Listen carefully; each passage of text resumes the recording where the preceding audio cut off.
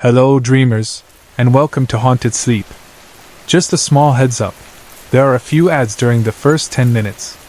After that, the experience is completely ad-free. These stories are created with care, and I hope you'll give them a chance. There's something special here that's hard to find elsewhere. If you enjoy the atmosphere, a like or a subscribe means more than you know, but only if you genuinely want to. Before we begin, tell us where you're listening from and what time it is for you. It's always comforting to see how connected we all are across the world. Now settle in, and let's begin our night together. I drove for hours before the highway thinned to a narrow road that seemed to reach into nothing. I'm used to hiking crowded trails near town, but this time I wanted to be alone. I'd heard a little about a track the Park Service barely mentioned, way out, barely marked, leading into open country where the land turns wild and empty for miles. That was the point. One night under a moonless sky, a quiet fire, and a long look at the stars. Then I'd head back in the morning. The parking lot was only a scraped patch of gravel beside a weathered sign. My tires crunched to a stop. Another car sat off to the side, sunk a little in the grit. All four tires were flat, but not slashed. Dust lay on it like old flour. No broken glass. No dents. It looked like someone had parked it, locked it, and walked away a long time ago. I told myself I'd call the Park Service when I got home. I shouldered my pack, grabbed my hat, and took my small .22 in a soft case. I'd argued with myself about bringing the rifle. It adds weight. Most nights a walking stick is enough. But the last time I slept out, a coyote cut things a little close, and I'd promised myself I wouldn't feel that helpless again. I turned off my phone, slid it and my keys deep into the pack, and started up the trail. The first hint of trouble was the smell. A warm breath of wind came down the slope and carried a sour, rotten scent, the kind that says something died and lay there too long in the sun. It made me swallow hard. Then the breeze shifted, and the smell faded. I walked faster, hoping I'd leave it behind. The trail was easy to follow, a pale ribbon through low brush. Hours passed in steady footfalls, the sun sliding west. A rise took me to a flat stretch of ground like a shallow tabletop, and I decided I'd stop there. It was mid-afternoon. The spot was clean and open, with a blackened circle where someone else had camped once. I dropped my pack and rifle case by the old fire ring and went to work. I hauled in armloads of dead limbs and brittle bushes until I had a waist-high pile, then broke the thick pieces down so they'd catch. Dusk cooled the air by degrees. I stacked a small teepee of twigs, put a match to it, and fed the flames until the fire settled into a steady orange. I ate 2 power bars, washed them down with water, and leaned back with my palms in the dirt, watching the stars crawl out. The wind came back before I felt it on my face. It whistled low through the brush, circling me like it was thinking, then gave the fire a sudden push. Sparks went up and danced. Heat kissed my shins. With the wind came that smell again, stronger now, thick and rotten enough to gag me. I turned away and breathed through my mouth until it eased. When the flare of flame fell back, the night seemed darker than it had any right to be. I looked up to reset my bearings, and froze. A heartbeat earlier, the sky had been salted with stars. Now there was nothing. No pinpoints, no haze of the Milky Way, no faint edge where the mountains should be. It was as if a lid had come down over my patch of earth, and the only light left in the world was the circle around my fire. "What the hell?" I said to no one. My voice sounded too loud. I zipped my jacket, tossed on 2 branches, and reached for my phone. It lit. My thumb opened the flashlight app, and the screen went black. I tried again. Nothing. I fished out the tiny penlight on my keyring. It flickered for half a second and died. I smacked it twice out of habit. Useless. I dropped both back in the pack. The silence reached in and pressed a finger to my throat. The wind stopped. No night bugs. No faraway car tires. Just the soft crackle of wood and the tiny hiss of sap. The smell lurked like a bad thought. I stretched my ears anyway. hungry for any sound that wasn't mine. Something cleared its throat in the dark. It was wet and low, a thick heh that didn't belong to a coyote or a person or any bird I knew. My chest tightened. I turned slowly. The only thing to see beyond the fire's edge was black on black, except for a flash, then another. Pale yellow points, the size and spacing of eyes, catching the firelight and throwing it back. My sister has a little dog with eyes that shine like that when it sits in a dark hall and watches you from the bright living room. Those glints were higher. A lot higher. 6 feet up, maybe more. "Hey!" I yelled, but it came out thinner than I meant. I stood and waved an arm. The glints dropped, like a head lowering. I took a step to put the fire between us. The glints shifted, keeping the same angle. I circled slowly. It circled too. My boots crunched gravel. Whatever was out there made no sound at all. I bent, found a rock, and threw it hard. The stone arced into the dark and vanished. I listened for a thump against hide or bone. Only a dull skitter as it hit the ground and rolled. The eyes bobbed once. It was closer. My fingers found a zipper pull on the rifle case. I slid the .22 free, pulled the bolt, fed around, and set the stock into my shoulder. The safety snicked off under my thumb. "Don't make me use this," I said, and I meant it. "Just go." A wet noise rolled from the dark, like a dog growling with food in its mouth. I aimed a foot under the glints and squeezed. The report from a small rifle in a big silence is a slap. Ears ringing, I blinked at the fire, then back into the black. The eyes hadn't even flinched. If anything, they were coiled tighter now, like a cat ready to spring. I worked the bolt and fired again. Then again. Then again. 5 rounds. 5 cracks. 5 empty clicks after that, loud in a different way. I'd only brought the one magazine. No backup. I felt the stupid of that wash through me and clenched my jaw against it. The glints slid out and vanished, as if whatever owned them leaned back until even the reflection went dark. I lowered the rifle, flipped my grip, and held the barrel like a club. Something hit me between the shoulder blades. I spun and swung in one move. The stock cut nothing but air. I looked down.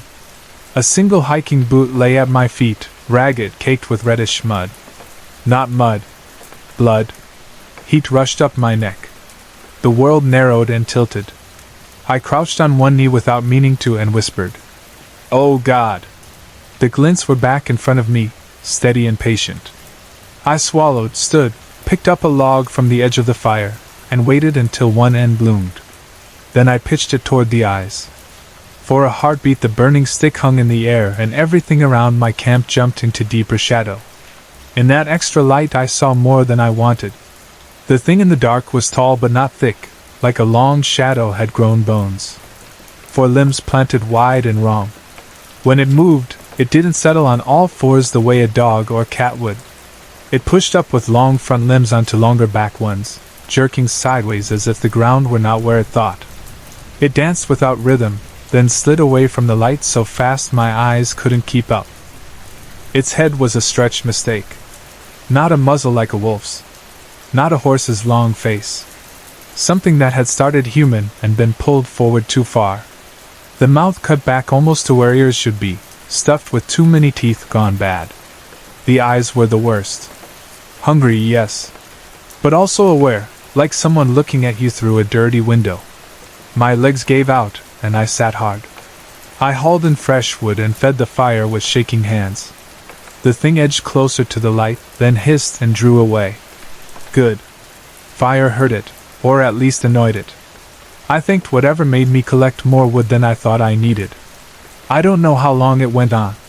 I watched the eyes. The eyes watched me. Sometimes they slid to the side and disappeared. Sometimes they came back where they'd been a second later, closer by a foot. Every so often a sound moved through the dark, a grunt, a low scrape, a breath, but nothing touched the circle of light. A coyote howled somewhere out in the scrub. The eyes turned toward the sound and sniffed the air. The thing made a short, thick noise, like a disappointed humph.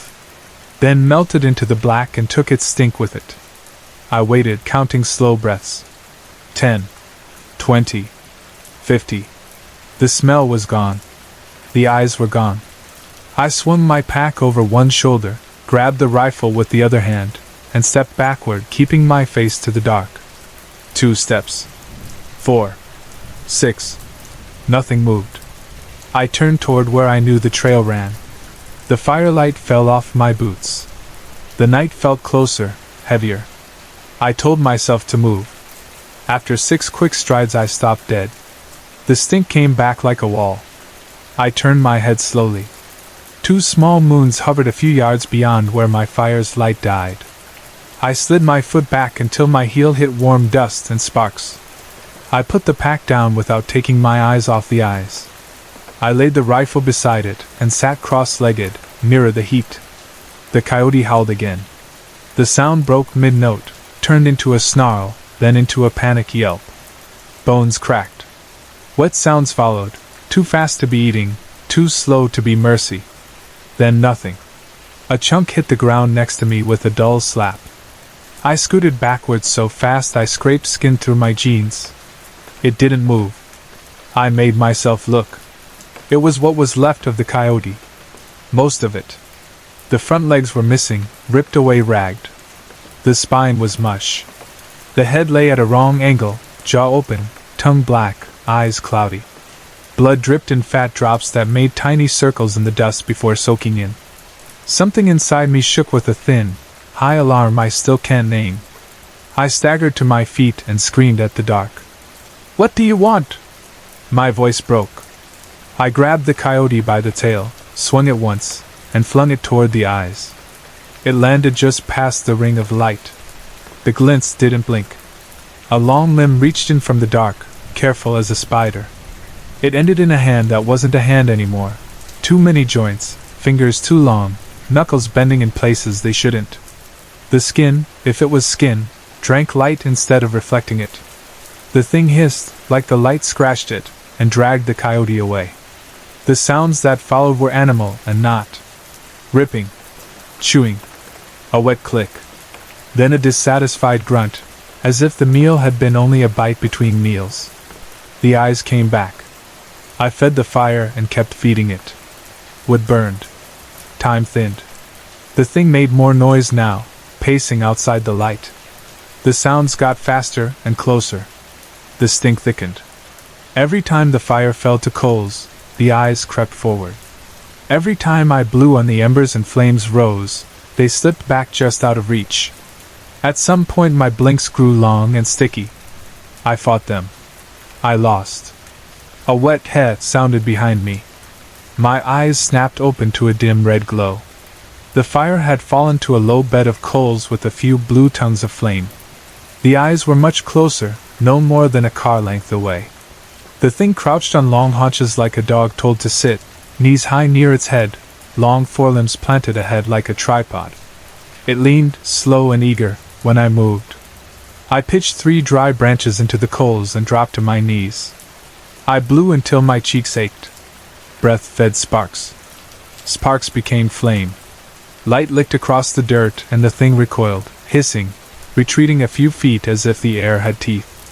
I saw those eyes clearly then, and something inside them that felt like hunger and hurt, and a piece of thought that wasn't in animals. The sounds it made changed too. Not just growls. Rhythms. Cadences. Not words, but not just noise. It circled. It kept trying to find a way to come in that didn't make it cross the light. The smell grew and shrank with its passes. I burned through my woodpile faster than I wanted.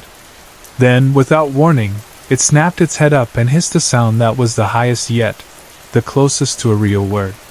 It turned back to me, made a different sound, disgust or promise I couldn't tell, then left. The stink fell away. The dark unlatched itself and lifted. I looked up and almost sobbed. A few cold stars had returned.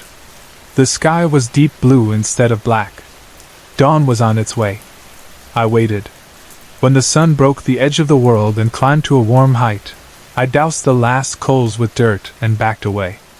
I didn't run. I didn't look around. I walked fast and steady, rifle slung, packed tight. When I reached the trail, my legs started to jog on their own. The stink wafted once on a stray wind and I sped up.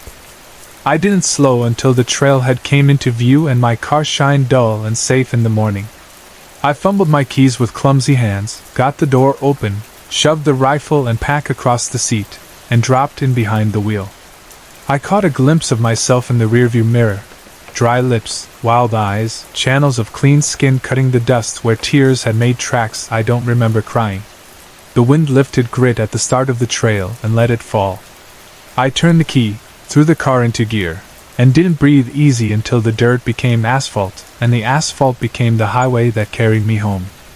I locked my doors and stood in my own kitchen with the sun on my face and a glass of water in both hands. When my phone took a charge and lit, I texted my sister so she wouldn't worry and send a rescue I couldn't explain. Later, when my muscles stopped shaking, I called the park service and told them I had been pressured by mountain lions on a little-traveled trail. They took the hint and quietly pulled the route from the website. I didn't mention the dead coyote. I didn't mention the old car with dead tires or the single blood-caked boot. I didn't mention the thing. Who would believe me? Why bring anyone else out there? For a day or two I kept picking up my phone to search. Curiosity is a trap most of us step in with both feet. I typed 3 words and skimmed 3 paragraphs and felt my chest tighten the way it had on that flat of ground. What I read matched too much. The smell, the long limbs, the hunger, the way the night itself seemed to deepen around it. Every desert has its own stories. Some names shouldn't be said. I closed the browser, put the phone face down, and told myself not to look again. I moved where the wind bit cold, and the air tasted like snow. I still hike, but only on trails that fill with voices and dogs and the metallic click of trekking poles. I don't bring a tent and tell myself it's because I like my bed. When I walk into a dark room now, my breath catches on the first step while my hand searches for the switch, and I don't let myself stand with the lights off looking out a window after midnight. When a gust rattles a fence late at night, I lift my head, and for a moment the old smell is back, and the memory of a fire's circle and a pair of eyes just beyond it lifts from where it sleeps. Sometimes I think about the abandoned car. 4 flat tires. No broken glass. Dust thick enough to write in. I think about the boot that hit me in the back like a thrown warning. I think about the way the phone and pen light died at the edge of the firelight, even with fresh batteries waiting inside them. I think about how dawn came and the night loosened its hold and the thing let me go, not because it had to, but because something larger than both of us said the game was over for now. I don't tell this story to scare people away from the desert or from nights under the stars. I tell it because it changed the way I listen to empty places. I used to think there was nothing out there at night but animals, wind, and the kind of quiet that makes your own heartbeat sound too loud. Now I know there are other kinds of quiet. The heavy kind that waits. The thick kind that presses up to the edge of your light and watches with a patience you can't match. I don't need to know the name of what stood outside my fire. I don't need to be certain which story it came from or who first drew it in charcoal on a cave wall or whispered it to a child to keep them close to the fire. It is enough to know it was real enough for me, one night, far from town, when the sky went black and the stars blew out like candles and the only thing between me and whatever lived in that dark was a circle of flames and a pile of dry wood that burned faster than I wanted it to. If that thing I read about is real, then other things are too. Not everywhere. Not every night. But sometimes. In the wrong place. Under the wrong sky. Just past the reach of your light. And if you ever find yourself on a flat of ground with your back to a small fire, and your eyes on a pair of glints 6 feet off the dirt, remember simple rules. Keep the flames fed, keep your courage steady, and keep your feet inside the circle. Dawn comes slow, and some things don't like it. But they like it more than they like a brave fool stepping into the dark. Sorry to interrupt. If you're enjoying the story, let me know in the comments and tell me where you're watching from. Don't forget to like and subscribe for more.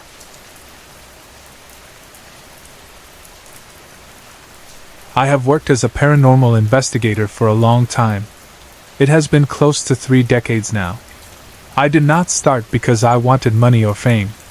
I started because I felt there had to be more to the world than what we see. I always pictured it like an iceberg. We move across the choppy water and think the small white tip is all there is. But most of the mass sits under the water, quiet, heavy, and unseen. That belief got me into this work. But belief alone did not make the early years easy. For 4 years I found nothing. No voices on tape. No temperature drops I could not explain. No clear photograph of anything strange. I looked at creaking homes and power lines and bad plumbing. I met pranksters. I met lonely people who wanted attention. I met frightened people who needed a normal reason for a strange sound so they could sleep. Many times I came home tired and empty, asking myself if I had followed a road that led nowhere. Then I took a case in 1997. It became the case I still think about at night. It is the case that changed me, and it is the one I would erase if I could. I call it the case of the grinning man. I met the client in a small living room with old carpet and a neat coffee table. Her name was Audrey. She was 35 but looked older. She was small and hunched, like something heavy sat on her shoulders all the time. Deep lines marked her face. The skin around her eyes was a tired purple. The nails on her fingers were chewed short. "Do you mind if I record this interview?" I asked. "No, that's okay," she said. I set a tape recorder on the table and pressed the red button. The cassette started to turn. The low whir filled the quiet room. "Audrey, thank you for calling me," I said. "I'm going to take your story seriously. I'll look for the truth, even if the cause turns out to be something normal. I'll do my best." "Thank you," she said. "Start from the beginning," I said. She brushed hair behind her ear. Her hands shook. "Okay," she said. "It started when I was a baby." "That far back?" I asked. "Yes. My first memories are of seeing him." "Him?" "What I call the grinning man," she said, and a shiver ran through her. "He has haunted me my whole life. I can remember him as a baby in my crib. He looked like a man from the 1940s or 1950s. Tan trench coat. Black fedora. He leaned over the bars and peered down through them at me. His face felt like a shadow hanging over me." "And he was grinning?" I asked. "Yes," she said. "Always. Have you heard people talk about a psychopath's smile? The mouth smiles, but the eyes do not. It looks friendly at first glance. But when you look closer, there is nothing in the eyes." "I think I know what you mean," I said. "His smile is like that," she said. "His eyes are like a reptile's. Cold. Empty. Predatory. Evil. That is a strong first memory," I said. "Has he kept showing up since then?" "Yes. It is not constant. Sometimes I can go years. Other times it is several times a month." "What is a typical encounter like?" I asked. "He appears out of nowhere," she said. "He stands very still and watches me. That smile never changes. I have seen him among trees in a park. I have seen him in a lit window in a random house. I have seen him in the shadows of my own home late at night when I go for water." "Has he ever spoken or done anything?" I asked. "No," she said. "He is always silent and still. He only watches me. His eyes follow me." "Do you feel anything when he appears?" I asked. "Yes," she said. "A heavy dread. A tightness in my chest. It feels like invisible fingers wrap around my heart and squeeze. And sometimes, after I see him, something bad happens." "You mean his appearance is a warning?" I asked. "A sign that something terrible is coming?" "Yes," she said. "Not every time. But often enough that when I see him I spend the next days waiting for something to go wrong. It feels like a dark cloud hangs over me." "Can you tell me an example?" I asked. She looked away. Tears filled her eyes. I told her she did not have to tell me if it was too hard. She took 2 tissues, dabbed her face, and nodded. "The worst was in 1993, she said. I had been married 3 years. Our first child was 4 months old. I had gone back to work. One night I left very late. It had stormed. The streets were wet and empty. The traffic lights made long colors across the road. I came to a red light. I looked to the right. He was there on the sidewalk near the crosswalk. Half his body was in shadow. The walk signal was on, like it was his turn to cross. That smile made my stomach turn. I don't know how long I stared. The light turned green. I drove away as fast as I could. In the mirror I saw him standing in the street watching me go. I could not calm down when I got home. I shook. I felt sick. I took a Valium and fell into bed. I don't think I really slept. In the morning my husband shook me awake. His face was white with fear. He could barely speak. Our son had died sometime in the night. The doctor said SIDS. We sat in quiet while she cried. I let her finish in her own time. I wrote a few notes and set the pen down. I did not know what to think yet. Her story was not like the common ones I heard. It was not footsteps, or a cold hallway, or a mirror in a thrift store. It was a single figure that showed up across her entire life, and sometimes bad things followed. Part of me wondered about a medical cause. In the past I had met a few clients who had been diagnosed with mental illness, and had believed their visions were ghosts. But those cases had looked different. This did not feel the same. Audrey, I said, have you seen a doctor or a therapist? Hallucinations can feel very real. Sometimes they are part of an illness. I did, she said. After our son died, I told my husband about the grinning man for the first time. He was very worried. He said I should see someone. I refused at first. We fought about it. Finally I went. What did they say? I asked. They tried everything, she said. I was diagnosed with psychosis. I took medicine. I went to therapy twice a week. None of it helped. He kept showing up. I felt like I was wasting time and money, so I quit. My husband did not like that. Our marriage fell apart. But I am still sure this is real. That's why I came to you. I need someone who won't laugh. I won't, I said. And there is another reason, she said. I need help now. I have been seeing him more often. It is more than ever before. How often? I asked. Every few nights for the last 2 or 3 months, she said. Always at night. He stands outside my bedroom window most of the time. Last week he was in my hallway. I never used to sleep with the door closed. Now I do. I don't know how much more I can take. I feel like something terrible is coming. I am scared he will do something to me. Can you prove it? Can you get rid of him? I will try, I said. I will do everything I can. After the interview I did what I always do. I checked the house for electromagnetic fields. Stray EMF can make people feel watched, dizzy, or sick. It can cause odd sensations that feel like a haunting. Old wiring and dirty outlets can bleed electricity into the room. I swept the house. The readings were normal. I set up a video camera in her bedroom on a tripod.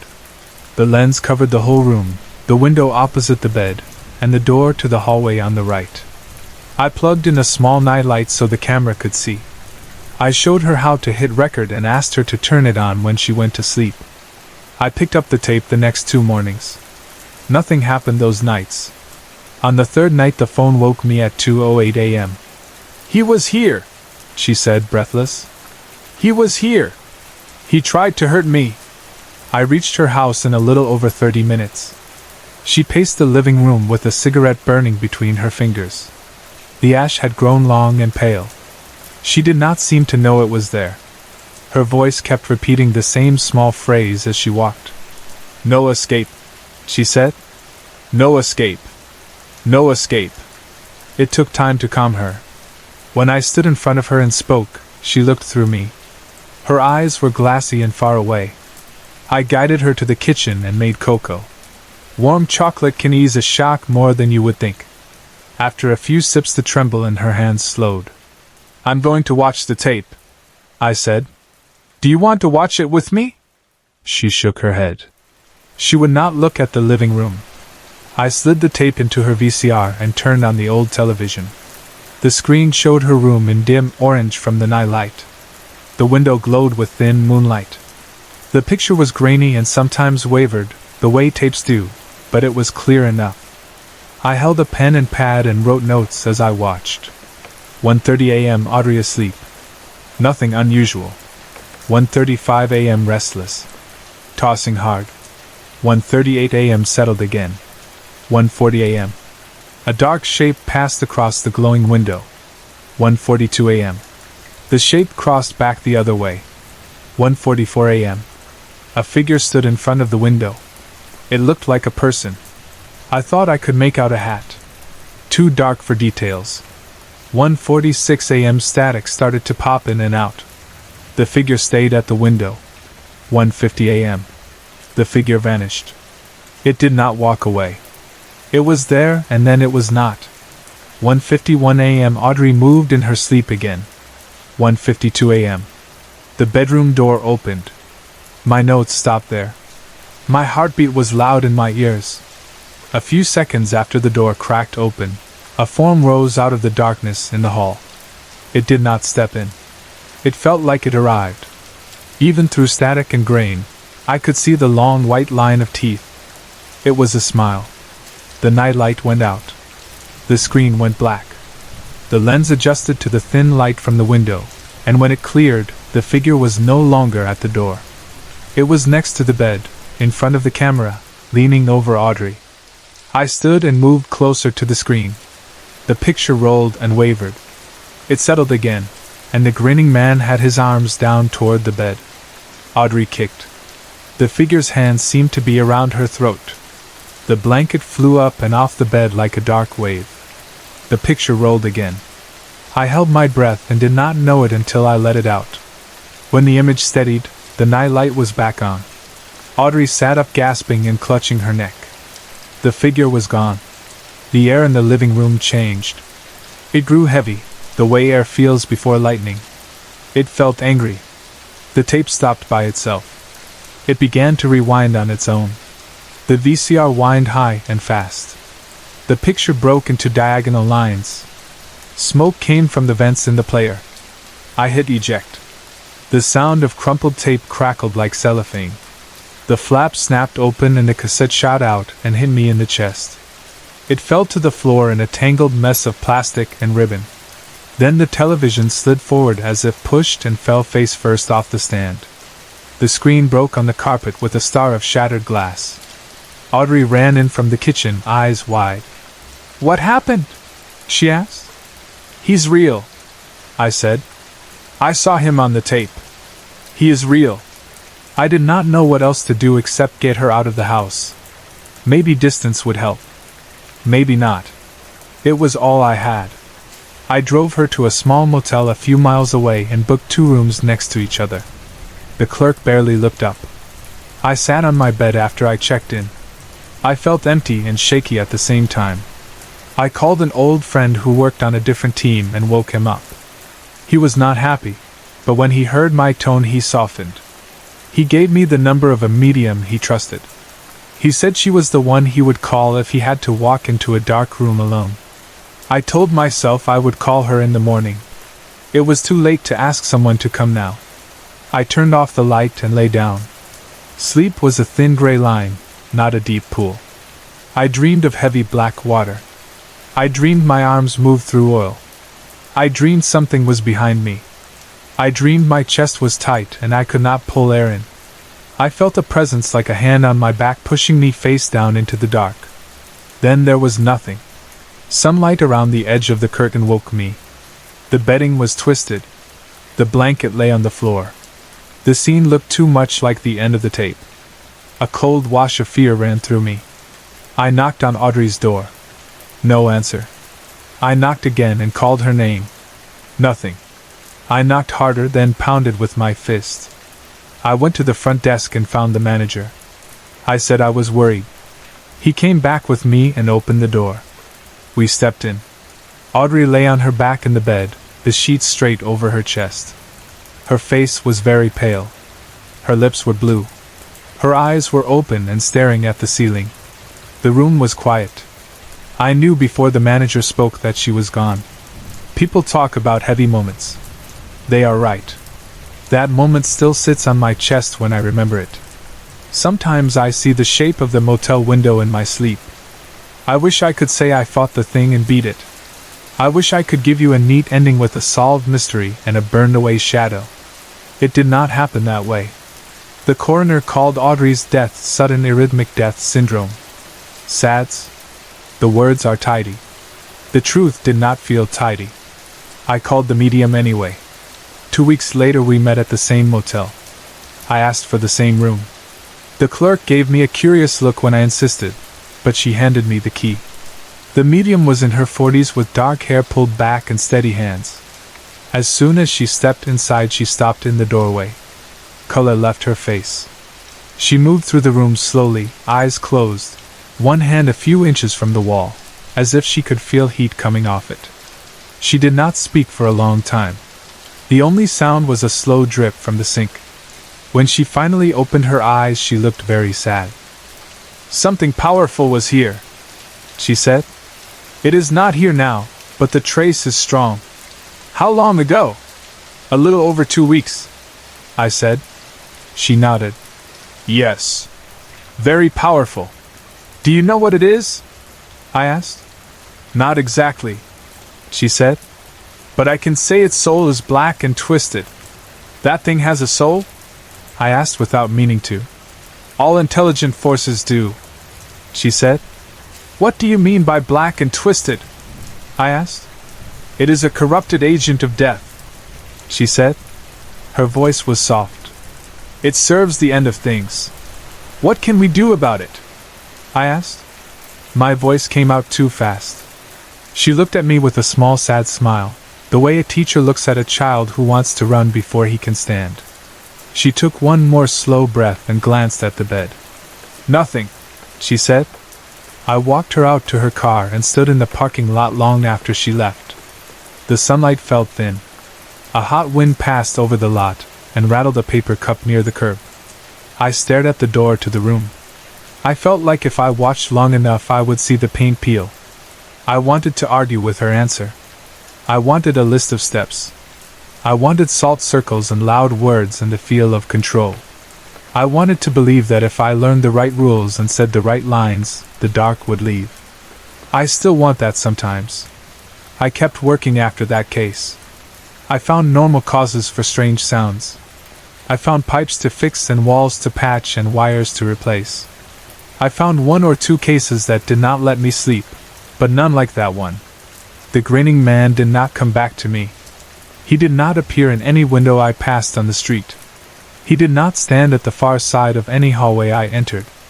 I am grateful for that, and sometimes I am not. There is a feeling I cannot name when a door stays closed, but you know there is something behind it, quiet and patient. People ask me if I still believe there is more to the world. Yes, I do. I believed it before I had proof. I believe it more now. I think most of us live fine lives without meeting any of it. We keep to the lit roads. We sleep under roofs with steady power and working locks. We make noise to fill up the silent places. We tell ourselves the night outside the window is empty because we cannot see what is there. It is easier that way. It is not always wrong. But I know there are other rooms in the house we live in. Most doors stay shut. Most of the time we do not hear what moves on the other side. Sometimes a door opens a crack. Sometimes something watches through the gap. Sometimes it steps through, and the air changes, and you know you are no longer alone. I think about Audrey often. I think about her careful little living room and her mixed hope and fear.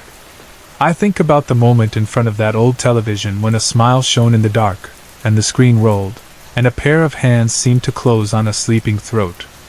I think about a tape that flew across a room and a television shoved by nothing I could see. I think about a quiet motel with a sunburned curtain and a door I still see in my head. I think about how I told her I would try, and how I did, and how it was not enough. Sometimes, on very still nights, I hear the whir of a tape deck in my memory. It's a small sound. It sounds like work, like attention. It sounds like the first step of a promise.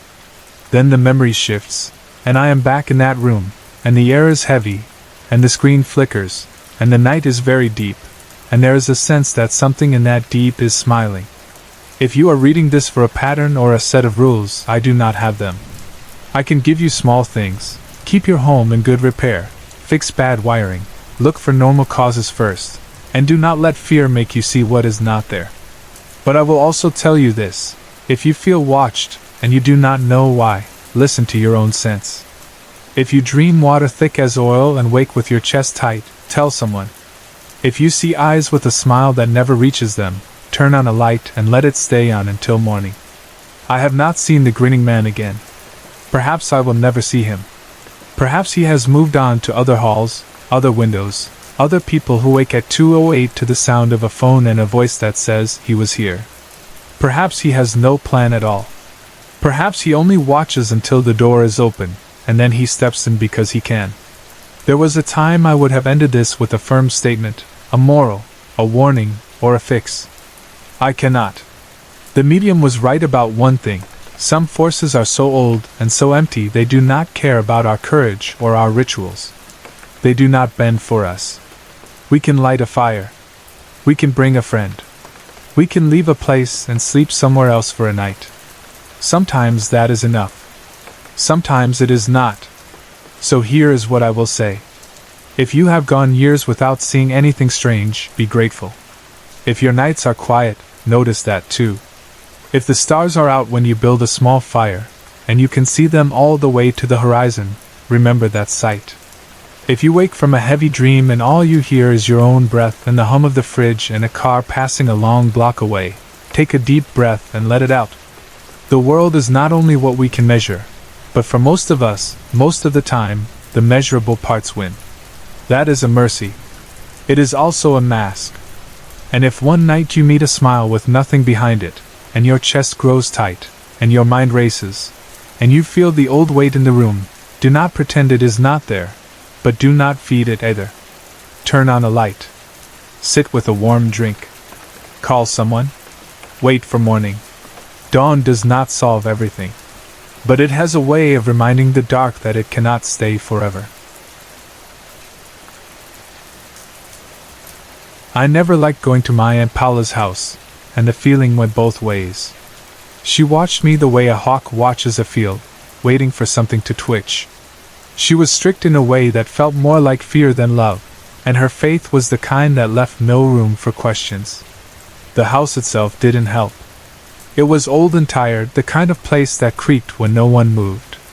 The walls held religious paintings and prints, the Last Supper over the table, Our Lady of Guadalupe in the hall, a Sacred Heart near the kitchen door. But it wasn't the pictures that got to me. It was the statues. They were everywhere, crowding corners and lining shelves, heavy faces and folded hands and wings and robes in every direction. When I stood still, I could swear the house stood still with me, and the only thing that moved were their eyes. I used to wonder where my aunt found the money. She pinched pennies for everything else. She reused paper towels, saved rubber bands in a ball, watered down juice, and told us, "Waste is a sin." Her clothes were simple and worn. The couch had a sheet over it to keep the cushions from getting stained.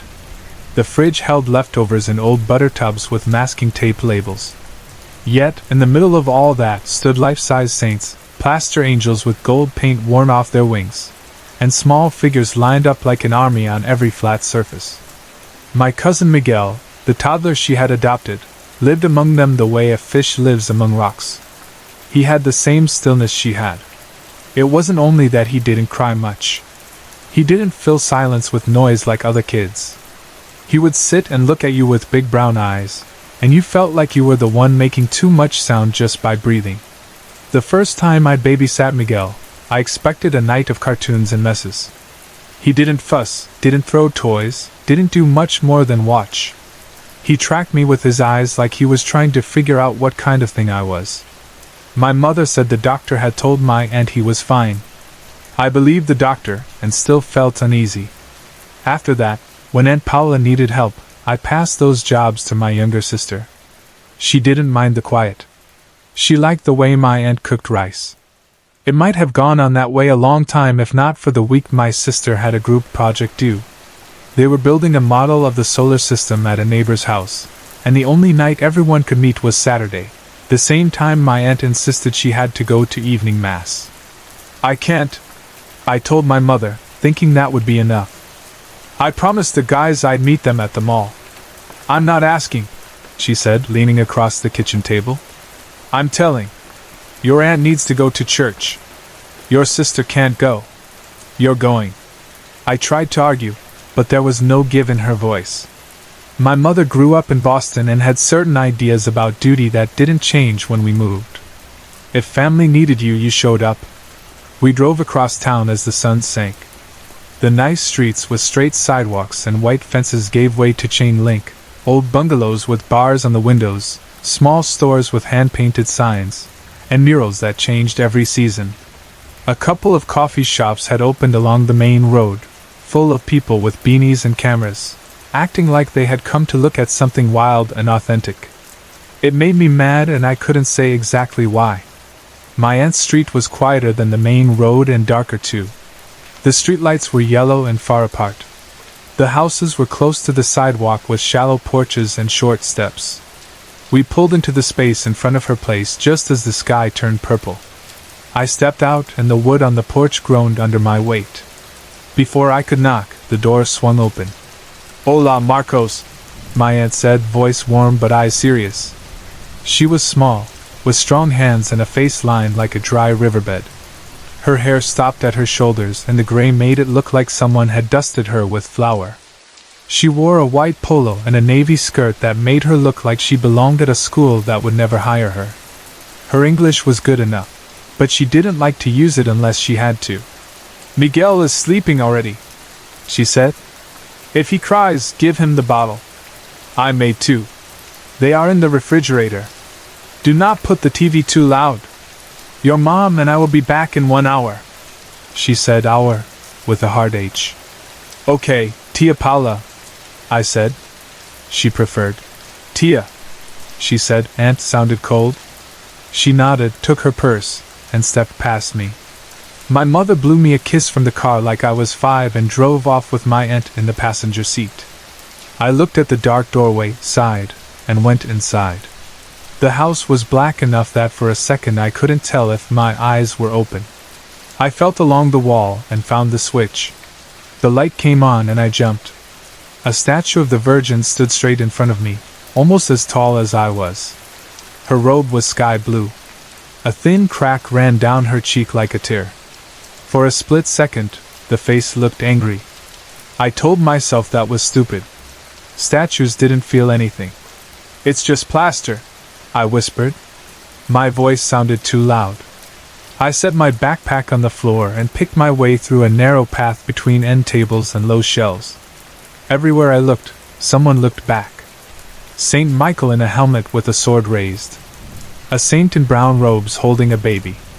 An angel with a trumpet. A bleeding heart. A saint with a dog. A saint with a skull. A row of little angels with fat feet along the window ledge. Crosses over the doorways, some plain wood and some silver with patterns scratched into them.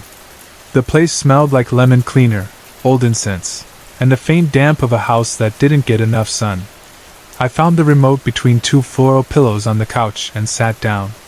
My aunt didn't pay for cable, so my choices were thin: 3 local news channels, 1 Spanish public station, and Fox. Fox was running old X-Files episodes. I figured that was the best I'd get. During commercials I went to the kitchen for a drink and maybe a snack. A big rosary hung from a nail near the door. The fridge hummed and clicked when I opened it. 2 bottles sat on the top shelf beside a stack of Tupperware. Behind them a cookie tin hid like a secret. There was a 50% chance it held cookies and a 50% chance it held something that wasn't food. A spoon lay next to a Bible on the counter. I took the spoon and popped the lid. Cold beans. The smell said they'd been cooked with lard. I didn't feel like beans. I grabbed a bottle of water and shut the door with my foot. On my way back to the couch, I checked the little hallway that led to the bedrooms. A small wooden crucifix hung above each doorway. I muttered to myself, "Nothing weird there," and went back to the living room. The phone buzzed in my pocket. A friend said the guys were at the mall and there were girls from another school meeting up, and one of them thought I was cute. I stared at the text for a second and tossed the phone to the other end of the couch where it sank between pillows. Perfect timing, I said to no one. The X-Files episode was one I didn't remember. Mulder and Scully were already in a small town talking to a sheriff who wanted the weird to be normal and the normal to be weird. A shapeshifter, a string of deaths, a local legend, the usual. Mulder said, "What if the legend is true?" And Scully did her calm voice where she acted like emotion didn't exist and wrote notes. I forgot the clock while their flashlights cut through fog. Halfway through, Scully sat across from a witness with the kind of face you forget as soon as you look away. The camera lingered. The music turned thin and high. You could feel the thing winding up for a scare. That is when Miguel screamed. I shot off the couch and ran down the hall. His door stood open just enough to show black. I slid my hand along the wall inside, found the switch, and turned it on. Miguel stood in his crib with his hands gripping the rail, his eyes squeezed shut, his face red and wet. He rocked like the crying came from his whole body, not just his throat. "What's wrong, Miguelito?" I asked, which was a dumb question because he was two. I remembered the bottles and sprinted back to the kitchen, grabbed one, and hustled to the room. I held it out. He turned his face away and kept crying. I pressed the nipple against his lips, and he clamped his mouth shut like I was trying to feed him hot sauce. "Come on," I said, keeping my voice soft. "It's okay. It's okay." That was when I noticed the thing in front of the closet. I don't know how I missed it when I first walked in. Maybe the light hit it differently. Maybe my brain rejected it. It was a gargoyle, life-size, set on its haunches like it could lunge. Its back hunched, the muscles in its shoulders cut deep like a bodybuilder's. Wings folded tight along its sides like a bird resting. Its hands were too long with thick fingers that almost dragged on the floor. The feet weren't human. They bent like a bird's and ended in talons. Its head looked wrong in a way that felt old, heavy brow, wide mouth pulled into a grin that wasn't friendly. The nose hooked like a beak, and the eyes were set back in darkness under ridges. The whole surface was rough and dark, like weathered stone. I had seen gargoyles in pictures on cathedrals. This one was not like those. It looked like someone had started with that idea and kept going until the face in front of them matched something they saw in their mind at night. Every statue in the house had that same something. It was the reason I never liked any of them. It was the reason I stood there and stared and forgot to breathe. Miguel cried and coughed until he gagged. I set the bottle in the crib and rubbed his back in small circles. Shh. You're okay. I couldn't take my eyes off the gargoyle. It looked like it had moved even though I knew it hadn't. My phone rang from the living room. I picked up Miguel and held him against my shoulder with one arm and went to answer. "Hello?" I said, loud over his cries. "Marcos, it's Tia Paula." "Why is he crying?" "I don't know," I said. I tried the bottle. "He doesn't want it. He won't stop." "We are coming," she said. "Mass finished early." "I told you, don't put the TV so loud." "Tia," I said, turning away from the hallway before I spoke. "Maybe he's crying because of that ugly black statue you put in his room." "That thing scared me." "Why would you put something like that in a baby's room?" "What black statue?" she said, and something in her voice changed. "I put nothing like that in his room." "It's in front of the closet," I said, facing the crib. She was quiet for a beat.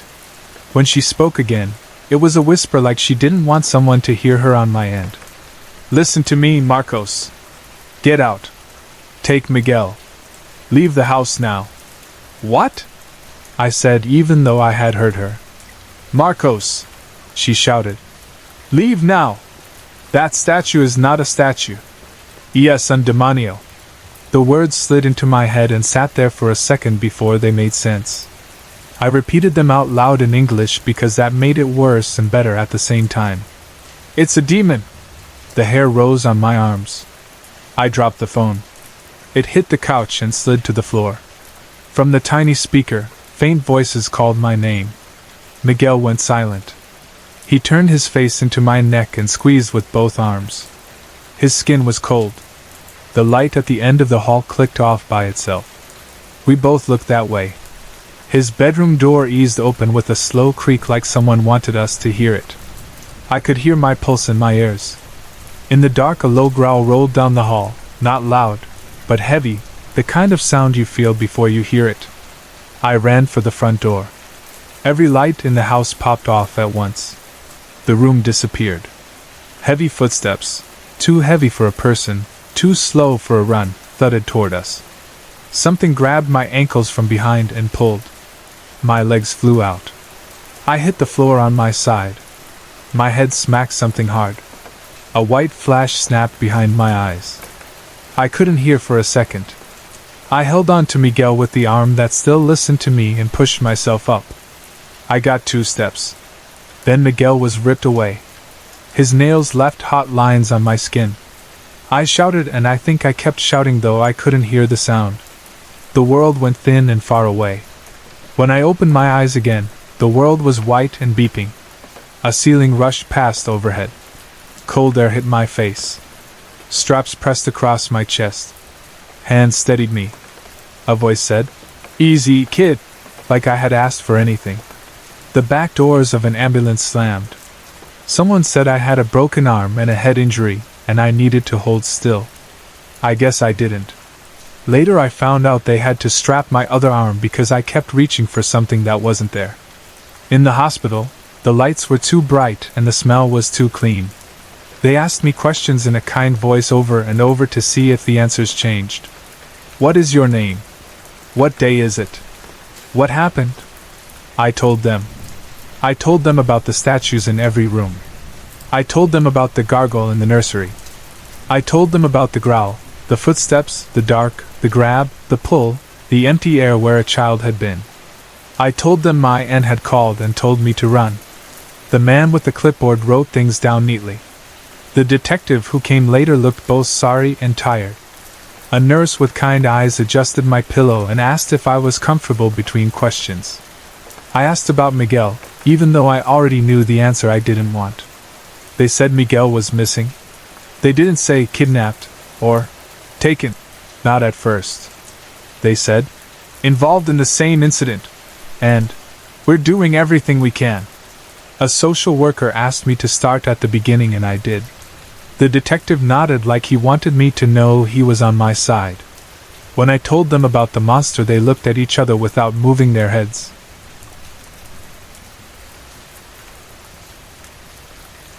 A doctor came in later with a soft voice and a chart. He told me I had a serious concussion, and that sometimes the brain blends things when it tries to make sense of a trauma.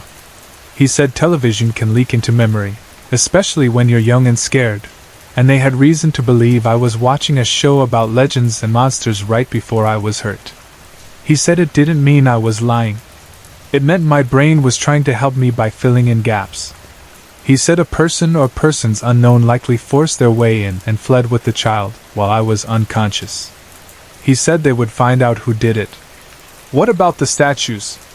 I asked, because it felt like the only thing that mattered even though it wasn't. What statues? He said, and the way he said it made me feel small. At some point a nurse came in with a shot from my fore and told me it would help me rest. I didn't want to sleep. I slept anyway. When I woke, my mother sat in the chair by my bed with a blanket on her knees, the blanket she keeps in the trunk for car naps. Her eyes were red and she took my hand like I had been gone a long time. She told me my aunt had given a statement. She said my aunt told the police there had never been statues in the house, not of gargoyles, not even of saints beyond a small virgin on a shelf. She said the police had gone to look and had found a neat, clean home with prints on the wall, and a crib in the corner, and nothing else unusual. No crosses over the doors. No row of angels. No sword-wielding Michael. No dark bird thing in the nursery. I tried to sit up, and the world slid sideways. My mother pressed my shoulder gently and told me to breathe. Late that night, after the nurse turned down the lights and the machine next to my bed settled into a rhythm, all I could think about was the way the house had felt full and the way it must have looked now, empty. I tried to convince myself I had made the statues up. I couldn't. Then I tried to convince myself I hadn't, and that was worse. I don't know which truth would have let me sleep. They kept me under observation and asked me the same questions again the next day and the day after that. Each time I said the same words. I could feel the room waiting for me to stop saying them. The detective came back and told me they were following up on tips. My aunt visited once and sat on the edge of the chair like someone who didn't want to touch anything. She asked if I was comfortable, and told me God was testing us, and then sat in silence with her rosary clicking in her hand. My mother asked to see the house. My aunt said no. I told my mother I wanted to go back and show everyone the statues that no one else could see. She told me no. The doctor told me to rest and not to force my brain to work too hard. He said I should watch things that were calm and pleasant until the headaches passed. I laughed at that. It sounded like a good plan in a world that didn't have the last 2 days in it. The police called it a home invasion. The news gave it 30 seconds at the end of the broadcast. A missing child's picture flashed on the screen. A number appeared. The anchor's face tilted into the shape people wear when they talk about bad news. Then came the weather. At church the next Sunday, the priest told everyone to pray for Miguel and for strength for his mother. My aunt kept her head down and didn't look at anyone. People put casseroles in her freezer and left flowers on her steps. The coffee shop down the street set up a jar for donations by the register. Someone tied a yellow ribbon around the tree in front of her house. None of it helped me sleep. The doctors said rest and time would help my mind make sense of things. Time passed. Rest didn't help. Sleep came with teeth in it. Even when there were no teeth, I woke with my heart racing at soft sounds. When rain came and tapped at the windows, I felt better. The sound filled space that would have held footsteps. I tried watching funny shows and cheerful movies. I kept seeing the door down the hall ease open in the corner of the screen. I went back to school after a week. People asked careful questions and then stopped asking. By then the police had moved on to other cases, and so had the town. Bad things can become normal from far away. At home, my mother spoke to me gently like loud voices might break me. My father measured words the way he measured feelings. My sister worked extra hard on school projects like homework could keep the world from falling apart again. I went along with all of it. Once, months later, I took the bus across town to stand across the street from my aunt's house. I didn't go in. I didn't knock. I stood under a tree and watched the front door like something might happen if I stared long enough. The house looked smaller than I remembered. The living room light was on. The window curtains were thin, and I could see the shapes of furniture through them. It looked like any other house on the block, which made it worse. I stayed until my feet hurt, and the sky turned and the streetlights flicked on. A man walking a dog looked at me twice. I left before he looked a third time. Sometimes I think about the X-Files episode one didn't finish. I imagine Scully realizing the witness was the monster. I imagine Mulder running through a hallway with his gun drawn and a flashlight beam bouncing ahead of him, calling a name that mattered. I imagine the thing backing away from a window and turning into something else. I imagine the credits rolling and the music telling me the world could be wrapped up and put away. That is the easiest thing to imagine because it never happened. When I tell myself what happened, I try to tell it simply. I went to watch a child because my aunt asked me to. He cried and I went to help. I saw something in the room that should not have been there. My aunt called and told me to run. The lights went out. Something pulled me down and took him. I woke up and the child was gone. The world told me stories to make it feel smaller. My brain told me stories to make it feel bigger. Somewhere in between those stories is the kind of truth that doesn't let people sleep. I think about the statues. I think about how they filled the house like a crowd at a quiet party. Sometimes I am sure they were there, and that a demon can look like stone if it wants to. Other times I am sure I saw what I saw because fear makes strange things look ordinary, and ordinary things look strange. On those nights, when the rain is steady and soft, and I can pretend the world is simple for a few hours, I let both ideas sit beside me without touching. I don't try to decide. If you ask me what I believe, this is what I will say. Some stories start as words and stay words.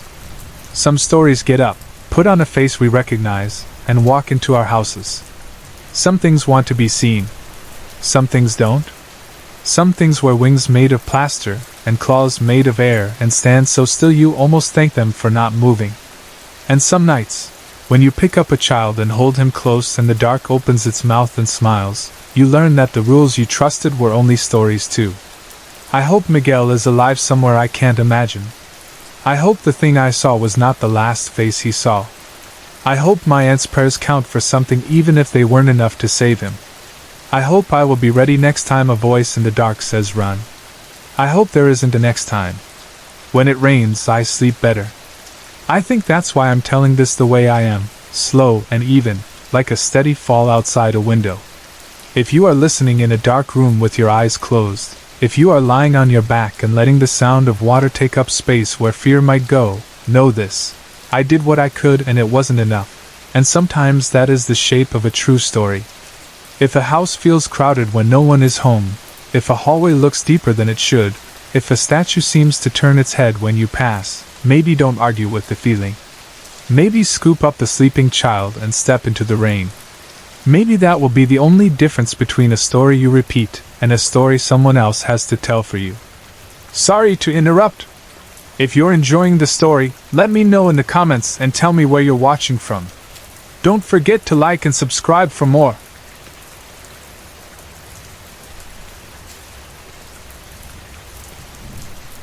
I was working nights as a security guard for a small admin company that had just bought a beat-up office building.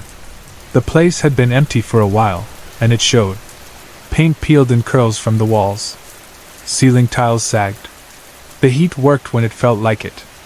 Contractors came and went during the day. At night, it was usually just the hum of old lights and the sound of wind pushing through gaps we hadn't found yet. There were 3 of us on rotation, me, Jake, and Miguel. Before that job, we didn't know each other. Long shifts changed that. You talk to keep yourself awake. You talk because silence can be a little too loud at 3 in the morning. Jake was the family man. He kept a photo of his wife and 2 kids in his wallet, and another taped inside his locker. His son had the same big ears he did, and his little girl had a smile that looked like it could knock a person flat. He wore his wedding ring even when we warned him he might scratch it moving ladders around. He wasn't careless with it. He'd turn it with his thumb when he was thinking, like it was a coin you flip while you decide things. If we were on break together, he would pull out videos on his phone. A soccer game, a school concert, a first wobbly bike ride on a summer street. He had that gentle, amused look you see on people who are happy where they ended up. He told the same stories more than once and never noticed. We didn't mind. Miguel told stories too, but his were about growing up in another country, then landing here and starting over. He had lived in 3 cities in 5 years and could tell you which buses ran late and which corner stores had coffee worth the walk. When the contractors ordered pizza, Miguel always offered to run down and bring it up, and somehow came back with extra napkins and hot sauce packets like he had charmed them out of thin air. If he called you Hermano, you felt it. He had a way of turning slow nights into something like a hangout. 2 chairs pulled close behind the desk, a radio on low, the building spread out on the screens like a sleeping animal we were watching over. The building itself was the 3rd character in our little life. It sat on a big lot, a dark shape set back from the road. In the day, tradesmen covered it like ants, painters with ladders, electricians with reels of wire, guys in hard hats who knew where to kick a door so it would open. At night, the scaffolding threw long shadows and every hallway felt a little too long. The lobby had a security desk with a computer that took too long to start, and a row of cameras that showed you every place lights didn't reach. The elevator worked when it wanted. The stairwells smelled like dust and old rubber. There was a microwave in the shipping area that always had someone's soup splashed on the ceiling of it, no matter how many times we cleaned it.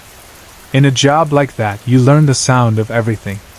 The way the big doors bang on windy nights. The way a pipe clanks as hot water finally moves through it. The way the exit sign buzzes. When something new happens, it stands out. 6 days before Christmas, head office called. It was late morning. Contractors were drilling into something stubborn in the east hallway, and the sound went up your bones. The voice on the line told us Jake wouldn't be in that day. Chest pains, she said. They took him to the hospital last night. I think both Miguel and I made the same sound, the kind you make when you're trying to brush off fear, to make it smaller. Jake was in his early 30s. We told ourselves it was a panic attack.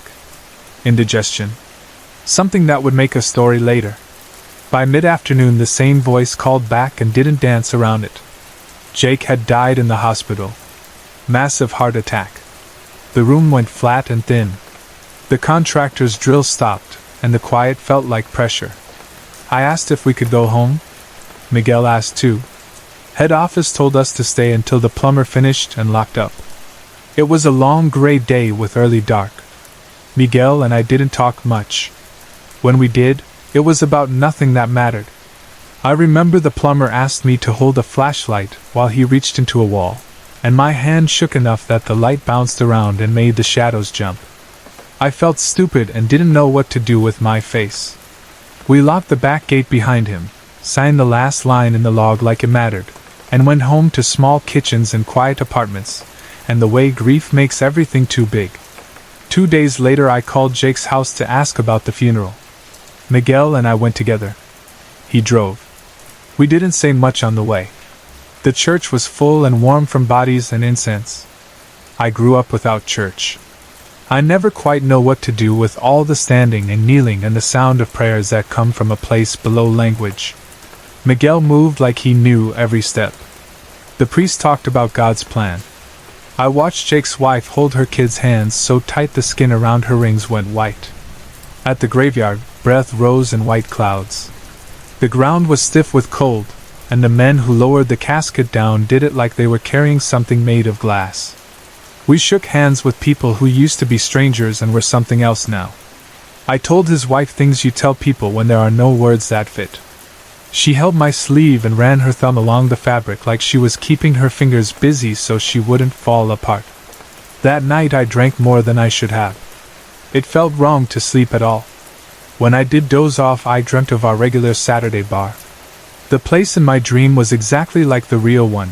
Same sticky table, same neon sign buzzing in the corner, same bartender polishing glasses like it was his job to hold time and place. Jake was there with us. He looked like himself. Not sick. Not scared. He leaned in like he always did and said, "What's wrong? You don't look so well." In the dream I knew he was dead, but people in dreams say things like that and no one gets up and leaves. He kept checking if I was alright.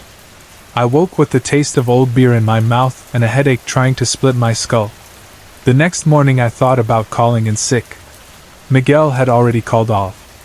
I held my phone and stared at the screen and pictured the head office number in my favorites list. In the end I didn't punch it. Security guards are easy to replace. Christmas was close. No contractors were scheduled. I figured I could sit behind the desk, drink bad coffee, and let the cameras watch the dust. It was snowing, thick flakes that made the city feel smaller. The kind of snow that quiets things. I stopped for coffee on the way and got an extra shot because my eyes felt like gravel. When I followed the curve of the access road to the lot, there was another car parked close to the main doors. Most days, our 3 cars looked lonely in that big, empty sea of asphalt. Most days, even one looked like a mistake. I pulled in closer and squinted through the flakes stuck to my windshield. It was Jake's sedan. I knew the dent above the back wheel where a shopping cart had hit it once. I knew the faded dealership plate frame and the little Christmas air freshener he hung on the mirror every December. My hangover made thoughts slippery. I told myself it had to be his wife. Maybe she'd come to pick up some things. Maybe HR had left a box. I did not question why she would have his car. The front doors were locked tight, just like they should be when no one is there. Snow squeaked under my boots as I pushed into the entryway. The lobby was black except for the red exit over the stairwell, and the blue light from the monitors. It always felt like theater backstage in there. The world asleep, the set dressed, the only sound the soft electronic heartbeat of machines that don't care about people. I hung my coat on the chair, set my coffee down, and fired up the system. The computer always took a small lifetime to move from nothing to something. The cameras blinked awake one by one. 10 rectangles lit up. Lobbies. Halls. Stairwells. The long shipping room with its high windows and its smell of forklifts and dust. I leaned in and looked at each feed. I was halfway through when something slipped into the edge of the last camera, and then slid out again. It was so fast that at first I thought I imagined it. The shipping camera pointed straight down the middle of that space. To get there you had to walk a long hallway and make a left. There were no windows in that hall. No other doors. I told myself it was nothing. I stood up anyway. Habit made me switch on the main lights so the motion sensors down the corridor would wake in a line ahead of me. The long hall brightened in sections. It felt like walking inside a zipper. The snow on my shoulders melted and ran down my neck and made me shiver. The shipping room was a mess. They had been dumping old carpet rolls and broken tile by the back doors to toss in the next dumpster. Sawhorses? A ladder with paint specks frozen on the rungs. An orange extension cord that looked like it could trip a ghost. The room was dim, the light from the high windows the color of old newspaper. There was a microwave on a rolling cart, and a half-burned bag of popcorn left beside it with a note that said, "Do not open," even though it had been opened already. I did a slow circle, listening. I have chased raccoons out of buildings before. They make a certain scrabble with their claws on concrete. Cats make another sound, light and quick. There was nothing. "Hello?" I said, because that is what you do, even when you think no one is there. "Mrs. Galloway?" I added, because that was Jake's wife's name and the only explanation that made sense yet. For a second there was only the sound of the vents. Then I heard footsteps in the long hallway. Slow ones, not hurrying. Like someone taking care not to slip. I walked back that way so they wouldn't have to come into the half-light. If I had been holding anything more precious than a paper cup I would have dropped it anyway. Jake came around the corner in uniform like it was the start of another shift. His shirt was tucked in. His tie was crooked the way it always was until Miguel made a joke and fixed it for him. His badge caught the light and flashed. But his skin didn't look right. People alive have certain colors in them, even when they're pale. He didn't. He looked like the color had been taken and not returned. His eyes, which were usually the bright blue you notice from across a room, looked glassed over, unfocused, like contact lenses filmed with milk. His mouth opened and his tongue lolled out, thick and slack, edges bluish, and for a second it hung too long over his lower lip and wiggled there like something alive by itself. Then his eyes snapped tight to mine. "What's wrong?" he said, but the words came out slow and heavy, more breath than voice, like a drunk trying to be careful. The smell hit me. It wasn't garbage smell. It was sweet underneath, like compost after rain. Like a fruit bowl left too long in a warm kitchen.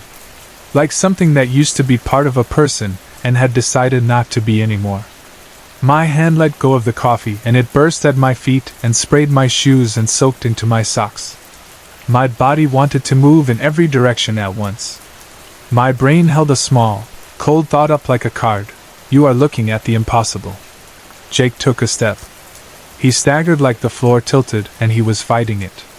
The right side of his face seemed to melt as he did, like the skin there was softer, like gravity had a different rule for it. His nostrils flared wide, pulled up by a muscle that wasn't playing by the same rules as the rest of him. He tried again. "You don't look so well." It came out louder, a near shout, desperate to be heard. His hands lifted toward me, palms open, like he meant to hug me the way he had once when my grandfather died and I told him even though he didn't know the man. His fingers shook. The nails had a dark line under them. His wedding ring was on his hand, and I had the insane thought that I should tell him to take it off so he wouldn't scratch it. "Jake," I said, but it came out small and broken. "Jake, you're dead." He took another dragging step and said, "What's wrong?" His mouth kept trying to find the words. The right side drooped more. The whole bottom half of his face looked like a loose mask, the way cheap Halloween masks hang if the elastic breaks. He was still Jake and not. Something inside me went tight like a rope pulled fast. He reached for me. I ducked and slid past him. It was not a brave thing. It was the only thing I could make my legs do. I ran down the hall and the lights kept popping on in front of me like I was being unwrapped. My shoes left wet prints. The smell chased me. So did his voice. It sounded like it was right at my shoulder even when I knew it couldn't be. "What's wrong? You don't look so well." There was a rhythm to it, like the sound of a train far off. I think I made a sound. I hope I didn't, but I think I did. The lobby glowed red from the exit sign at the far end, and something in me locked onto that color, and decided it meant outside, and outside meant air, and air meant I wasn't going to die on a concrete floor to a man I liked. At the desk I tried to grab my jacket and my keys and managed neither on the first try. The scrape of my own chair sounded like a shout. I hit the crash bar with my hip and it gave, and the wind slapped my face, and the snow, a real hard snow now, stung like salt thrown. I ran like someone was pushing me and dove into my car and jammed the key and started it wrong and stalled, and then started it again. When the tires spun I almost cried. I didn't look in the mirror until the building was a shape in my rear glass, and then I looked anyway, and saw nothing but white and my own breath fogging the cab. I pulled to the edge of the lot, and didn't stop until my hands stopped shaking enough that I could see the road and not just the space right in front of me. When I did stop, I realized I had left the computer on and the lights on and the door maybe not fully latched, and I didn't care at all. My phone buzzed in my pocket, and I ignored it. I don't remember the drive home. I remember the sound my boots made on my apartment stairs, wet rubber on old wood, and how loud my keys seemed when they hit my table. I quit that night. I typed a short message to the site lead and told him I wouldn't be coming back. I told Miguel by phone. I couldn't make my voice land in the right place, so Miguel kept repeating, "Tranquilo, hermano," until I could tell him what I had seen. He was quiet for a long time and then said he was done too. We both sent in our badges. We both got polite messages back about company policy and 2 weeks and all the rest. I didn't answer. I knew I was not going back in there if they turned the building into a church and lined the walls with candles. The next day I drove by Jake's house. His car sat where it always sat. The snow on his hood was smooth. There were no tracks to or from it. I drove to the cemetery. Jake's grave was undisturbed. The grass had been rolled back and the dirt replaced neat and hard. A spray of flowers lay on top, plastic ribbons stiff in the cold. I stood there until my legs felt like they didn't belong to me and my face hurt. I told myself I had been mistaken. I told myself grief can make a person see a shadow and call it a shape. Then I remembered how the smell filled my throat and how the ring on his hand caught the light, and how his voice said my name inside the words, even though he didn't use it, and it all sat over me like wet wool. Sometimes I wonder what would have happened if I had let him touch me. I run through the what if, like a loop I can't stop watching. Maybe he would have hugged me and it would have felt like hugging someone pulled from a frozen lake. Maybe he would have taken me down to the floor and I would have slipped in the coffee I spilled and the story would have ended very differently. Maybe his hands would have been normal hands and none of this would have felt the way it did. I think about the way his voice sounded. It was a question and a warning and a plea all at once. I have asked myself if there was pain on his side of whatever line was between us, and if he was reaching out to the only people who might still see him. It is a generous thought. It is also one that knots my insides up. I ran. I don't regret running. I tell myself I couldn't have done anything. Some days I believe it. Other days I don't. I go to see him around Christmas. I bring flowers because it's something to carry when you don't know what to do with your hands. I take them the day after the dream hits, because it hits every year. In the dream, we are back at that bar. The neon buzzes. Miguel is telling a story with his hands. Jake laughs at something I said that I don't hear. He turns to me and says, "What's wrong? You don't look so well." But in the dream it sounds like a friend's check-in. Not a warning. Not a ghost. When I wake, the room is too quiet and the light through the blinds looks like the color the snow made in the parking lot that morning, and I wonder what my head is trying to do to protect me. When I stand at his grave, sometimes it's raining instead of snowing. The ground goes soft, and the lines on the stone look darker. I like it better when it rains. The sound is steady. It fills the space where thoughts would race. I stand there long enough that my jacket soaks through. I read his name. The dates always jolt me. The dash between them looks much too small to hold a person. I say hello out loud like he might be nearby. I tell him his kids are getting big even though I don't know if that is true anymore. I tell him Miguel moved south and that he sends his love. I tell him that the building finally opened and people work at desks there now, and don't know what it costs to make the lights behave, and that there is a microwave in the break room that is probably still covered in popcorn. I don't tell him I still hear him in long hallways, in the slow part of a winter morning, in the walk from my car to my door when it is too quiet. There are things you don't say to the dead because you do not know where they end up. When people ask why I left that job, I say the hours weren't good or that the pay was lousy. Both are true. I don't tell them the whole thing. They would either decide I was making it up or start seeing their own shapes and shadows. I don't need either of those things on me. I work days now. I drink less. I lock my own doors out of habit, then check them twice even when I know I already did. I get out of bed when the dreams pull me to the surface and I stand by the window and listen to the rain if there is rain, or the sound the heat makes when it starts up in the walls, and remind myself where I am. It helps to say the words. There are stories that want to be told with a shout. They burn and they want to take everything with them. This isn't one of those.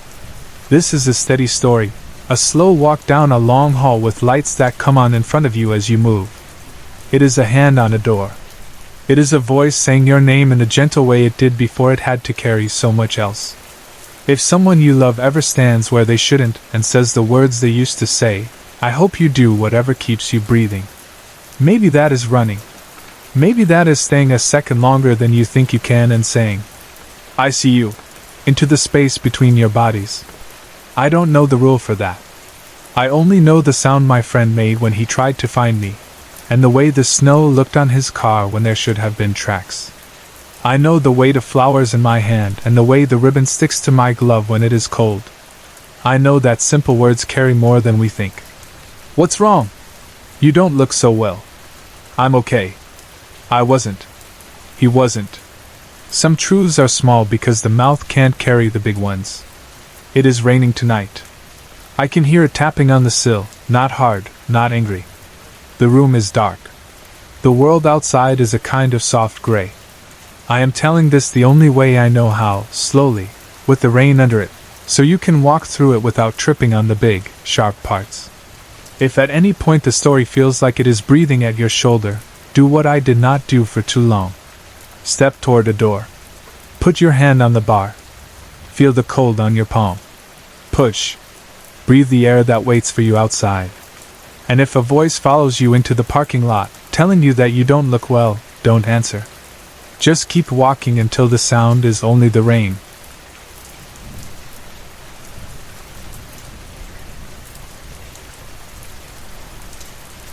The whisper woke me up the way cold water wakes a man who has drifted off in a bath he never meant to take. "Wanna see something, Charlie?" I opened my eyes and stared at the dark metal above me. For a second I didn't know where I was. I could still taste the chalk of sleep on my tongue. The concrete held the day's heat and let it go in small breaths. The hum of the block lived under everything, that low steady sound you stop noticing until something cuts through it. The whisper had cut through it. Last night had started normal, or what passes for normal when you've been in the same cell for almost 10 years. I do my counts in my head the way other men count rosary beads. Wake up to the first roll call. Wipe the sink. Fold the blanket tight. Push-ups to keep the joints honest. A little coffee that is not coffee, brown water that still tricks the mind. Chow. Work. Yard. Lock. Lights. A rhythm that makes the days fall into each other until you only know the number when someone else says it. The change came at 8 in the evening, when most things, good or bad, choose to show up here. The overhead catwalk rattled with new steps. The key turned in my door and a face I hadn't seen before leaned in. The kid had a square jaw and dark hair cut close and a uniform that looked like it had been pressed by a mother who ironed because it calmed her. His name tag said, Lou. His smile looked like something he'd practiced in a mirror. Pack it up, he said. You're moving down to the end. His tone said he was doing me a favor. His eyes said he was enjoying the act of doing it. Look, Lou, I said, playing it light. I'd been in this one a long time. 10 years almost. If you move me, my bunk's gonna get mad. He kept smiling. The kind of smile that doesn't use the eyes. You'll like it where I'm taking you, he said. He glanced at the clock on the wall like he was making a note in his head. It was 8 exactly. You learn the shape of a fight in here before the first shove lands. This wasn't a fight. This was a choice where I had one option. I rolled my few things into the pillowcase I use as a bag. The picture of my girl, Addison, went on top, face down so the glass wouldn't scratch. A Bible with a soft cover that smells like the hands that gave it to me. 2 letters I keep folded small. The radio that hardly works. A pair of socks with more thread than cotton left. He walked me down past faces I know better than my own. Men press to their bars to see what the movement is, because movement is the only thing to see. He took me past the last man, and then 6 empty cells more. That was strange. Empty space in a place like this feels like a trick. We stopped where the block turns. The old part. The air is colder there even in summer. The paint chips in long curls. The floor is pitted like old teeth. The rumor is this part holds things the new parts don't. I stepped inside. He slid the door. The bars thudded home with a sound I have heard every day for a decade and still feel in my back teeth. Sweet dreams, Charlie, he said like he meant it, and walked away whistling something I couldn't place. The sound went down the tier and got lost in the buzz. It was quiet at that end. Quiet is a rare animal here. Even an empty cell next to you still breathes a man's breath from whoever was there last. I set my things slow, not because I had many, but because when you unpack you can pretend you have time in your hands and not the other way around. The sink ran rusty and then clear. I wiped the shelf with my shirt. I stuck Addison's picture where my eyes would go when I was lying down. She is 8 in that one, 4 teeth missing and hair in a crooked braid because I did it that morning and she said it was perfect. She would be almost 19 now. I try not to do the math and I do it anyway. I sat on the edge of the bunk and read a verse like I always do before the lights go out. I don't read to fix the past. If I thought a book could do that I would have asked for a different kind. I read to steady the present. Hebrews again. The line that says, "For I will forgive their wickedness and will remember their sins no more." I say it twice. I say it slow. I say it like the words might set a nail in the wall so I can hang the weight I carry somewhere else for a while. Lights went out at 10. They clicked them off all at once on purpose, so the noise tells you now it is night, and now the block belongs to the kind of thoughts that show up in the dark. I lay down and let the day walk away from me. Then the whisper. At first I thought it was the tail end of a dream. I sat up and put my feet on the floor. The concrete was cool enough to wake the bones. I stood and stepped to the bars. I will tell you what I saw. You can decide what to do with it. I still don't know what to do with it. I have been in dark places. I have seen men do things I wish I could unsee. None of that looks like what I saw when I put my face to the steel last night. The block was gone. Not just the part in front of me. All of it. The tier. The stairs. The catwalk. The smell of bleach and old sweat and metal. The echo. I was staring out into something else. The floor under me held. The bars held. My hand on the cold steel told me I was awake. But the world outside the cell had pulled off like a shirt, and there was a second skin under it. It looked like a carnival. Not the kind that throws up a Ferris wheel in a strip mall lot and smells like spilled soda and gasoline. This looked old. The fabric on the tents was heavy and red, like the curtains in an old theater. The wood was dark and rubbed smooth by hands that touched it long enough to shine it. The air felt thick and carried the sweetness of roasted nuts and the faint bite of lamp oil. People filled the space, but not like now. They were dressed like pictures in the books in the prison library that nobody reads. Long coats and hats with brims. Dresses with sleeves that cover the whole arm. Gloves. The men's hair combed hard. The women's hair tucked and pinned. The children in small versions of their parents' clothes, solemn and excited all at once, the way kids get when they think they are seeing a thing adults have decided is worth their time. I looked down at myself because some part of my mind needed to. My jumpsuit was not there. I had on a long black coat with silver buttons along the cuff. The fabric was thick, like it had weight to it. It hung on me like it belonged to someone who stands straighter than I do. My hands were gloved. The gloves fit, which scared me more than if they hadn't. No one looked at me at first. They moved around me as if the bars were a fence around an empty pen. They took their seats on low benches set in a ring around a small stage draped in that heavy red curtain. I could hear a piano somewhere and a drum being tapped once, twice, 3 times, then silence like a held breath. The crowd settled. That is the only word for it. A sound dies when a group of people agree to kill it. Guard! I yelled because that is what you do when the world breaks. Guard! It came out of me loud and hard. I don't know what I thought would happen. Maybe I thought the new kid would stroll back whistling that same tune and tell me I was half asleep. Maybe I thought yelling would put the block back over this thing the way you slap a lid on a pot that's boiling over. Every head turned at once and looked straight at me. I have never seen that many eyes at once. Not like that. No surprise in them. No kindness. No hate even. Like a painting that follows you when you walk. But the painting is tired of the job and wants you to leave the room. I stepped back without choosing to. The wall hit my shoulder blades. Then, as if a cue had been given that only they heard, they turned back in unison to the stage. The lights went out completely for a second. When the spotlight snapped on, I felt the heat of it even from where I stood. It fell on that curtain and made the red look like it had blood under it. The drum hit once. Nothing moved. A gloved hand pushed through the curtain and wiggled its fingers like a fish. A few kids laughed the way you laugh when you want the thing you're scared of to be a joke. The curtain opened slow like it was trying to make a point about time. The figure at the center stood too still to be a person. Tall. White face. Red mouth painted wider than any mouth has a right to be. The kind of clown you see in old posters. Not the new kind with hair you can buy with a mask attached. This one had a costume sewn when men sewed the way they built barns to last. The eyes were black holes ringed with soot, or paint, or something worse.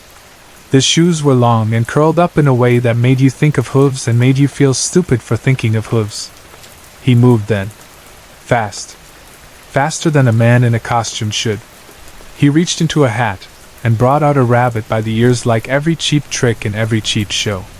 The rabbit should have kicked its hind legs and spun. It didn't.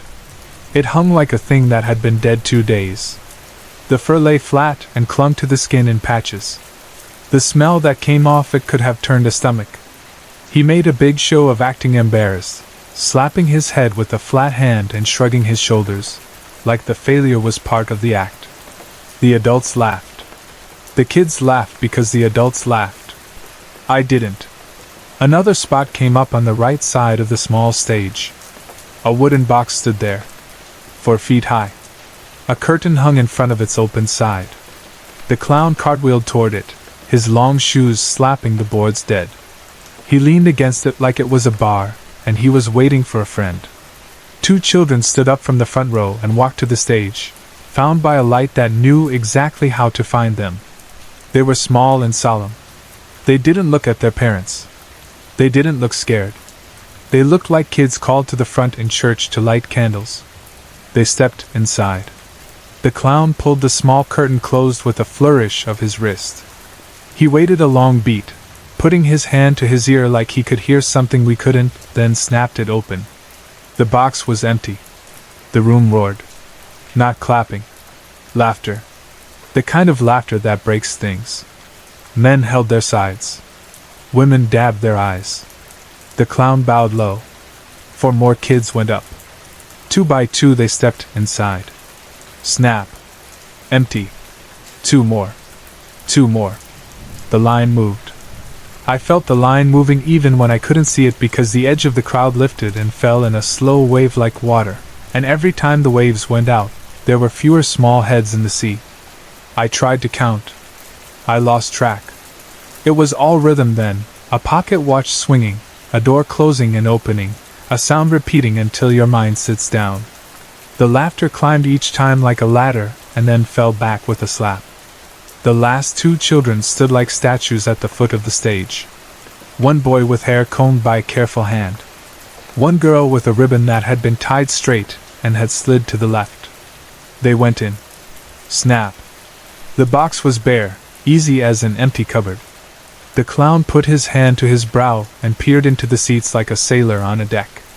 He made a little show of checking under benches that were not near him. He shrugged, his shoulders shaking with pretend sadness. The crowd did not laugh this time. The crowd went quiet as if someone had asked them to. The men and women stood. They turned at the same time toward the darkness behind them and walked into it like water pulled by the moon. The clown turned toward me. The grin he wore was not the grin he had painted on. It was that kid's grin, that Lou on the tag grin, like someone had taken a marker and traced over it and made it too big. I felt the bottom of my stomach step off something high and not find the ground.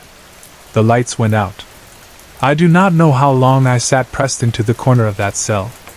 Long enough for the cold to climb my back like a slow animal. Long enough for the sound to come back. The real sound of the block I know. Drip, hum, shuff, breath. Long enough for my legs to go pins and needles. I kept my eyes open because I was afraid of what would be on the other side of a blink. Morning came the way it always does here, in layers you cannot stop. First the gray. Then the yellow. Then the blue you will not see from where you are. The guard's boots rang on the catwalk. A man down the tier coughed the cough he always coughs. The smell of coffee from the control room came and made promises it could not keep. The block moved. It was weird to watch the world slide back over the hole it had made in itself and pretend it had not done that. I got my 90 minutes on the computers at noon. They give us that much to do job searches and send emails we know don't matter and read the kind of news that does not apply to men in jumpsuits. I used the first half hour to try to find out if the thing I saw had a name. I did not find anything that felt like it had its hands on the same object as me. Old carnivals. Stage tricks. Victorian magic acts. Missing children whose faces stare out from pages like they know you can't help them now. San Quentin history, because men here search for the place they live in like a dog searches a yard, convinced there is a hole he can find and slip through. I found ghosts, of course. This place is thick with them if you believe the men who like to tell stories after chow. A woman on a walkway who vanishes when you look too long. A sound like a hand sliding along bars when no one is out. The old death chamber still and clean and not empty. None of it wore the face I had seen. I typed up a complaint to the warden about being moved. I knew it would do nothing. Still, you throw a pebble because sometimes water makes a circle and the circle hits a thing you did not think it would. They sent a message back from the office that he was out of town and would return in a few days. I pictured a man in a suit getting sun on his face somewhere that smells like salt and money. I pictured him tossing his phone in a drawer and deciding he would answer everything next week. I sent the message anyway. I thought about telling a guard. I didn't. We live on a thin edge here. The wrong word tips you.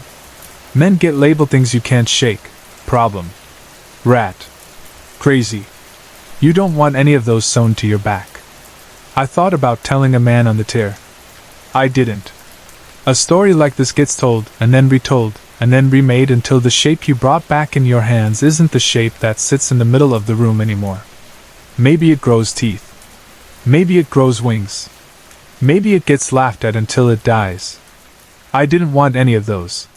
So I'm telling whoever reads this. Maybe you can tell me what to call it. Maybe you have a word for the kind of trick that pulls a room out of a prison and a smile off a face and puts something else there instead. Maybe you don't. Maybe I just needed to set the words somewhere other than my chest. The kid who moved me, Lou, did not come back through my line of sight all day. Other guards did. The old heads who keep keys on their belts like they keep their own names in their mouths. The woman who always says, "Heads up, fellas," when she walks the tier because she knows what she carries and what it does to a room. The sergeant with the gray mustache that looks like it could tell a better story than his mouth ever will. Lou didn't show. I asked a man in laundry if he knew him. He shrugged. "Lots of new ones this month," he said. "Some stick. Some don't." He handed me sheets and said, "These are clean." Like he wanted to give me at least one fact I could hold. All afternoon the picture of my girl looked down at me. I made the mistake of counting again. 10 years. 8 when I went in. 2 when I last held her hand. She will be a woman now. There is no sentence for that. I put the Bible on my lap and opened it at random, a trick that has given me everything from peace to nothing at all. My eyes fell on a verse in a psalm. "Even the darkness will not be dark to you." I read it again. I do not pretend to know who the "you" is in that sentence anymore. I read it out loud. A man 2 cells down coughed and said, "Amen," without sarcasm. I tried to nap before lights because I didn't trust my body to stay quiet once they clicked. Sleep came like a dog that won't lie down until it has turned in a circle so many times you get dizzy watching it. I woke with my mouth dry and the taste of rust at the back of my throat. The block went through its evening steps. The sound of cards slapped on a table. Laughter in small bursts that try not to climb. A man crying low for exactly 17 minutes and then stopping like time ran out on his ticket. The keys again. Count. Lock. Lights. I was not surprised when the whisper came. It did not come from outside this time. It slid into the cell like a draft. "Charlie!" Soft and close enough that I could have put my hand out and touched the air where it moved. I stood and let my feet tell me if the world under them was the same world I have known. It was. I stepped to the bars. I breathed once and felt the breath move in my chest and tried to steady it on the way out. The block was there and not. I can't say it better than that. The tear ran away in both directions the way it has for 100 years. The old part where I was sat in its old skin. But the space in front of me did that sliding trick again, like 2 pictures laid on top of each other, and you pull one halfway off. The curtain was there. The ring of benches was there. The people filed in even though the doors they should have used do not exist in the map of this place. It was the same show, or part of me decided it would be, because the mind hates not knowing what comes next. This time I watched the faces. The children's faces are clear in my head this morning as I write. They are not horror movie faces. They are not blank doll faces. They belong to boys and girls who have had hair parted by a parent's thumb and spit. They look the way kids look when something big is about to happen and the big people in the room are saying, "Watch." That is the part one cannot shake. That is the part one will not forget if I live another 10 years in this place. The clown came out the way he did before, but slower, like he had seen me see him and wanted me to see him more. He did the rabbit thing. The smell hit me again. He did the box. The line moved. I cannot tell you if it is the same night showing itself to me twice, or another night wearing the first one's clothes. I cannot tell you if those are the same children or new ones. I do not know the rules of the place this thing is. I know only what I felt when the last 2 children stepped up and the crowd went quiet in the same way, and the clown turned his head toward me in the same slow way, and that grin that does not belong to paint or flesh spread wide. I felt watched the way you feel watched in a room where a door has no lock. The lights went out. I am typing this now while the clock in the computer room tells me I have 48 minutes left. They give you a warning that flashes in the corner of the screen when your time is almost up. I don't want to see it, so I am keeping my eyes on the letters I am making. I do not think anyone here will help me with this. I am not saying that to be dramatic. I am saying it because the men who can unlock a door do not believe in the kind of key I need. I sent another note, and another one will come back telling me the warden will be in on Thursday, and Thursday will come and he will have a stack of papers on his desk and my name will be a line in the middle of the bottom page. If you read this and you know something about men who smile with a face that is not their own, or about places that walk in on other places and sit on the floor like a cat and make itself comfortable, tell me. If you read this and you think I am a man in a cell telling a story because stories are the only thing that gives a room shape sometimes, you might be right. I do not have the luxury of choosing whether I believe myself today. Tonight will choose for me. I am scared. I am not ashamed to say it. Fear is a clean thing when you name it. If I sit here and pretend I am not afraid, it grows teeth and a tail and lives under the bunk and eats whatever crumbs of sense I have left. I am afraid of the dark now in a way I have not been since I was a boy who thought the space under the bed held a mouth. I am afraid of the sound of laughter doing the wrong job. I am afraid of a grin that shows up in a place it did not grow. I am afraid that the new guard is not a guard and that Lou is a name someone borrowed for a night to make a point I do not understand. I will do what I did last night. I will read the line about sins remembered no more, not because I think it will make a clown disappear, but because it reminds me there are some rooms bigger than the ones I have lived in. I will touch my girl's picture and tell her I love her. I will lie down and say her name with my eyes closed the way some men say God's. I will breathe slow and keep my hands flat on my chest when the lights go, and pretend my palms are the waves on a small lake and I am lying on a dock and the water under me is cool and does not care who I am. I do not know what will happen. I do not know if the show is for me or if I am the thing in the cage that the showman points to when the crowd grows restless and needs something to boo at. There he is, he might say with that grin. The man who wants to be forgiven and is not sure what for anymore. The man who thought he could sleep because his head was tired.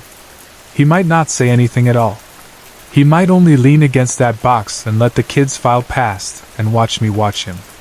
I do not know what Lou is. I do not know if a man can be a door.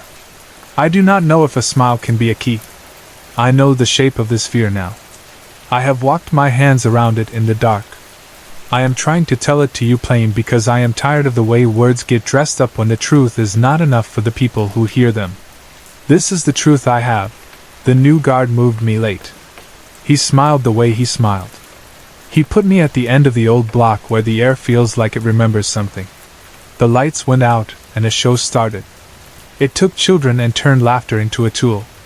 A clown looked at me with a smile I recognized, and then the dark came back like it had only gone to get a drink of water. If you have a story like this, tell me. If you have a word, give it to me. If you have a prayer, say it for a man who has said his own and is still trying to believe that words can walk into a room and change the air. I can hear count coming. Keys on the metal, the call and repeat. Men saying, here, in voices that sound like more than names. I will send this and go back to my cell and make the blanket square and lay out the Bible like a tool I know how to use, though I don't. I will watch the light through the bars make a pattern on the floor, and then slide away until the square is dark. I will wait for the hum to be the only sound and for the whisper to find the place behind my ear again. Wanna see something, Charlie? No, I don't. I will anyway. Sorry to interrupt. If you're enjoying the story, let me know in the comments and tell me where you're watching from. Don't forget to like and subscribe for more.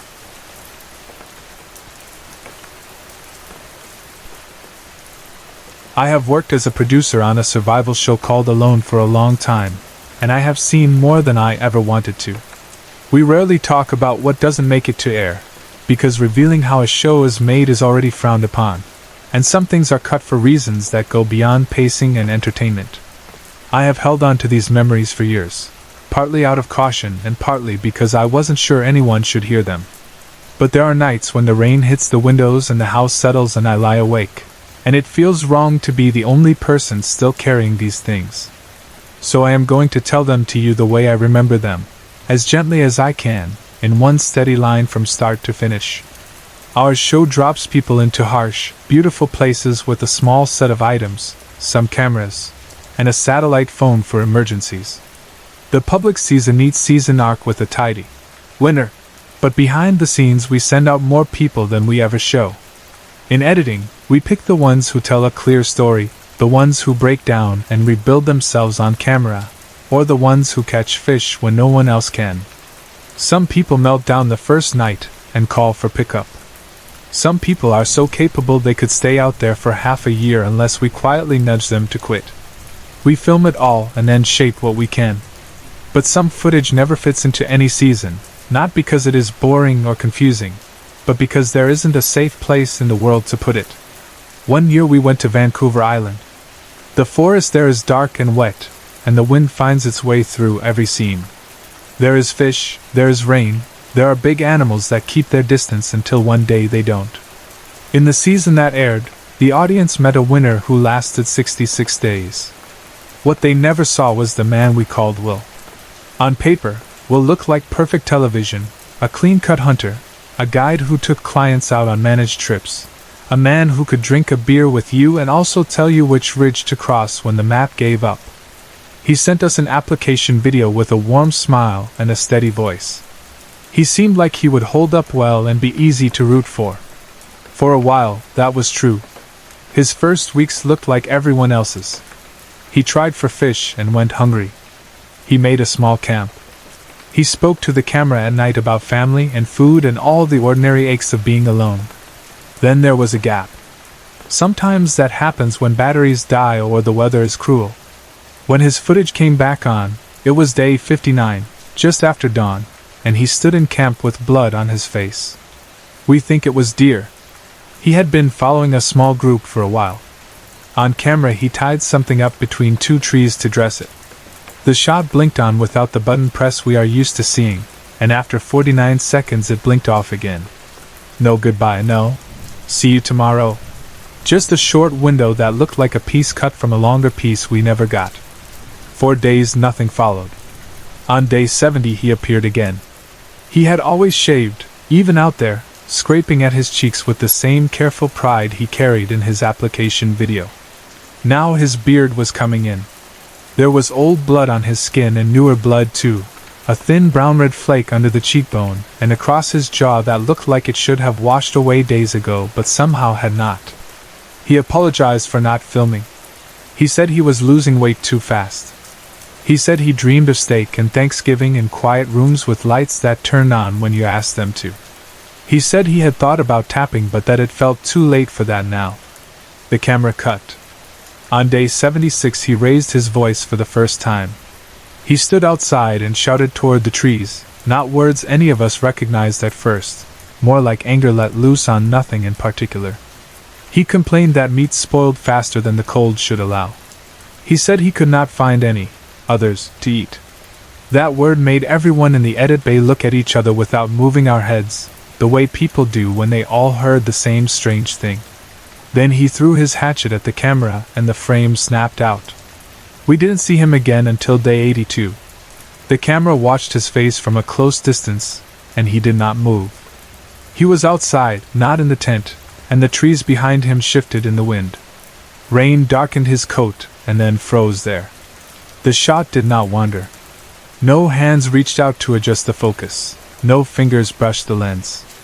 He stood, looking past us, not blinking often enough. We thought the camera had paused. It hadn't. We checked the metadata.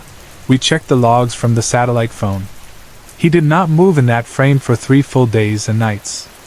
The battery should have died long before it did. The card should have filled before it did. Nothing crawled through camp. No birds landed. The wind hissed and the rain tapped as if the world around him were the only thing still following the rules. On day 90 we went to pick him up. Sometimes the show lets super survivors go long so we can learn what happens, so we can see where the edge really is. Sometimes we go early for health checks or when a man's radio says things we don't want to ignore. When we reached Will's camp, he wasn't there. We waited. We looked for the emergency phone. We couldn't find it. We loaded his gear, left a tent, left a note, and 2 of our guys stayed behind for the night. In the morning the tent was cold and the note was wet, and Will had not come back. 3 miles down the coast, another participant named Benjamin had a small camp near a river mouth. His last clip showed him fishing with a stick and line the old way. He looked up at the camera, eyes wide as if he had just realized something that hurt, and the clip cut out. The internal timestamp said day 58. We never found him either. When you make a show like ours, you learn to accept that isolation does strange things to people. You learn to accept that sometimes cameras fail and sometimes men fail and sometimes weather helps hide both kinds of failure. But there was a season when the cameras worked too well, when the equipment did exactly what it was supposed to do and gave us back something we wished we had never asked for. That was the year of a man named Dennett. Dennett fit the mold in some ways. He taught survival classes in Maine and liked to talk about doing things the natural way. He bragged that he preferred tools he made himself to anything he could buy. He laughed off comfort. He was rough around the edges, a little handsome, a little prickly, exactly the kind of person people at home think will either win the whole thing or lose his mind on day 3. The tapes he sent back weren't like anyone else's. At first, it was only a feeling, a ripple under everything he said. Then we started hearing a second voice under his own. Then a third. We thought he was cheating. It happens. People hide supplies in the woods before we drop them off. They arrange for a cousin to smoke past their shoreline in a small plane and toss down a bundle of warm jerky. They claim a breakdown just as their stomach starts to growl. We have seen worse. We knew how to handle it. We put a camera near his camp without telling him and streamed the feed back to us. We swapped out all his issued gear, not just the camera, every card, every wire, every tripod, as if the problem were a ghost in the metal we could shake out if we replaced enough screws. The voices didn't stop. At first they were quiet enough to question. A trick of wind in the mic. A branch scraping the side of his shelter. Then they grew plain. He would speak to the lens about hunger and wet socks and plans for the day, and layered under his words were other words, out of time with his mouth, not quite the same tone, not quite the same breath. When we gathered to review, we never heard the same thing the same way. One of us heard a pleading whisper that said, "We need help." Another swore he heard something close to a shout that said, "Make him leave, get him out, force him to go." We tried to dismiss it. We tried to treat it as a bad joke. It stopped being funny when the new team members would watch and go pale and ask to be reassigned. We went into camp to talk to him. We told him about the audio. We told him we were concerned and wanted to do an extra health check. He stared through the conversation and then snapped. He said we were trying to push him out to make room for someone else. He said if we came back with that kind of talk again we'd regret it. He would not watch his own footage. He would not let the audio play back near him. We left him sitting by a low fire, and it took all 10 of us to accept that leaving him was the right decision for that night. That evening we made our own fire and argued about what to do. Some of the crew packed their bags and left. One of the quietest guys made a phone call I never expected and brought in a local pastor who knew the terrain. He sat and watched a few minutes of tape with us, his lips moving like he was reading along with words that weren't printed anywhere. His leather Bible was new and stiff when he arrived. He left it on the table while someone poured him coffee. When he picked it up minutes later, the pages were wet and blackened, as if ink had pooled and soaked through from every direction. The outside of the book was clean. His bag was clean. The table was clean. He didn't touch the coffee. We flew him out that night. We scaled back our visits and decided if we went into Dennett's camp, we would go in numbers. We kept asking him to film, even though we had already agreed that none of it would ever run. We said we would figure out how he went home later. When we arrived for a check-in about a week after the pastor left, the camp was gone. Not sloppy gone. Not knocked down by wind. Gone. The fire ring was a hole you could not see the bottom of. The only thing that remained above ground was a note tied to a sapling where his shelter line had been. Going now. Watch, and you will follow. One of our camera operators took the card out of his last camera, held a lighter under it until the plastic curled and smoked, and dropped the mess into the hole. We gathered what we could and walked back through the trees toward the water, and while we were still under the last of the firs, a scream rose out of the clearing behind us like it had been waiting until we turned away. When we reached the boat, the water around the hull went black like dye, not like oil, thick and strange and moving with the tide but not mixing. We made a quiet promise that none of us would come back to that place for any reason.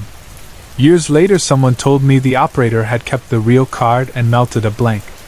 I went to ask him about it. People in our line of work go off and do other things all the time, so it took a while to find the right number. By the time I reached someone who knew, he was gone.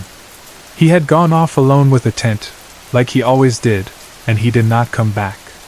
We used to say that the scariest thing about the show was the night noises. After sundown every animal becomes a rumor, and every rumor has teeth. We teach people how to be careful.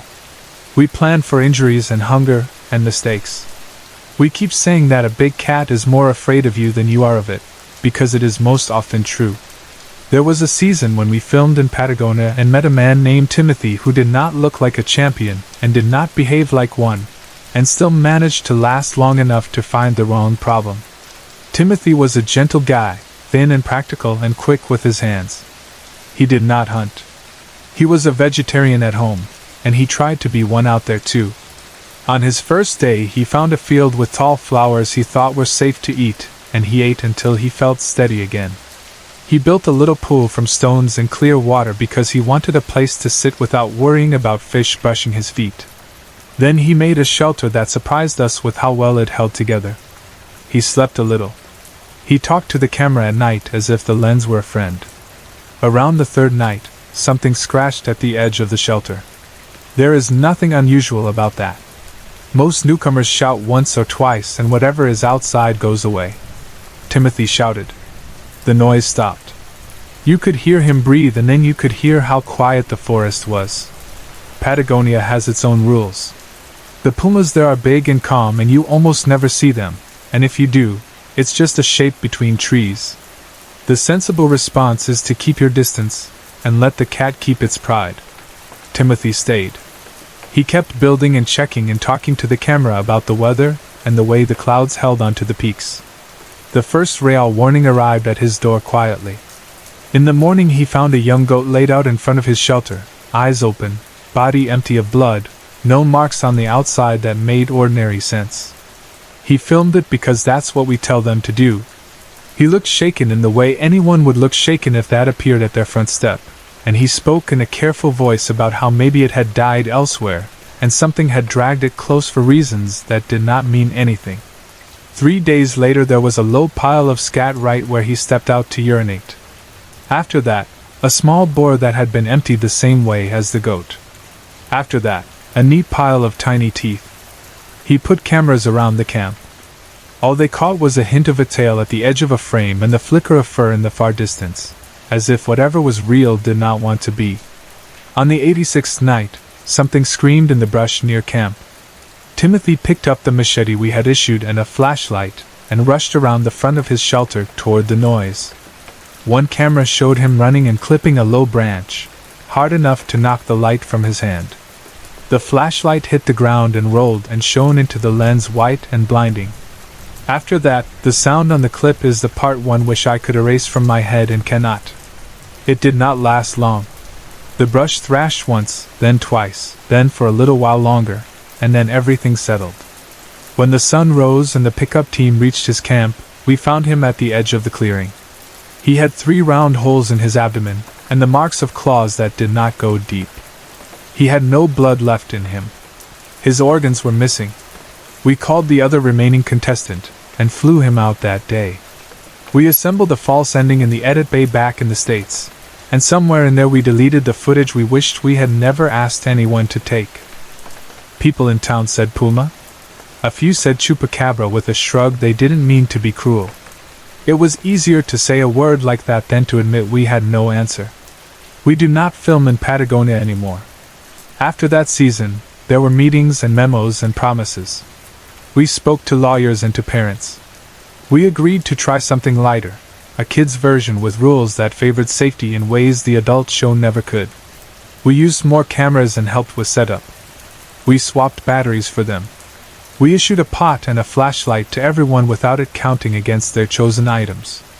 We did check-ins 3 times a week, not once. Even with all of that, my stomach knotted from the first day, and not only because one of the kids unnerved me in a way I still can't explain. His name was Adam. On the video call months earlier he had seemed small and shy, a sweet boy from a big family whose father believed in self-reliance. He knew how to start a fire and how to break down kindling and how to dress game, even though you could tell he didn't enjoy that part.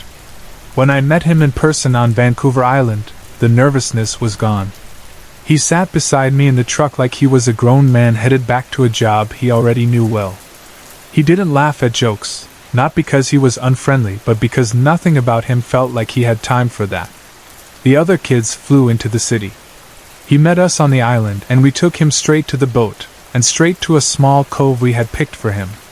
When he stepped onto the shore, he didn't take the bundle of spare items we had prepared. He said he only needed the hatchet in his hand. He did well. In his first days he built a shelter with a tight roof and a doorway that kept out most of the wind. He found a patch of berries that would hold him until he figured out something better. Smoke from his fire rose in a clean line, not the messy kind that says someone is fighting with wet wood. Elsewhere, the others stumbled the way kids do. One lost a bough, another swore a gust carried off a tent. Someone dropped a ferro rod and couldn't find it again. We chalked it up to bad luck and the general truth that children are not as careful as they want to be when they are tired and hungry and alone. Then the report started. A girl named Emily said that when she was fishing, she looked up and saw a small figure on the far shore watching her. When she waved, the shape didn't move. When she glanced down and then back, it was gone. That night she said someone ran into her camp and took her knife and ran out again, and when she chased she hit a line strung between 2 trees at her neck height and fell hard. She hadn't put that line there. Another boy named William said he woke with hands at his throat and couldn't see who they belonged to, and then the world went out. And when he came to, his shelter burned and his sat phone was gone. He made it to the waterline and waved down a fisherman who radioed us. The tapes from his camp had melted into glue. We placed the children's camps far from one another, not as far as we do with adults because of logistics and safety, but far enough that you do not expect anyone to show up by accident. Even so, 3 kids reported seeing the same thing at nearly the same time. A small person with brown hair at the edge of the trees, and then a sheet of flame that slid into camp from that direction, forcing them to run while something chased them through the brush. Arrows went by with a miniature hiss. All 3 made it to the water and waved. We pulled them out and made a decision before the boat had even turned. The show was over. We would call it weather. We would call it caution. We would give everyone a hotel bed and a hot breakfast, and try to calm the parents before they saw the tapes. Before we could close everything down, we had to collect Adam. When we came ashore at his cove, his camp was still there but he was not. We waited past dark. He walked back into the light of our headlamps calmly, as if he had taken an evening stroll. We told him it was over and he didn't argue. He stepped into the boat, and sat in the same still way he had sat in my truck on day 1. He didn't ask about the others. He didn't ask why. In town we checked everyone into rooms. I called the numbers we had for Adam's parents, and told them he'd be on a plane in the morning. His father sounded confused and then cautious. He asked me what I meant. He told me Adam was home with them, had been home all along. I have sat with these stories for years and tried not to make more of them than I should. I have listened to grown men wake themselves with a shout over a mouse rustling a candy wrapper, and called it a night scare and meant it. I have scraped the edges off memories I could not use and taped together endings for the sake of the audience at home. But some seasons don't end when we call cut. They don't end when the credits roll. They end much later, in the kind of quiet where you hear something creak downstairs and tell yourself it was the house breathing and nothing else. I tell you all of this not to shock you but to lay the scenes down in a line with no sharp corners and let you walk along them at your own pace. If you were here, I would lower my voice and speak slowly while the sound of rain covered the gaps. That is the only way I know to carry this now.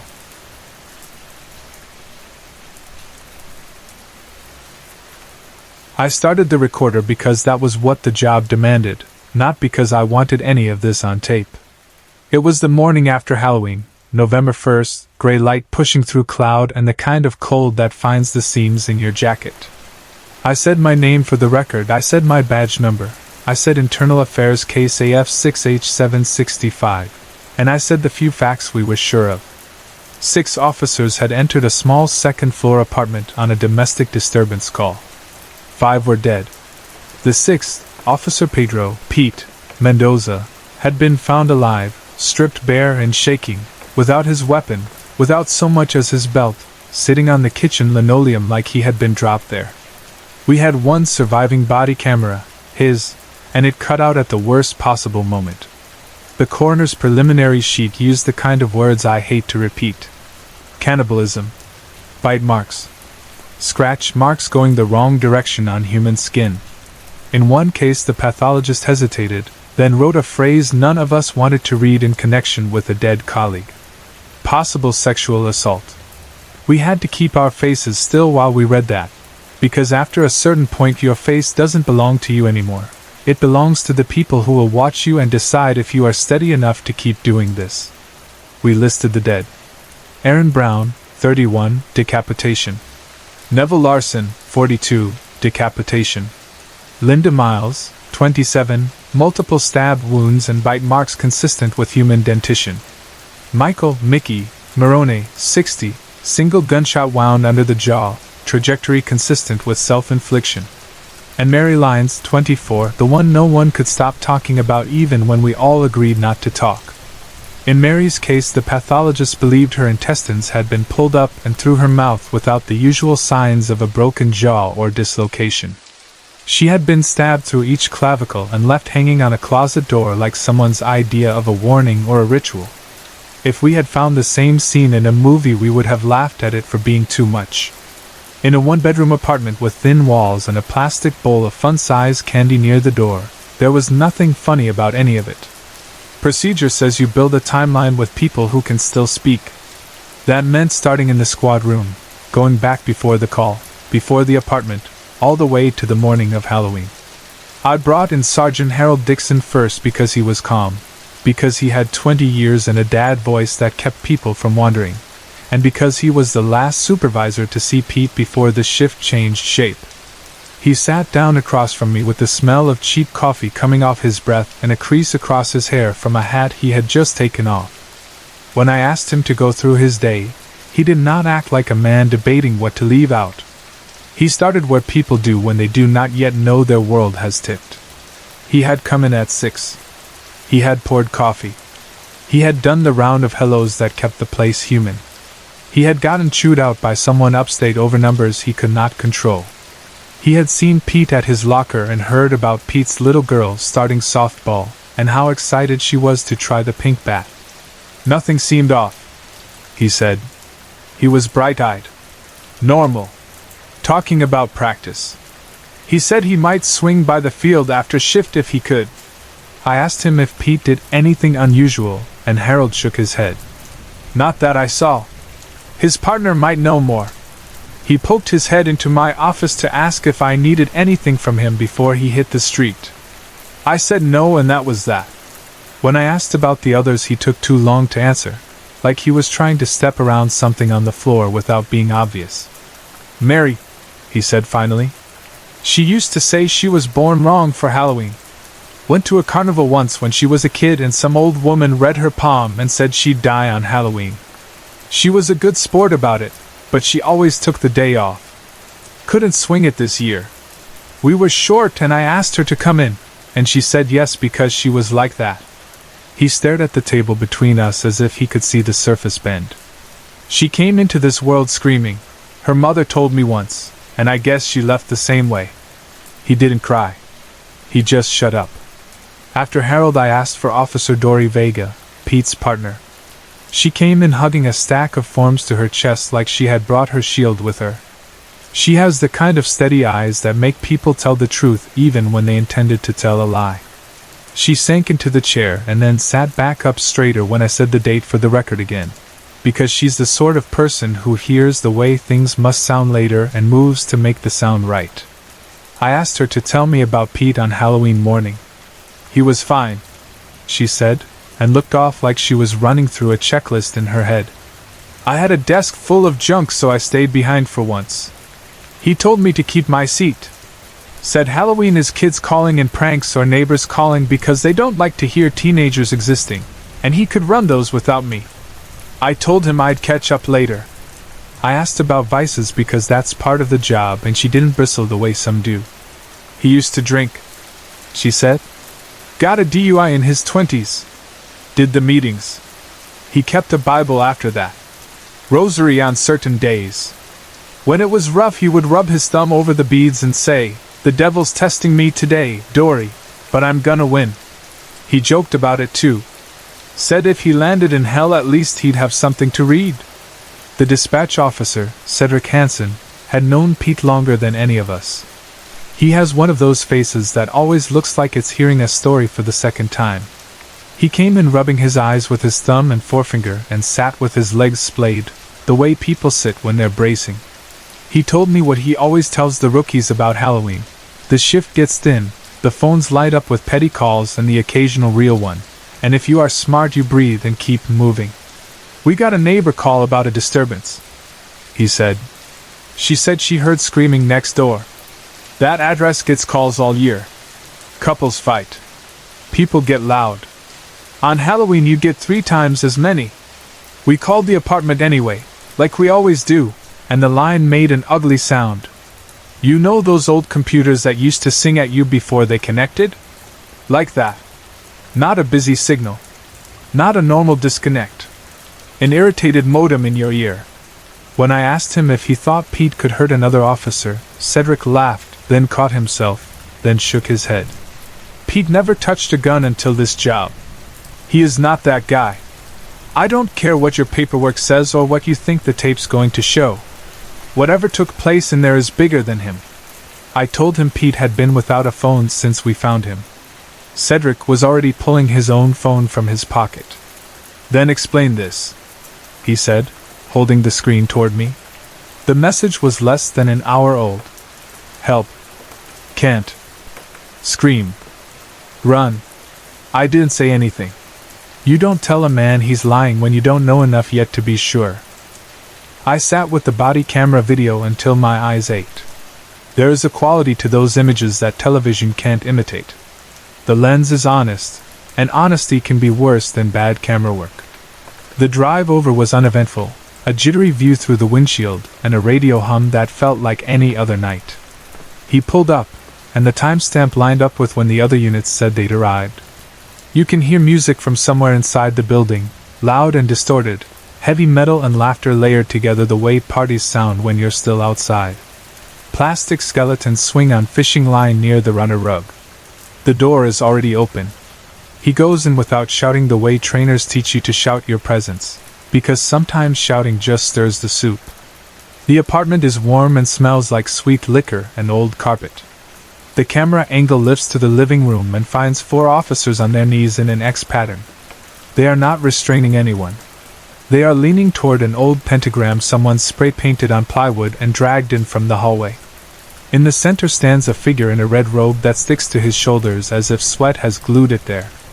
The hood is up. The horns, at first glance, look like something from a cheap costume shop, curled like a ram's. If you freeze the frame later and zoom, the edges look wrong, too smooth, like polished bone. The audio goes strange in the doorway.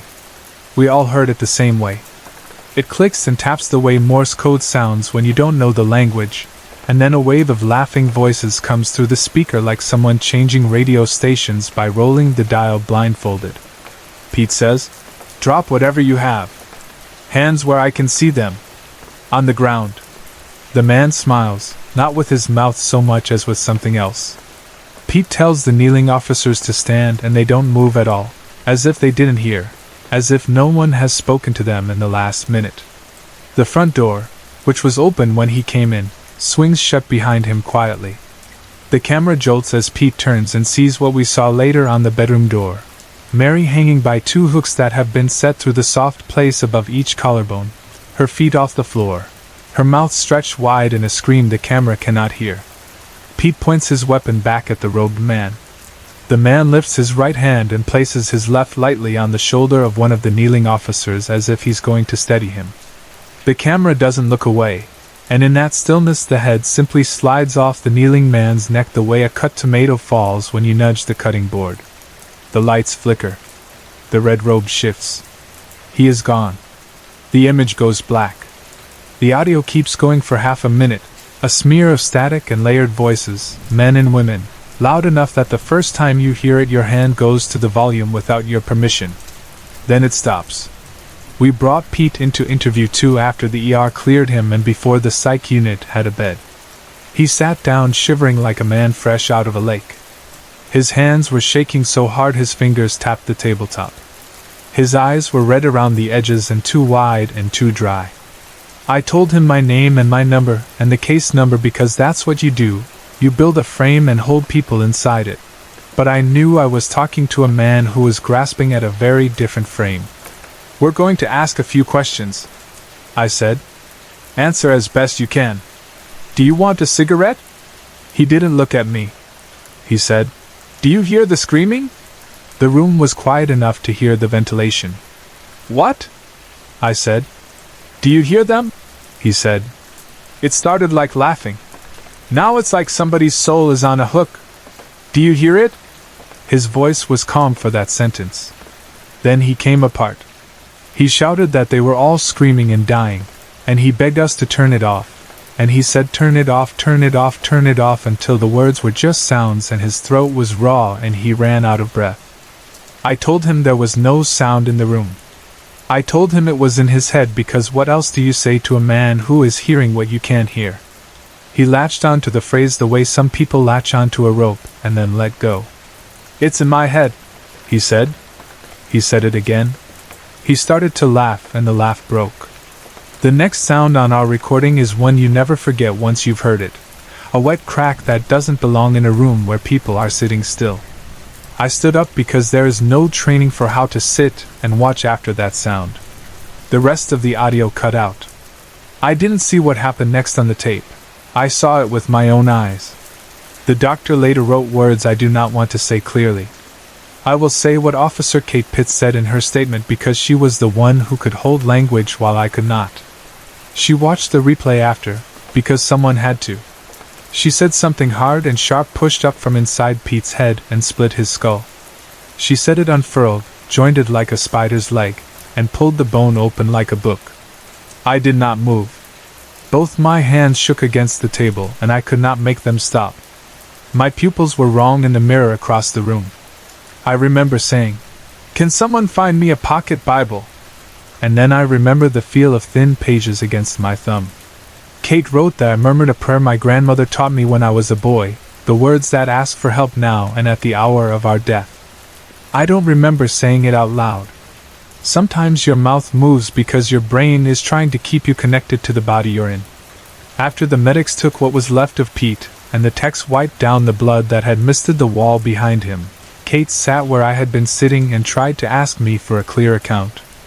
She looked at me like officers look at a witness who has given them a gift they wish they didn't have to accept. She asked me to tell her, as plainly as I could, what happened after the audio died. I opened my mouth and asked her if she could hear the voices too.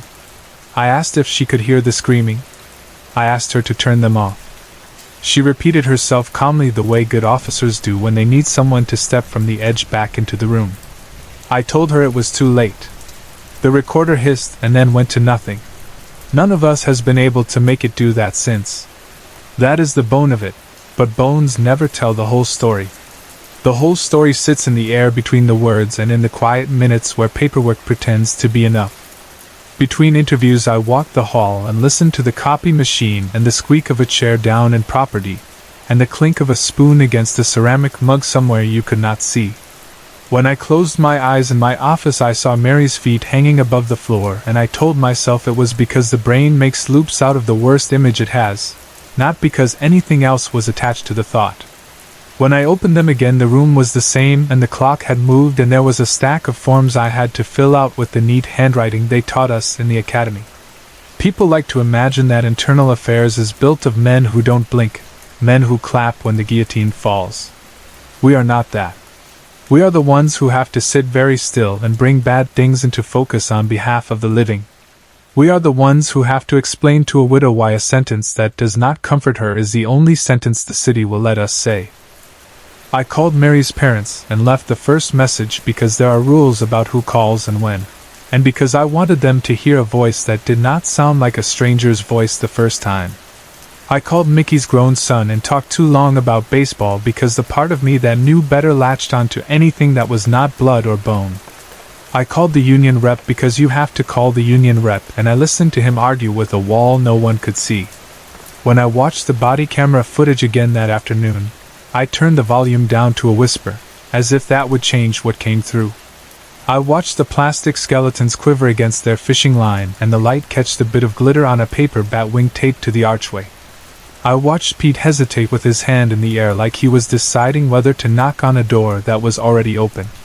I watched the man in the red robe breathe under the fabric, slow and patient. The horns looked heavier the second time, like they had weight beyond their look. When the lights flickered in the living room, the camera caught a smear of reflection in a cheap frame on the wall, and for a moment I thought I saw the red robe in two places at once. But it was only the way a camera makes a mirror into a window when the light hits it wrong. When the screen went black and the audio kept screaming, I kept my eyes open so I would not dream what I couldn't hear. I went back to Cedric's office and looked at the call log for the address again. You could track the neighborhood's patients across the years like a heart monitor. Spikes where people called early and often, then long stretches where the tenants must have been sober or out or asleep. Halloween always hummed in the lines. There were prank calls that turned out to be kids, there were real fights with real blood, there were loud televisions and louder arguments, and the yearly complaint about the plastic cauldron someone left on the landing because a man tripped over it on his way to light a cigarette. Cedric showed me the line where he had tried to call and gotten the modem tone in his ear. It wasn't normal, he said. It sounded like a machine with teeth. I asked him to tell me again how long he had known Pete, as if changing the angle of the question would change what I would hear. He told me the story of Pete's DUI and the night he first stepped into a church basement and met the sponsor who kept him upright through the worst year of his 20s, and the dinner where he met the woman who would be his wife because she liked the way he said grace. He is not that guy, Cedric said again, tired more than angry now. You know the one I mean. I nodded because I did. In the early evening the rain pushed harder at the windows and the station changed pitch, the way buildings do when the weather reminds them they are not ships. I walked down to evidence to sign for the items from the apartment we had not already catalogued. A pair of horns lay in a plastic tub, tagged, photographed, measured. In the fluorescent light they looked dull, not like bone and not like plastic, the surface too smooth for one and too grainy for the other. I did not touch them. I signed the sheet.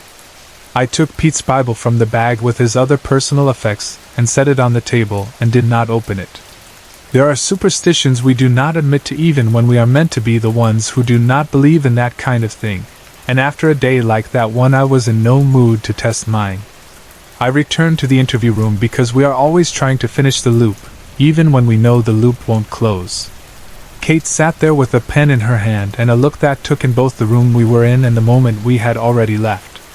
She asked me to tell her what it felt like in my body when the sound cut and the thing happened to Pete, because that is the way some officers bring you back to yourself, by asking about hands and skin and breath. I told her my hands didn't feel like my hands. I told her the air felt thick, like we were underwater and had to push it aside to move. I told her the lights were too bright and too dim at once. She wrote it down without making a face. She asked me if I had smelled anything unusual, and I said no, and then I said maybe there was a hint of metal or maybe I was just thinking it after. She asked me if anyone else had been in the hall, and I told her the hallway had been empty, which did not mean much on a day when everything felt wrong. We always try to set our scenes in order, to make a straight line with our words so we can follow it later. The line we drew that day has knots in it I cannot untie. We left the apartment under a sheet of rain with a stretcher carrying a man who used to be Pete, and with 5 bags zipped tighter than the sky could manage. We locked the horns in evidence and checked the lock twice. We sent a text to a grief counselor, and then pretended to ourselves it was for other people. We told the press nothing because there was nothing to say that would not make it worse. We told the parents what we could without using the words that would take away sleep for life.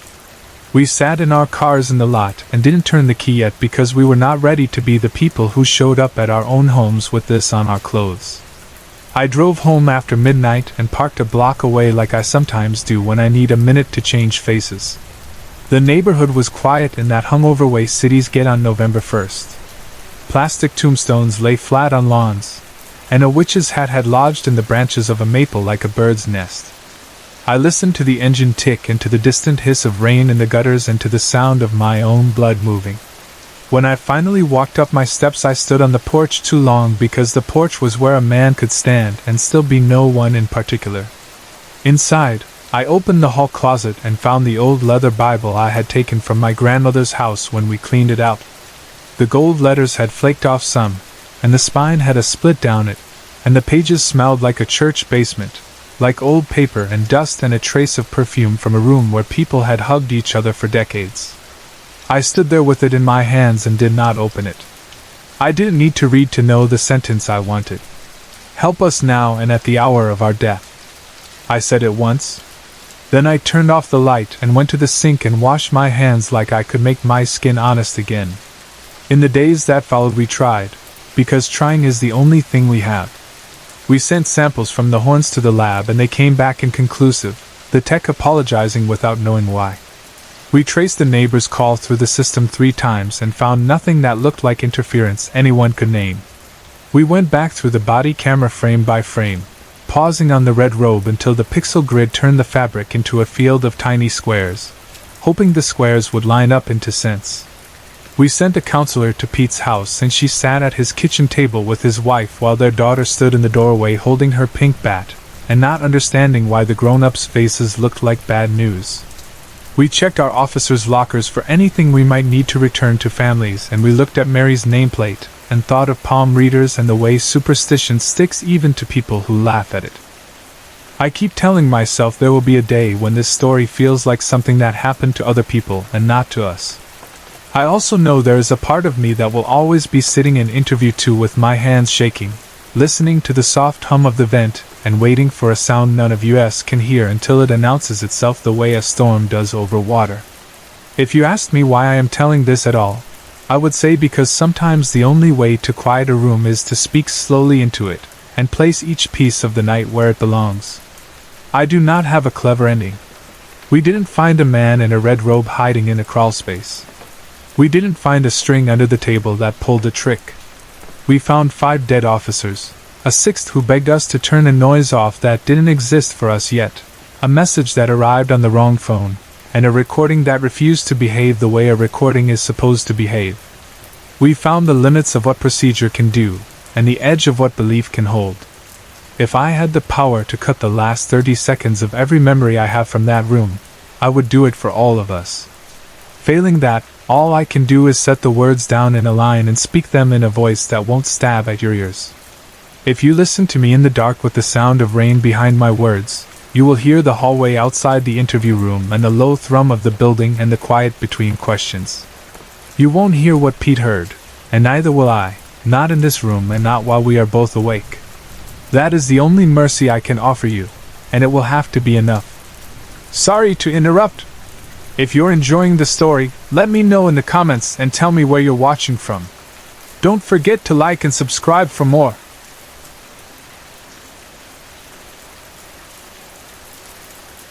They put the tents up in the dark, while the town slept. No trucks rolled down Main Street at noon, no flyers went up on the grocery door the week before. One night there was an empty lot behind the feed store, and the next morning Canvas Peaks stood there like pale mountains, guy lines humming in the breeze. The rumor mill spun fast. People said the mayor hadn't signed anything, that no one at City Hall had even heard they were coming. But by afternoon the questions quieted and the tickets were already being sold.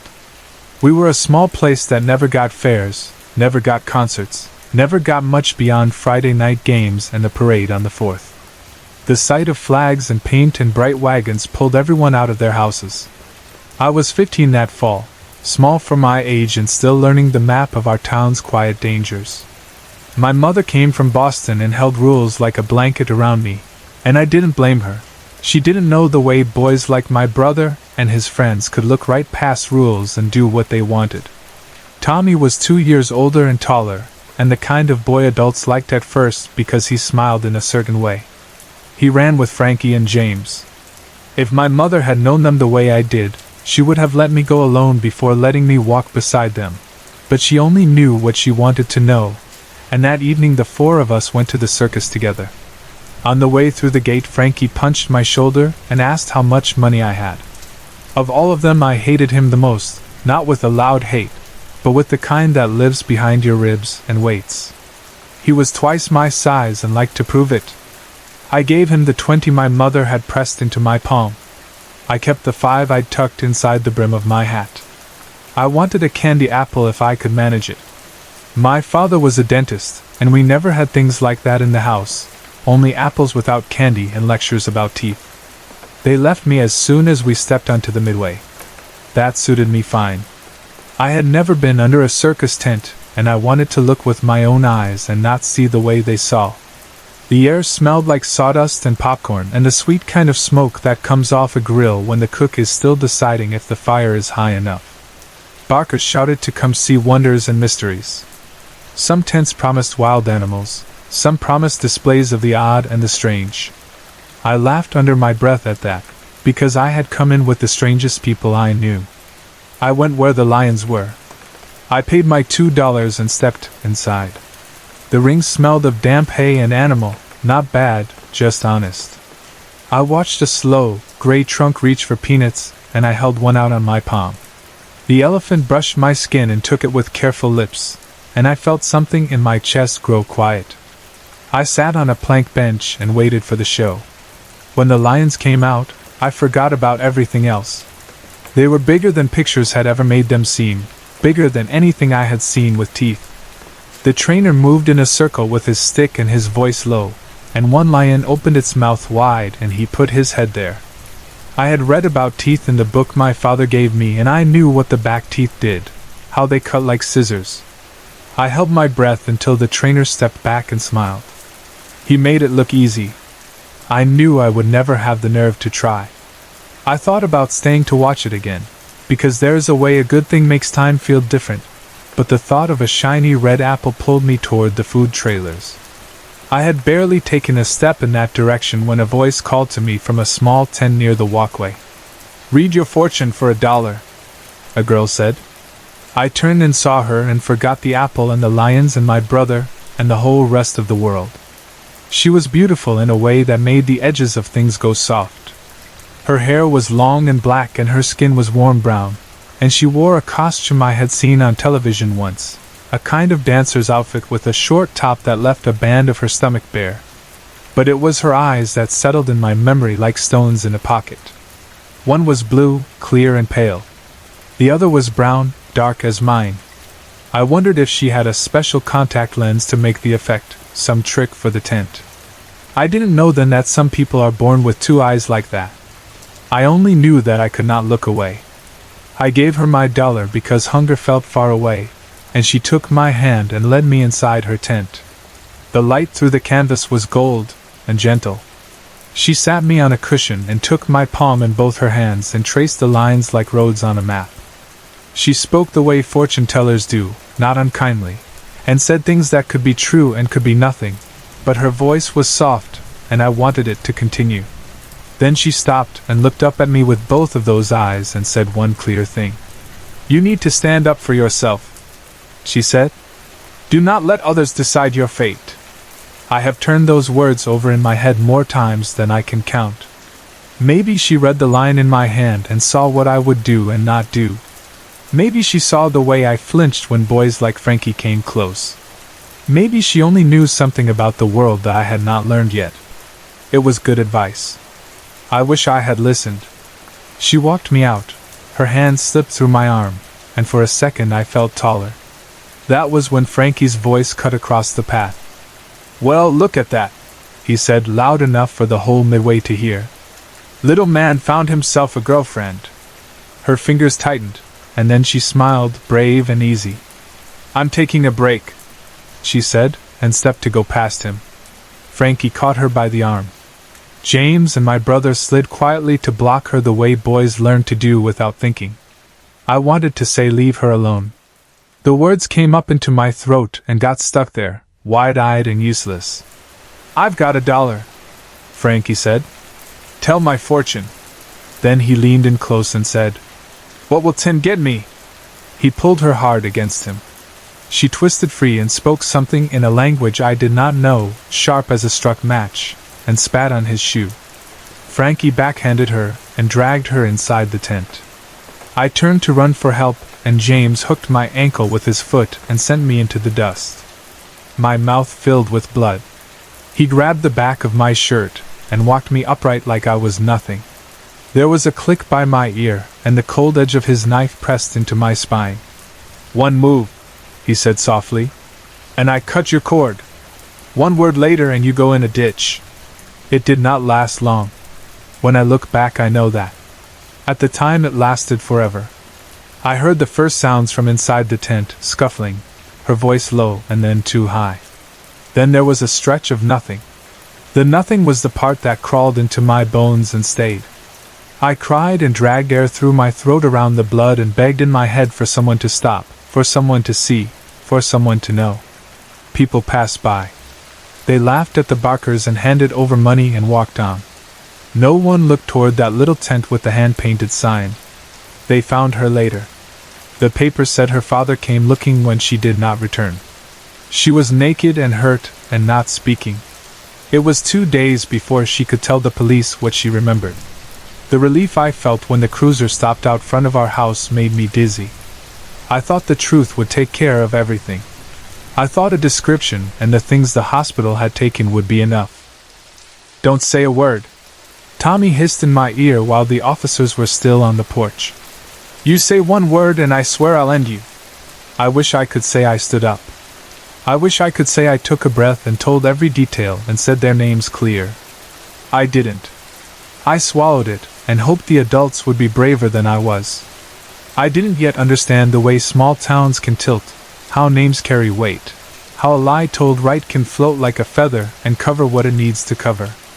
Frankie and James and my brother wore suits to the hearing and looked like quibas. They said she had tried to sell herself to them. They said when they didn't have enough she got angry and threatened to cry rape. They said a man from the circus beat her to make her story look real.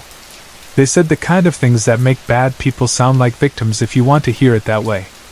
The judge shut his briefcase and gave them a warning about Halloween and crowds and poor choices and let them go. We stepped out onto the courthouse steps together. My stomach felt like a knot pulled so tight it would never loosen. A small woman with a scarf over her hair walked up the sidewalk with the girl beside her.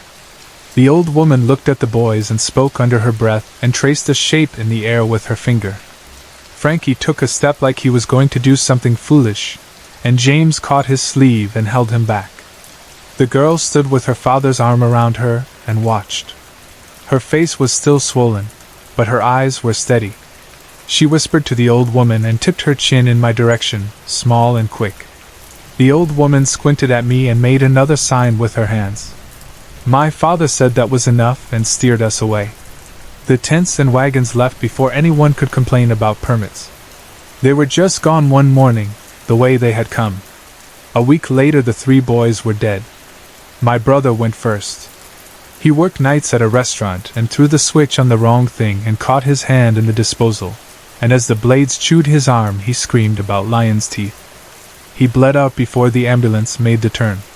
People said shock makes you say strange things. I didn't think so.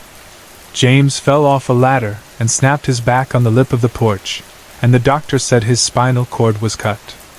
Frankie rolled his car on Johnson's Bend and it caught fire. The men who tried to pull him out still talk about the sound he made. Sometimes you hear it when you drive past the scorch mark. I dreamed of the old woman. In every dream she stood at the edge of the trees and looked at me the way a person looks at a fork in the road they have taken too many times. "Your crime is silence," she told me. "You stood by while evil walked, and you did not speak. That is choice. Choice has a cost." I woke one morning with my tongue feeling strange, thick and dry, like I had fallen asleep with a wood chip tucked under it. I went to the bathroom mirror and stuck it out, and saw a patch of rough bark along one edge.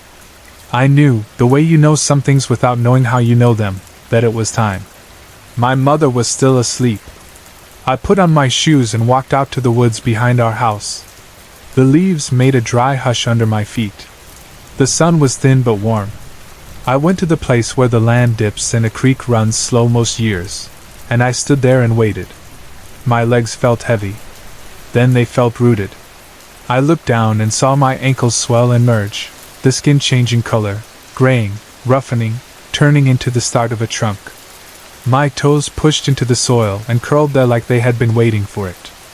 I lifted my hand to touch my tongue and my arm froze in the air and bark ran down it like pieces snapping into place. I wasn't afraid. That might sound like a lie, but it is true. When you know you have stepped wrong in an important way, there's a relief in being told how to step back. I watched the bark cover my chest and close over my ribs and found that it did not hurt the way I expected. It was pressure and warmth, and then a stillness that reached everywhere. I felt the wind move over me, and I felt a small thing walking across the ground and down the curve of my new roots, and I felt water under the soil. Then I saw the girl. She walked out of the shadows into the small clearing and looked up. "I asked for mercy for you," she said. "I told my Baba you were a child and you wanted to do right. She said you needed to learn with your whole self. You will be a tree until you are grown enough to carry fruit. When the first apple falls, you will be a boy again. I hope you will stand up after that. For yourself. For others. Time changes shape when you are a tree. It stretches and smooths. It is not counted by bells and clocks. It is counted by birds building and flying, by frost speaking through your branches, by the way sun climbs from one far edge of the year to the other and back again. My first winter I slept like I had never slept. Snow lodged on my limbs and slid off. Deer rubbed their sides against my bark and left dark hair behind. A boy carved his initials in my trunk one afternoon, and I did not mind. A girl leaned her back against me and read a book and cried, and I felt the shake of it, and wished I could hand her a tissue. My second spring came soft and green, and small buds pushed forward and opened their hands into leaves. I felt the leaves drink light. I felt rain come in hard, silver ropes and soak down through me to the tips of my roots. The summer brought children who used my shade, and lovers who spoke softly as if the air itself could carry secrets, and a man who sat and told me his troubles like I was an old friend. The second fall made a bright circle around my feet. The apples came in my third summer. They started as small hard beads and swelled slowly until they were round and heavy and red. I carried them gladly. It felt like an answer. It felt like a promise being kept. The girl came to see me once in spring and once in summer and once in fall. She stood with her hands on her hips and watched the apples blush. She smiled at me and I understood that if you do not speak you can still say a great deal. One morning in late September a breeze tugged and one apple let go. It hit the ground with a soft thump and rolled until it settled by the creek. The change came the way sleep comes when you are small and your mother carries you from the car to your bed. I felt the bark loosen and the trunk relax and the roots withdraw like a deep breath let out. I was knee-deep in leaves and wearing the clothes I had been wearing the day I walked into the woods 3 years before. I touched my tongue and felt skin. I bent and picked up the apple and held it and cried. I walked home and knocked on the back door.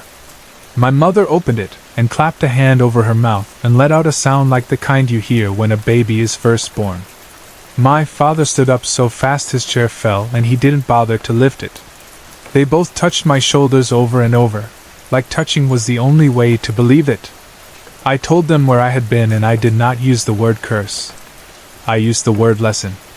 They did not understand, not the way I understood, but they tried to, and that was enough.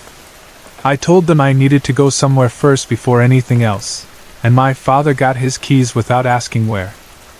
We drove to the station, and I asked for the detective who had sat on the edge of our couch and asked me questions 3 years ago. He looked older now, not by much, but enough. I told him everything this time. I said the names out loud. I said what happened and what didn't, and where I was and where they were.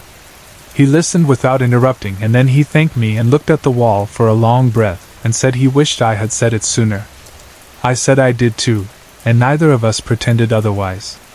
He wrote it down anyway, because that is what you do with truth even when the bodies are buried and the cases are closed. You put it where it belongs and you call it by its right name. The girl came to the edge of our yard the next afternoon, while I was raking leaves. She looked older too, not by much, but enough. She wore her hair loose, and her eyes were still one blue and one brown, and they did not look like tricks. She told me she was leaving with her family at dawn. I told her thank you. She said it wasn't mercy so much as fairness, and she hoped the lesson stayed with me. I said it would. She laughed at that, a small sound that made me want to keep talking so I could hear it again, and then she stepped forward and hugged me. It was the kind of hug that says goodbye and also says take care of yourself, and also says we will meet again even if we don't. I kept the apple from that morning until it softened and the skin wrinkled, and then I cut it open and pushed the seeds into a pot by my window. One sprouted. I watered it and turned it and watched the small green stem find the sun. When it was strong enough, I planted it by the creek where my roots had gone down. The tree there kept its shape in my mind, the way you remember a house you moved out of as a child. I stood beside the sapling and promised it my attention. People came and sat in the shade of the older tree and never knew it had been me, and that felt right. We don't always need our names on things for them to matter. I wish I could reach back into that night by the tent and put a hand on my own shoulder and push the words up and out. I can't. I can only tell you what I learned, which is simple and not easy. If you are small and shaking and your voice has a frog in it, speak anyway. If the world tells you it is easier to look away, look forward instead. When a person is hurt and you can help, help. When a lie is told in a smooth voice, answer it with a rough truth. Silence can be a choice, and choices grow into the kind of trees you have to live under. Sometimes, when it rains and the house is quiet, I lie in bed and hear wind slide through leaves. It is not a fancy sound. It is simple and low and full. It sounds like the past and like the future. It sounds like someone saying, stand up now, here is your chance, do not let anyone else decide who you are. I close my eyes and listen until the last of the thunder moves off. Then I get up and do my best to be the boy who took root and learned what it means to grow.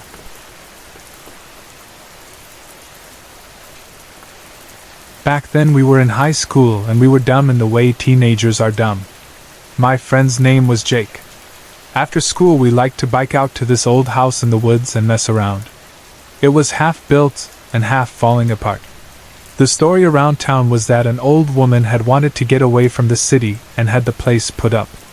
Then, for some reason, she stopped building and no one ever finished it. Maybe she died.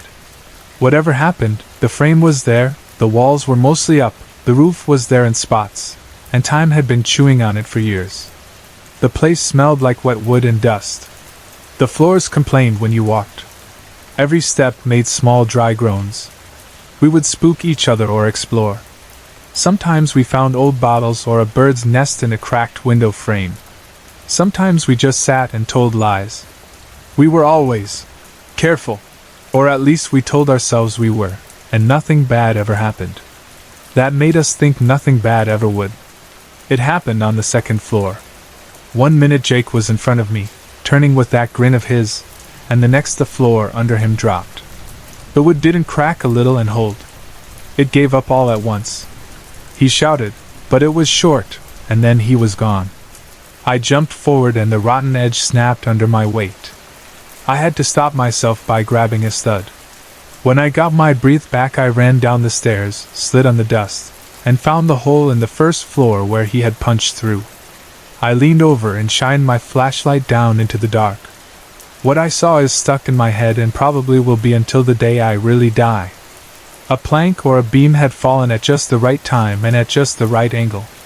When Jake hit, it went through him. It wasn't a movie kind of wound. It was ugly and simple. He had one hand around the wood like he was surprised it was there. He made a sound, a thick wet sound, and then there were no more sounds. He was dead. I knew it as clearly as I knew my own name. I froze there with the light shaking in my hand and my mouth open. I did not call 911. I did not scramble down to try something that would not work. Shock is a small room with the door locked from the inside. I did the worst thing I have ever done. I ran out of the house and into the trees and did not stop until I was home. It was evening. The air was cold on my face. I went straight to my room and shut the door and lay down. I did not answer my mom when she asked how my day was. I did not eat. I stared at the wall and tried not to see what I had just seen.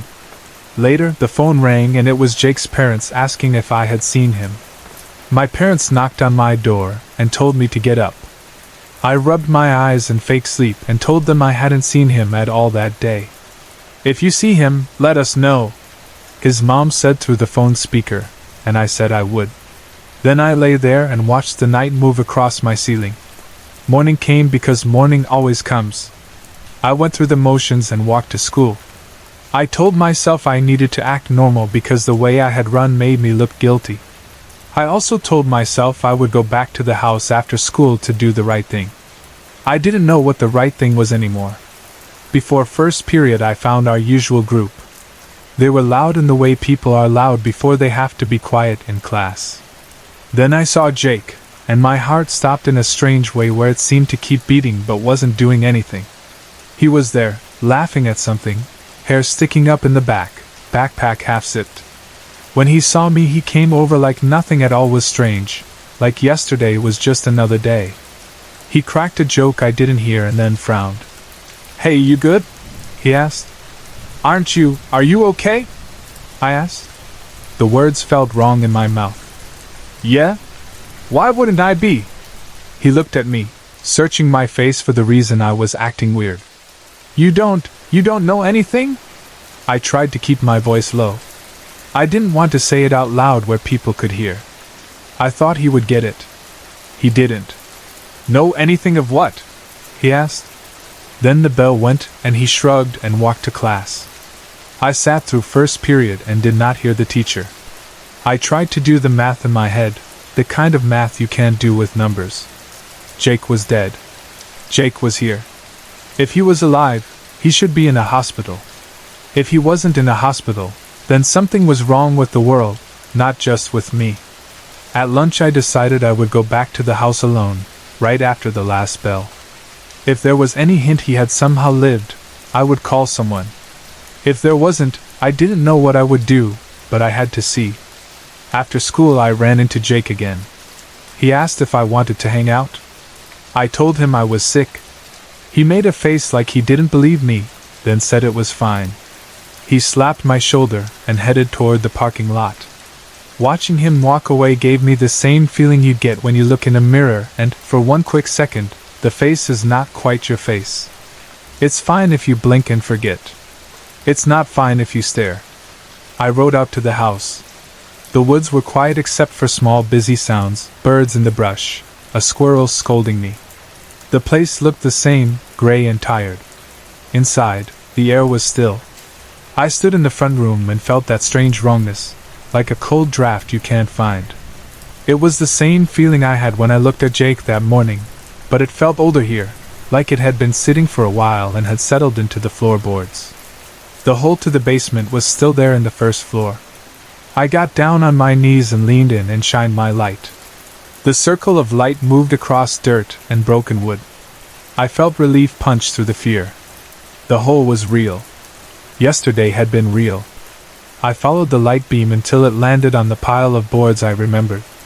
Only now they weren't pointed up like the end of a spear. They were scattered. And Jake wasn't there. I raised the light to check the second floor ceiling where he had fallen through. My breath hitched. The ceiling was whole. Not patched. Not new wood against old. Whole. I stood up and ran to the stairs and took them two at a time. The spot where my mind said there should be a rotten gap was just a dusty floor. It made no sense. Back downstairs, I crawled to the first floor hole again and peered down. That's when I saw it, the quick flick of something blacker than the dark beyond my light. It moved across the edge of the beam and slid out of sight like smoke pulled by a draft that wasn't there. I gasped and fell back, my hands smearing dust as I caught myself. I should have left then. I should have told myself I had imagined it. But I leaned in again because that is what curiosity does. The broken boards I had just seen were now gone. Not rearranged. Gone. Empty dirt. No one could have cleaned it up in the time it took me to flinch. I ran. I burst into the trees and didn't stop until my lungs burned. Every little sound behind me felt like steps.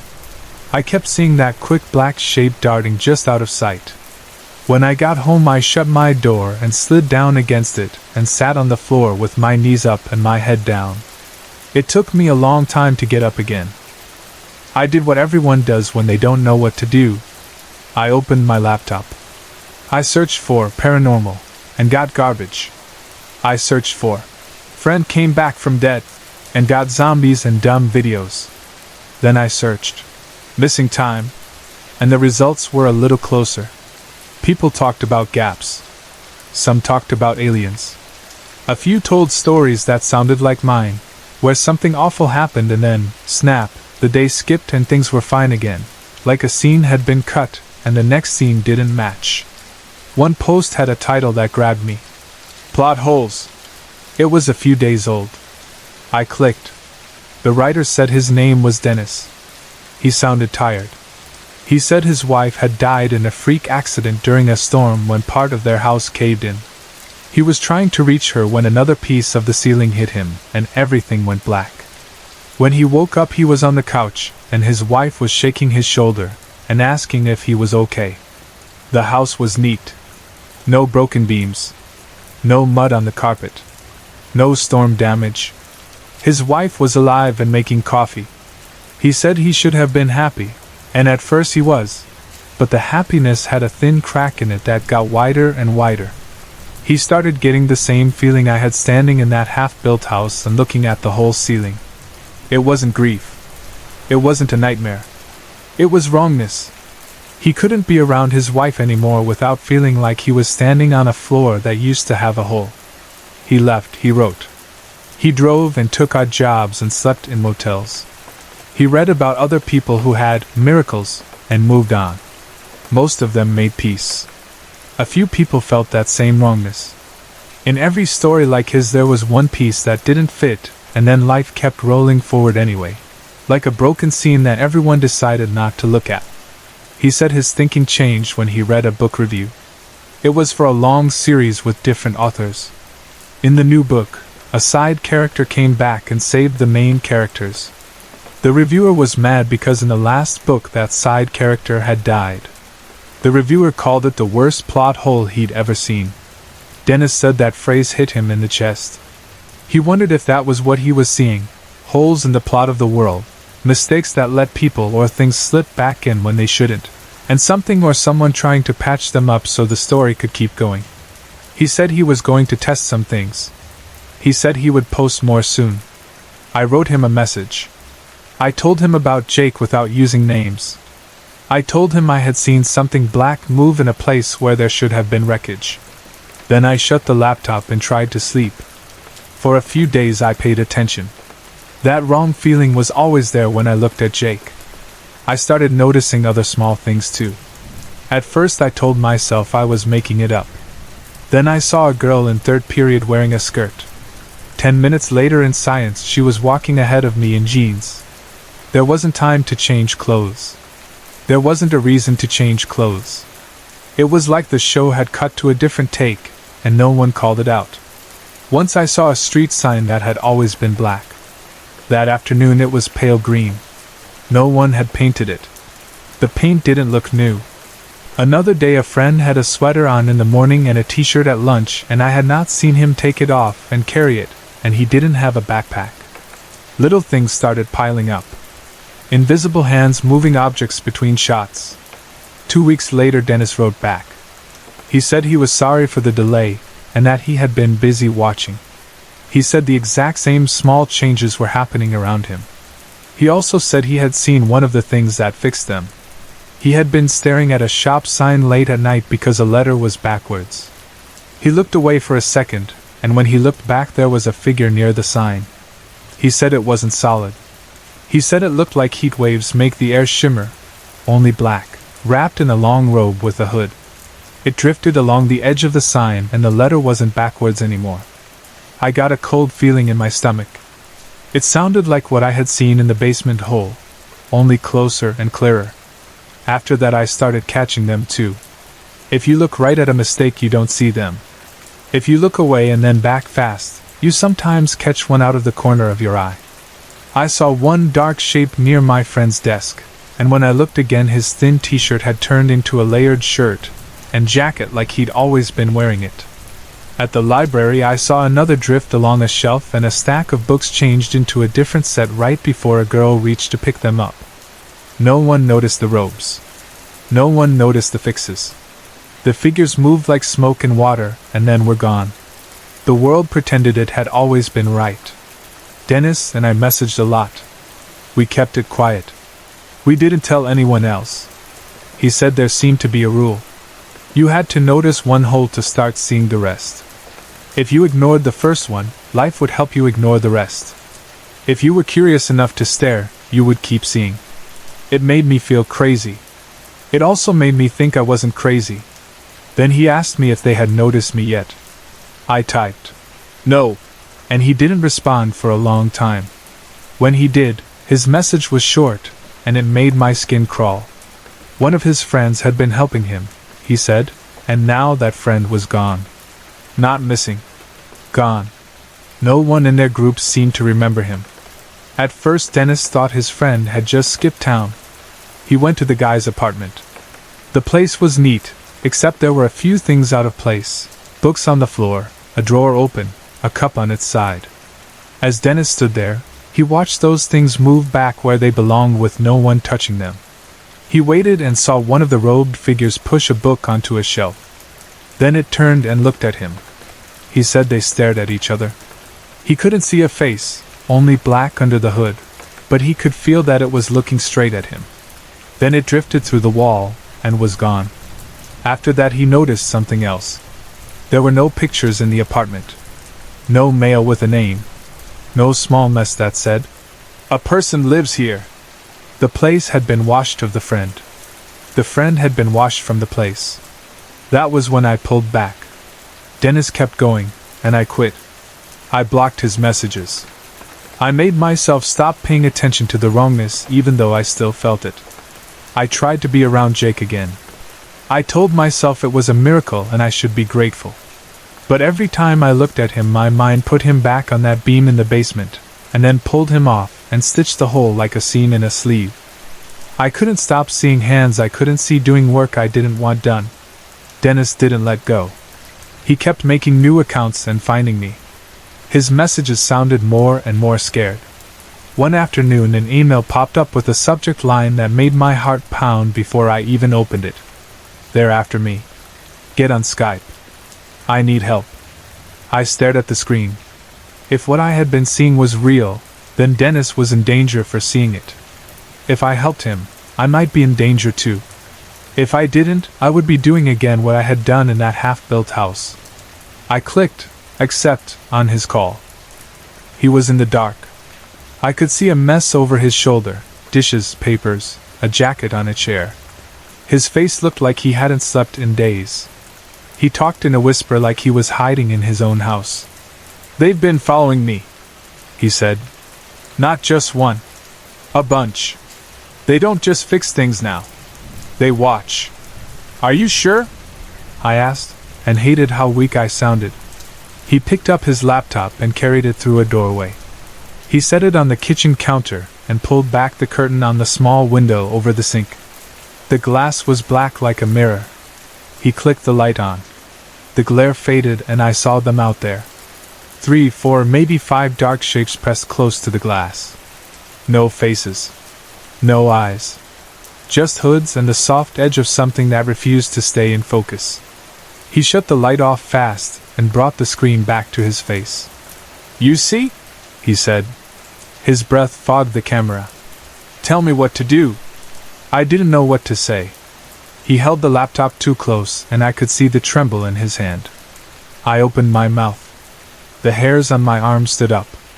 Behind him, in the dark room, the air seemed to thicken and move. "Dennis!" I shouted without thinking. "Behind you!" He turned. The first one had already come through the wall like the wall wasn't there. More followed, sliding in, quiet, as if the house was water to them. I counted without wanting to, 3, then 4, then more. They didn't rush. They didn't speak. The first one raised an arm that looked like it was made of smoke and ink and slid its hand into Dennis's chest. He screamed like a man falling down a well. There was no blood. The scream turned thin. He grabbed at his shirt the way a person grabs at a thought he is losing. The others crowded around him. It looked like they were folding him up. That is the best way I can say it. He didn't drop to the floor. He just got thinner and softer and smaller until there was no one standing there. The figures eased backward and the space where he had been was empty. I don't know how long I stared at that empty place on the screen. My mind wanted to fill it with a person again, like your mind fills in your blind spot while you're driving so you don't go crazy. Then one of the shapes turned toward the laptop. It turned toward me. The black under the hood was not a hole. It was more like a color we don't have a word for. It moved toward the camera. I realized I was breathing too loud. I realized I could hear movement in my own room. I stood and spun. My chair hit the desk and fell. My door was shut, but it didn't matter.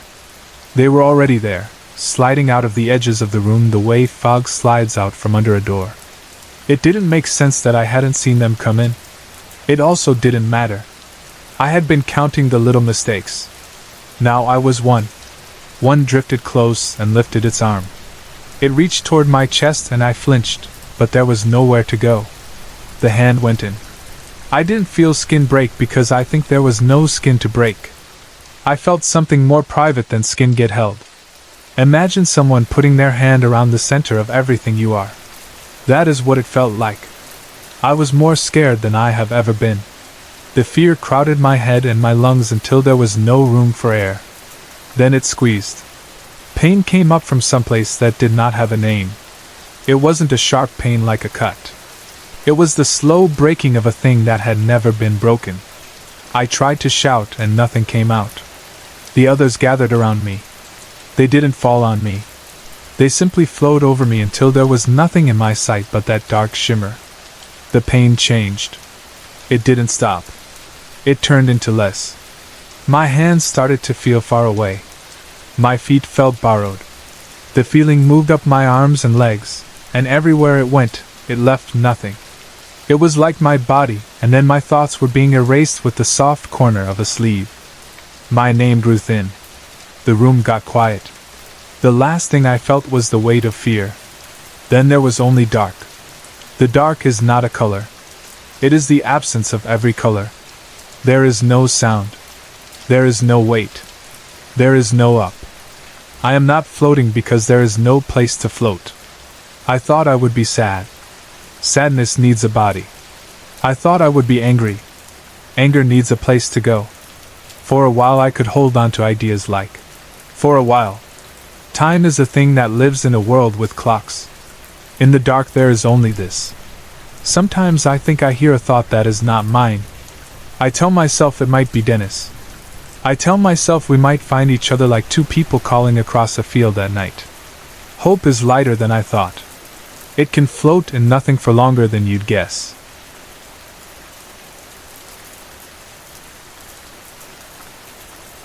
We were driving across the country together, me, my wife Kimmy, our daughter Katie who was 7, and our son Alex who was 5. It was the kind of trip where you stop when you feel like it, take pictures at roadside signs, and let the day decide your schedule. One evening we turned off at a small sign for Daisy's Diner. The parking lot was almost empty. Inside, the room smelled like coffee and pancakes. There were old road signs on the walls, and the waitress called everyone, "Hun," as if she had known us before we were born. It felt easy. We ate and talked about where we might stay that night. When we finished, a man stepped in and asked if anyone owned a small truck. He said the passenger door was open. I went outside with him and saw our papers on the seat, the glove box empty, the kids' backpacks unzipped. It looked like someone had gone through everything, but nothing seemed to be missing. We called the police, filled out a quick report, and stood for a while in that quiet lot, not sure what to do next. It was late, and the kids were tired, so we drove to a nearby motel. The sign was missing letters. The lot was dim. Still, the door locked, the lights worked, and it felt good enough for a few hours of sleep. I checked the front door twice and the connecting door to the empty room next door twice more. In the morning, a folded piece of paper lay on our floor. At first I thought it was a receipt, but the rubber sweep at the bottom of the door was tight. Nothing could have slid underneath. I opened the paper and felt a small jolt. It was one of Katie's drawings from her backpack, a happy picture of our family, except now there was a simple, rough little figure added beside us and a note in clumsy handwriting that said, "Nice to see you." I looked at the connecting door again. One of the locks was open. I didn't tell my family. I told myself the safest thing to do was move on, keep watch, and not feed the fear in the room. We packed the car and drove away. A week after we got home, an envelope with no return address showed up in our mail. The note said, "The girl is very good at pictures," and inside was another of Katie's drawings. I called the police again. They made a record and said to let them know if anything else happened. I stared at the drawing longer than I needed to. I tucked it away and told myself this was only a strange thing that would pass. Then a dog appeared in our backyard one afternoon, tied by his leash to a fence post. He was black and brown with unsure paws and a tail that couldn't stop moving. He looked like he had been dropped off gently, as if someone had set him there and walked away. The kids rushed out to meet him. He rolled over at their feet and fell in love on the spot. We named him Roscoe. He followed Katie closely, slept near her door, and learned, in a few days, that if he barked once at the back door we would let him in. Part of me felt uneasy. He looked a lot like a dog Katie had drawn. Another part of me watched my daughter's face when she hugged him and decided that love, right then, mattered more than my worry. Before school started, we drove up to my dad's old cabin near a small lake. The place always felt quiet in a good way. We opened windows, aired the rooms, and let the water run. The first days were soft. Breakfast on the deck, a walk to the small beach across the lake, the kids running along the dock in their bright towels. On the fourth morning I went out to bring Roscoe in. I'll spare the details. Someone had hurt him. I buried him under a shade tree on the far side of the yard and stood for a while where the ground rose up, wishing I had done something different, even though I didn't know what that could have been. On the side of the cabin, in something dark, a short message had been written. I washed it away and kept my voice calm when I went back inside. I told my family a larger animal must have come through. We packed, as if we had planned to leave that day all along. At the gas station just outside the lake road, a plain envelope was tucked under our wiper blade. I hurried to grab it before the kids saw. It held a drawing of a pool, and our family in the water, and that same rough little figure at the fence with a small stack of wrapped boxes by his feet. On the back were the words, "We are a happy family, smiley face." I took back roads all day as if the sideways turns might shake off whatever was following us. When we got home, I covered our pool and told the kids the water needed time to settle. It was a weak reason, but I didn't want to look out and see water and think of that drawing. Weeks went by. Then December came with its soft lights and small comforts. We set up a tree. We made cocoa. We watched a movie and fell asleep early. Sometime around 3 in the morning, I woke up thirsty, walked downstairs for water, and saw a new box under the tree. The paper was the same green as one we had received before. The gift tag had only a smile drawn on it, and Katie's name. I checked the doors and windows, walked through every room, and then opened the box with shaking hands. Inside was an old videotape and another of Katie's drawings, this time a princess in a pink dress, the same drawing I had seen in her portfolio, with a rough little knife added in the corner, and the small figure watching from a distance. I bought an old VCR from a pawn shop after the sun came up and watched the tape in the basement with the door locked. It showed a sheet hung as a backdrop in a dim room. A high voice told someone to go. A girl in a princess dress stepped into view and tried to smile. I won't describe the rest, only that the tape was made to frighten and to control, and it worked. I took it to the police. They took it seriously, but leads grew cold almost as soon as they formed. Katie's birthday arrived in spring. We set up a crafts table in the backyard, and the kids made masks and painted small boxes. The air smelled like glue and sugar. When it was time to open presents, she pulled the paper off a box wrapped in that same green. Inside was one of her paintings, the one of Alex, with a shadow figure sketched near some bushes and a line that said, "Me and your brother are friends now." We asked Alex gently if anyone had spoken to him at school or in the neighborhood. He said no, and I believed him. We ended the party early, blaming a family errand. Later a letter arrived addressed to Katie, written in the same clumsy hand, asking to be her friend, asking for lots and lots of pictures, asking her not to tell us. That was enough. We moved. We chose a town in southern Colorado with quiet streets and a wide sky. New rooms, new school, new routines. For months there was nothing but normal days. The kids made friends. Kimmy transferred to a hospital nearby. We took a short trip to Florida and let the ocean wind clear out everything we had held in. Back home, the mail piled up, and one day an envelope came that looked like it was from a lawyer. It said we needed to discuss my mother's will. My chest went cold. I called her room, and she answered. She was fine. There had been no problem. Later we found a drawing of my mother with 2 dark X's added over the eyes. It was a joke made to hurt. I sent the drawing to the detective back in our old state and asked him to keep an eye on the retirement community. Nothing happened there. Spring turned into summer. We breathed easier. Then a small box arrived with something inside I wish I had never seen and never had to name. The police tested it, searched for a match, and told me how many ways they had to say, "We can't know." I decided to go back to where this started. I told my wife I needed to do interviews for a project, and asked her to take the kids to visit family. We made the trips in careful loops with decoy routes so no one could follow. When everyone was safe, I drove back to the Midwest and parked in front of Daisy's diner again. Inside, the same waitress was working. She had kind eyes that day and a tired voice. I asked her about the night of the break-in, about the people who had been there, about barns in the area with an X on the roof. She shrugged and said she didn't know. While I was talking, someone outside moved at my driver's door. I ran, chased a hooded shape around the corner, and then the world tilted. When I woke up, I was in a dark room. Dozens of televisions turned on at once to loud static, then switched to a clean picture of a white sheet in a dim space. The same kind of sheet I'd seen on the tape. A high voice filled the room and spoke directly to me, using my name as if we were old friends.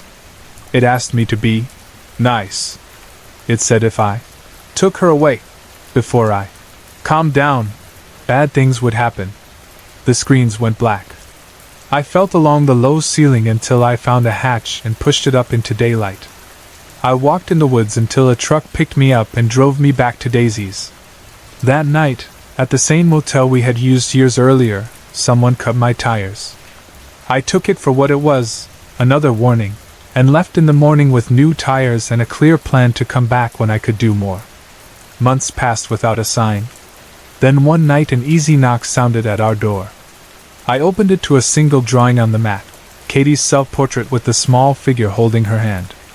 Above, the word "me" was crossed out and replaced with U.S. I ran to her room. The window was open. The curtains breathed. The bed was empty. The search that followed was wide and desperate and long. We put up photos. We answered calls. I stayed up through nights until the dark had no lines left. After 2 months, a letter came addressed to Daddy. Inside was a new drawing, a field, trees, and in the corner a small barn with a large X drawn on top. On the back, in a childlike misspelling, the words read, "I'm home now." A note in the same high voice said I could visit if I found them, but I had to come alone. I believed the threat. I packed, checked the gun we kept locked away, and drove. I started at Daisy's again. The waitress said she didn't remember anything useful. I drove down dusty roads for hours, past fence lines and fields. Toward late afternoon I saw a metal gate with a sign that said Below XY Farms, the X larger than the other letters. I left the car in the trees and walked for a long time on a dirt road until 3 buildings appeared, a farmhouse, a garage, and a barn with a wooden X on its roof. I circled through a cornfield and watched from the back. A man moved between the house and the garage. When he went into the garage, I slipped into the house and found the basement door. The air downstairs was stale and still. Along the walls, spaced evenly, hung Katie's drawings, familiar scenes I had seen her make at the kitchen table, plus others I didn't recognize. Farther in, a white sheet hung from the rafters. I stood very still. Footsteps creaked overhead and moved back toward the back door. I eased upstairs and crossed to a rear window that looked into the garage. A man sat at a table with a marker in his hand. He lifted a painted plastic mask and pulled it over his face, then turned his head as if he had felt me looking. In a high voice, he called out, "Daddy!" and ran. I ran too. He darted into the barn. Inside, long boards and hay bales threw shadows on the floor. There was a small shut room in the back corner with a heavy lock and, above, a loft without a railing. The man's voice bounced around the walls, playful and mean at the same time. "She's close," he sang. I crossed the barn fast, eyes on the little room. He leapt from behind the hay and knocked me sideways. It wasn't a long fight. It wasn't like the movies. I did what I had to do to stop him and crawled to the small room. The lock broke with one hard hit. Inside it was empty, until I felt a hollow thump under my hand. I pushed hay aside, opened a trapdoor, and found Katie below, her hair stuck to her cheek, her hands bound. I lifted her out, carried her into the light, and felt her catch her breath against my shoulder. We drove to the next town and called the police there. Federal agents came and took over. They spread tape around the farm, searched the house and garage and barn, and found a narrow tunnel system under the property that reached out across fields and into parts of the town. In the days that followed, they arrested the waitress from Daisy's and the man who ran the motel.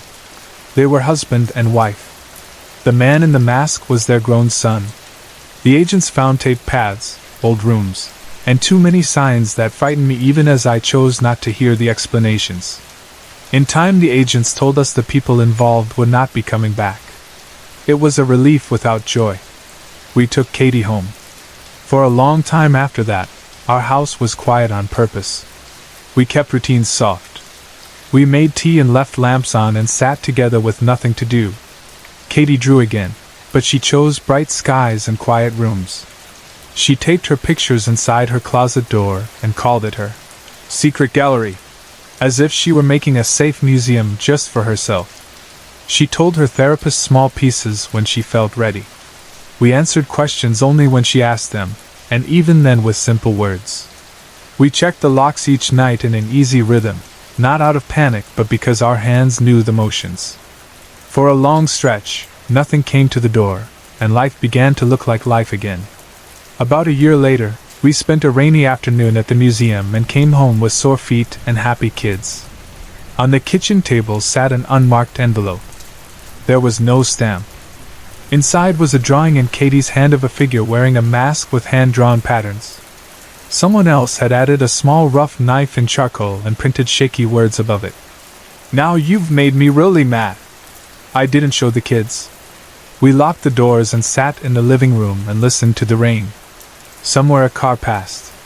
The house settled around us in the way houses do, quietly, as if they are breathing. Since then, we have learned how to move through the world with care. We keep our routines simple. We greet our neighbors. We let the dog we have now sleep at the foot of the bed. Katie still draws every day.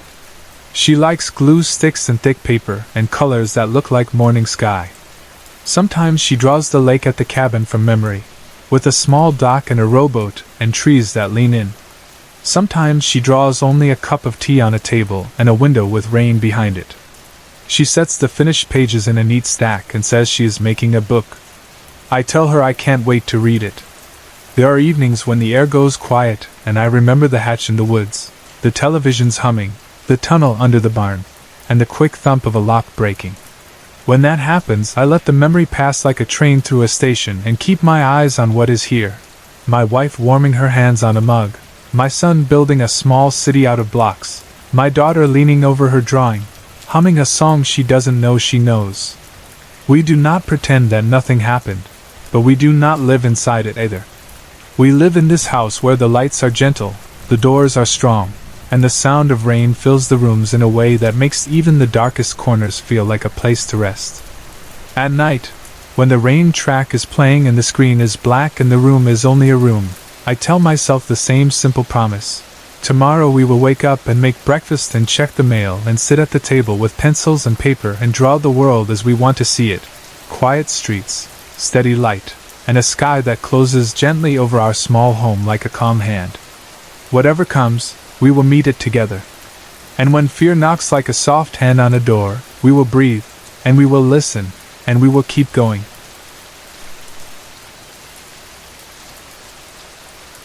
I have never liked birds. It started when I was young, when my parents sent my brother and me to our grandmother Vera's house for a few long summers. She lived in a fading Victorian place that had outlived 3 roofs and 2 owners before her. Most of it was half asleep under ivy and dust. One room, though, was always awake. She called it the astronomy room, though you couldn't see the sky from it anymore. Long ago it had been a glass-domed observatory, the kind with a stone floor and a round ceiling etched with constellations. Over the years she turned it into a greenhouse and then into something stranger, a high, humid chamber full of leaves and small fountains and the flutter and call of birds from everywhere. There were perches made from polished branches, tiled basins, and tiny ladders and swings. If you stood in the doorway and listened, you could hear a dozen songs at once. My brother loved it. He followed her around as she whistled and coaxed this color or that sound down out of the hot air, his eyes bright as if she had pulled down stars instead of parrots. I always stood under the dome and stared at those scratched constellations, trying to trace a familiar shape past the ferns and vines, and told myself the sky was outside and that was where I'd keep it. Vera had a way of choosing people the same way she chose her birds, by tone and by obedience. She liked my brother's talent for mimicry and quiet. She didn't like my fidgeting, my questions, or the way I chose the back steps instead of the song. The older I got, the less I thought about that house, about her, or about birds at all. Years passed, and the sound of wings became only a sound I noticed when I walked near a park, or when a line of crows crossed the evening in 2 neat lanes above the road. On a warm night not long ago, I was home alone and the world beyond the windows was the soft quiet you get just before midnight, sprinklers hissing a few blocks over, a dog a street away saying one short sentence, and then thinking better of it. A dull, cushioned thump came from the yard behind the house, the kind of sound that makes you frown without standing up, and then there was a small flicker of light on the glass behind the couch. I turned and saw a tongue of flame licking at the grass, as if someone had dropped a match and dared it to become something. I went outside expecting a firework gone wrong. Instead there was a shallow crater in the dry lawn, no wider than a car hood. In the center sat a dark lump the size and shape of a fat grape, pitted and silvery, breathing out heat. The dirt around it smoked. Even from a step away I could feel it on my shins. It looked like a cool droplet of metal that still remembered the furnace it fell from. I am not a brave person so much as a practical one. Radiation crossed my mind, and then everything I didn't know about radiation crossed after it. I flipped my metal wheelbarrow over the hole, told myself that a layer of steel was better than nothing, and backed away. The night closed around the little breath of flame. I went inside and sat with a glass that I refilled twice, then once more, and decided that in the morning I would fill the hole with concrete and forget that anything had happened. At sunrise I stepped out with a shovel and a bag of cement and stopped on the threshold. 50 crows, maybe more, were standing on the underside of the overturned wheelbarrow. They were arranged so carefully it looked like a picture of a wedding cake. A neat ring along the rim, a packed circle in the middle, wings tucked, heads turned. Every so often one at the edge slipped, feathered its way down, and tried again. A few breathed out a sound I didn't know crows made, not a caw but a sort of low purling that vibrated the metal. I walked closer and held up my hands the way you do for a stray dog. The crow nearest me tipped its head, stepped forward, and pecked at the air near my pocket. Sharp, quick. The others shuffled forward with it, and the whole black top shivered. For a second I thought I saw heat shimmer around the wheelbarrow, as if something under there was still too hot for air to sit on. I took a step back. They didn't scatter. They rearranged. 2 of them hopped down, and then 3 more followed, and suddenly the whole flock lifted and rose up like a sheet being shaken out. They slid over the roof, then split into 2 long lines, one headed toward town and one toward the hills, wings sweeping in that low, steady way that makes you think of oars under a boat. Curiosity is a kind of leash. I got into my car and followed the crows toward town. They led me to Ortown's small shopping center, the 4 stores that stay the same even when the signs change, and the vending machines lined along the wall between them. It took me a moment to understand what I was seeing. A cluster of crows were on the machines, not just banging at the glass, but working. A pair slid through the flap and hung inside, sideways, shifting their weight to clear snacks off the spirals.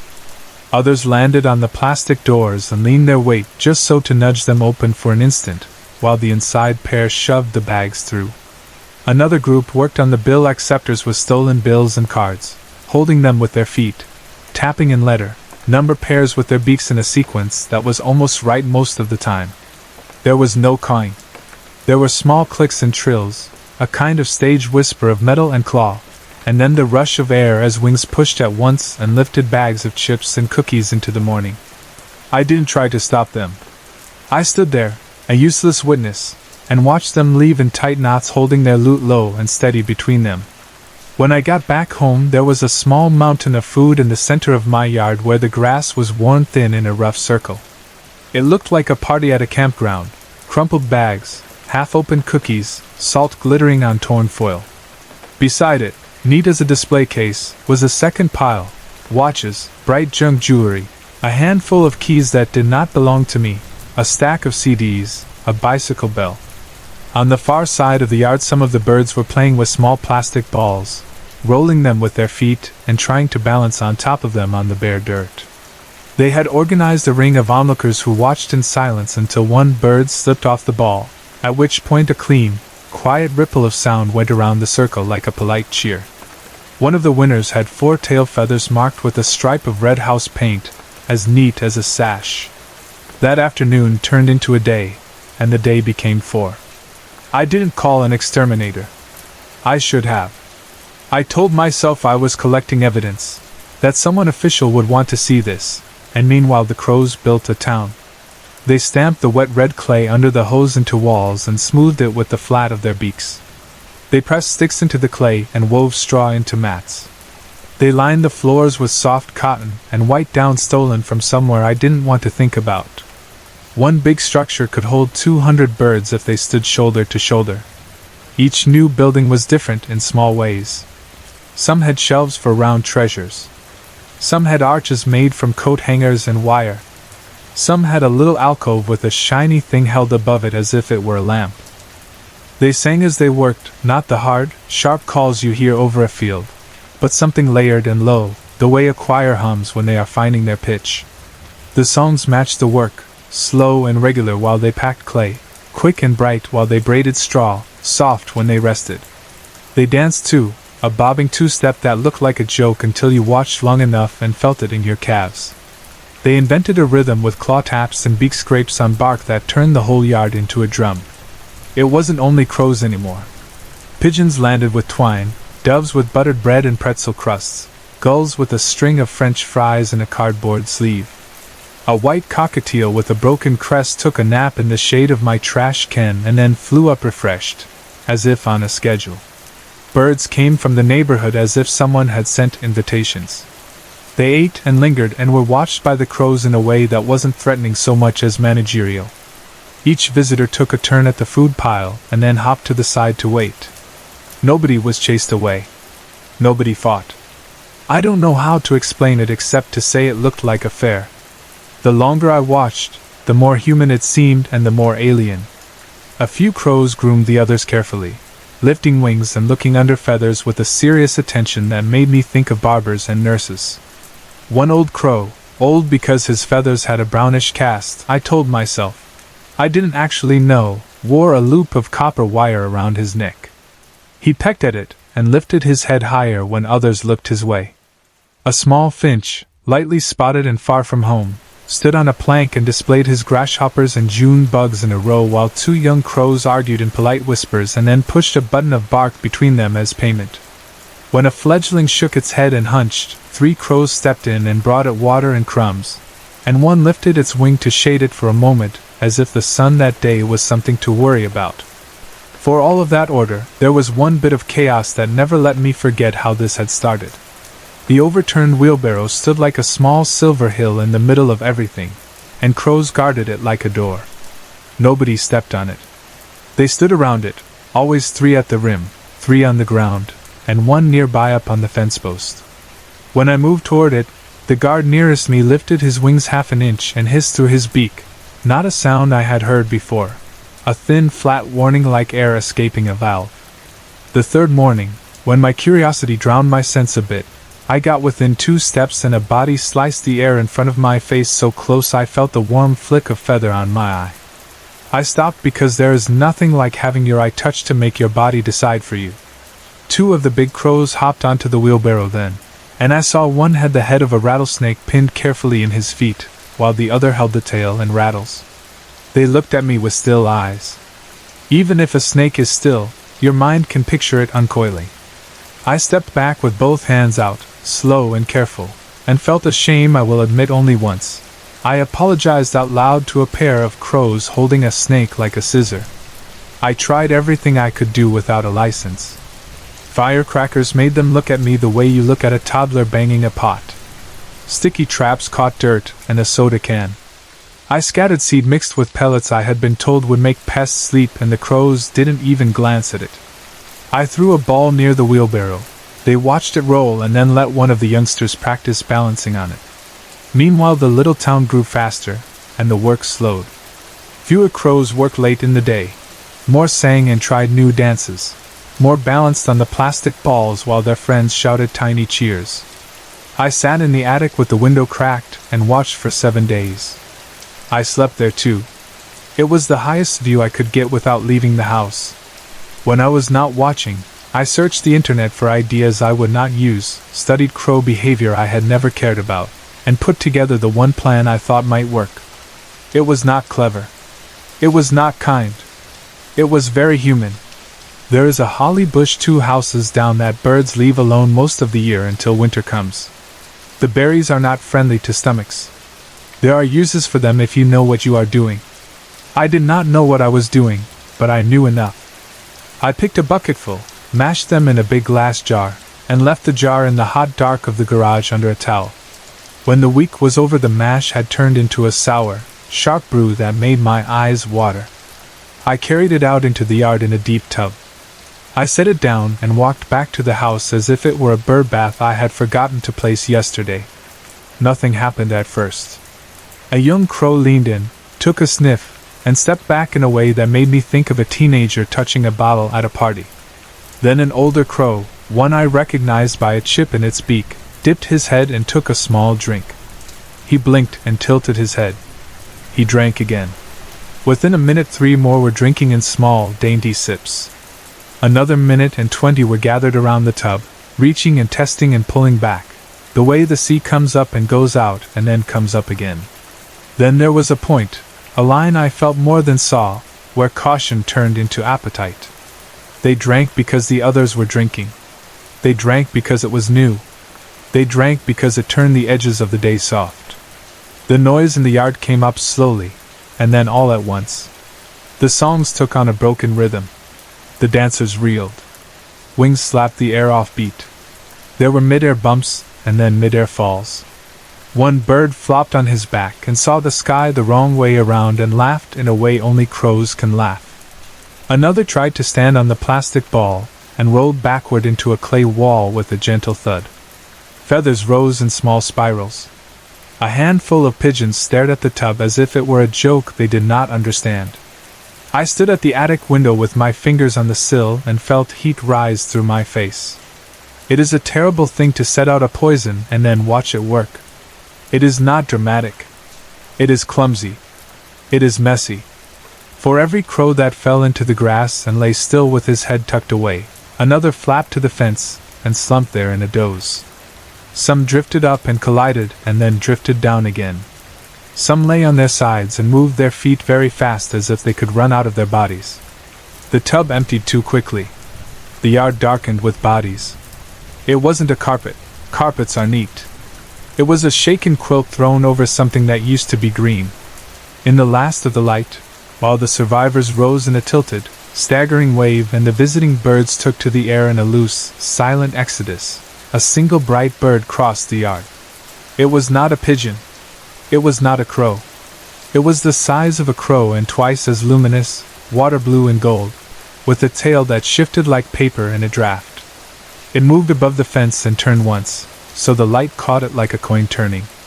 I had seen a bird like that once, under glass, in a room warm with other voices. I did not want to say the name out loud. I did anyway. It was one of Vera's birds. The next afternoon she walked through my side gate without knocking, as if she had been doing it all my life. She looked like time had pinched her and kept pinching. Her hair was pulled back in a knot small enough to be a fist, and her mouth held hard to the things it wanted to say. She stopped at the edge of the yard and took in the mess with one quick sweep of her eyes. A minute passed. I said her name. She did not say mine. Two men came in behind her, the kind of men who keep their shirts tucked too tight, and their hair cut too short so that you notice the lines before the faces. One moved toward a bright bird perched under the eave and reached up slowly with his hand out as if he were in a story where birds come to your palm if you mean well. The other walked straight to the wheelbarrow and put his toe under the lip. "Don't," I said, because it was the only word I had ready. "You are still as foolish as you were at 10, Vera said without looking at me. Her voice had always been a thin, quick thing. Now it had edges. The spectre sent it to the wrong gains. She said the words like a single word, the way people do when they have said something out loud too many times. The man flipped the wheelbarrow. The metal clanged, and the yard inhaled.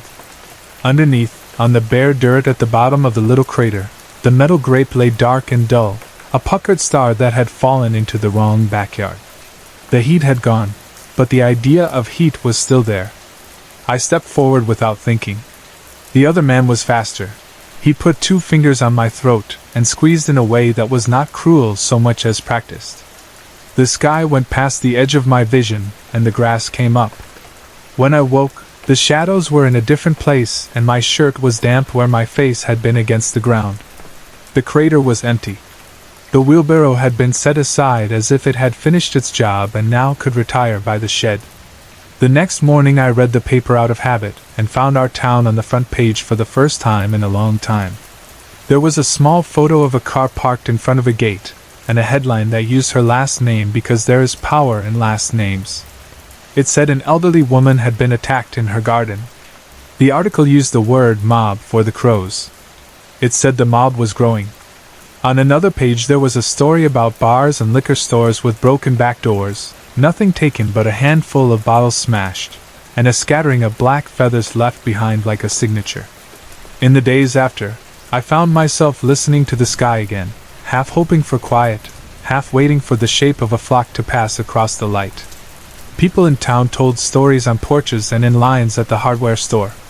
Crows at noon on the school roof, sitting in rows like a chorus. Crows walking across a parking lot carrying a string of pearls and dropping it in front of a cat as if making an offer. crows sitting on power lines miles outside of town staring in at nothing as if it were something. The stories changed in the telling. Some shrank and became only black birds on a fence. Some grew teeth and walked backward into jokes and ended with someone laughing a little too loudly. Alone in my kitchen one quiet evening, I thought about the wheelbarrow and about the thing that had fallen and about the order the crows had made out of an ordinary yard. I tried to understand why it hurt to think about it. It wasn't only the bodies. It wasn't only the way they had made a market and a dance floor and a hospital in one place and had done it without me. It wasn't only that one bright bird and the way it turned.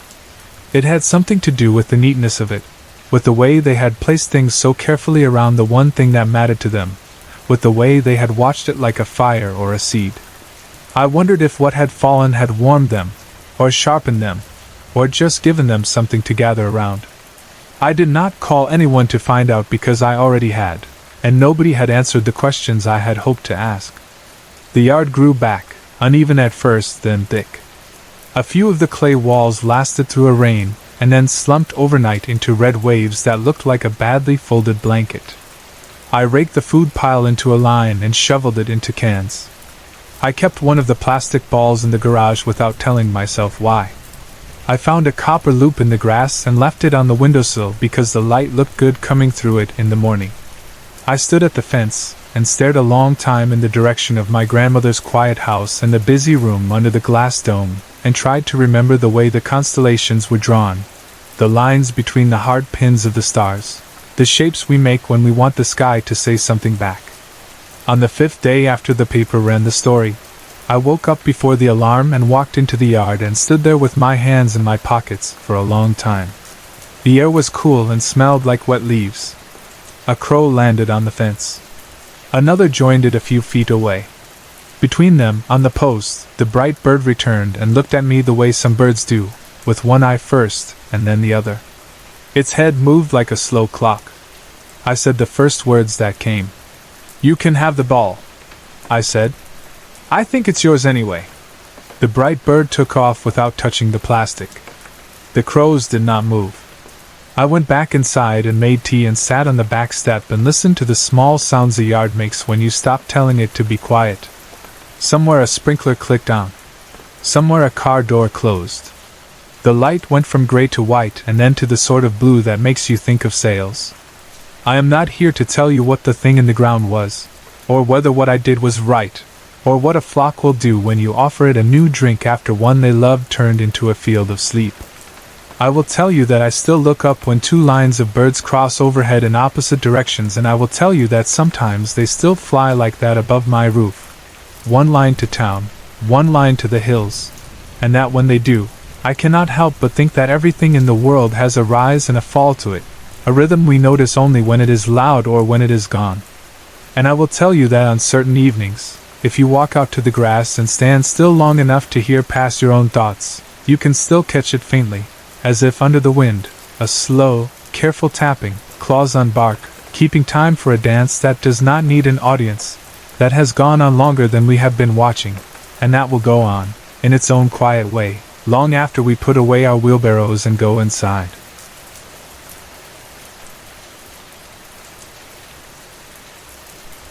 The bridge stood a few miles from our farmhouse, an ordinary concrete span that carried a narrow country road over a shallow creek. Beyond it stretched 44 acres of bottomland that had belonged to my family for generations.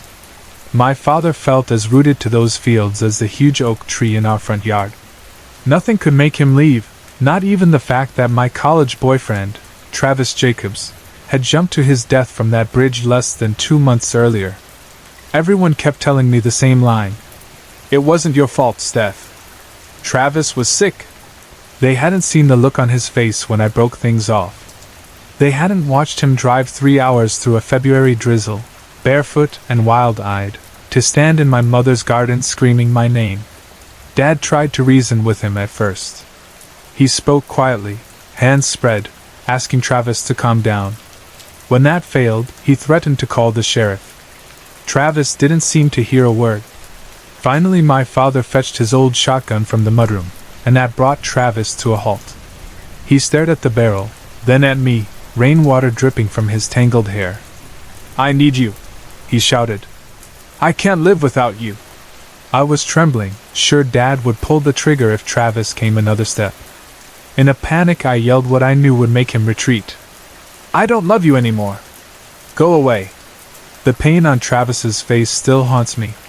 He clapped his hands over his ears, turned, and ran down the lane, leaving his battered black Sentra behind. An hour later he wrote a message in red spray paint on the bridge abutment, climbed the guardrail, and dove 17 feet onto the cracked asphalt below. His neck snapped on impact. I loved you, Steph. 4 words. Every time I closed my eyes I saw them dripping fresh and bright, felt them like a knife twisting in my chest. I spent 3 weeks hiding in my childhood bedroom, blinds drawn, refusing even to attend his funeral. Friends said the same comforting phrases. He'd been diagnosed with schizophrenia at 16, he'd stopped taking his medicine, nobody could have stopped him. But they only magnified my guilt.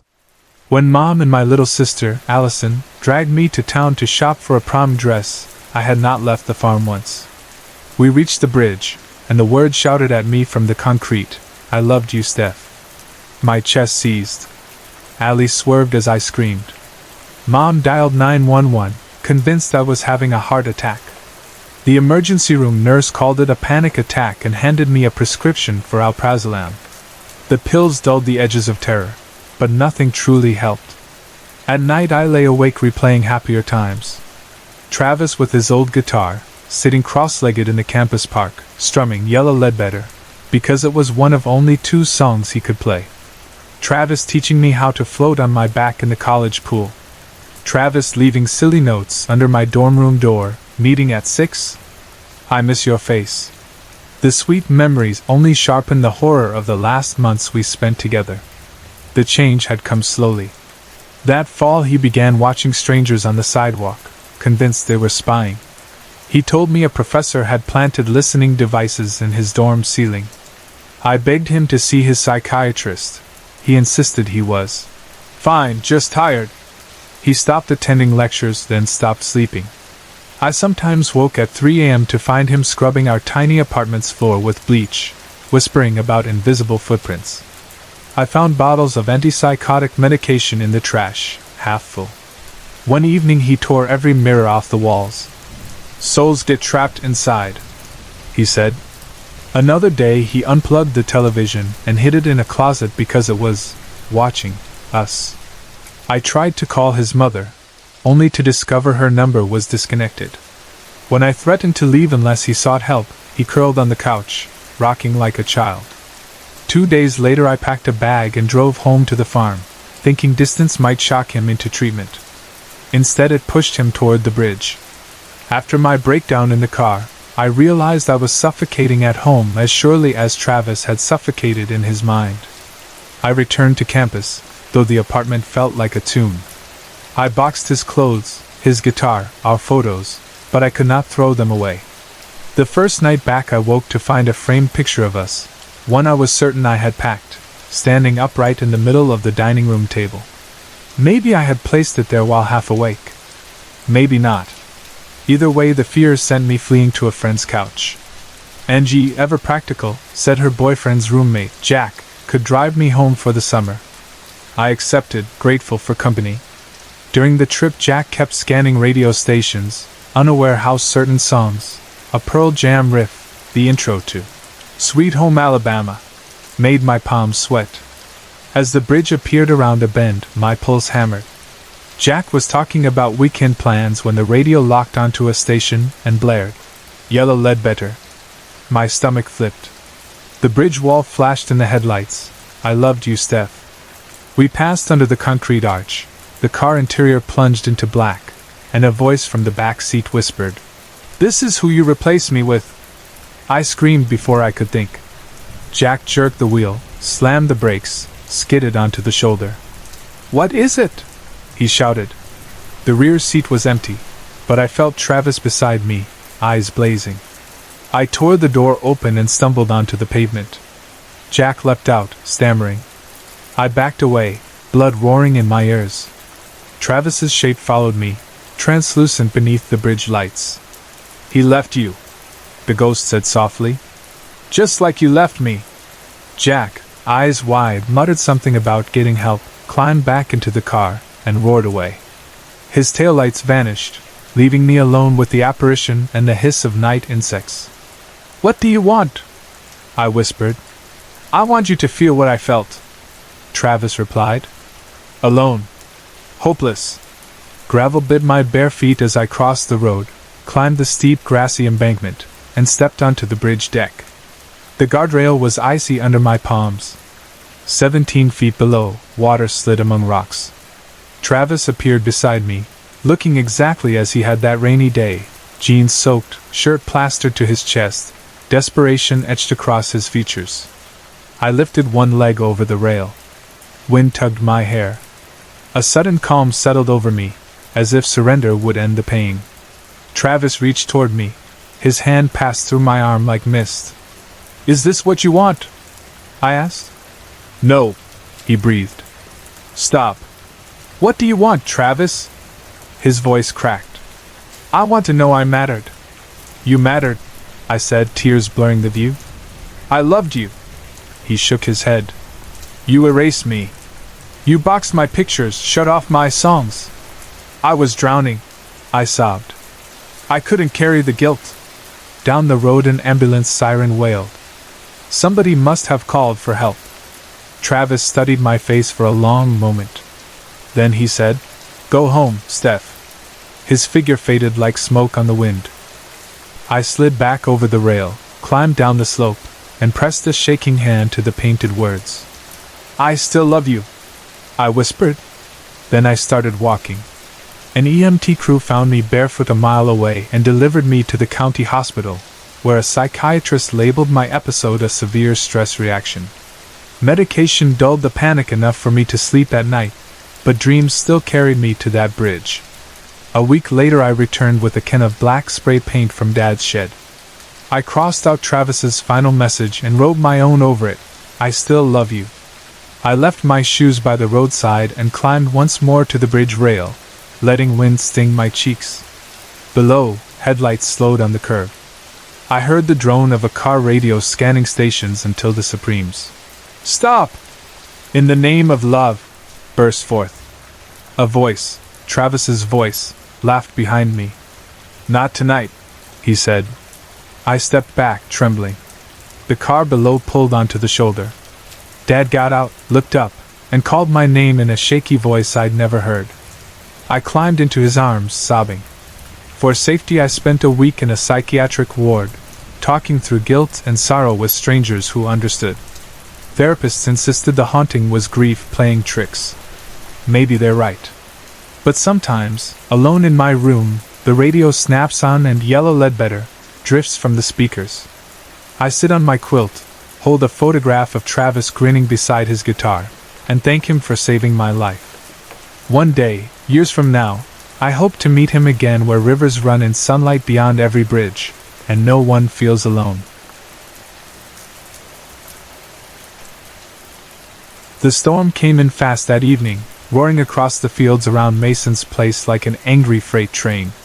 Inside the small one-story house, the five of us, Mason, Jacob, Sam, Colton and I, were crammed onto sagging furniture, pretending to care about a college football game on television while the wind rattled every loose shingle on the roof. The constant boom of thunder had Jacob whooping and hollering as if he were ringside at a fight. Every time light flashed through the curtains he shouted, "Hear that? That's my granddaddy bowling strikes up in heaven!" Sam elbowed him and told him to shut up, but the two of them ended up wrestling on the floor until Mason jumped in, yelling that they were going to snap the couch in half. Rain began to slap the windows so hard it sounded like handfuls of gravel.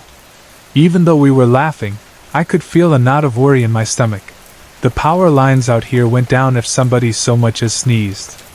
Sure enough, a white sheet of lightning lit every corner of the room, and a gunshot crack of thunder followed so quickly it felt like the house itself had been struck. In the same second the television cut off, the ceiling fan died and we were swallowed in total darkness, the kind you almost taste in the back of your throat. For a moment nobody moved. The only light came when another bolt flickered somewhere in the distance, giving us snapshots of one another's stunned faces. Colton, who had been perched on the arm of a recliner, got to his feet and started feeling his way toward the front door. We didn't notice until the door screeched open and cold air rushed in. Jacob called out, "Where you going, man? Don't bail just 'cause the lights are out." Colton told him he only wanted a cigarette. Mason reminded him that the yard was turning into a swimming pool, but Colton laughed, said we could bury him in his pickup if a tree fell on him, and stepped outside into the screaming wind. The four of us left behind tried to decide what to do.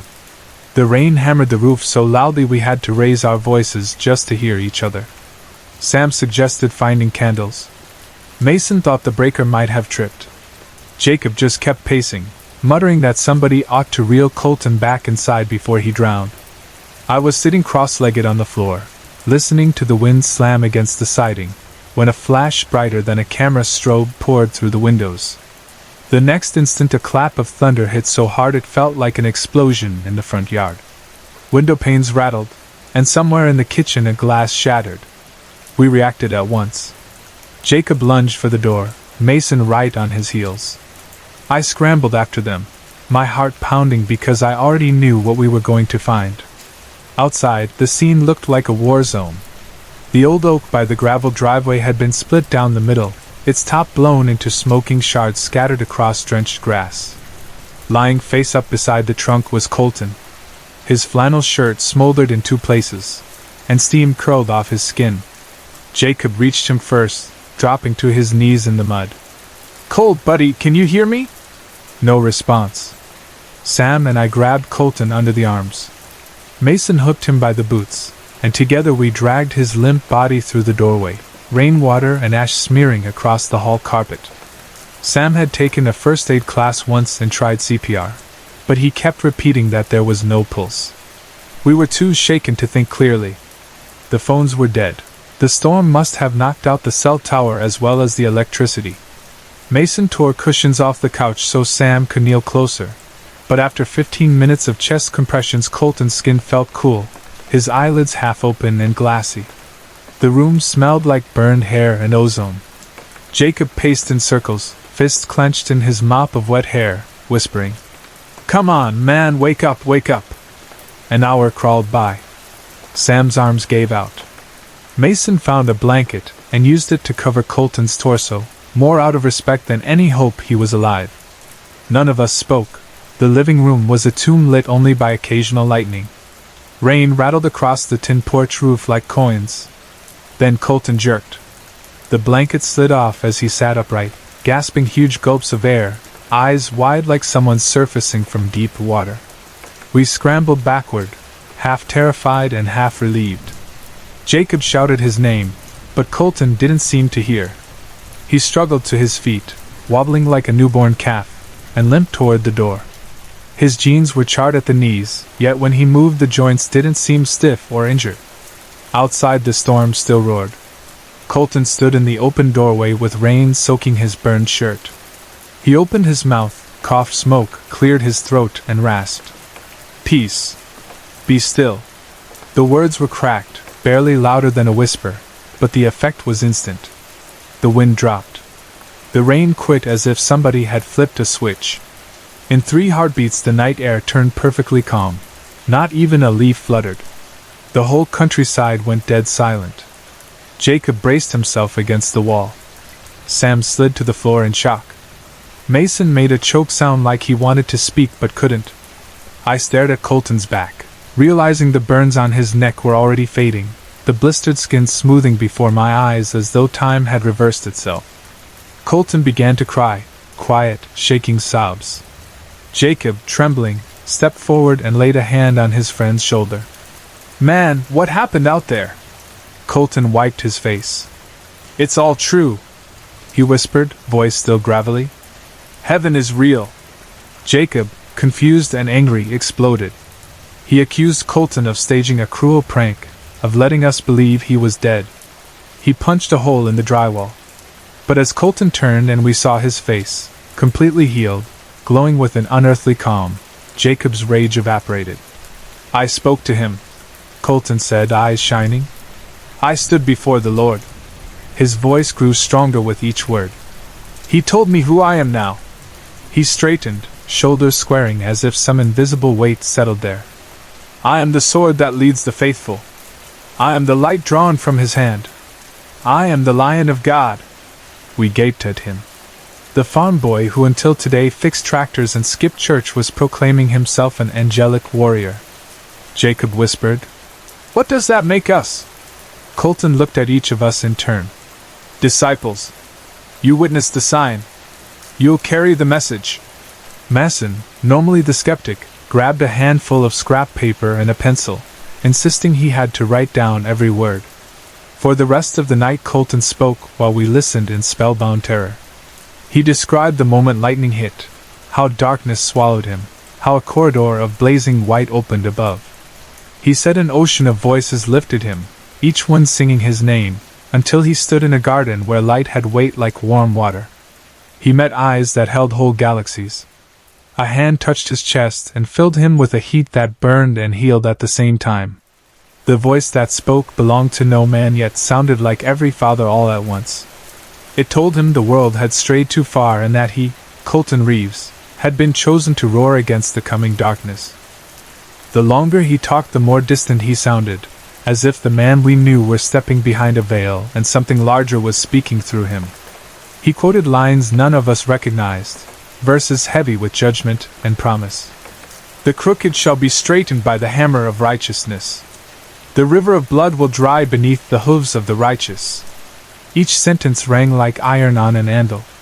By dawn the sky outside was clear, and birds began to chirp hesitantly. Inside, Colton finished his final statement, turned those bright eyes on me and said, "God has given me not the spirit of a lamb but the heart of a lion. With it I will drive deceit from the earth, and you will stand beside me when the towers of wickedness fall." I slipped out onto Mason's porch because I needed air, needed distance from the intensity radiating off my best friend. As I sit here scribbling these events, I keep replaying the storm's sudden silence. The way Colton's scorched skin knit itself smooth, the cold certainty in his voice when he spoke of judgment. I grew up attending church every Sunday, finding comfort in gentle hymns and potluck dinners.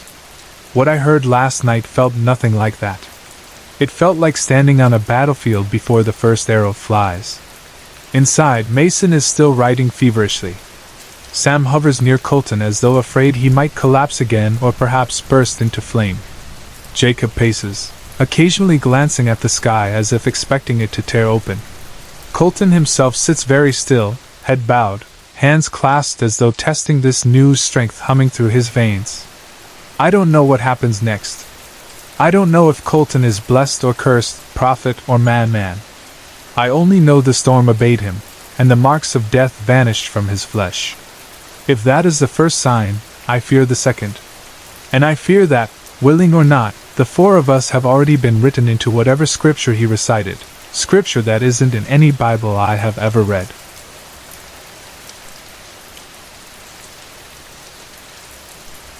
I have loved running for as long as I can remember. The feeling began back in high school, years before the night that changed everything. But even now I can still picture the afternoon when it clicked for me. Classes had just let out, the hallway smelled of old textbooks and locker room spray, and I was lingering by the glass trophy case while my friends talked about tryouts for football and basketball. I was average at most sports, too skinny to block, too restless to focus on set plays, yet I wanted something that was mine. When the cross-country coach told me they needed another name on the roster, I said yes before I understood what that promise meant. During the first weeks my lungs burned, my shoes rubbed blisters onto the soft skin above my heels, and the muscles behind my knees shrieked every time I tried to climb the stairs. Still, each evening I went back to the oval track that circled our football field. I would start slow, forcing my legs into a steady rhythm while the stadium lights flickered on overhead. Somewhere around the third or fourth lap a strange calm crept in. The steady slap of rubber soles against asphalt, the whisper of wind at the edge of my ear, the way my own breath slipped in and out like waves on a shore. Those simple sounds formed a pattern that drowned out every angry thought or self-doubt I carried during the day. By the time dusk painted the sky a dusty mauve I was lighter, cleaner, certain that if I kept moving I could outrun every bad grade, every family argument, every fear about the future. running became my refuge. It was never really about medals. Sure, I earned a handful and my parents hung them on a pinboard beside my brother's varsity football plaques. But what mattered more was the sense of control I found in distance. The farther I pushed myself, the farther I believed I could travel in life. If I could survive 10 hill repeats under a brutal August sun, maybe I could survive calculus, or college applications, or my father's clipped silences at dinner. Endurance felt like proof that I belonged inside my own body. When graduation arrived, I still had no idea who I wanted to become, but I did know that wherever I landed I needed open air and pavement beneath my feet. That is how I chose a college with a campus famous for its wooded jogging and bike trails. During orientation, they handed each freshman a glossy map showing more than 8 miles of paths that twisted through a belt of old-growth trees southeast of the dorms. Those trails were the school's pride, wide, well-paved, shaded by a canopy so thick that in midsummer noon looked like early evening. My first semester schedule turned out perfect for a runner. On Mondays, Wednesdays, and Fridays my earliest class didn't start until 10:30 a.m., which meant I could wake before sunrise and knock out 6 or 7 miles while the rest of the freshman class slept off late-night pizza. On Tuesdays and Thursdays I finished labs by 3, giving me the option of a sunset loop if the weather wasn't too hot. The workload was heavier than high school, but the freedom to plan my days around my runs kept me sane. If a lecture went poorly, if a roommate's alarm blared at dawn, if homesickness crept in, I laced up and slipped into the trees until my pulse steadied. There was just one drawback: summer heat. Back home our summers topped out in the mid-90s, which was unpleasant but survivable.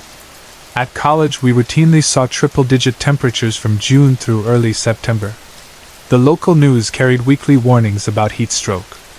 I learned to respect those numbers fast.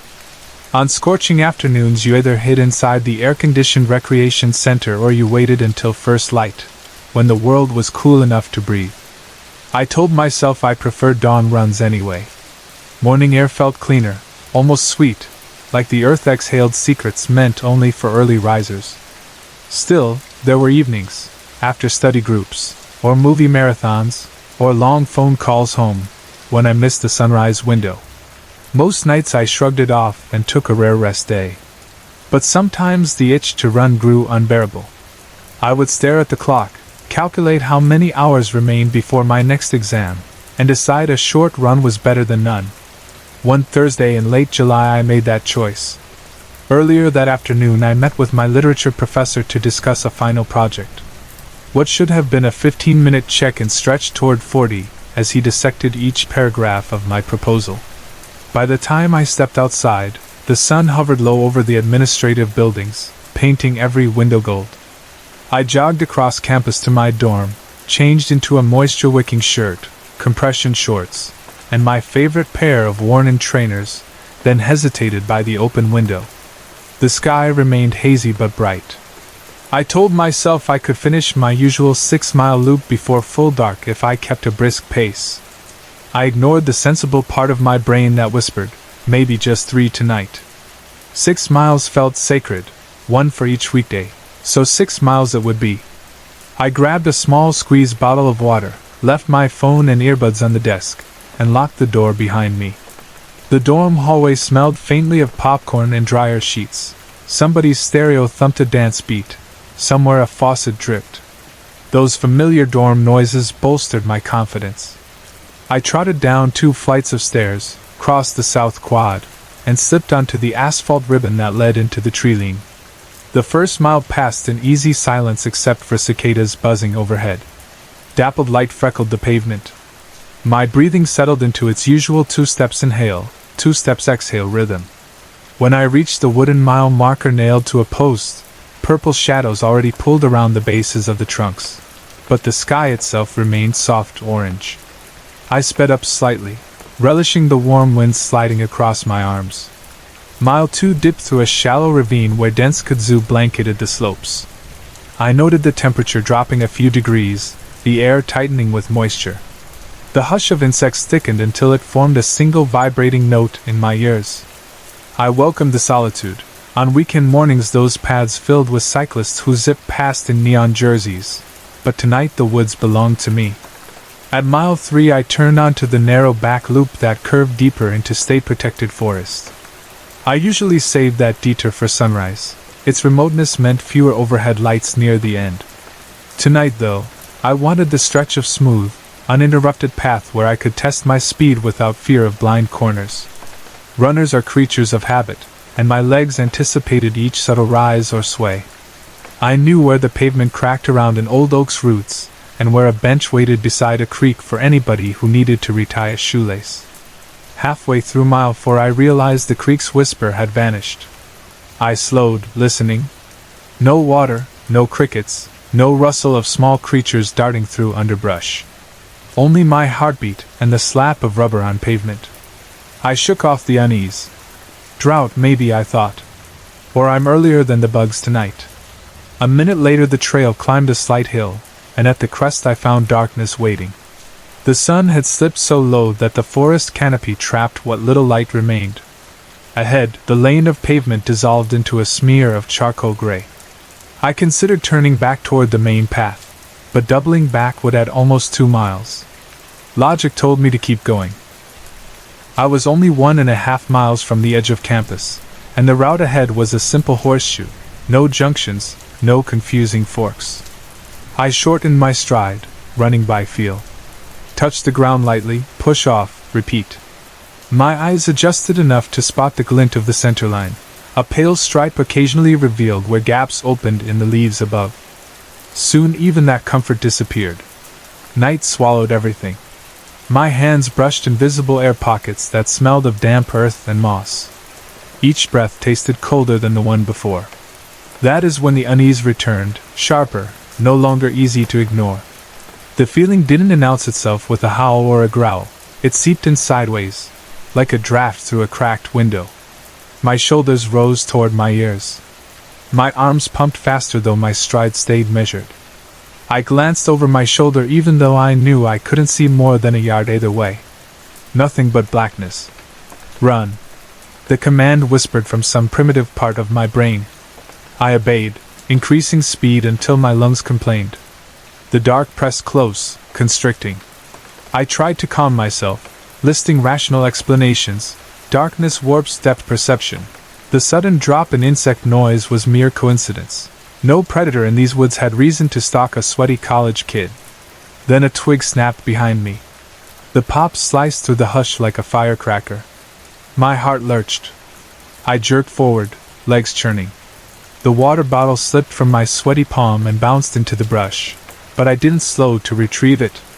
A second crack came, 2 quick pops, like knuckles rapping wood.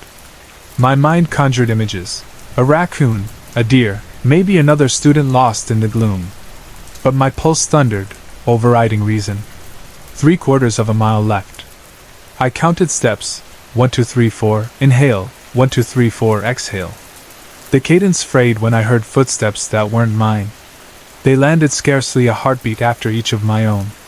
My pace quickened, the echoing steps quickened too. I veered to the far right edge of the asphalt, giving whatever trailed me room to pass if it wished, but it stayed directly behind, never overtaking, never falling back. 1/2 mile left.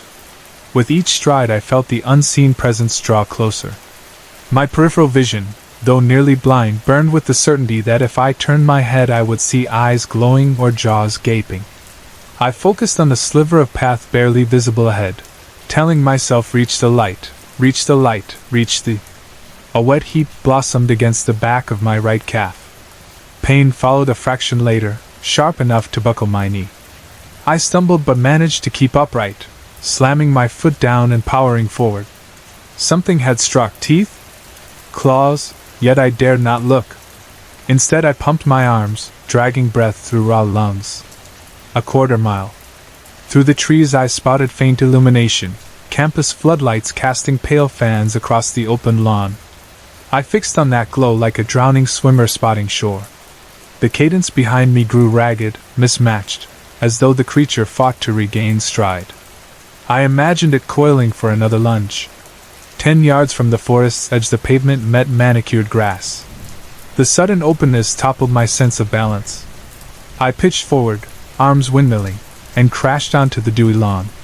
The impact knocked air from my chest. For a dangerous moment I lay stunned, cheek pressed to cool blades, ears ringing. Nothing leapt upon my back.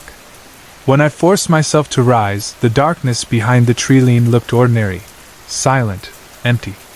No glaring eyes, no heaving silhouette. A breeze rustled maple leaves. In the distance a horn honked as someone locked their car. My calf burned. I limped beneath a lamppost and lifted the hem of my shorts. Four neat slashes curved across the flesh just below my knee, already oozing thin ribbons of blood. Each cut was clean, like surgical incisions, shallow yet precise. I pressed a trembling hand over the injury, half expecting to find splinters, but the edges were smooth. Shock carried me across campus. Inside my dorm I locked the door, stripped, and examined the wound under fluorescent light. The pattern resembled a semicircle, as though a small mouth packed with razor blades had grazed me mid-stride. I washed the cuts, dabbed antibiotic ointment, and wrapped gauze around my leg. My reflection in the mirror showed wide pupils and a jaw clenched so hard my temples ached. That night I slept with overhead lights burning. Every creak of the building, every burst of laughter from the hallway, jolted me upright. When dawn finally arrived I peeled the gauze away and inspected the marks. 4 thin red lines, no deeper than paper cuts now. Proof, yet also a puzzle. Over the next week 3 separate emails circulated among students. Each one described a missing runner, first a graduate student training for a marathon, then a sophomore who jogged nightly after chemistry lab, then a visiting lecturer who enjoyed morning trail walks. Campus security posted signs at every trail entrance urging caution, travel in pairs, carry phones, avoid unlit sections. I read each notice and felt the memory of hot breath on my back, the smell of decay, the bite. I never returned to the woods. For the remainder of college I logged miles on treadmills, telling myself that humming belts and neon exit signs were a fair trade for safety. My friends teased me for abandoning the picturesque paths I once loved, but I laughed it off, mumbling about convenience and air conditioning. I never confessed that sometimes, in the rhythmic whir of the treadmill motor, I heard phantom footsteps sync with my stride, always a fraction behind, always waiting for the moment darkness returned.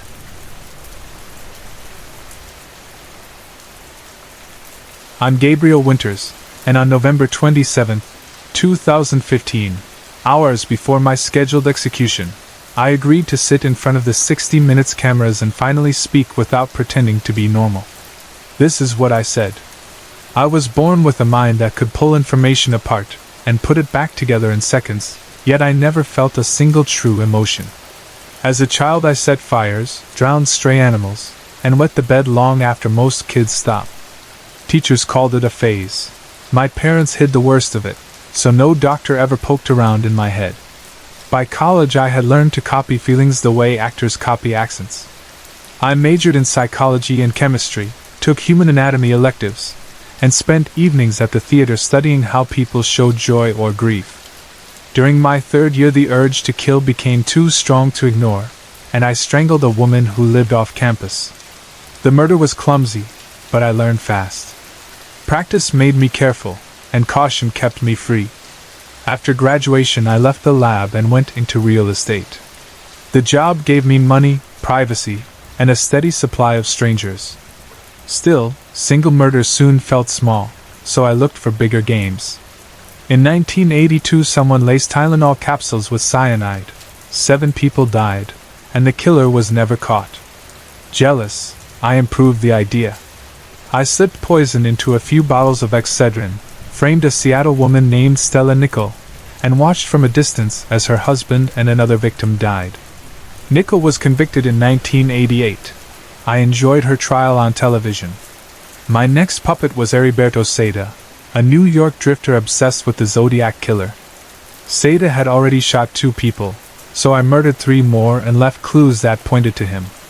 When police finally arrested him in 1996, he confessed to all 5 killings, including mine, because he craved fame. Through the late 90s I killed about twice a month, sometimes with syringes, sometimes with kitchen knives, sometimes by slow bleeding in bathtubs. Wealth let me experiment. I dismembered bodies on a yacht and tossed the pieces overboard while sipping $10,000 wine. By 2008 I wanted a new challenge. I chose Derek Brown, a petty criminal who lived in London's old Whitechapel district, the Ripper's territory. I kidnapped 2 sex workers, drugged them, carried them into Brown's flat, and carved them up with 19th-century surgical tools. Brown panicked when he returned home, tried to hide the mess, and was sentenced to life. Even that high faded. In 2012 I planned something larger, a chemical blast at a sports arena, but the CIA flagged 2 online purchases. 3 days before the event a Black Ops team broke into my Aspen house and hauled me off in cuffs. At trial half my crimes were proven. That was enough for death row. Back to the interview. While the reporter hung on every word, guards I had bribed were silencing cameras in the hallway. I ended the man's life on live television, walked out with the help of those guards, and vanished.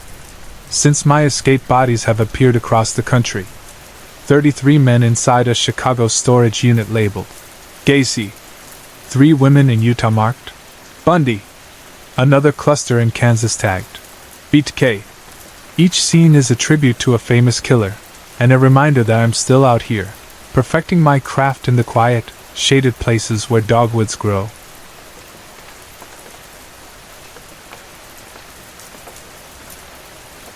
My name is Evan Walker, and for close to 10 years I worked as a deckhand on a shrimp trawler called the Melissa.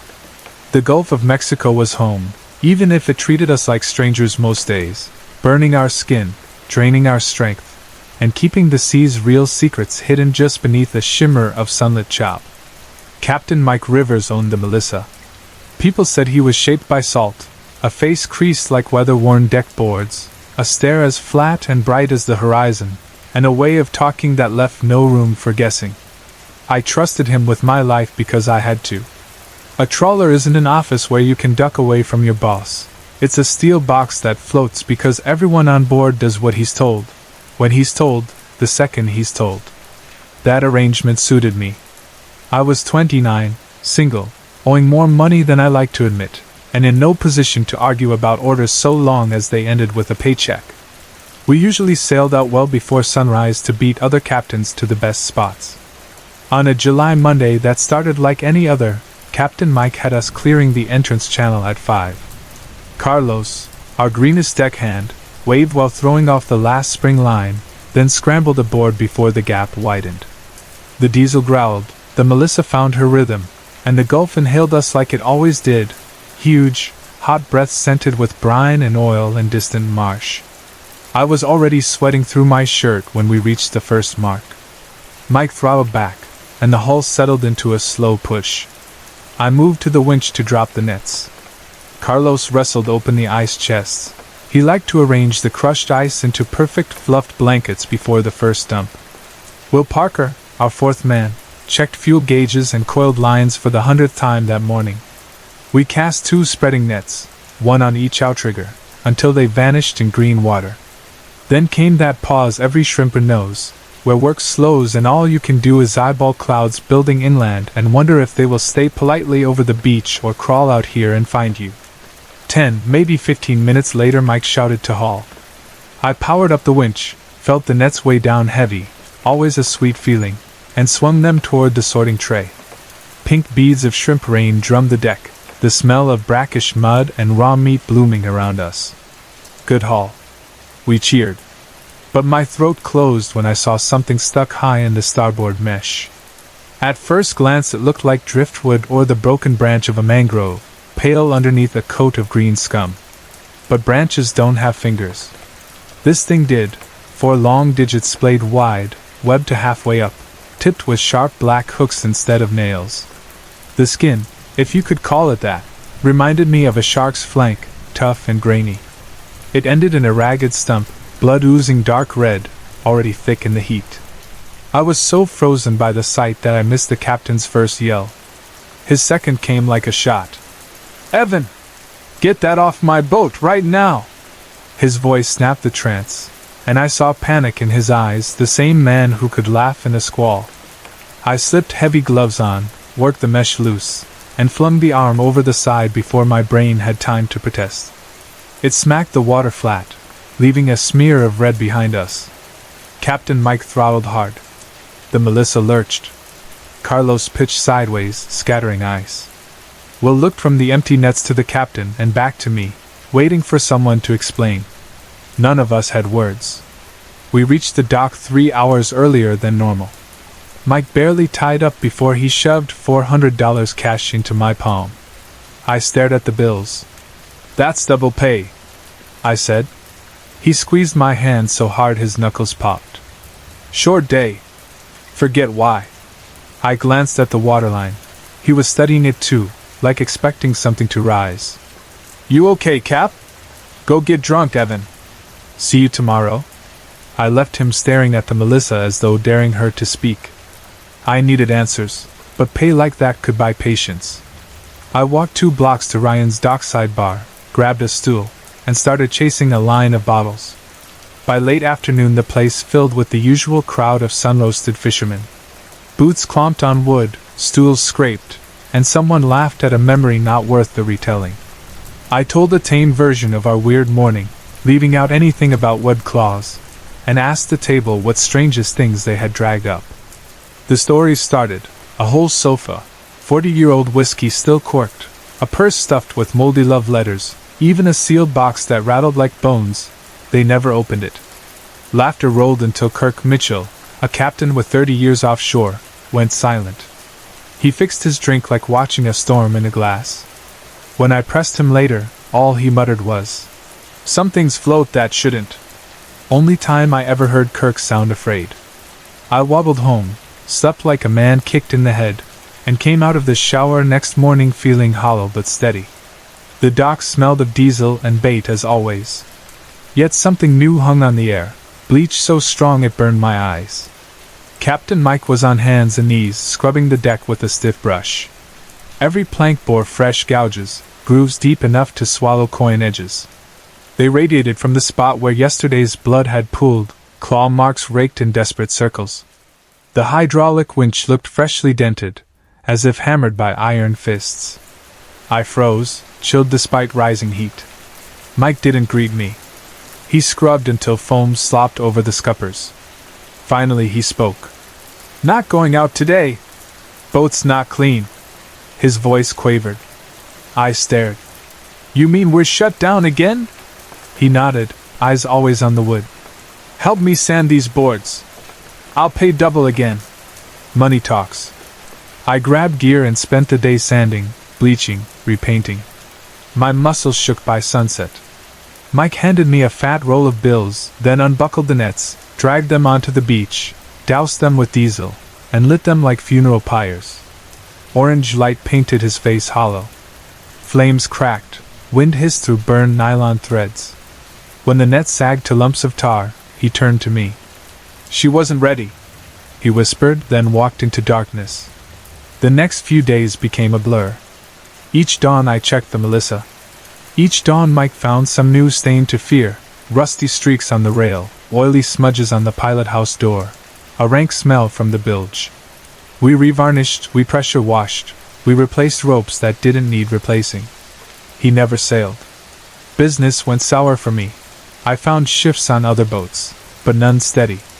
Yet I kept drifting back to see the Melissa, drawn by curiosity or guilt, unsure which.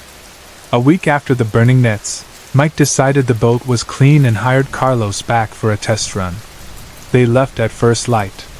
I waited on the pier until dark and felt relief breathe out when their running lights reappeared. Only half a catch filled the bins. Carlos looked shaken. He swore sharks had followed them the whole time, bumping the hull hard enough to rattle wrenches. "Sharks tuned to blood," Captain Mike muttered, and walked away. 2 days later they tried again. This time the Melissa never returned. The Coast Guard discovered her 12 miles off the shoals, adrift, engines idling. I didn't see what they found. Civilians were kept back. Rumor carried the details. Blood-soaked deck boards so thick the wood looked varnished red. Nets slashed apart. The pilot house walls were painted with something raw. Sailors guessed internal organs. 4 rounds fired from Mike's revolver lay spent near the helm. No bodies. Just clumps of hair, scrapings of skin, and one sharpened spike wedged upright in the deck, a broken anchor fluke filed to a point. No one could say where it came from. The salvage law states that an abandoned vessel becomes property of the finder. Captain Harris, who located the Melissa, refused the claim. Instead, he towed her to a reef and scuttled her with holes drilled at the waterline. When journalists asked why, he only said a trawler's frame had limits, and so did a man's wisdom. Then he hauled his own boat into dry dock, ordered her stripped, scraped, repainted, and put up for sale. Rumor says he moved inland fast. People on the coast don't talk about the Melissa anymore. The dock where she tied up stayed vacant that season. Every so often a shrimper drags up a scrap of net cut like by shears, or a slab of wood scarred with grooves that match no known tool. They throw such things back quick. When Gulf storms roll in with their greenish light, I sometimes dream of what Mike saw that morning, why he shouted, why he cleaned a deck until it shone like bone. In the dream I stand on the sand where he burned the nets. The tide reaches, tugs ash, then pulls back. Dark shapes tumble in the wash. One breaks the surface. It's that arm again, fingers outspread, beckoning me closer. I always wake before it touches shore. I have not shipped out since. Something is in those waters that does not forgive disturbance. Boats vanish. Nets tear. Sharks circle when no bait spills. And every fishing town along the Gulf has repainted its docks so often the wood has no grain left. Only layers of fear sealed under glossy varnish, hoping salt and sun and time can hold back whatever climbed onto the Melissa and never let her crew climb off again.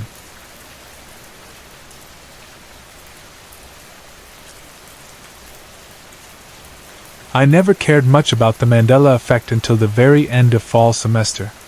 I was 20, a biology major at Florida State, and sitting in my life science class. Our professor, Dr. Arnaud, had already given us the final a week early so we could focus on other exams. This last meeting was supposed to be easy. A lot of people didn't bother to show up.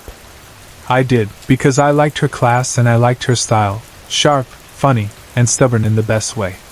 She didn't open with cells or genes that day. She opened with a question. "When did Nelson Mandela die?" she asked, leaning on the desk like she was about to spring a trap. One girl said, 2012, maybe? A guy frowned and said, "Didn't he die in prison in the 90s? Heads turned. A few people nodded with him. Others shook their heads. I sat there blank. I couldn't remember, and for some reason that annoyed me. She smiled. She had us right where she wanted. "Check your phones," she said. "Look it up." Of course, the answer on every site was the same, December 5th, 2013, of a respiratory infection.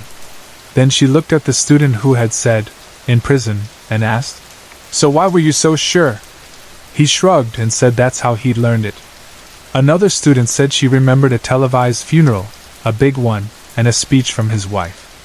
But there was no footage online, no articles, no record of that story at all. It had never happened, at least not here. She told us that this was one of the most famous examples of the Mandela Effect. A lot of people share a clear memory that doesn't match the record. She ran through other examples. The Berenstain Bears, spelled with stain, not Stein. Curious George, no tail, ever.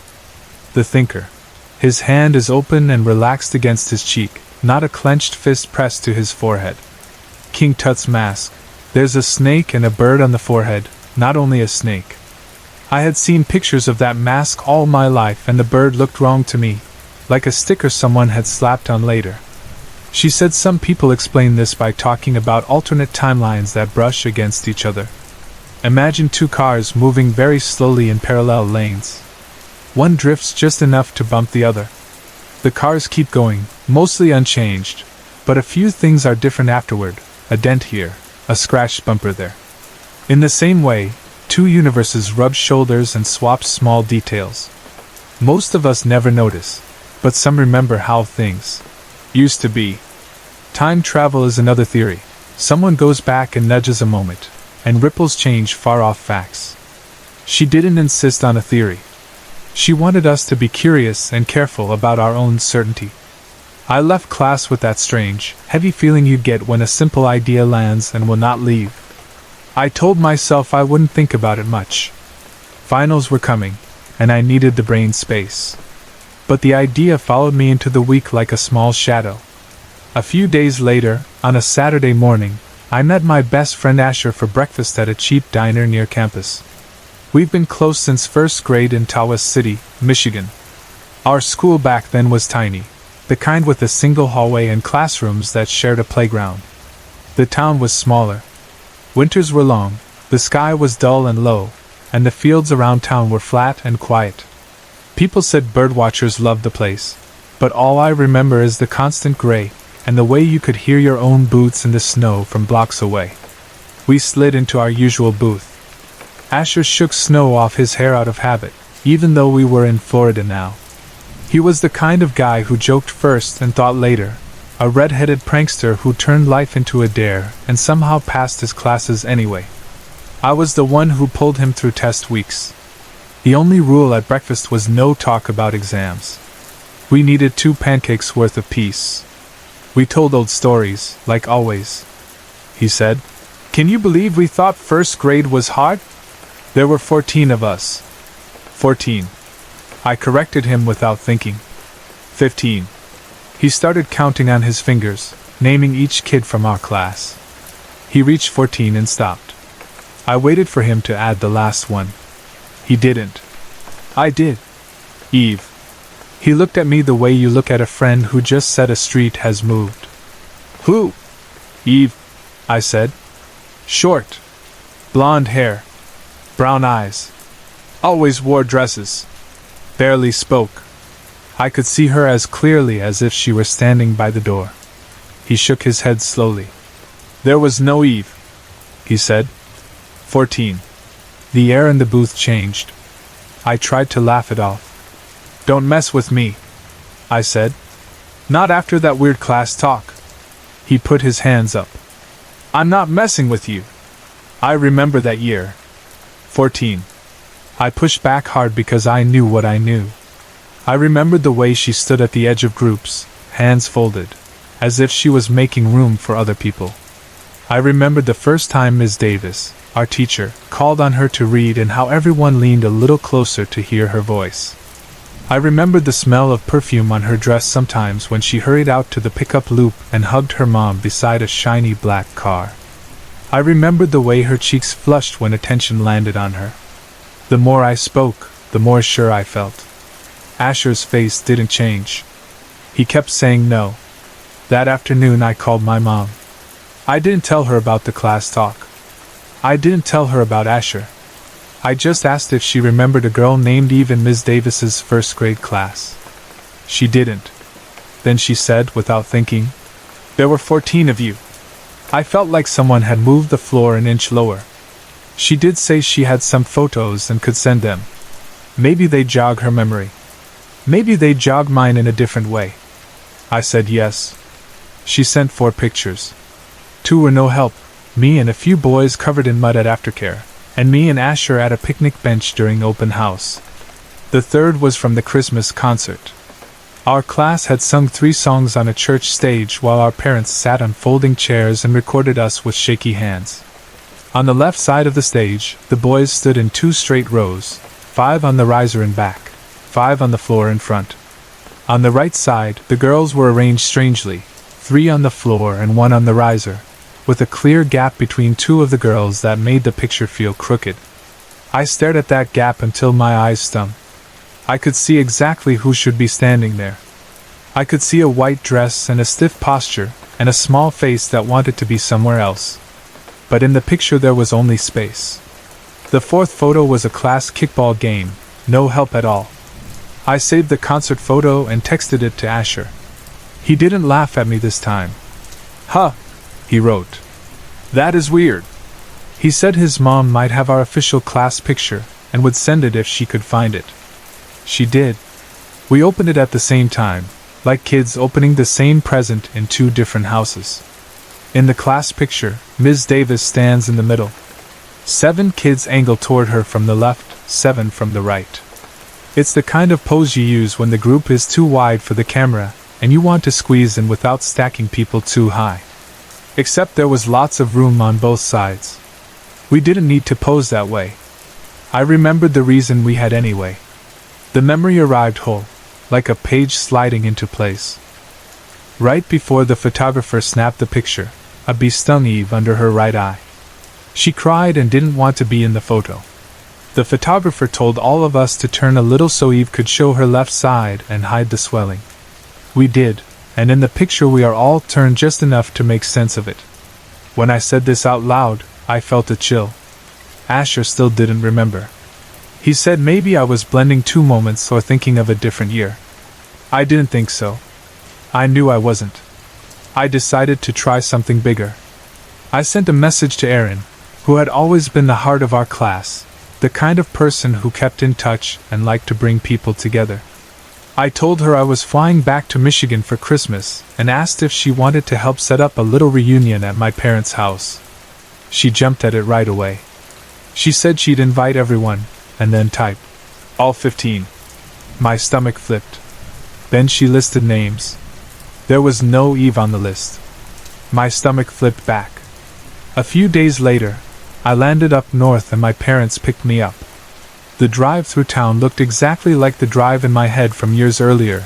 The long blank fields, the brick storefronts with dark windows, the steel gray harbor, the tall white silos like watchtowers. We reached the house where I grew up.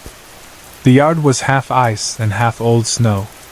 I helped my mom set out food and pretend that I wasn't checking the clock every 5 minutes.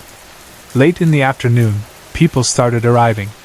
Seeing everyone again was like turning a kaleidoscope and finding the same colors arranged in new shapes. Erin still had that bright, careful energy. Tyler still looked like a picture you might tape inside a locker. Brian Reed came in wearing navy blues with confidence in his walk I hadn't seen when we were 12. Grayson had changed more than anyone. She used to fold into herself, and now she chatted easily and laughed first. Zach had grown a thin mustache that made his smile look shy. Amy dyed her hair electric blue and wore silver hoops, and it fit her somehow. Elizabeth was quiet and kind, with eyes that seemed to hold on to what they saw.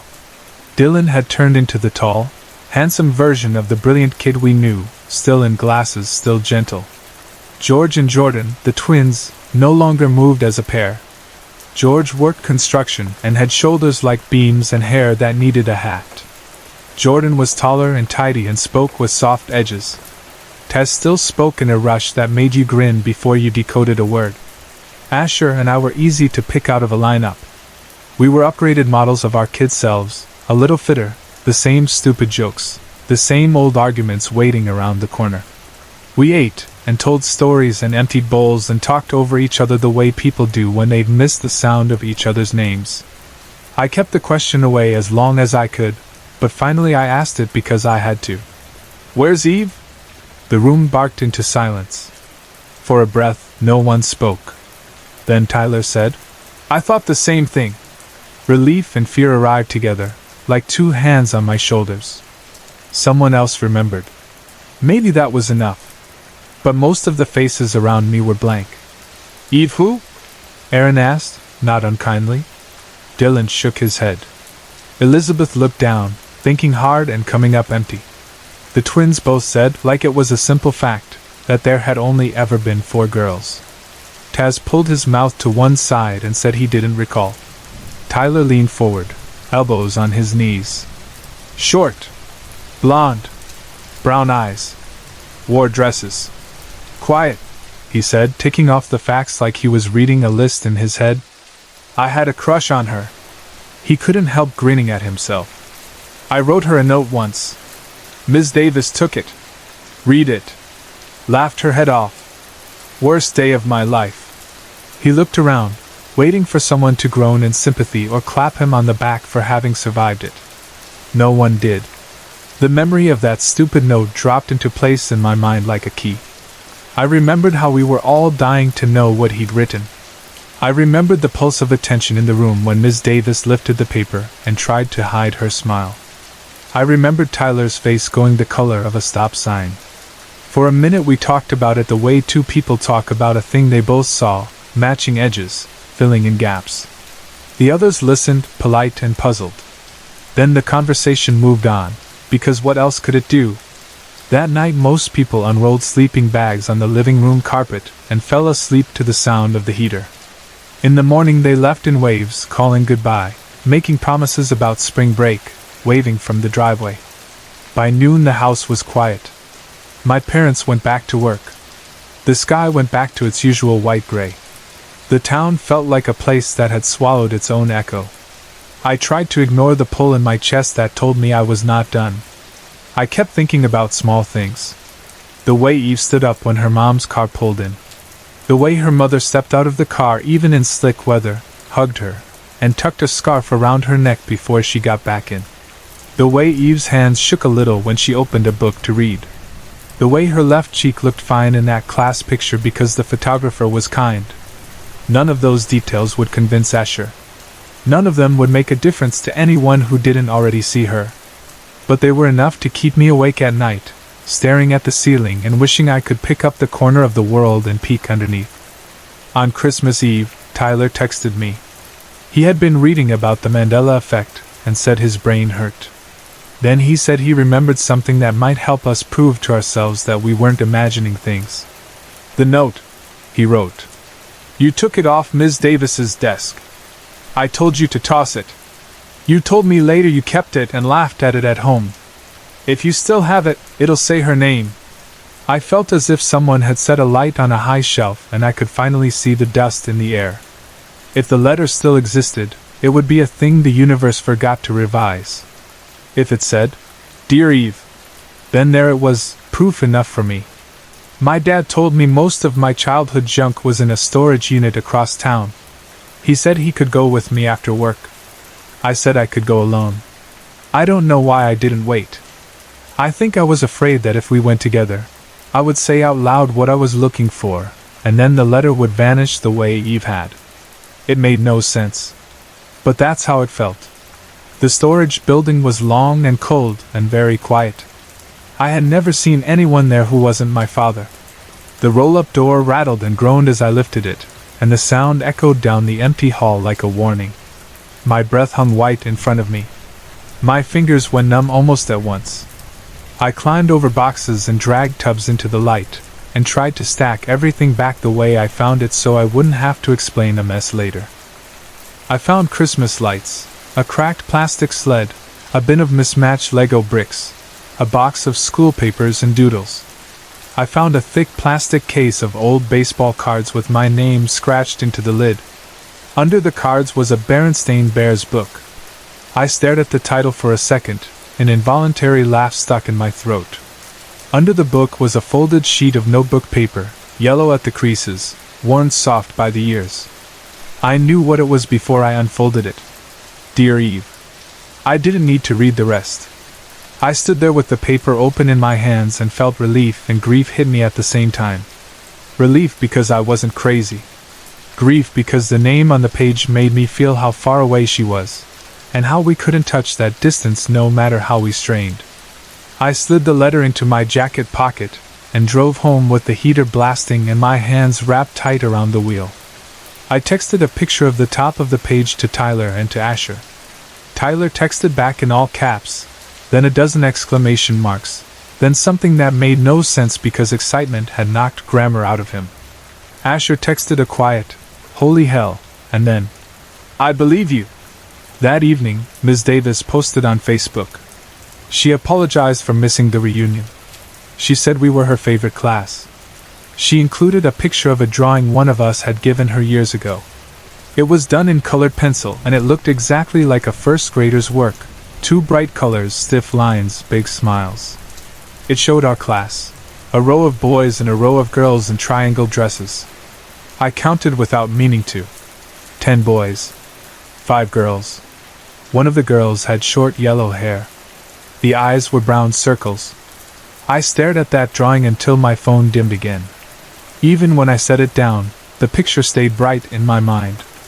I flew back to Florida a couple of days later and told myself I would never go back to Tawas City. Not because I didn't love my parents. Not because the town had done anything wrong.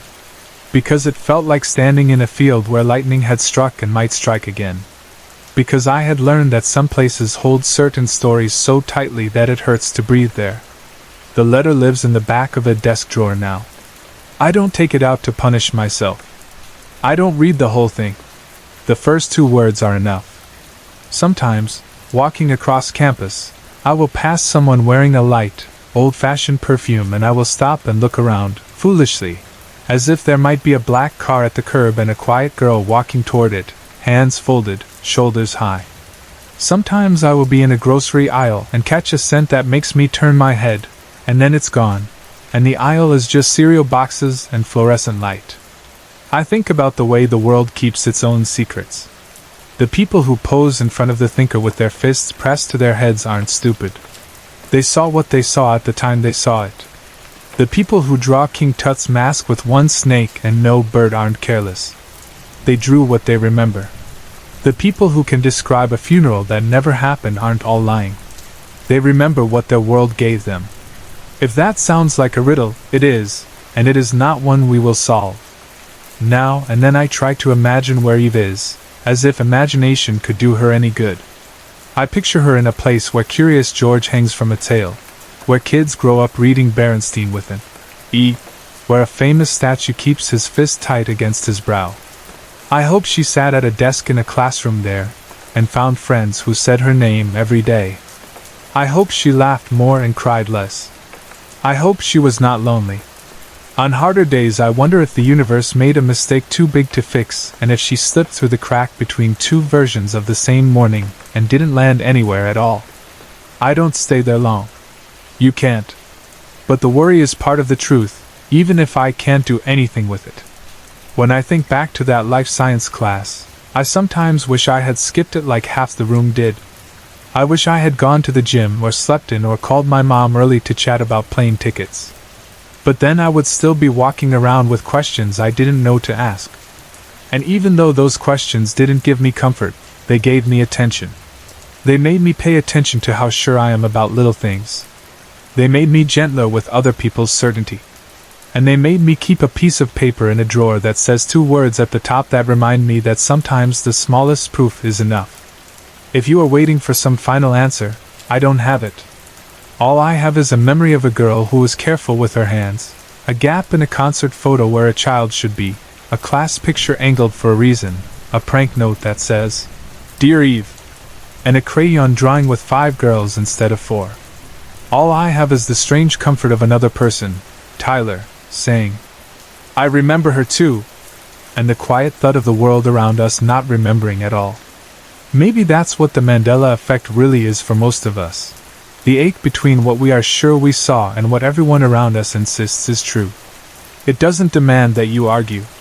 It doesn't demand that you win. It asks whether you can hold both things at once and keep living. Some days I can. Some days I put the letter back in the drawer a little too fast and go for a run until the air scrapes my lungs and I can think about quizzes and coffee instead. I don't know if the universe will brush shoulders with another one again tomorrow and change the angle of some small fact we all think we know. I suppose it could. Maybe someone will wake up and swear a famous logo used to look different, or an old line from a movie used to be said another way, and they will be right, and they will also be alone. Or maybe it will brush by and I will not feel it at all because some changes don't touch me. That's the part that makes me quiet when people are loud about what they know. These things are not democratic. Your vote doesn't decide what you saw. What I do know is that the world is full of rooms that hold the shape of people who aren't there anymore. Classrooms, kitchens, hallways, empty fields. Sometimes when I pass a playground, I hear a voice that sounds like a whisper coming around a corner, and I can't tell whether it's in my head or in the way the wind moves through the fence. I don't try to pin it down. Some stories are better for being a little blurry around the edges. So this is what's left. A classroom in a small town. A teacher who made us all read, even the quiet ones. A boy who wrote a note he wished he could take back. A photographer who made a kind choice about which side of a face to show. A reunion where most of us didn't know what 2 of us were talking about. A storage unit that felt like a freezer holding old lives. A folded letter that says the name I refuse to let go of. That's enough. It has to be.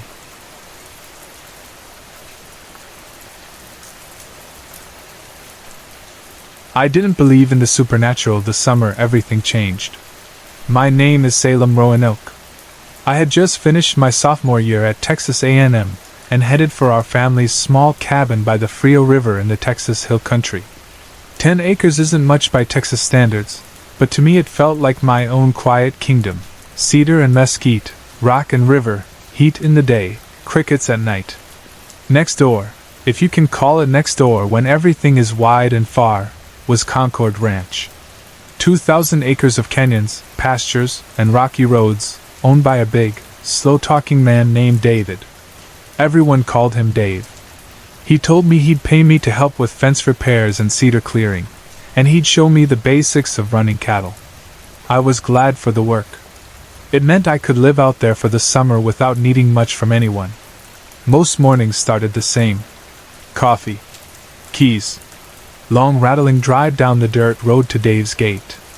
We'd talk about nothing for a few minutes, his Ford, my old Chevy, then head up past a hill everyone called Round Top to check cows and fix whatever needed fixing. The Frio cut through the land, shallow in summer, green in places, a thread the cattle followed. We kept a bolt-action rifle in the truck for predators and a sidearm on our hips for snakes and hogs. It was ordinary country life. For 3 weeks, nothing strange happened. Then the quiet in the brush started to feel like a held breath. We were mending fence near a 3-ranch corner, Concord, Peterson, and Ruka, when we found a hole torn through the barbed wire as if something big had forced itself sideways between the strands. Tufts of straw-colored hair clung to the barbs. Dave pulled a bit loose, smelled it, and frowned. "Doesn't smell like coyote," he said. I searched the earth for tracks. The soil was hard, but recent rain had left pockets of softer ground. That's where I found it, a long, narrow print, almost like a human foot. Only where toes should have been there were 5 deep gouges cut into the dirt, as if claws had raked it. 2 smaller, similar impressions nearby. All pointed the same direction. Dave stared a long time, said he'd make a call, and left me with wire and pliers. I worked fast. The woods felt off. You get to know a place after a few weeks. Every call of a bird, every click of insects, the way wind sounds when it runs through cedar. That day, all the sound lay flat as if pinned to the ground. Even the leaves seemed to hold still. I kept reaching for the grip of my pistol without meaning to. I told myself to stop being jumpy and kept my hands busy. By the time I finished the repair, a dark line of storm cloud had gathered over Round Top. I packed up and hurried south toward the trucks. 15 minutes later I broke out onto a dirt trail, tracked Dave's boot prints, and followed them back. He'd never turned around to help. He was exactly where he'd been, sitting on the tailgate with a beer in hand, a few empties shining in the bed. "Had a bad feeling," he said. "Figured I'd wait it out."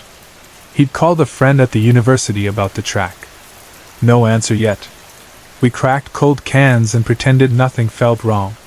Over the next 2 weeks, the canyon changed. First the coyote sign dropped off. Then no bear scat. No bobcat, no mountain lion. Deer vanished from the draws. Hogs too. It seemed like a good thing at first, less to worry about around calves. But you could feel how a place tightens when the smaller hunters thin out. The quiet got heavier. We were eating supper at the Peterson place when the landline rang. Mr. Peterson answered, said very little, then came back to the table, face set hard. "Peterson Ranch lost 3 calves this morning," he told me. "Not a mark from any predator we know. Ripped open, organs taken." He said every rancher in the canyon would meet at his house at dawn, and I should bring my rifle and a hiking pack, not a work pack. That told me enough. At sunup a dozen trucks crowded his yard. 2 men stood like door guards with rifles. Inside, the big oak table was ringed with ranchers, hats pushed back, every face tired and watchful. They were arguing in low voices over a paper map when Mr. Peterson thumped the table and the room went quiet. "Our herds are getting hit," he said. "We need to hunt what's doing it." A woman laughed once from the hallway. She walked out tall and calm, a lever action .30-30 on her shoulder. If all of you go tromping through the hills at once, you'll shoot each other before you see what you're after, she said. Her name was Samantha. She was Mr. Peterson's daughter. She laid out what she believed. The kills were spread far apart, all in a short span of time. Whatever was doing this was fast and smart. You wouldn't get close in trucks. You'd need 1 or 2 people moving quiet, and a long shot if they ever got eyes on it. Dave spoke up then, too proud of me by half, and told the room my father was a sniper in the service, that I'd learned to shoot since I could hold a rifle, that he'd seen me put a round into a running coyote at 500 yards. Every head turned my way. I told them the truth, I wasn't a tracker. If someone who knew the land could put me in the right place, I could handle the shot. They all looked to Samantha. Dave said flatly there wasn't a better tracker in the canyon. No one argued. She studied me like she could see through my words. Finally, if I can get him within 600 yards of it, can he put it down? I said yes, though my stomach went cold as I heard myself. We started at the latest kill on Brennan's ranch. Brennan was a short, strong man with a heavy beard and the practical manner of someone who'd already made up his mind. He drove us up close, left us with a radio, and told us to call before dark and beware a truck could reach us. The calves were torn open cleanly, organs missing. No drag marks like a mountain lion, no messy feeding like coyotes. Samantha read the ground. Mud by a low spot showed the same long, narrow print I'd seen at Dave's fence, deep 5-claw rake at the end. We followed. It was slow, careful work. She read sign where I saw only rock and grass. We crossed the river at a shallow neck, boots in hand, pants rolled. The water ran clear and cool over limestone. From there she set a steady pace over open stone and cedar breaks. The sun rode high and long while we moved. Hours later she said we were angling toward an old dry lake bed people around here called the vaults, bare rock bowls and tunnels, wind playing in them so oddly that it sounded like distant voices when you camped nearby. The vaults sat where the Peterson, Ruka, and Concord lands met. Plenty of places to hide, she said. Tomorrow we can watch the mouths. We climbed to a hilltop to reach the radio. Mr. Peterson answered, voice tight. They were on their way to pick us up. Then he added, after a pause, that Brennan was dead, his truck shoved off a narrow road, windows smashed in, body torn badly, brass scattered around. The thing had hit him after he left us. We waited on the ridge for the headlights to appear. We had one narrow trail leading up to us, rock walls and drop on either side. Light faded. Wind moved in the brush. When it was too dark for my scope, I switched to my pistol so I could use the small light on it. We listened, breath held. Stones skittered below. Then a sound like heavy lungs pulling air fast, almost a tear at the edge of each breath. It climbed, steady, patient, closing the distance. I kept my light off. Turning it on too soon would blind me to everything else. When the sound felt close enough to touch, I thumbed the light and everything changed. It stood 3 paces away, 8 feet of fur and muscle, the blunt intelligence of a person set in a wolf's long face, wide yellow teeth pulled back from black gums, hands like a man's but with black claws 3 inches long, eyes a cold blue that belonged to no animal I knew. It came forward at once. I emptied 17 rounds into it as fast as I could work the trigger. Blood poured. It didn't slow. I stumbled behind a cedar. The trunk fell in 2 with a single sweep of its arm. Samantha's .30-30 barked from the side, one, then a second shot, and the thing swung toward her. I jammed my rifle's barrel into its ribs and fired at point blank. The impact took it over the edge. I heard it fall, sliding rock and brush. Samantha reached the edge first and put another round into its head, another into its chest. Quiet returned all at once. We stood there breathing hard, the smell of cordite, and something sweet bitter in the air I learned later was wolfsbane. A howl rose from the dark below. Then a second from farther off. More, I said. We ran for the road. Mr. Peterson's truck appeared in a rush. We threw ourselves into the bed and didn't look back. That night at the Peterson house, we locked the doors and sat at the table with a bottle of whiskey between us. I asked what we'd killed. Samantha didn't waste time. "A werewolf," she said. "Probably 2 more. I laughed once from shock, then stopped when I saw no one else was laughing. She set an old book in front of me. Inside, notes and clipped articles laid out what her family believed to be true. Werewolves weren't made by bites on a full moon. They were made by magic, black magic that twisted a person's body and mind and bent them to the will of whoever had cast the spell. Silver harmed them. Wolfsbane harmed them. Mountain ash. Most other weapons only angered them. It sounded like a story until I remembered how close I had been when my pistol rounds tore through that chest. None of those shots stopped it. The .30-30 and my final rifle shot had finished it, because of what was on the bullets. Samantha slid around across the table. Same caliber I carried. Its tip was split and faintly purple. "Silver," she said. "Rolled and crushed wolfsbane." She had a matching set for her .30-30. Who would make such a thing and set it loose? In the canyon there was only one name that fit everyone's fear. Ruka. She owned the ranch to the north.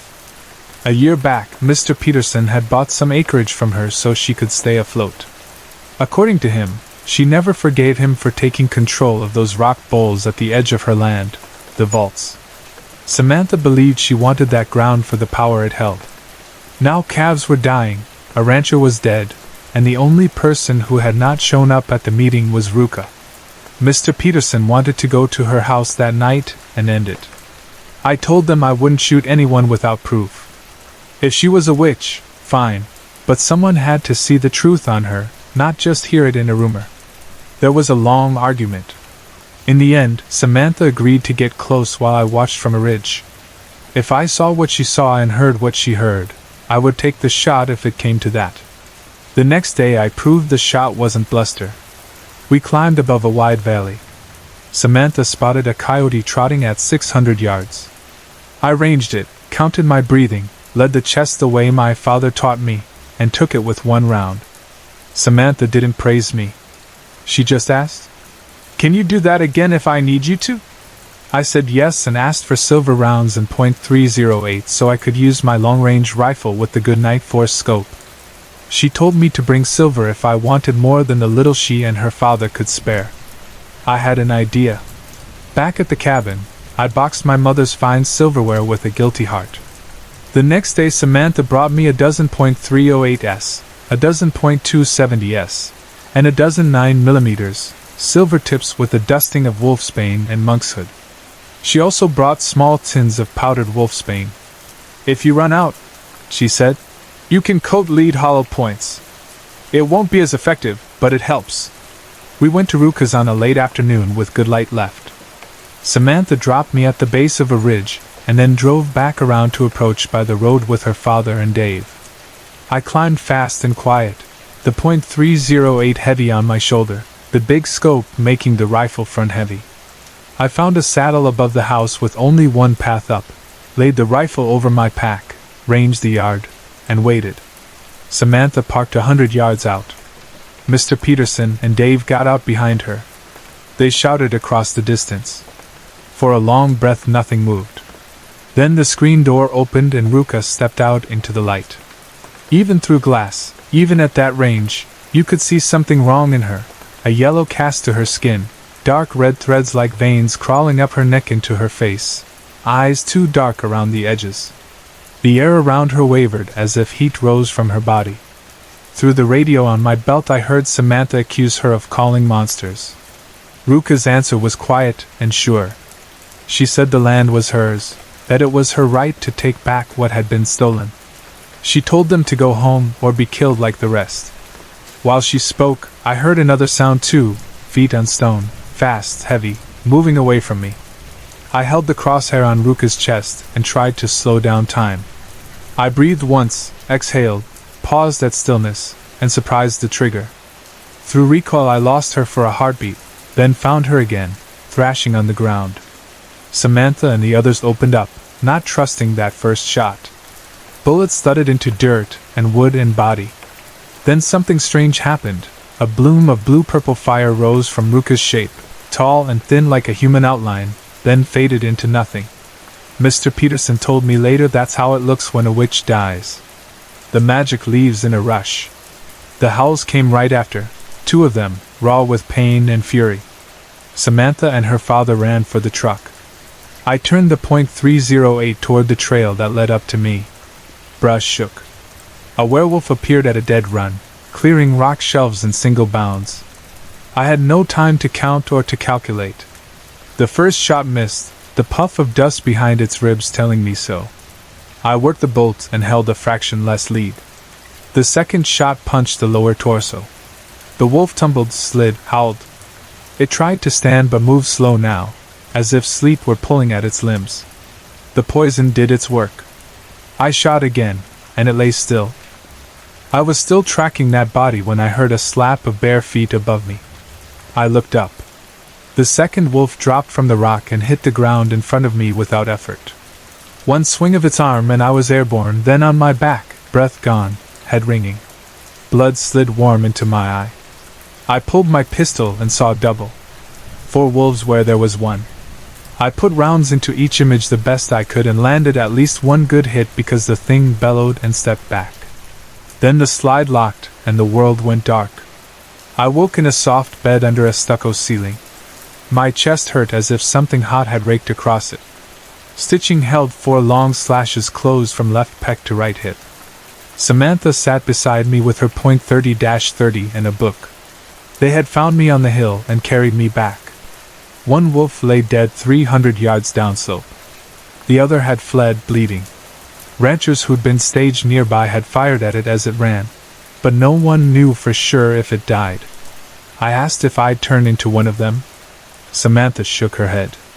Bites don't do it. Not by themselves, she said. The magic has to be worked. It was hard to believe anything could cut you like that and leave you only human, but I believed her because I needed to. They kept me at the Peterson place while I healed. Guards watched the doors. People came and went with updates about fences and calves, all of them keeping their distance from my chair. By the second day, my bruising began to fade. By the third, the stitches had tightened. By the 5th, the cuts were thin pink lines. I felt stronger than I should have been, like the hills had tilted downhill and I could run them forever. I liked my steaks much rarer than before. I didn't say any of that to anyone. When I did confide in Samantha, she waved it off. You're getting used to hard work and country food, she said. Maybe she believed it. Maybe she was being kind. As soon as I could walk and breathe without pain, I went home. The canyon had been quiet. Maybe the wounded wolf had crawled somewhere dark to die. I wasn't so sure. At the cabin I did 2 things.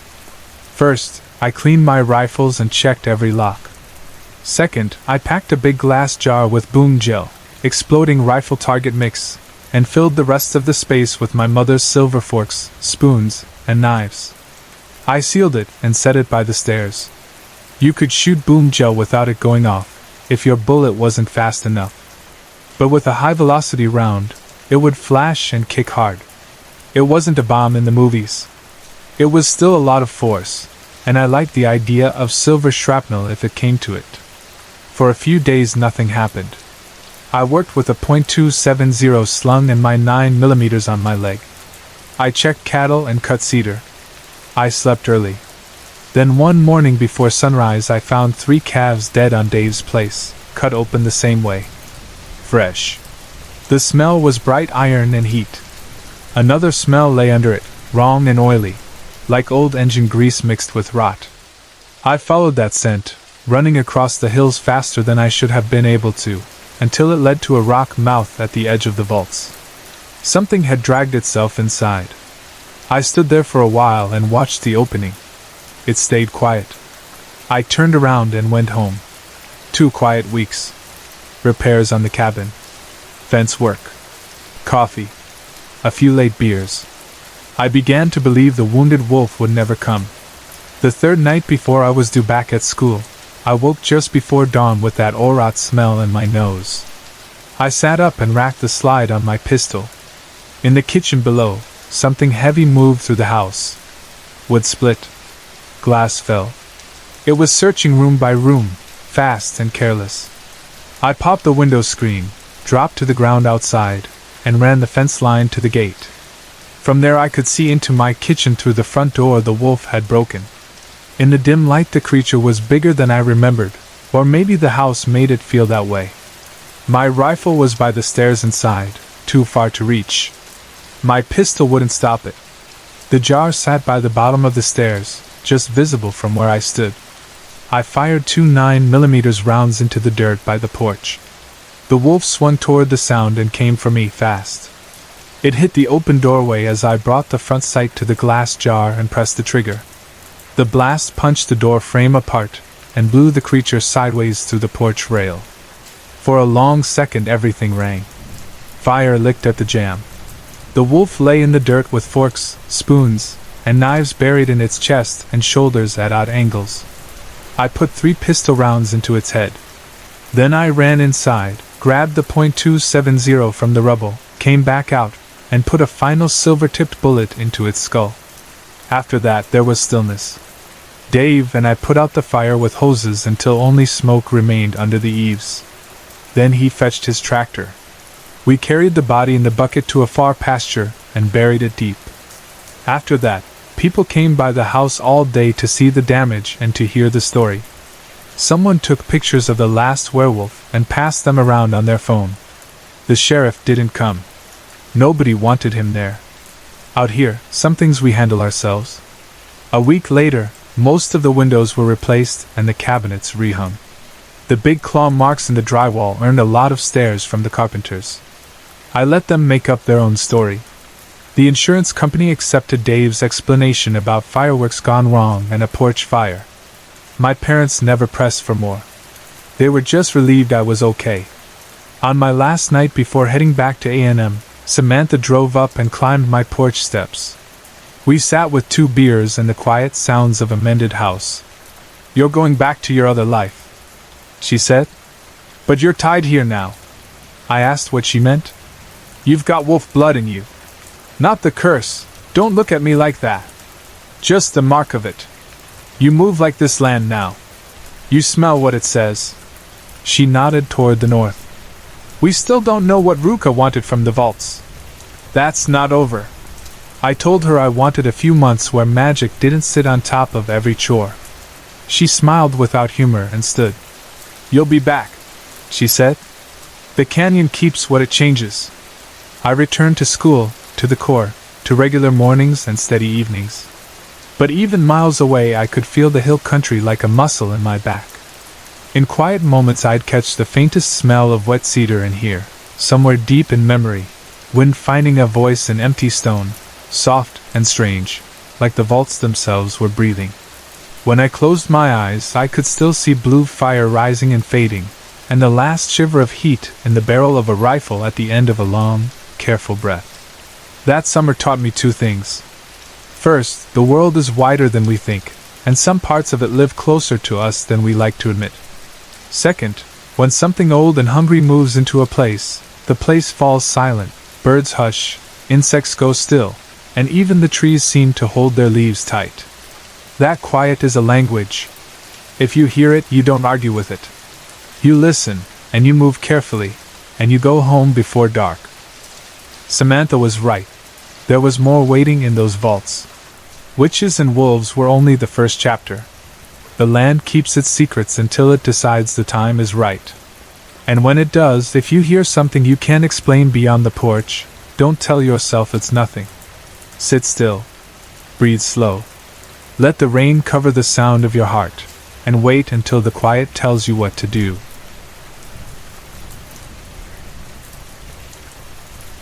The snow had stopped about an hour ago, but the road was still narrow, slick, and winding.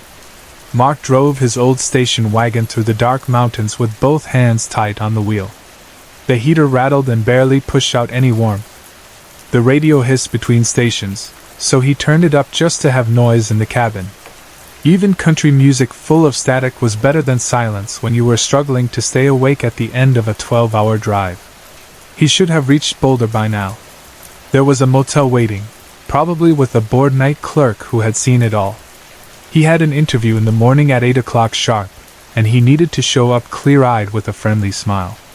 He knew he didn't have the best resume, so the only way to make it was to look eager, sound confident, and keep a positive face. He had told himself this all day while the miles rolled by under the tires. A new job could mean a new start, and some space from the mess behind him. It could even mean a new state, where it would take longer for certain papers to find him. The thought made him smirk for a moment in the dim green glow from the dashboard. He reached for his thermos out of habit and brought it to his lips, then remembered it had been empty for 2 hours. He tossed it into the back seat and heard it roll around through food wrappers and old envelopes every time he turned the wheel. The motion and the dry rattle worked against the weak music and the heater's clunking, and his head throbbed with it. He shifted in the seat to relieve the cramp in his lower back and tried to blink away the grit in his eyes. The road bent again between black fences of trees. Sometimes the wind pushed loose powder into the headlights, and it looked like smoke drifting through a stage spotlight. He checked the dark sky. No moon. No stars. Just thick cloud and the white strip of road ahead. He remembered how his day had gone wrong. He had been ready to leave that morning, bag packed, keys in hand, when Amber had knocked at his apartment door. 1 minute became 15, then 45. She stood in his living room with a face he knew too well, calm at first, then upset, then crying, asking about last month's check like she had not asked in the last text, in the last voicemail, or at the last drop-off. He had left her sitting on the floor when he couldn't take it anymore. He walked out too fast and left the folded Colorado map on the kitchen table. He had drawn the route the night before with a pen. Now he was working off memory, pride, and scratching road signs. There had been plenty of signs, but none of them had said what he wanted. The ones he remembered were the ones that made him feel small in a large place. Winding road. Beware of falling rocks. Do not stop for hitchhikers. He told himself again that all he needed was a bright gas station, a late diner, any place with lights. Ask for directions. Fill the thermos. Get moving. 5 or 6 more exits, and he would hit something, and then maybe he could decide to stop. But the dark didn't break, and the trees didn't thin. He let out a long breath and kept driving. When the first soft glow showed through the trunks, he thought it was a trick of the wipers and the snow stuck to the glass. Then the glow grew steady, and he realized it was real. A building sat down below the road on the right, low and long, with a red neon sign. He slowed and looked for a safe way off the shoulder. The ground fell into a small lot. He guessed at the driveway through the white and eased the Datsun off the pavement. The front tires dropped, and then the back followed, and the car slid a little in the packed snow before he stopped in the open. The sign above the building buzzed and painted the front with a soft red wash. The words were simple, the silver line. Through the big windows, he saw warm light and empty booths. He put the car in park and saw a shape under the front awning. He tapped the horn twice without thinking. The shape paused, then turned and went through the door. The lights inside went dark. Mark stared for a second, lips parted, then opened his door. Cold air rushed in, biting through his thin socks and old sneakers. He ran a hand over his face and walked toward the entrance with quick steps that left sharp prints. By the time he reached the door, the lights inside came back on. A large bald man stood a few paces in, wearing a white t-shirt and brown pants. He smiled wide and pulled the door open with one arm, like he was happy for company. "Come on in," the man said. Mark stepped across the threshold, and the warmth felt like a gift. He stamped snow off his shoes and looked around. The diner had a long counter down the middle with stools. Behind the counter were grills, a flat top, and stainless shelves. Booths lined the windows. The lights were on over the bar and kitchen area, but the booths and the far corners were dim. The man swung the doors shut and turned the deadbolt with a practiced flip. The sound was small, but it stuck in Mark's head. The bald man noticed him glance at the lock and spoke in an easy tone. "We sometimes get strange folks drifting through after midnight," he said. Safer this way. No offense to you. None taken, Mark said. I'm trying to get to Boulder. I got turned around back there. Any chance of some directions and a cup of coffee? The man laughed, not mean, but loud and quick, like a hiccup of joy. Boulder's a long way in this weather. Name's Roger. He offered his big hand. Mark, he said and shook. The man's grip was strong and dry. He felt small for a moment in the size of the other's palm. Sit anywhere, Roger said. I'll get you coffee. Mark climbed onto a stool at the counter. The air smelled like warm metal and old grease. He could feel heat coming off the range even with no burners on. Outside the windows, the red sign lit a low cone of snow and the hood of his car. He thought of a bed and a pillow, then pushed the thought away. Roger moved around the kitchen like he owned every inch of it. He found a can of coffee, ran water into a pot, checked a switch, and set a clean mug near the edge of the counter. The white shirt he wore clung to his shoulders and arms. It had faint smudges near the collar and at one hip, like he had leaned against something dirty. The belt loop on his pants hung loose where it had torn on one side. None of it bothered Mark. Plenty of places looked rough at night. He just wanted the coffee. The machine began to drip and breathe. The sound and the weak hiss from the fluorescent lights worked together in a steady, comforting beat. Roger talked over it without looking back at Mark. Roads out here don't forgive much, he said. You got family back home? Yeah, Mark said, eyes on the steam rising from the mug. A kid. Boy. Girl? Boy. That's good. Roger nodded. You miss him when you're out? Mark kept his voice neutral. Sure. Roger turned and brought the mug. The smell hit Mark first. He wrapped both hands around it, and the heat went into his fingers and seemed to travel up his arms.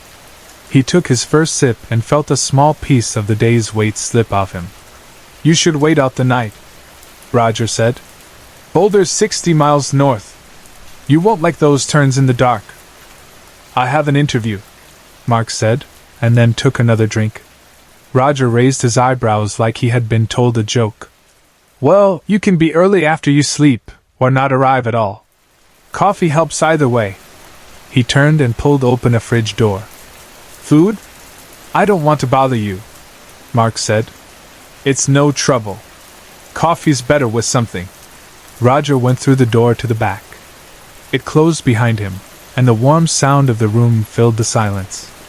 Mark rested his forehead on the cool counter and let his eyes close for a moment. His shoulders loosened. His breath slowed.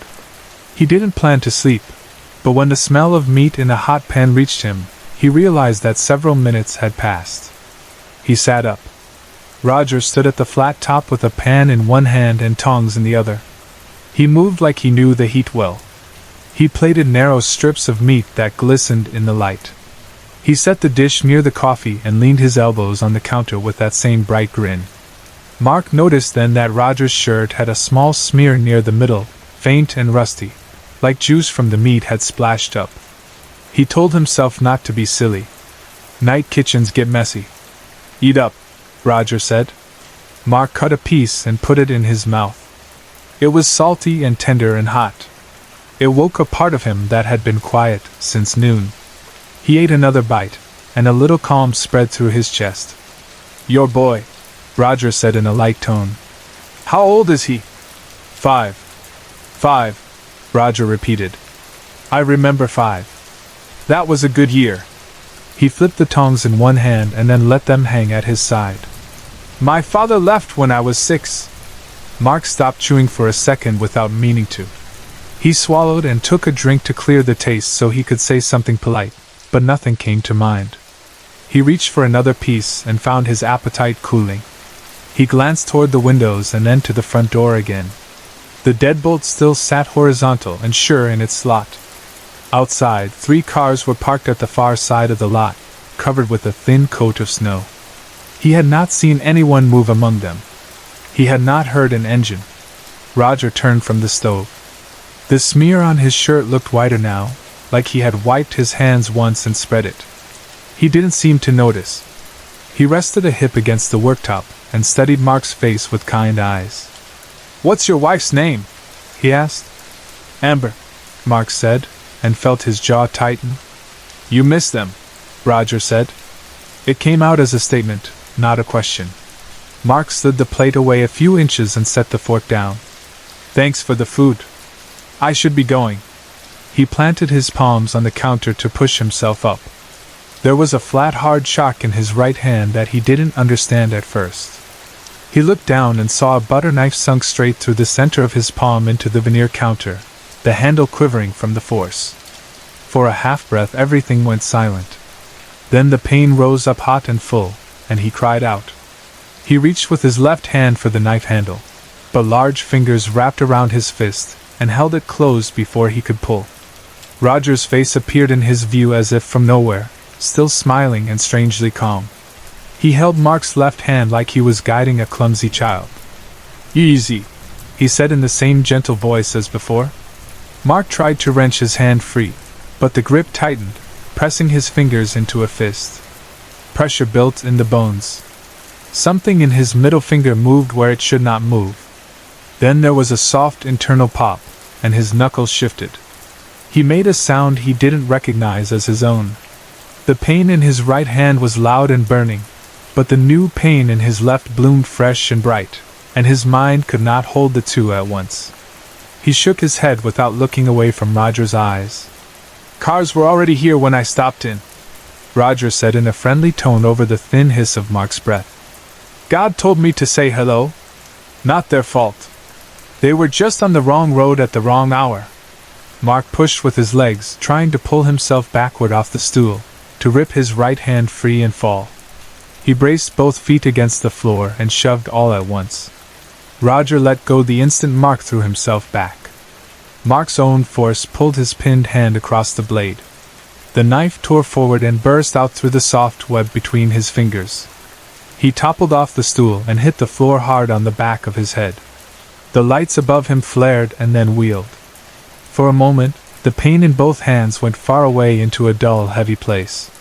"When I saw you pull up, I thought one more would be fine," Roger said. He sounded happy, like a host talking over dessert. "God gives in his own way. You were a sign." Mark rolled onto one side with effort and tried to push up with his left hand. The wave of pain that came with the pressure knocked his breath flat and drew a hoarse sound out of him. He let his arm collapse and curled around both hands, trying not to see them. He focused on the red neon hue on the floor. It pulsed slightly as the sign outside flickered, and he timed his breathing to it. Roger's steps came into his view and then out again as he moved behind the counter. "My mother taught me two things," he said. "Faith and hospitality. You feed a man first. You see him. That's what's right." Mark lifted his head and saw the counter edge like a cliff. Beyond it, Roger's torso and arms moved calmly among the metal and the light. The white shirt had wider marks now. One place was still wet and glossy. Mark's throat tightened with a small gag he couldn't finish. He looked toward the windows again. The cars sat in their soft blankets of snow, quiet as stones. "You've got a tan line on your ring finger," Roger said. "That's the proof I asked for. A man who belongs at home, out here alone, God puts him in front of me to do the work I'm told to do. My father left. He broke his promises. My mother forgave, but I remember. I'm not cruel. I give you coffee. I give you warmth. I let you rest your head before we finish." Mark pulled his knees up and sat with his back against the booth, chest heaving. He tried to stand, but the room swayed in a slow, sick circle. He put his head down again. The sound of the coffee maker seemed very far now. The hum of the lights had a small tremble in it like a moth caught in a shade. "People always think there's a choice when the weather is bad," Roger said, and now his voice was closer, just on the other side of the counter. "There is. You can be wise or be proud. Wise means you live. Proud means I have to help you learn." Mark forced himself to look up. Roger's face was lined in shadow where the light hit it from above, but his eyes were steady and bright. He still smiled, only now there was a quick twitch in one cheek. like a muscle jumping to its own beat. A smear at the corner of his mouth looked dark red. Mark thought of the meat on the plate and tasted metal in his throat. "I don't hold it against you," Roger said softly. "You were hungry. You needed something warm. That's why we start with a meal." Mark pressed his lips together and tried to think of something to say that might pull this back into normal. He heard himself ask, "Where are the others?" He didn't plan to ask it. The words came out flat and thin, like a small sheet of paper slid across the desk. Roger tilted his head as if he needed to hear better. "Others?" "The cars," Mark said. "Outside." Roger looked past Mark at the window with mild curiosity, as if he had never noticed cars before. "They're finished," he said without any change in tone. "They checked in. They checked out." Mark set his jaw. His breath tripped in his chest. He pushed against the floor with his heels and got his feet under him. The room lurched, but he stayed up, hands held against his ribs. He took a careful step toward the door. His body felt heavy, like the air had weight. "You're not listening," Roger said from behind him with a kind of slow sadness. "I told you. You can leave in the morning." Mark glanced back and saw Roger's arms open in a mild, helpless gesture, like a man telling a child he had already explained the rule. Then the man lowered his arms, walked behind the counter, and reached under it with one hand. Mark took another step toward the front. His right hand throbbed in hard pulses that made sweat pop on his forehead. There was a soft click somewhere in the walls, and the lights over the counter went out. The front of the diner fell into a red dusk from the sign outside. The back room beyond the kitchen door was pure black. For a second the only sound was Mark's breath and the small distant crack of something settling on the roof. His eyes tried to adjust. He could see the outline of the door and the glass, but the lock was a darker bar he would have to touch to find. He took one more step, and the snow outside shifted under the wind. Footsteps crossed the floor behind him.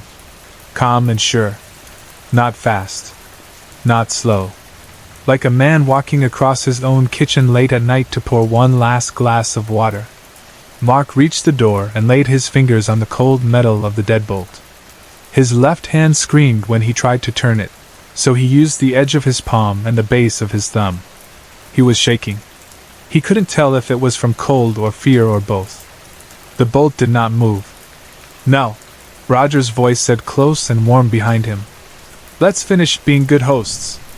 Mark closed his eyes for a breath, then opened them and tried the bolt again. The soft red light from the sign pulsed once more across the glass, and the snow fell steady beyond it, thick and quiet, like a curtain coming down.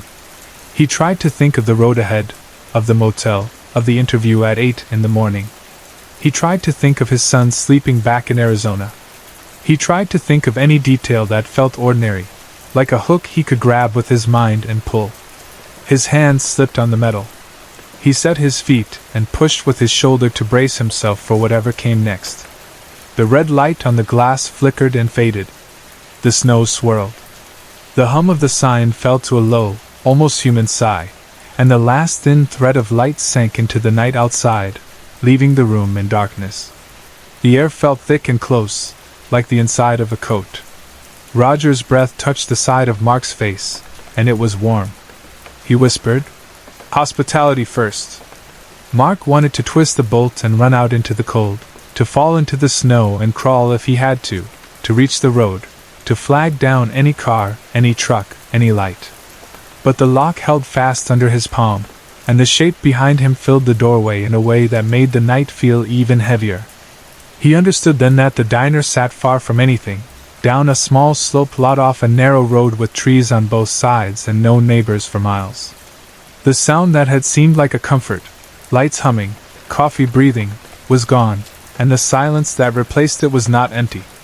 It was full of the world outside pressing against the glass and the roof and the walls. He breathed once more, slow and steady, and set his jaw.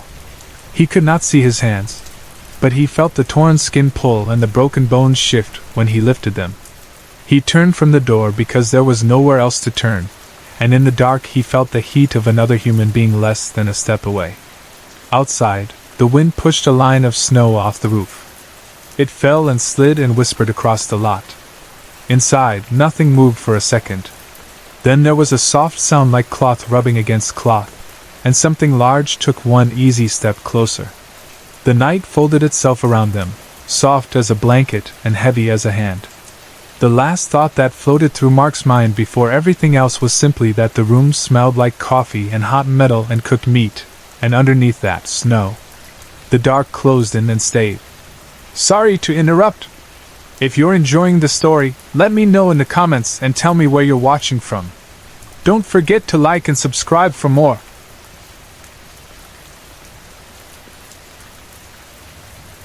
It started after that one sudden panic attack, the kind that arrives with no warning and takes everything over as if a switch has been flipped somewhere inside you. I was never the type to lose my cool. I was the friend who drove in rush hour without honking, the coworker who smiled through schedule changes and pointless meetings, the person who could fall asleep on airplanes and tune out crying babies. I always thought of myself as steady and level. I liked small routines. I liked lists. I liked plants on the window ledge and a tidy desk and the comfort of knowing what comes next. I didn't think much about panic because it didn't belong to me. And then it did. It happened at work, on a day that did not feel special at all. I had a phone meeting with my boss, not even a video call, just a voice in my ear and a list of bullet points on my notepad that I had already rehearsed in my head. The office was bright and calm. Light came through the blinds in smooth white bands. The fan in the ceiling made a low, steady sound. A little pot of ivy hung above my filing cabinet, and the leaves had started to reach toward the glass like small green hands. No one else was in the room. I had a mug of tea that smelled like lemon and honey. My pen was uncapped and ready. I was halfway through a sentence about timelines when something hit me from nowhere. It did not feel like a thought or a worry. It felt like the moment you realize a car is sliding on ice and you have no control of the wheel. It felt like turning a corner and finding a bear in the hallway, its head up, its breath white in the cold. It felt like everything inside my body moved 1 inch to the left all at once, and the world went with it. I stopped talking. The silence on the line stretched, and at the same time my chest pulled tight and my heart started to hammer like it wanted out. My skin felt electric and wrong. My hands tingled. The back of my neck went cold. I tried to breathe, but every breath seemed to bounce off some wall and come back thin. There was no trigger, no loud sound or bad news, nothing. Still, a voice in my head said, "Get out, get away, move now." I pressed the phone to my ear and heard my boss say my name once and then again, and I could not make my mouth work. I caught a glimpse of my reflection in the black computer screen. My face looked pale. My eyes were too wide. The skin under my eyes had gone shadowed, and the small muscles around my mouth kept pulling in. I had a small choice then, to expose whatever this was or to hide it, and I chose to hide it. I said, "Sorry, bad connection," though I could barely get the words out, and I hung up. I put the phone down and placed both hands flat on the desk. I tried to pull air in for a count of 4 the way a meditation app had once taught me. That helped a little. I tried to name what I could see: window, plant, calendar, mug, and that helped a little more. I opened the office door because the small space felt like it was closing in. I walked up the hall to the restroom and splashed cold water on my face until my skin prickled and my teeth ached. Slowly, the fear stopped sliding around and settled into an uneasy quiet, like a dog lying down but still watching the door. I went back to my office and waited until my heart did not drown out the fan. Then I called my boss, blamed the cell towers, and finished my points in a voice that sounded like mine again. When the call ended, I sat for a minute at my desk and stared at the small curls of ivy's shadow on the wall, and tried to understand what had just happened. I could not. My roommate was the first person I told. That night we sat at our kitchen island with a bottle of wine between us and a bowl of cashews that neither of us touched. The city below our windows was a slow place of red brake lights and yellow cabs. Our building sits high enough that the sound of traffic comes up as a soft, constant rush, like moving water. She listened while I tried to describe it. She is good at listening. She tilts her head a little when she does it, and her hair falls over one shoulder in a way that would look rehearsed on someone else, and looks easy on her. Instinct, she said finally, settling on the word like she had been testing a small handful of them in her head. Maybe your body knew something your mind didn't. You've seen those videos of cats right before an earthquake? They all stand up at the same time and look the same direction. We're animals too. You probably picked up on something. Like what? I asked. A meeting that was going fine? A plant that needed water? I tried to say it gently because I knew she was trying to help, but I felt tired in a way that had nothing to do with sleep. Humans don't feel earthquakes before seismographs do. We build the seismographs because we need them. She shrugged and smiled. Maybe your brain misfired. Brains misfire all the time. Your phone glitches and you don't throw it out. You restart it. I don't know how to restart a brain, I said, and tried to make it a joke. She refilled both of our glasses. We talked a while longer, and she told me a story about a meeting of her own that had gone sideways and the clever thing she said to fix it. We stood side by side at the big window and looked down at the long curve of the river where it caught the city lights. She put on boots and texted her boyfriend and kissed my cheek and told me she would be late. When the door clicked behind her, the apartment took on that deep quiet that expensive buildings can make. The HVAC hummed. Somewhere in another unit a cupboard closed and a laugh drifted up for a second and then was gone. I put on an old episode of a show I've seen so often it might as well be a lullaby. The jokes arrived on time. I poured a second glass of wine I didn't really want and wrapped a throw blanket around my legs. The panic had embarrassed me more than anything else. It felt like an uninvited guest who had knocked and then left and might knock again, but probably wouldn't. It was nothing, I told myself. It was a blip. People have worse days for bigger reasons and still get up the next morning. In the middle of a scene I could recite, everything inside me shifted for the second time that day. It was not as sharp as the first, but it was more focused. The air in the room felt wrong, too thin and too warm at once. My arms prickled. There was a line of heat down my spine, like a hand pressed there. I sat up so fast the blanket fell to the floor. I pressed pause on the remote, and stood there in the quiet with the TV frozen on a laugh that had nowhere to go. I walked to the kitchen and opened the top drawer without thinking. Knives live there, and I think the plain fact was I wanted to hold metal. I touched the handle of the chef's knife, and something inside me said no. It was too sharp and too obvious. I slid my hand past it, and closed my fingers around the small, heavy meat tenderizer we keep for the 2 times a year we pretend to cook like a cooking show. It felt solid in my palm. It made me feel like I had done something. I moved through the apartment room by room the way you move through a hotel room when you first arrive. I opened closet doors. I slid shoes aside with my foot and looked behind the hanging coats. I pushed open the bathroom door hard enough that it bounced off the doorstop and checked behind the shower curtain. I stepped onto the balcony and looked down 11 floors to the dark strip of alley and the small, shining backs of rats near the dumpsters. The air out there tasted like cold metal and old rain. There was nothing. I stood in the living room with the meat tenderizer in my hand and felt the way my muscles hummed at the edges as if they were waiting for instructions.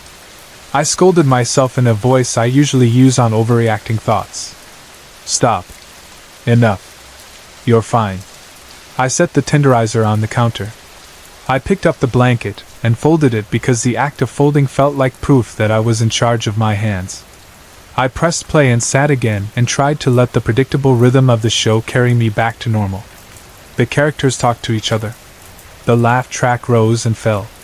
The city lights outside blinked at their own slow pace. I told myself that if the panic had a map, I did not have to follow it. By 11 I was ready to give the day back. I brushed my teeth and washed my face and put on the soft t-shirt I keep for sleep. I like to read in bed, even if it is just a few pages, because sentences in a book can loosen my brain in a way screens do not. I lowered the blinds all the way because the glow from the buildings across the way can be bright enough that it feels like morning when it's not.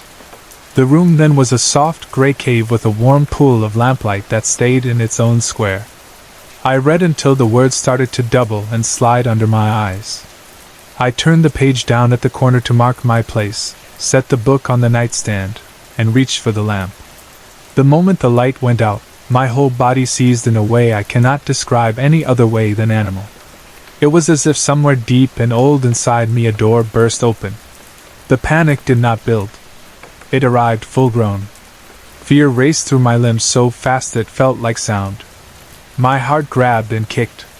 My mouth went dry. Sweat broke along my hairline and slid cold down my temples. I made a small sound I did not expect, a quick, low thing like the start of a sob. Without a thought I threw the blinds up so hard they rattled. City light poured in like water. The room was now a pale ship in a pale sea. It did nothing. The fear did not care about light. As I stood there clutching the string, the panic changed shape. It did not go away. It found a center. It settled into a sentence that I did not think but knew: something is coming to get me. I do not know what. I do not know why.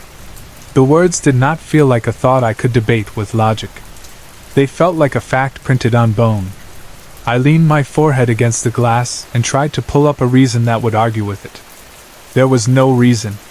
There was only the feeling, deep and primal, that my body had recognized the pattern and screamed my name. I stood there in the gray light with my breath going fast and shallow and let it be true in me because trying to make it false only made it stronger. There is something oddly practical about dealing with a horror you cannot name. I made tea I did not drink. I looked up breathing exercises and did them. I lay in bed and stared at the smoke detector until the red light blinked and then blinked again. I unlocked the front door and then locked it and then unlocked it again. I checked under my bed as if I had somehow missed a person the first 3 times I looked there since the day I moved in. I wrote down what I was feeling because people always say to write it down. I wrote, afraid. Exposed. Watched. I wrote, I am okay, I am okay, I am okay, until the words went flat. I imagined calling my roommate and decided against it because she was with her boyfriend and it would only make me feel small to hear her voice from a bar where the lights were warm and the music a little too loud. I composed a text to my mom and deleted it. I played rain sounds on my phone even though it was dry outside.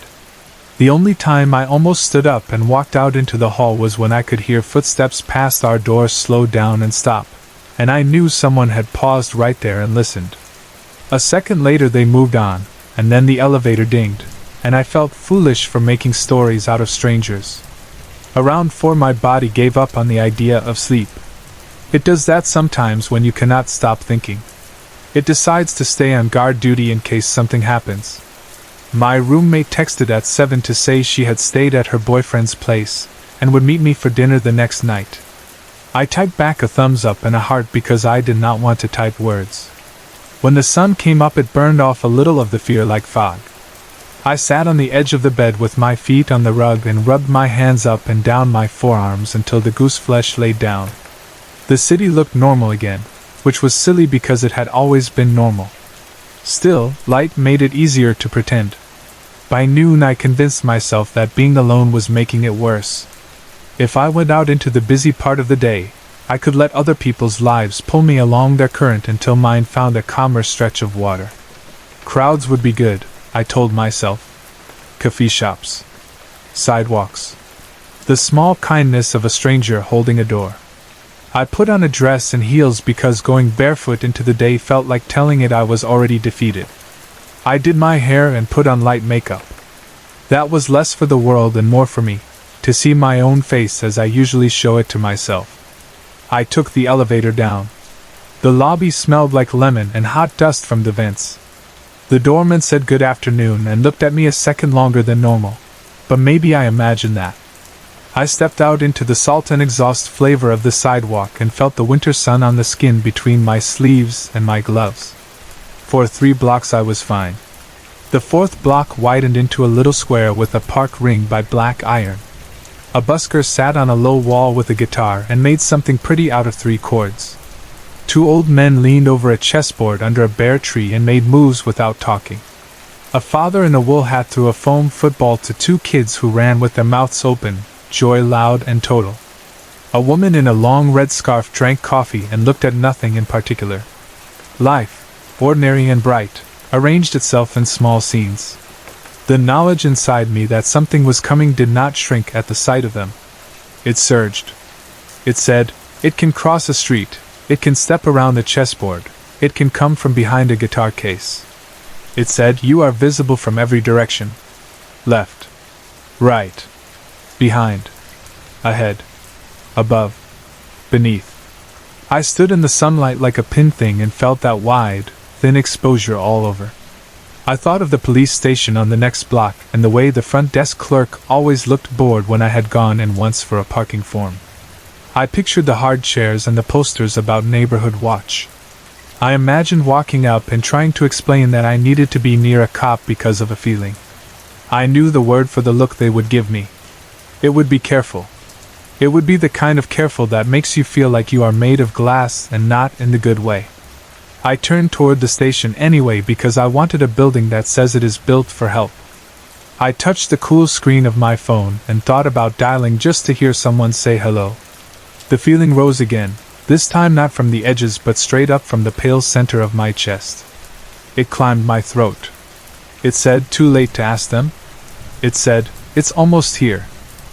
I stopped halfway to the station and stood still on the sidewalk. A taxi passed, and the wind from it lifted the hem of my dress against my knees. A boy on a skateboard clicked over a crack and jumped down to the street, and did not look at me. Somewhere a siren wound up then wound down. None of these were threats. All of them were proof that the world was still moving, that I could move inside it. And yet the terror turned like a heavy gear and locked into some new position, and I understood something else, the way you understand in a dream and cannot argue. This thing did not want to be witnessed by them. It did not want a cop to write it down. It did not want a father to say to his kids, "Let's help that woman." It wanted me alone even if I was in a crowd. I was alone even in a crowd. There is an old cathedral further downtown, a place I have always liked because the stone makes a kind of coolness you can feel even when the heat outside is loud. The idea of a sanctuary is strange when you are not sure you believe in the thing the sanctuary is built for, but the shape of those old arches has put my heart down before. I turned away from the station and went toward the church because the thought of tall doors and candle smoke and thick wooden pews felt right. My heels clicked fast, too fast, so I took them off. The pavement was cold, and the skin of my feet felt thin. I did not care.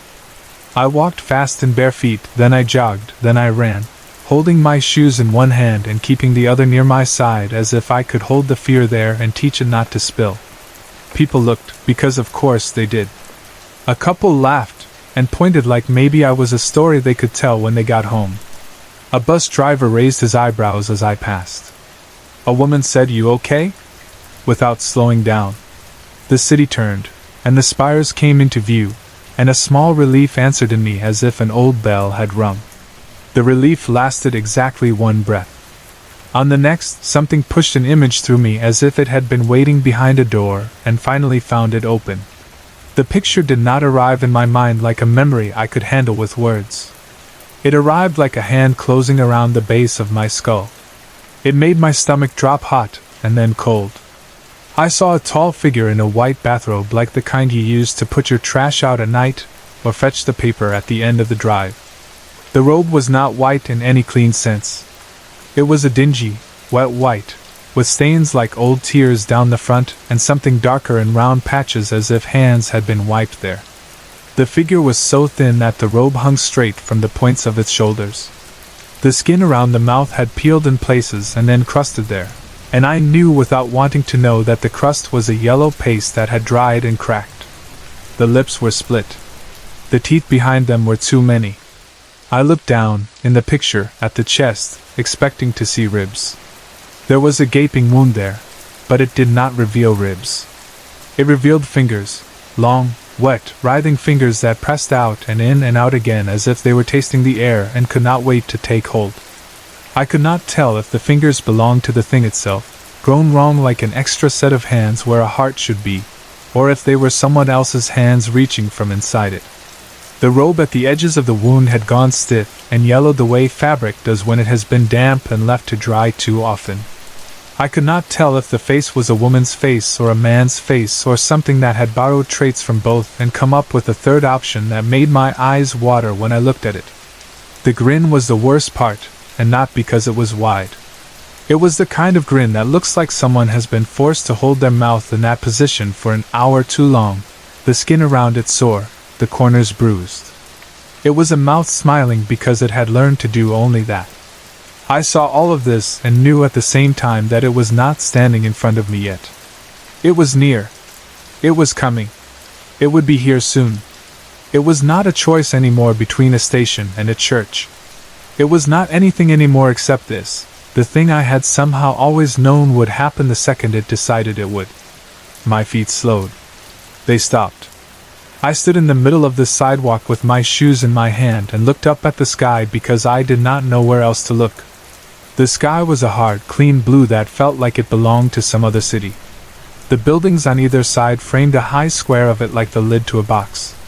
I lifted my face into that square and let tears run without moving to wipe them away. I tried to pray, and then I laughed a little under my breath because praying felt like calling a number I had never called before and expecting someone to pick up and say my name. A man brushed past me and said, "Watch it." A bike bell rang twice. The spires of the cathedral didn't look like spires anymore. They looked like points on a crown for a figure that was not there yet, or maybe for a figure that had always been there, and I was only just now seeing the shape the city makes around it. I thought of my roommate in her boyfriend's apartment with the smell of egg and toast in a pan already starting to go warm in the hall. I thought of the plant on my filing cabinet, and the way the ivy touches the glass with those soft, sticky pads and then lets go and touches again. I thought of my boss's voice saying my name in my ear and the way I had used the small lie, bad connection, to open a door and walk away. I thought of the meat tenderizer on the kitchen counter, and how foolish it looked when I left it there, heavy and patient. Fear is a clean thing when it gets like this. It burns everything else out. I realized I had been clenching my jaw so hard my temples ached. I loosened it on purpose. I set the shoes on the ground and smoothed my dress over my thighs in a small movement that felt polite to myself. I was not going to run now. Where would I run? Into a crowd? Into stone? Into a police station where the air smelled like dry paper and old tape. There was no point in running when you have already been found. I lifted my chin because it made breathing easier and not because I was trying to be brave. I do not know how long I stood like that. Time changes shape when you are waiting for something that is both near and not yet here. The world narrowed and also went wide. I became aware of small things in a way that made them feel important. A woman with a stroller pulled a tissue from her sleeve and wiped the nose of her child in one clean swipe. A piece of newspaper slid along the curb until a bus stopped it. Far above, a window opened and a hand shook out a dark cloth and drew it back in. A dog barked twice, each bark the same shape. The wind came up the street and brought with it the faint smell of bakery sugar and hot oil, and the sharper smell of someone's cigarette 3 blocks away. I thought about lifting my phone and writing down some last sentence that could carry me, but the thought of the home screen with its little bright icons made me feel tired in a bone way. I did not want to see any instructions. I did not want to be told to hydrate or meditate or call a hotline. Maybe those would have helped a different person on a different day. I just wanted to stay where I was and let the thing come the way it had decided to come. At some point a shadow moved across the building across from me, not like a cloud but like a bird should have been, only too slow for a bird and too wide. The light shifted a little. A truck honked and the sound went thin in my ears, like it was happening underwater. My hands were at my sides now, open and easy. I became aware that my mouth had fallen open a little and my tongue was pressed softly against my top teeth. I closed my mouth and swallowed, and the taste in there was metallic and sweet, as if I had bitten my cheek without knowing. The image of the figure in the bathrobe did not fade. It did not change.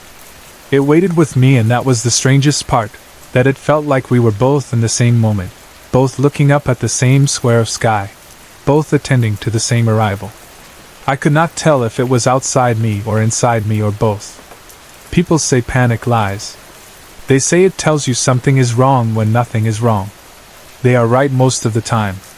I have told myself that a dozen times about smaller things, and it has helped. But there is another kind of panic that is not a lie. It is a message that does not care to be translated. It does not explain itself. It tells you to stand very still while the air around you thickens in a way that says, this is not normal air anymore. I felt that air now. It pressed lightly against my skin from all sides, like the first foot of water when you step into a pool. I breathed it. It did not taste like anything. It felt heavy. It felt like the first weight of a hand placed on the top of your head by someone taller than you. A steady pressure that is not unkind and not kind either. It simply says, here. A bus pulled up to the curb and hissed and braked and let people out in that little tidal way buses do. One of them looked at me for a second and then looked away. He will not remember me, I thought, not later when he tells his girlfriend about his day, or when he takes his shoes off, or when he falls asleep with his face toward the wall. That felt right. I did not want to be a story. I did not want to be anything that belongs to anyone else. I wanted to be exactly what I was, which was a person in a city on a blue day standing still because something had decided she should stand still. I let that be the whole truth. It was simpler than trying to think my way out of it. The spires of the cathedral seemed closer now even though I had not moved. The street felt longer and shorter both. I had the small thought that if I needed to, I could take 3 steps and go into the shade of the doorway and press my palm against the old wood and I would feel how many hands have touched it, how the grain has been worn smooth shoulder high and hand high, and how many people have pushed it open and gone in to talk to their God. I did not take the steps. I kept my feet where they were, rough from the pavement, cold now and wet where I had stepped through a thin run of water and not noticed. A sound moved through the city that did not belong to a car or a train or a plane. It did not belong to wind. It did not belong to any animal I could name. It did not belong to the thing either, not exactly. It sounded like someone sighing into a hollow place, but a place as wide as a subway tunnel, as tall as a stairwell, as deep as a well. It lasted for a breath and then it did not. Nobody around me turned their head at it. Either they did not hear it or they heard it and decided not to lend it attention. I did not turn my head either. There was nowhere to look anyway. It was not a sound you could point to. It was a sound like time shifting the way a person shifts their weight when they have been standing a long time and need to switch which foot is taking it. I lifted my hand once, strange to see it there in front of me in the light. A hand I have used for years to open jars and wave at friends and tuck hair behind my ear and press the elevator button. It shook very slightly. I set it down again. I thought of the phrase steady on that my grandmother used to say when she poured tea and the cup was full. Steady on, steady on. I stood steady as best I could and let the tears dry when they wanted to dry and arrive again when they wanted to arrive. There was no point in stopping them. They did not change anything. They were just the body's way of making room. I realized I had been expecting pain. I realized I had been waiting for the sudden impact, the grabbing, the clutch of those long fingers that had no business where they were. When it did not come right away, a small, strange calm came and sat at the edge of me. It was not relief. It was not hope. It was the kind of calm you feel at the end of a long wait in a doctor's office when the nurse calls your name, and you know you will finally go in, and whatever happens will happen, and the waiting will be over. It was a small kindness, that calm. I let it stand beside me. I did not ask it to stay. The blue square of sky held. A plane crossed it like a white seam and was gone. Pigeons lifted from a ledge and turned once in a shape like a coin flipping and then landed again. Somewhere a child screamed the happy scream children make when someone lifts them too high, and they do not mind being scared. I thought of the way panic had first arrived, a heavy bear down a hallway with no warning, and of the way it had come again, shaping itself into words that my bones understood. I thought of my roommate's talk about instinct and animals and earthquakes, and how silly it had sounded to me at the time. I understood then that sometimes you feel the tremor first, and sometimes you just know beyond knowing that the ground has already split, and you happen to still be standing on your side of it for the second before the crack reaches you. I stood on my side of it. I waited. I could have walked into the church. I could have gone home. I could have stepped into traffic and let a car make a decision for me. There were many things a person could do in a city on a weekday with a purse in her hand and a phone in her pocket. I did none of those. I did the thing my body told me to do, which was to be still. I stood in the sun and lifted my face to the tall buildings and the bright winter sky above them and the light that hurts your eyes a little when you look straight at it. I let tears roll because it was easier to let them roll than to wipe them. I thought of nothing and of everything and of nothing again. I stood, and I still stand, waiting for it to get me.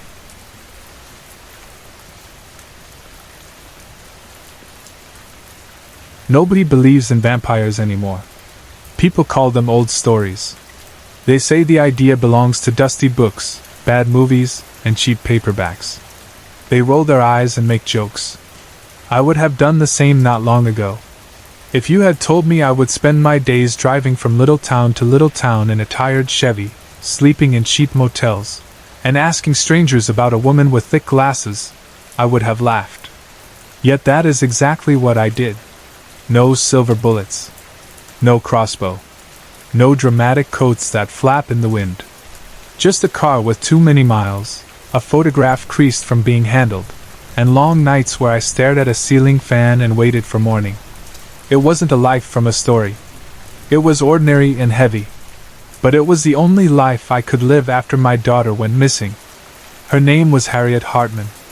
If you passed her on the street you might not look twice. Middle-aged. Brown hair pulled back into a tight bun. Big round glasses. A plain sweater she could have bought anywhere. She looked like a careful person who kept lists. She looked like she might remind people to lower their voices in a library. Maybe that was why she was good at what she did. People never suspected her. Over time I recognized a pattern in the places she struck. She fed about once a week. She liked pairs. A man and a woman together. Sometimes young, sometimes not. Often a couple, but not always. A brother and sister. A father and daughter. A pair of co-workers who shared rides. She would approach the woman first. She would make small talk. She would become a familiar face. She would take the woman away for a day or two. Then the man would follow. After that, either of them would be seen again. The motel key would be back on the counter by morning. The clerk would shrug. And another quiet hole would open in someone's life. When bodies turned up at all, they were found in parts and drained. The reports were short. The photos were blurred. Most cases went nowhere. A note on the local news. A small column in a paper. A few worried voices on a forum. I read them all. Some nights I read until the screen hurt my eyes. I tried to put things together like someone working a puzzle at the kitchen table. At first nothing lined up. Then I noticed something. She never fed in one small place on the map, a little town near the ocean called Eastgate. Everywhere else around it, yes. Eastgate itself, no. The closer towns to Eastgate saw more activity. The farther ones saw less. It felt like a center point. It felt like home base. If I was wrong, I would waste a week of gas and motel money. If I was right, I might end something terrible. So I went. Eastgate was hard to find and easy to miss. If you blinked, you could drive right past the turn and not realize it. The town should have been lively in late spring. The ocean was right there. You could hear gulls and the low roll of waves from the parking lot outside the motel. There were flower boxes under some windows. There were bicycles on porches that no one rode. But many houses had boards over the windows. The fast food place on the main road had an empty space on the wall where a big red M used to hang. That bare rectangle was cleaner than the rest, like a shadow of what had been there. I stood outside my car, looked around at the quiet street, and felt that tired, empty feeling small towns get when the work goes away. The motel office was open. A woman sat behind the counter with an old movie playing on a small TV. Her face was hard to read. If you told me she was 20, I might have believed you. If you told me she was 70, I might have believed you too. She paused the movie when I came in. I told her my name. She reached for the nearest key without checking anything. Pay up front, she said. 50 extra for a retainer. Helps us keep the rooms decent. I handed over my card. I took out the photo from my jacket while she ran the charge.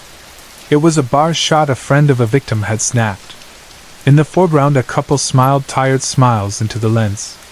Behind them, at the far end of the bar, Harriet looked up from a drink and stared down the room through those thick lenses. If you didn't know where to look, you could miss her. If you did, it was hard to see anything else. Seen her? I asked the woman at the desk. She leaned forward and squinted. Can't say I have. She didn't sound like she was lying. She sounded like she was bored. The room was cleaner than I expected. The carpet was vacuumed. The sheets smelled like soap. The lamp shades weren't dented. Someone had put care into the place. I set my bag down and sat on the edge of the bed for a while. I looked up the news from the towns around Eastgate. There was a small piece about some parts found in a ditch 3 towns over. No names. No follow-up. It would pass through the news like a leaf through water. I knew how that went. I had watched stories about my own girl fade from the front of a website to the back, and then disappear. When I first started looking into Harriet, I thought she was a human killer. A person with a broken part who couldn't stop. I didn't know better until a week before Eastgate. I had caught up to her by accident. We were at the same motel. I saw her leave her room as I checked in. I waited. After dark, she brought a girl back. The girl looked young and tired in the way people look when they tell themselves they are fine but they are not. I told myself I would catch Harriet in the act. I told myself I would save that girl. I had bought a gun and a heavy flashlight. I stood outside the window and my hands shook. Then I threw the chair through the glass and climbed in like a man who had already given up on being careful. I saw Harriet with her mouth at the girl's neck. The girl sat on the edge of the bed with her hand on the small wound as if she didn't want to make a bigger mess. When Harriet turned, she moved fast. I fired. The shots hit her chest and did nothing. She crossed the room in a blink and held me by the throat like I was a kid standing on a chair to reach the cookies. My feet didn't touch the floor. She studied my face. She looked down the line of my life in a second and smiled without showing her teeth. A stalker, she said, almost amused. How flattering. I looked at the girl on the bed. She didn't run. She didn't scream. She watched us like we were a show. You look familiar, Harriet said. We've met. You took my daughter, I managed to say. The anger came up faster than the fear. She was a good girl, she said. When she said my daughter's name, I almost swung at her. I didn't. I couldn't. She tossed me aside like a coat she didn't want.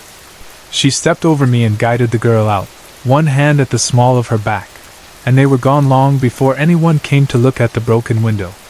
Go home, she had said at the door. You won't get anything you want by following me. I should have listened. I didn't. In Eastgate, I walked the beach to collect my thoughts. The air smelled like salt and damp wood. There were bits of rope and broken shells and lost toys down by the waterline. I pulled up a map on my phone and circled the places where a local would know faces. A diner by the marina, a bar called Shelby's Place, the small grocery store, a school, a halfway house near the bus station. There wasn't much else to see. The diner at the marina served fish and chips the way diners do when they are tired. The batter was thick and brown. The fries were pale and soft. The owner wiped his hands and looked at the photo and shook his head. Haven't seen her, he said. Or maybe I have. Can't place her. He stepped into the back and took out his phone. I paid and left. My stomach felt greasy and my mind felt slower than I liked. I headed back toward the motel. That was when I saw the red car. The Lamborghini looked like a toy someone left in the wrong place. It was bright and low and sharp. It sat in a space beside my Chevy looking like a knife laid next to a spoon. A man got out. He was tall and clean and looked like he woke up each day with a list he always finished. He was my son. "What are you doing here, Dad?" he asked. His voice was calm but stiff. He sounded like a manager calling an employee into an office. "Enjoying retirement," I said, and even I didn't like how that sounded. "You won't find her," he said. "You won't find Pauline. You won't find anything but trouble." "Maybe," I said. "Maybe I'll find the person who took her." He frowned. "Let the police do their job." "They haven't," I said. "You know that. I'm taking you home." "No," I said and walked. He kept pace with me across the lot and down the sidewalk. "If you're angry with me, say it," he said. "She called me that night. She asked me to come to the motel. I didn't go. But you told me yourself she was probably gone already. You said it. You said there was nothing I could have done. I don't blame you," I said. "I blame the one who took her."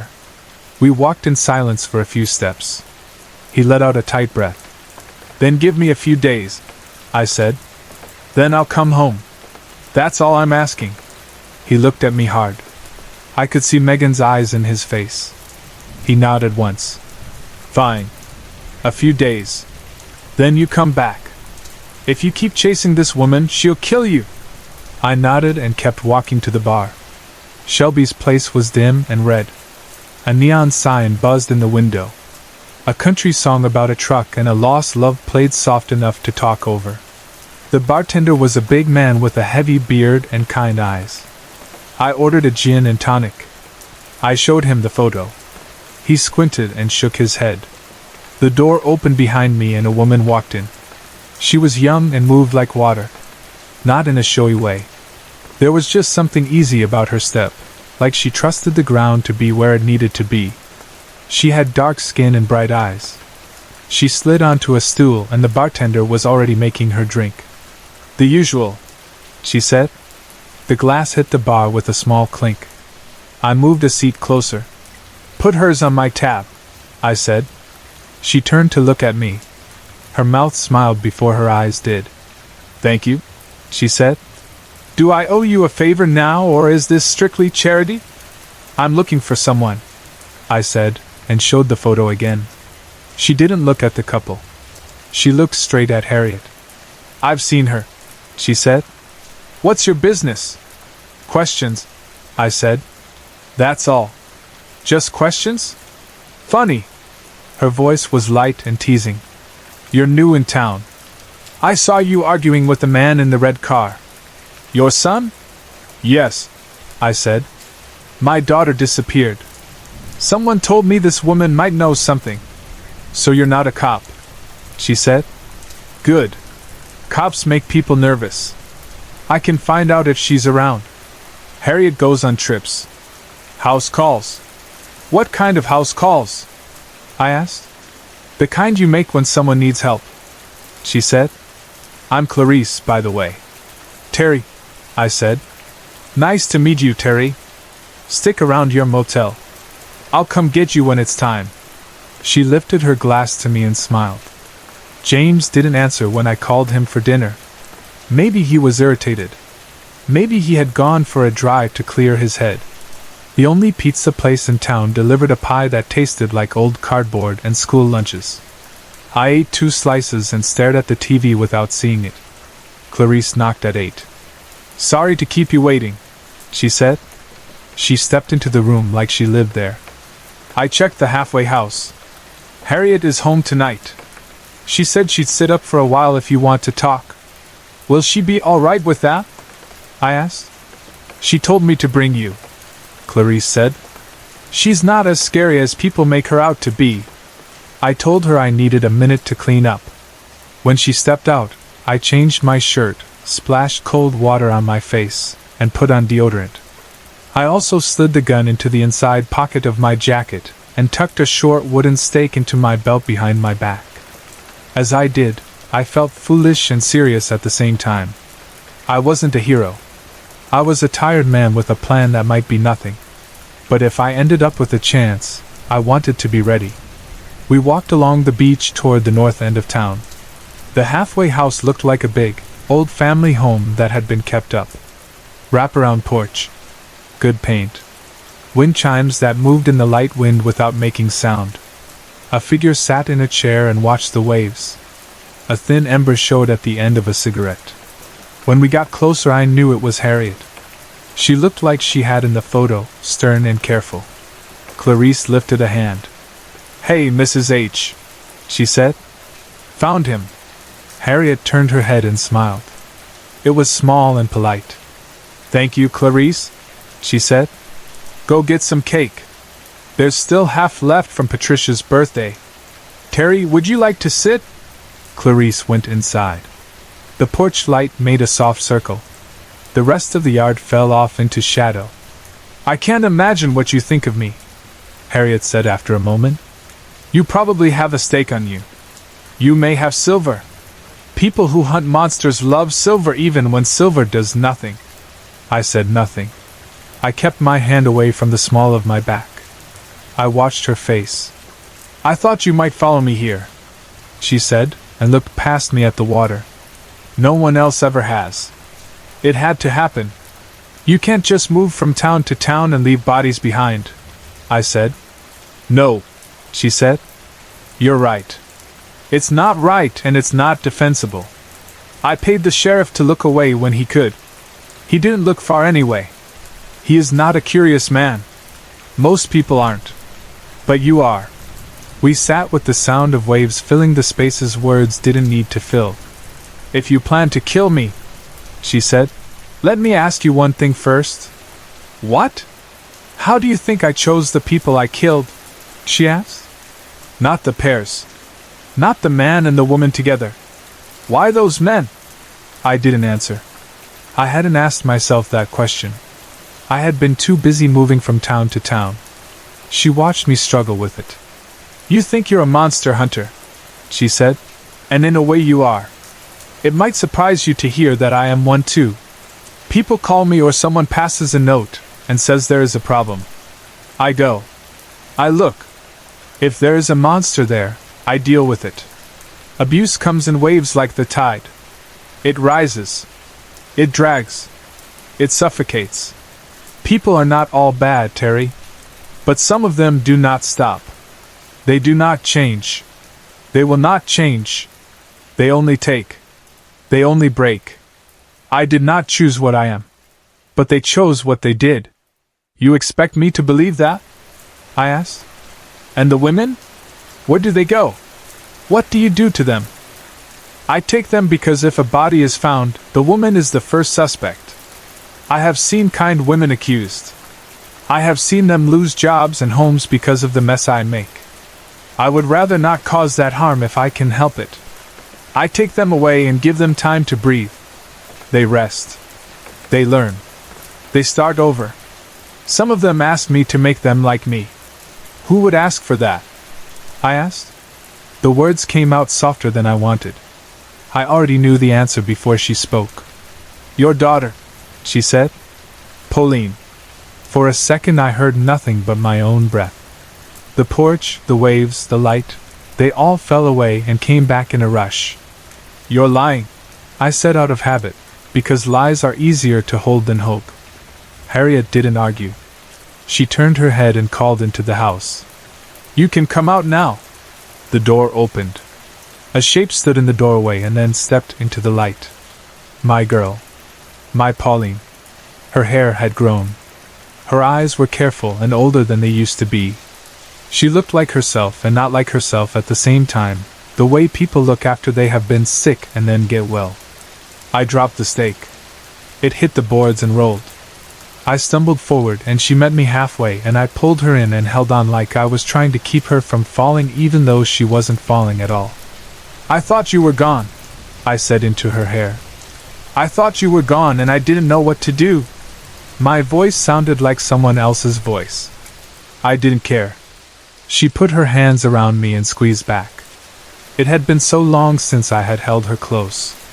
I realized how small that distance had become in my head.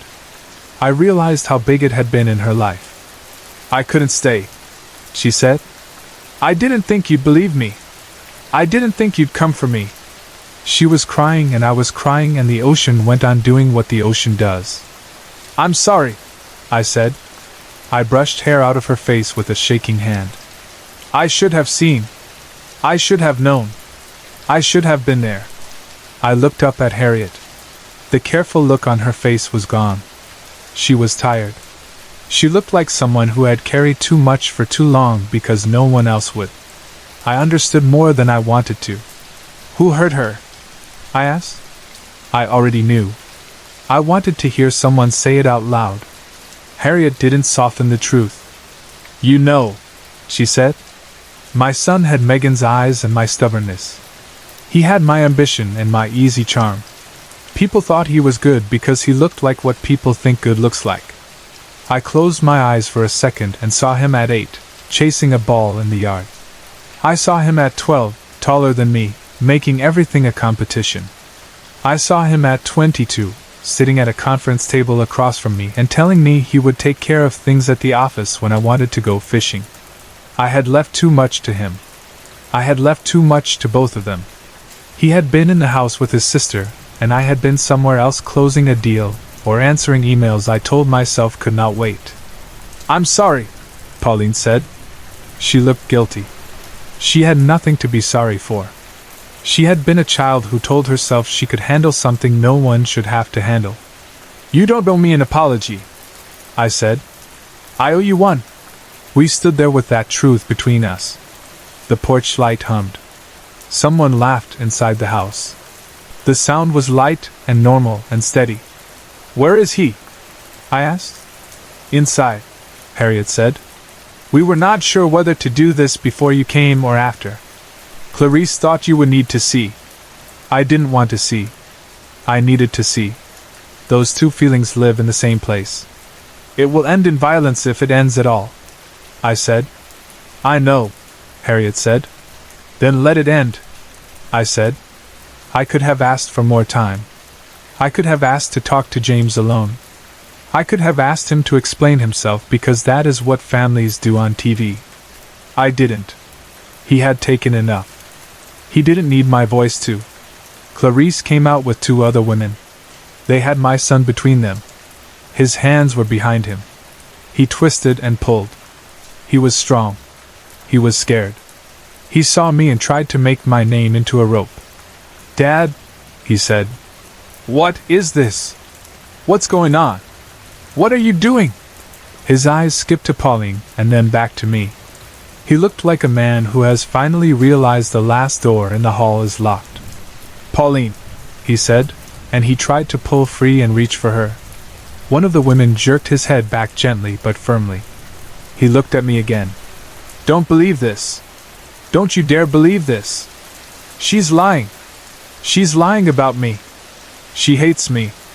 I never touched her. I swear to God, Dad, I would never." He talked fast. He tried to take up all the space with words. He had always been good with words. They fell out of his mouth and hit the porch and broke.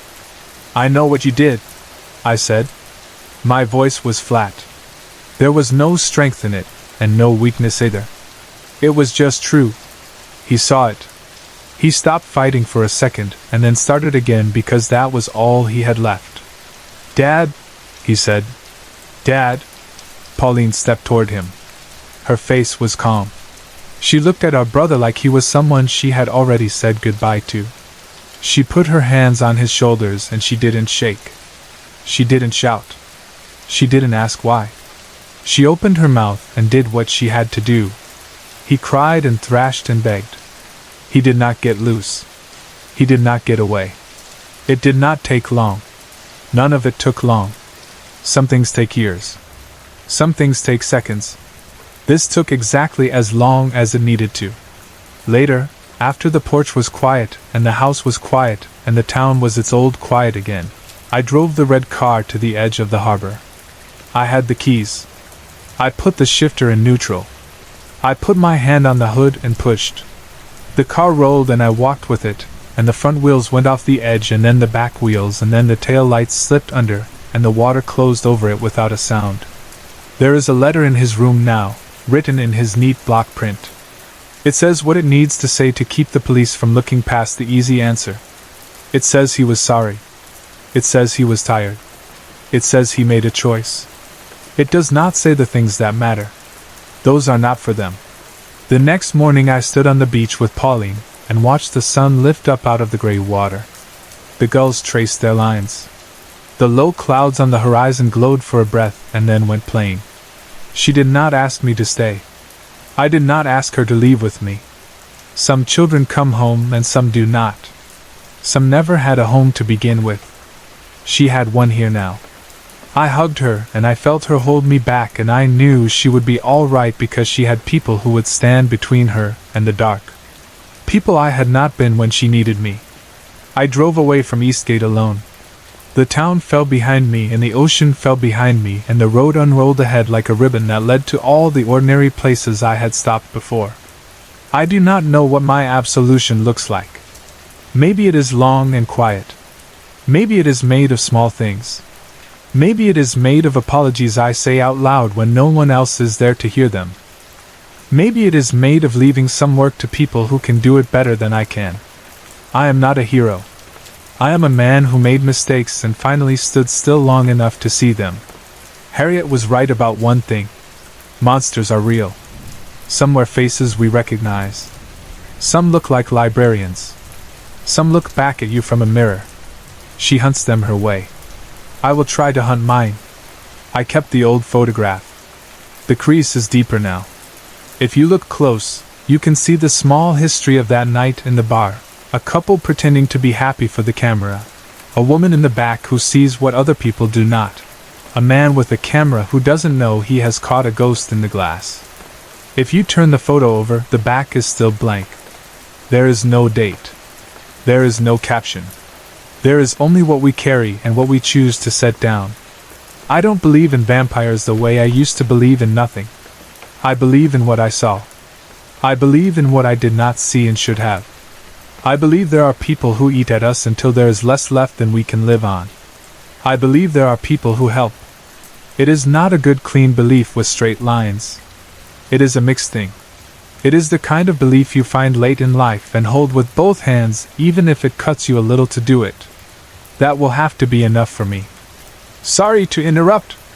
If you're enjoying the story, let me know in the comments and tell me where you're watching from. Don't forget to like and subscribe for more.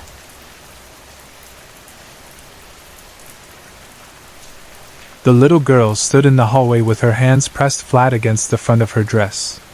The hall was quiet except for the soft ticking of the clock down by the stairs. Sunlight fell through the high window and made a bright square on the floor.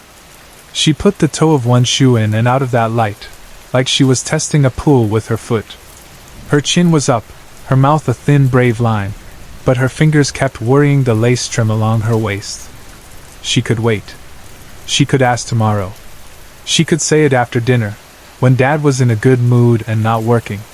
She could write a note and slip it under his door. She could do any of those easy things. But the thought of tomorrow only made her stomach twist. Tomorrow was a whole sleep away. She wanted it now. She had wanted it for a long time. The want felt big enough to push her feet forward even if her courage did not feel big at all. She took one breath, then another, and knocked. "Come in," her father called. She reached up on her tiptoes to find the handle. The door was heavy, and when it swung open the weight helped her. Light rushed at her from the far end of the room. His office always looked bright, even when the rest of the house felt dim. There were clean white walls and tall shelves with books that had gold on the spines. At the back of the room sat a wide desk that took up most of the wall. Papers were laid out in careful stacks. Her father sat behind those stacks with a shiny pen moving quick in his hand. She marched up to the desk as fast as she could without actually running. Her ponytail bounced. She stopped where the carpet met the edge of the big rug and lifted her face. "I want a doggy!" she shouted. He looked up at her, and even though his mouth was straight, his eyes were warm.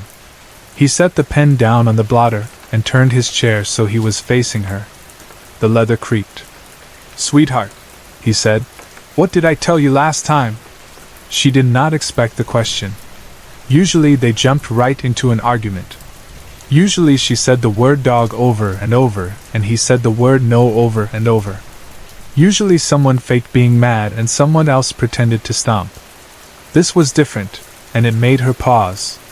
You said I wasn't responsible enough last time, she said carefully. His eyebrows lifted a little, like he was impressed with the way she broke the big word into parts. He nodded. Yes, he said. That's right. And if you couldn't take care of a goldfish, I'm not sure you could handle a dog. Her cheeks went hot. She saw the glass tank in her mind. She saw the little castle in the middle and the way the plastic plant waved when she swirled the water with her finger even though she had been told not to. She saw the fish move its mouth and dip and rise and dip and rise and then not rise one morning at all. She had said she was sorry to the tank and pressed both hands to the glass to feel the cold, and Dad had said it was okay, and they had put the tank away. She still felt bad when she passed the closet where the tank was now. But, she said, and then the tears came up too fast for her to catch. He leaned forward, and the chair creaked again. He took her face in his hands, one warm palm on each cheek, and she felt her breath slow because his hands always did that to her. He smelled like paper and soap and the faint mint of his tea. Here's what we're going to do, he said. I'm going to give you 2 weeks to prove how responsible you are. 2 weeks is 14 days. You're going to get yourself out of bed for school. You're going to pack your own lunch. You're going to brush your teeth without me telling you. You're going to be in bed by bedtime without a single fuss. If you can do all that, without me reminding you, for 2 whole weeks I'll get you a dog. Her face changed like a light turning on. Her eyes went wide and bright, and her mouth opened in a round of surprise that turned into a smile so big it looked like it might tip her over. You really mean it? She said. I mean it, he said. But it's 2 weeks. That's a lot of days. Do you think you can do it? She planted her fists on her hips the way she had seen superheroes do on TV. She narrowed her eyes like she was looking a giant right in the knee. Okay, she said. The next 2 weeks stretched out like a road that never turned. At first, it felt long and hard, and then it became a rhythm she could follow if she did not think too much about it. The alarm clock went off, and she went up out of sleep like a swimmer coming to the surface. She turned the alarm off before it could beep a second time. She made her bed with both hands. She told herself the wrinkly parts did not count. She washed her face. She pulled a brush through her hair and tied her own ponytail even when the elastic snapped once and stung her wrist. She packed her lunch. She stood on a chair at the counter with the bread on a paper towel, and she put peanut butter on one slice and jelly on the other. On day 4 she tried to make her own peanut butter by putting margarine and peanuts in a bowl and hitting them with a hammer she found in the garage, and Dad's voice came from the doorway right away. Let's not smash our lunch with tools, sweetheart. She laughed, and put the hammer away and spread peanut butter from the jar like a regular person. She added a piece of fruit and a cookie and one folded napkin with a little heart drawn on it. She zipped the lunchbox and put it by the door so she would not forget it. She brushed her teeth at night with the timer on, and when the timer beeped, she spit out white foam and admired the clean shine of her smile. She put on her pajamas without wandering into the living room for just one more show. She got under the covers and said goodnight. Sometimes her legs felt jumpy and wanted to run right down the hall just to prove they could, and sometimes the stories she was reading pulled at her and made her want to flip the page. And sometimes the house made a noise that sounded like a whisper, and she wanted to get up and ask what the whisper said. But she stayed. She pulled the blanket up and made her body still and let her eyes close like doors swinging shut. And every morning she woke up to a small feeling of pride that she kept in the back pocket of her heart. Dad did not remind her. Not once. He made scrambled eggs twice and pancakes once and oatmeal on the cooler days. He said very little about the plan. He watched, and she could tell he was watching. The look on his face was not a test look. It was the look he had when he showed her how to tie a knot, and then let her try it herself. There were 2 close calls. One day she fell asleep on the bus on the way home and woke up with a bookmark lying on her cheek and stumbled into the house and forgot her lunchbox on the floor by the door. She remembered at bedtime and got up to rinse out the thermos before it could smell bad. Another day she ran a bath for her dolls and forgot to turn the water off and came back to wet towels and her dad kneeling to mop up the floor and his mouth pressed in the kind of line that meant he was working to keep his voice calm. "Accidents happen," he said after a long breath. "Let's be careful." On the morning of the 14th day she sat up so fast the world tilted a little. She smoothed the bed, brushed her teeth, tied her ponytail, ate her toast, and then stood in the doorway of his office with her hands clasped behind her back. "Daddy! Daddy! Daddy!" she said. "Yes?" he said without looking up. "It's been 2 weeks," she said. She tried to sound casual and failed. "And?" he asked, and his voice had a smile hidden in it. "And I did everything you told me," she said. The words came out like a little trumpet. "You did?" he said, turning his chair with exaggerated surprise. "Yes," she said, and her smile was so big it made her cheeks hurt. He squinted at the ceiling like he was trying to remember something important. I don't know," he said. "Maybe we should go for another 2 weeks just to be sure." Her face fell so fast it was like watching a summer day turn to rain. "Oh, all right," he said, rubbing his chin as if he were thinking hard. "Now, what was I going to get you?" "Oh, right, a baseball." She shook her head and laughed through her worry. "No, Daddy. Not a baseball." "A scooter?" he said, putting a hand to his chest like he was shocked at his own guessing skills. "No, Daddy. Not a scooter." He threw his hands up. "If it's not a baseball and it's not a scooter, what on earth could it be?" "A doggy!" she shouted. "A doggy!" he said, and his face warmed in a way that made her chest feel like a cup filling with something nice. "Of course." "Well then, let's get moving. Come on. To the pet store." He stood and came around the desk. His hand found hers. His hand always fit around hers just right. They left the bright room and walked down the long hallway where the mirror hung. In the mirror she saw their hands joined and her ponytail swinging, and she made a song up without words and hummed it to the rhythm of their steps. On the first floor they turned left instead of right. Left took you past the coat closet and the shoe rack and the picture of her and Dad at the fair, where her face was red from cotton candy and the sun. Left took you to a plain door with a plain knob that no one used but Dad. A small plastic sign was nailed to the wall next to the light switch. The sign had rounded corners and cheerful letters. "Pet store," it said like a joke for the house. Dad opened the door. Dark waited on the other side.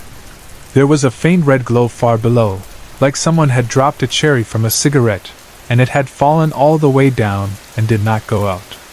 He flipped the switch, and bright panels in the ceiling flickered and then came on with a soft hum.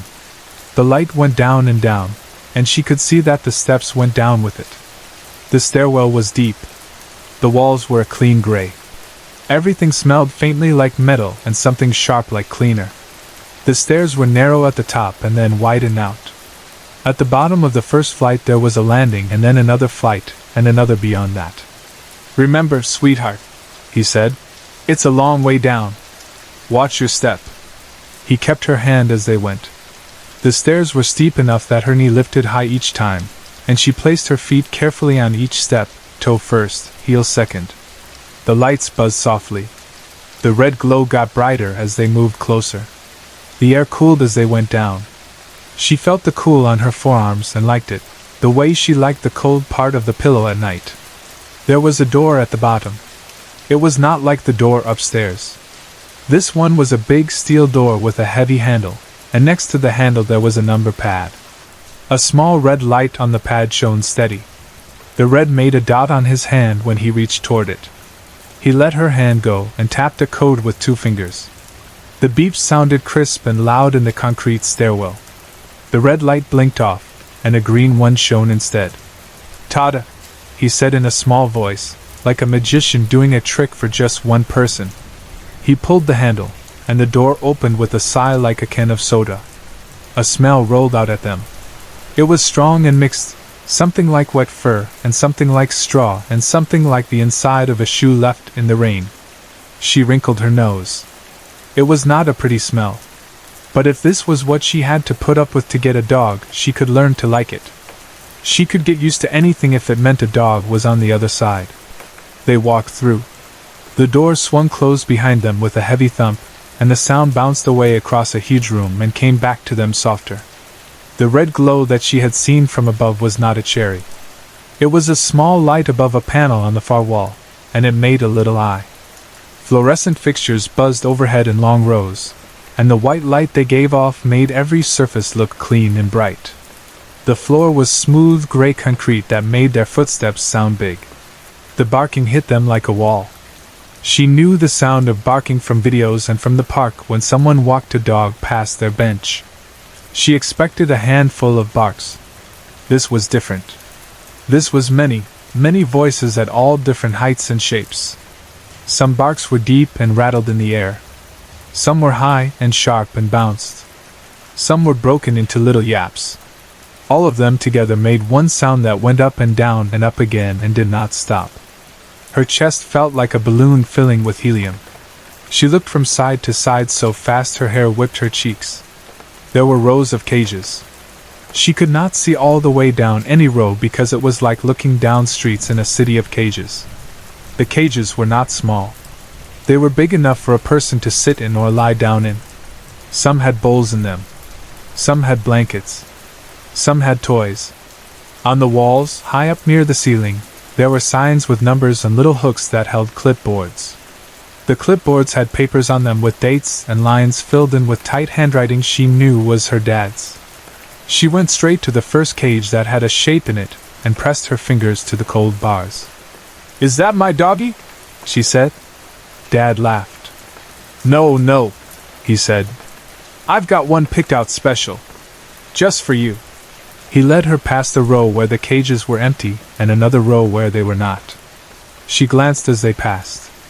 Some cages had blankets that were folded neat. Some had walls that were painted the color of grass or the color of the sky. She saw a food bowl with little bites left around the rim like someone had eaten carefully and then been called away. She saw a water dish with a thin skin of bubbles over the top. They turned toward the back, where the air was colder and the lights felt a little farther apart even though she knew they were the same distance. Dad stopped in front of a cage that sat a little apart from the others. There was a small sign on the door with today's date and the word new written in a square. "No," he said. "I just found this one, so he's a little scared." She went up to the bars and put her face close, the way kids do at the pet store when a puppy is sleeping and they want to see its nose move. She stared into the cage the way kids stare into the dark corner under their bed to make sure nothing is there. After a few seconds her face changed. The sparkles in her eyes faded into something puzzled. "Why doesn't he look right?" she said. Dad's eyes stayed warm, like a fire that never flickers. "Well," he said, "I usually groom them right away. But you were so excited I decided it could wait." "Is he asleep?" she asked. "Probably," he said. "He's very tired. He had a long trip." "Can we wake him up?" she whispered. "Just for a few minutes," he said. "Then he needs to rest." She leaned in and knocked gently on the bars with her knuckles. The sound was small but it ran across the floor and came back like a soft echo. A voice came from inside the cage. Who's there?" it said. "Please, I just want to see my family." The little girl's nose wrinkled deeper. She stepped back and looked up at her dad, offended the way children are when a game is wrong. "Well," she said, "he doesn't sound like a doggy at all." Dad's smile did not change. He reached into his pocket and brought out a small black remote. It looked like the kind he used to open a garage door. He held it in his hand and his thumb covered the only button on the top. "No," he said softly. "He doesn't." The voice inside the cage grew faster. "Whoever is there, I'll give you whatever you want." You want money?" "I don't have a lot, but you." His words broke off into a scream. It was the kind of sound that reaches into your chest with cold fingers and turns something inside you over. The little girl's mouth fell open. She looked at the cage and then at her father. The screams went on for a few seconds, and then stopped when Dad lifted his thumb. The only sound was heavy breathing from inside the cage. It sounded like someone who had been running and then been forced to stop. "What are doggies who don't sound like doggies, sweetheart?"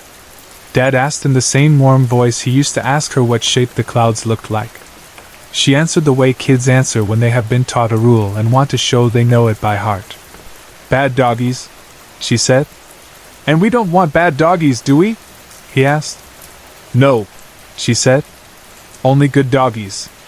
"Please," the voice started again, and the sound cut into another scream before the word was finished. Dad let go of the button again. He did not look away from the cage. His face did not change. The breathing inside the cage came again, loud and ragged. And then, from inside the bars, there was a different sound. It came out rough and low at first, and then got louder. It was a bark. Then another. Then a series, deep and harsh and broken. The little girl clapped her hands and bounced on her toes, joy spilling out of her like light. "Oh, thank you, Daddy. Thank you so much. I knew you'd get me a real doggy. I knew you would. You're very welcome," he said. "Now you go upstairs and pick out a leash. Make sure it's a bright color so we can find him if he gets loose at night, okay?" "Okay," she said, and the word rang off the steel door and ran up the stairs before she did. She turned and went the way they came, past cages where men with long beards and hollow cheeks pressed their faces to the bars and barked as loud as they could, past cages where men were painted brown or yellow or black and strips of rough fur were sewn onto their skin in rows that made patterns like a child's drawing of a coat. She did not stop. She had learned not to stop in hallways when something called for her. There was a big tank with glass sides on her left, and the water inside was cloudy the way water gets when you forget to change it for too long. A man in an orange wetsuit floated near the top. He wore a plastic mask over his nose and mouth, and the tube from the mask ran to a stack of tanks that looked like metal soda bottles. He did not move. He bobbed a little, the way toys do in a bathtub when the water sloshes. She paused at the tank and put one small hand on the cool glass. "I'm sorry I forgot to feed you, Mr. Fish," she said. "I won't forget to feed my doggy." Then she ran to the stairs, because running now felt like part of the right way to feel, and she wanted to hold a leash in her hand and imagine the weight at the other end. Up in the hallway outside the door, the light from the high window had moved across the floor. Dust made a soft dance in the beam. She went to the closet where Dad kept things for outside, coils of rope, a box with gloves, 3 bright balls stacked like a snowman, a drawer that stuck, and she slid the drawer open. There were leashes inside, coiled like sleeping snakes. She picked a bright red one with a silver clip. She held it up and watched the way the red shone in the light. She waited for Dad because she knew she was not supposed to go back down without him. She waited with the leash looped over her wrist and imagined a name. Names came and went. Charlie. Rocket. Lucky. Lucky was good. Lucky sounded like a dog that could catch a ball and bring it back and not drop it until you said drop. Lucky sounded like a dog who could sleep on the end of her bed and keep his nose toward the door. She liked the way the name felt when she whispered it.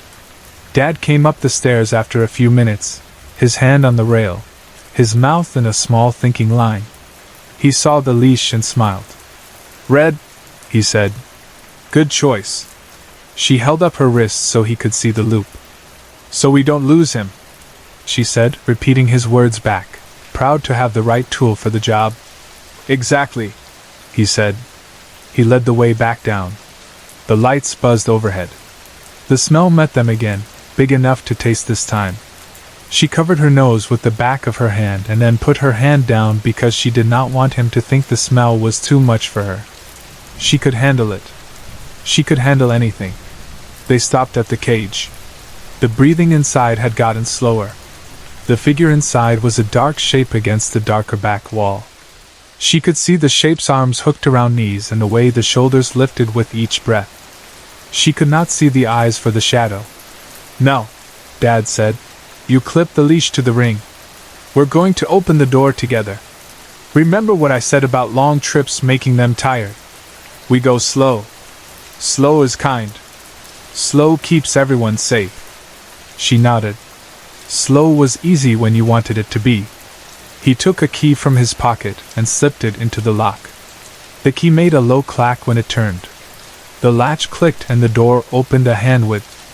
The cold air in the cage came out and touched her arms. Dad kept one hand on the handle and the other hand around her wrist with the leash so her small arm did not reach too far between the bars. "Hello there," he said to the dark shape, his voice as gentle as it had been when he told her not to use a hammer in the kitchen. "We're going to be friends if you can behave. Can you behave?" The figure made a sound. It was not words. It was the kind of noise people make when they have used up all the words they had and still need to say something. It was a growl that hurt itself as it came out. "Good," Dad said. "Good dog." He helped her thread the leash through the gap and showed her how to snap the clip to a ring he knew would be there because he had put it there. The clip made a clean, satisfying sound when it closed. She liked that sound. It sounded like a promise being kept. They closed the door and let the leash hang for a moment. She held the loop in both hands. The red strap looked very bright against the gray of the cage and the silver of the bars. She could feel a small weight pull at the loop. It was a real weight, which meant the dog was real, which meant this was not a game or a trick.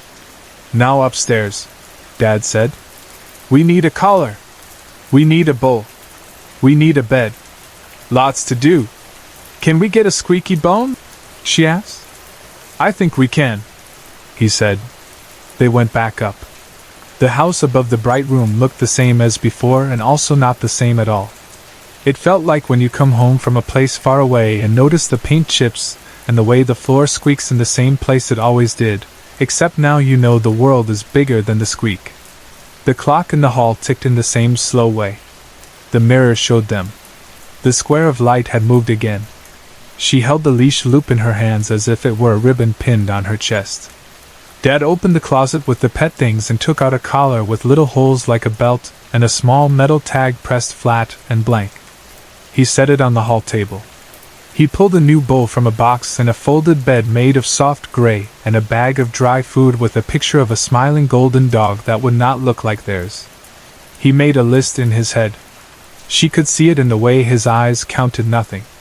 "Water," he said, tapping one finger against the air. "Food. Bed. Leash. Collar. Tag. What goes on the tag?" she asked. "His name," Dad said. "And our phone number. In case he gets out." She smiled without meaning to. "Lucky," she said. "Lucky," he repeated, and the words sounded different in his mouth, like it could be two things at once. He left the leash on the table and went to the kitchen for a marker, the kind that squeaked when it wrote and smelled like a new plastic toy. She traced the loop of the leash with her finger the way you trace a path on a map when you plan a trip. She could see the path already, through the park, around the corner, down the sidewalk with the cracks shaped like lightning, up the hill where the wind always felt strong. Downstairs, the lights hummed and the concrete held the cool in its belly. The cages stood in neat rows under the steady panels. The men barked. They barked until their voices were nothing but rough breath. They barked because they had been taught that good doggies bark the right way. They barked because they had been told there were only two kinds of animals and one kind got to go upstairs and wear a bright red leash. And in one cage, the newest one, a figure sat with a ring clipped at the front and the taste of metal on his tongue. He held very still and told himself in a voice that belonged to another part of him, that still remembered his own name, that this was a long trip and long trips end. He touched his teeth with his tongue and tried not to think about the sound he had made a few minutes before. He listened to the footsteps going up. He listened to the door breathe shut. He listened to the hum and the barks and the drip from the corner where a pipe did not quite seal. He looked at the loop of red that lay heavy on the concrete just inside the bars. He did not look at the remote in the warm hand on the other side of the bars. He could feel it there anyway, like you can feel someone staring at you in a quiet room. Upstairs, the girl held the marker while Dad guided her hand. She wrote Lucky on the metal tag, and the letters looked a little crooked because her hands still learned how to make lines straight. The black ink dried shiny and then matte. She blew on it because that is what you do to make things set faster, and Dad smiled because blowing on things works even when it doesn't. She slid the tag onto the ring on the collar. The metal clicked against metal with a sound that made her heart jump again. She folded the bed under her arm and hugged it to her chest the way you hug a pillow during a storm. Dad lifted the bag of food with one hand and the bowl with the other like they weighed nothing. He nodded toward the stairs. "Ready?" he said. "Ready," she said. They went down one more time, and the smell came, and the sound came, and the cold came. The tag on the collar tapped against the buckle as the collar swung in her hand. The sound was bright in the gray place.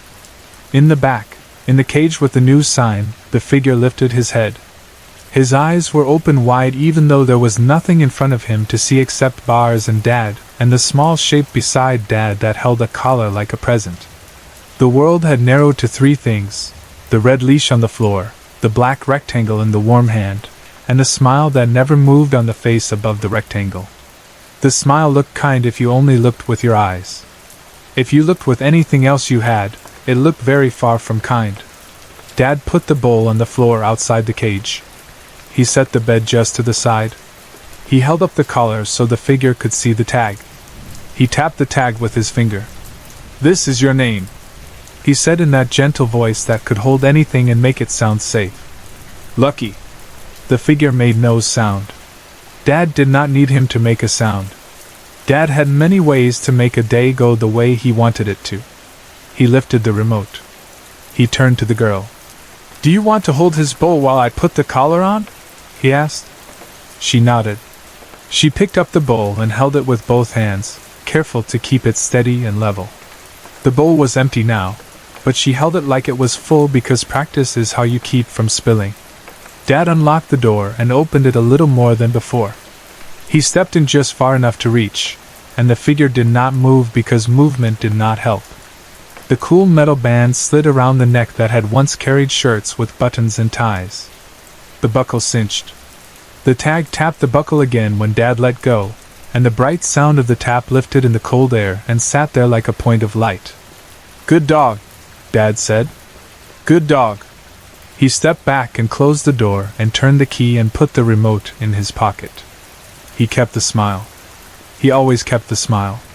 He could hold it for a very long time without it ever looking real or false. It was like a picture in a book that had been left out in the sun long enough to fade but not enough to disappear. "Can we take him for a walk?" she asked. "Not today," Dad said. "Today we let him rest." She looked down at the red leash looped around her wrist, and then at the cage, and then at the concrete, and then at her shoes. She nodded. Rest made sense. She had felt tired herself after remembering to do everything right for 14 days in a row. She knew what a long trip did to your legs. She knew what a long trip did to your eyes. "Tomorrow?" she asked. "Tomorrow," he said. They went upstairs one last time. The steel door sighed and thumped. The lights in the ceiling hummed and hummed. The numbers on the keypad looked like they could be anything if you didn't know them. The cool air stayed where it was because cool air follows rules better than people do. The cages stood in their rows. The men barked. The men who could not bark made the sounds that came closest and kept at it until their throats were raw. The fur on the stitched coats did not look soft if you knew how it got there. The orange wetsuit floated in the cloudy tank. The bubbles rose in slow strings from the straps near the floating head and broke when they reached the surface. The red leash lay on the floor inside the new cage like a line drawn under a word you want to remember. Upstairs, in the bright office with the big desk, the shiny pen lay on a stack of papers waiting for Dad's hand. In the hall, the clock ticked. In the kitchen, the tap dripped once and then stopped, like it had thought about starting a rhythm and changed its mind. The little girl took the bed to her room and set it by the end of her own bed. She crouched and pressed the soft gray with her palm and watched the way it rose back up after she took her hand away. She put the bowl under the window and filled it halfway with water and watched the little whirlpool settle and go flat. She set the bag of food behind the door and told herself she would count the scoops out loud so she did not give too much or too little. She sat on her own bed and swung her legs and looked at the collar with the tag that said lucky in her own careful letters. She listened to the rain she knew wasn't there, because sometimes her mind made a sound like rain so she would feel calm. She thought about the park. She thought about leaves that were big and leaves that were small and how a dog would sound running through them. She thought about the goldfish tank in the closet and the way the water had turned green on the last day because she forgot to change it. She thought about the orange wetsuit. She thought about how she had said sorry. And she thought about how some sorries make a difference, and some sorries don't. Downstairs, Dad stood in front of the steel door for a long moment. He looked at the keypad and at his hand and at the small scuff on the floor where the door had scraped once when it was new and had not been hung just right. He put his palm flat on the cool metal and closed his eyes the way some people do when they pray. Then he took his hand away and went up, and the sound of his steps faded into the warm part of the house. Night came. The square of light on the hallway floor slid up the wall and then climbed out of sight. Lamps clicked on. The house smelled like dinner. A chair scraped and pushed in. Water ran. A door closed. The world outside was dark in a way that made the windows look like flat black paper nailed to the walls. The little girl brushed her teeth and checked the bowl and touched the tag and pulled her blanket up and lay on her side with her knees bent and her hands under her cheek. She whispered goodnight to the empty bed at the end of her bed like people do when they make room for something that is not there yet. She fell asleep faster than she thought she would because carrying a big wand around all day can tire you out. Below, the figure sat with his back against concrete and his chin tilted down and his hands open on his knees. He did not try the bars with his fingers. He had already tried the bars with his fingers. He did not call out. He had already used up the part of his voice that could say words.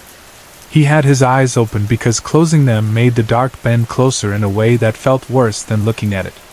He told himself about small things to keep the big thing from pressing down too hard. He told himself about the smell of his house after rain.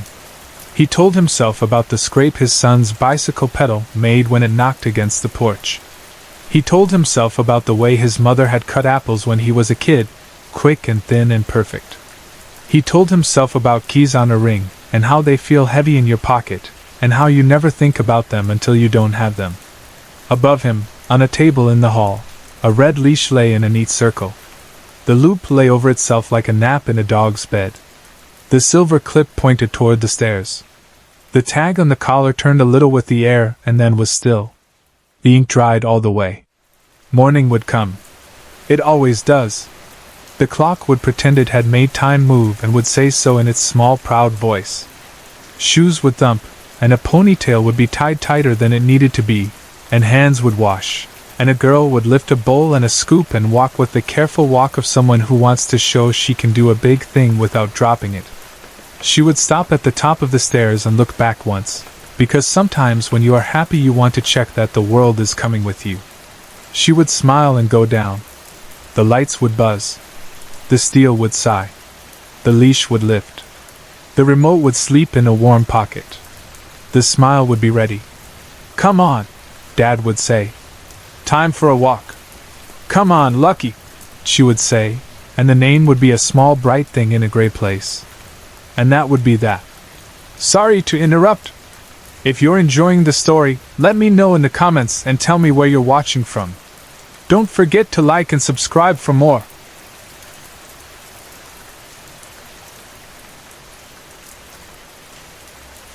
News began to spread through London in the year 1820. At first it was only talk in alehouses and at street corners. Then it ran along markets and workshops, through kitchens and carriage yards. The talk was always the same. In the counties around the city there had been a string of terrible murders. Travelers found bodies by hedgerows. Farmers found them in ditches. Constables found them on lonely lanes after the fog lifted. Witnesses kept giving the same description when someone thought they had seen a figure nearby. An unusually tall man, near 6'7", with a huge chest and heavy shoulders, moving like a shadow that had learned to walk upright. The details were repeated so often that the picture sat in people's minds even if they had never left London. A big man in a dark oilskin coat, rough black hair at his brow, long sideburns on each cheek, and a smile that people did not like to remember. What made the stories worse were the details about the bodies. The victims were both men and women. They did not simply have cuts or bruises. They had stabs and punctures along their torsos and upper legs.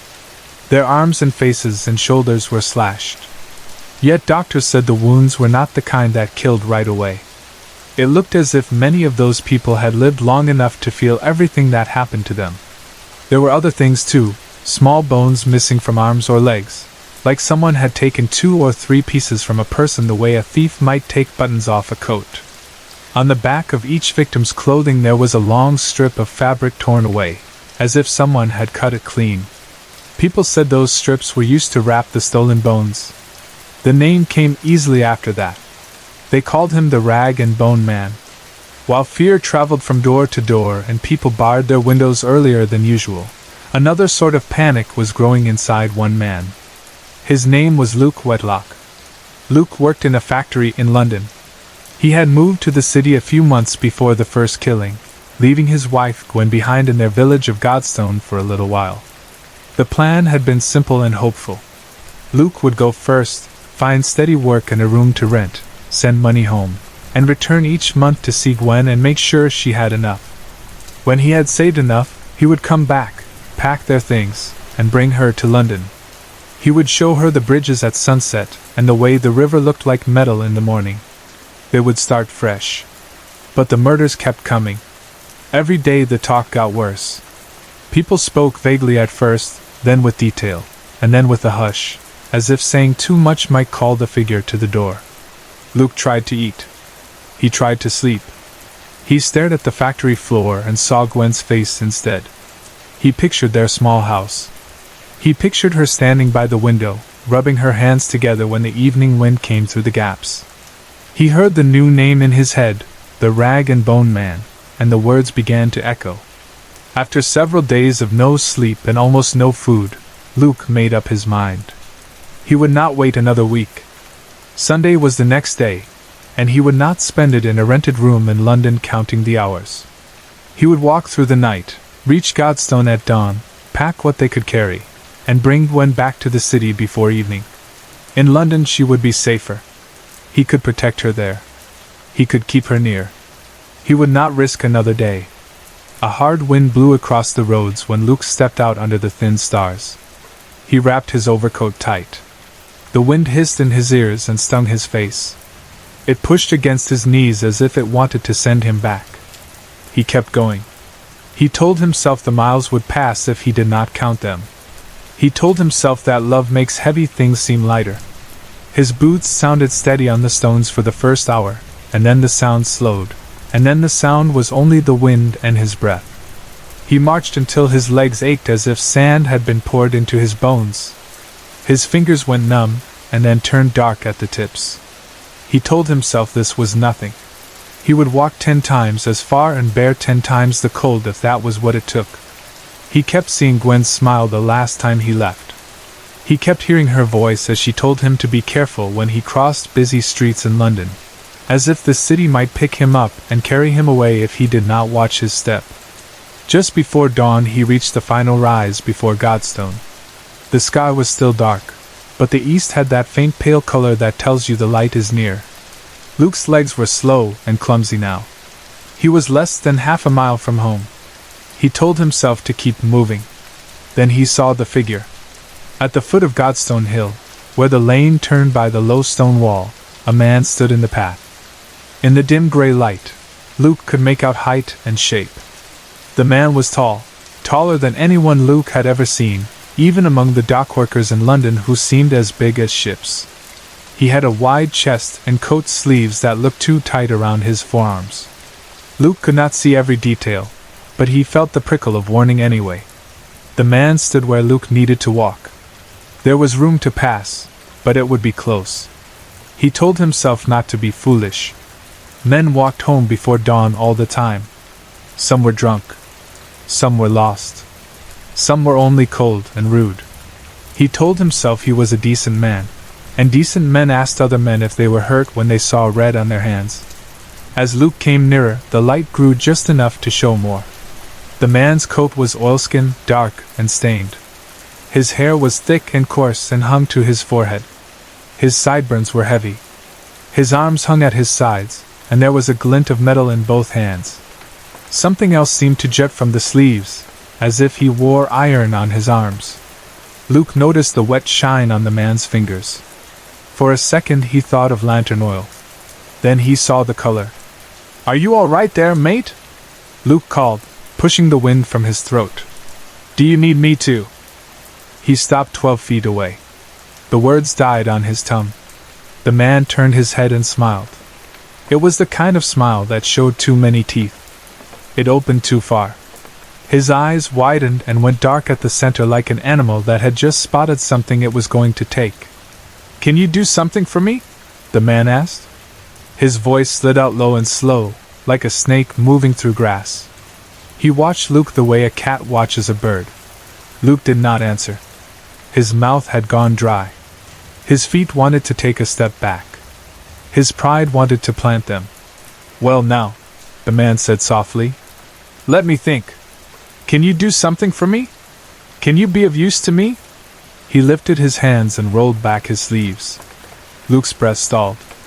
In each palm, a thick iron spike pushed out like a nail that had grown from flesh. Luke's first thought was that the spikes had been driven through the back of the hands and out the front, but there were no wounds. The metal looked as if it belonged there, as if the bones had turned to iron and chosen to show themselves. Up the man's forearms, just past the wrists, longer spikes curved away at an angle like short barbs on a cruel tool. Luke stared. The man was on him in a blink. A heavy swing flashed. Pain flared across Luke's right shoulder as iron teeth ripped through cloth and skin. His chest seized. He could not draw breath for a second, and then dragged air in with a ragged sound. His legs gave out. He fell, both hands clutching the new heat in his shoulder. The big man stepped close and stood almost on top of him. He looked down with the same stretched smile. "I know what you can do for me now," he said. The words were calm and hard. "You and I are going to play a game. Let's see. What's your name?" Luke held his breath for a moment to steady himself. His voice shook. "Luke," he said. "My name is Luke." "Well then, Luke." The man's grin did not change. He walked to Luke's feet, and without warning drove the long spikes into both of Luke's upper legs. The shock of it burned in a way Luke had never known. He cried out, and then bit the cry off between his teeth. He felt the cold metal deep where metal did not belong. He wanted to faint. He held on to the sound of the wind to keep from falling into the dark. "Let's call this game," the man said, drawing the last word out. He crouched so his eyes were level with Luke's. "If Luke can get there before bleeding to death, then nobody dies today." Luke blinked hard. The meaning washed over him as if the wind had turned to ice and gone through his coat. He tried to speak and stopped. His shoulder and legs burned and throbbed. His hands shook. "Here are the rules," the man went on, as if they were talking about a children's trick instead of a night at the edge of life. "I know there's a woman in Godstone. She lives alone. She wears a wedding ring. It looks as if her husband is away. Perhaps he's working elsewhere." He tilted his head slightly. "I also have a good idea what her husband's name is. Don't I, Luke?" Luke's eyes focused in an instant. He felt something cold and fast run through him that was not the wind. The man slid his coat off his shoulders. Under it he wore a small cloth bag on a strap.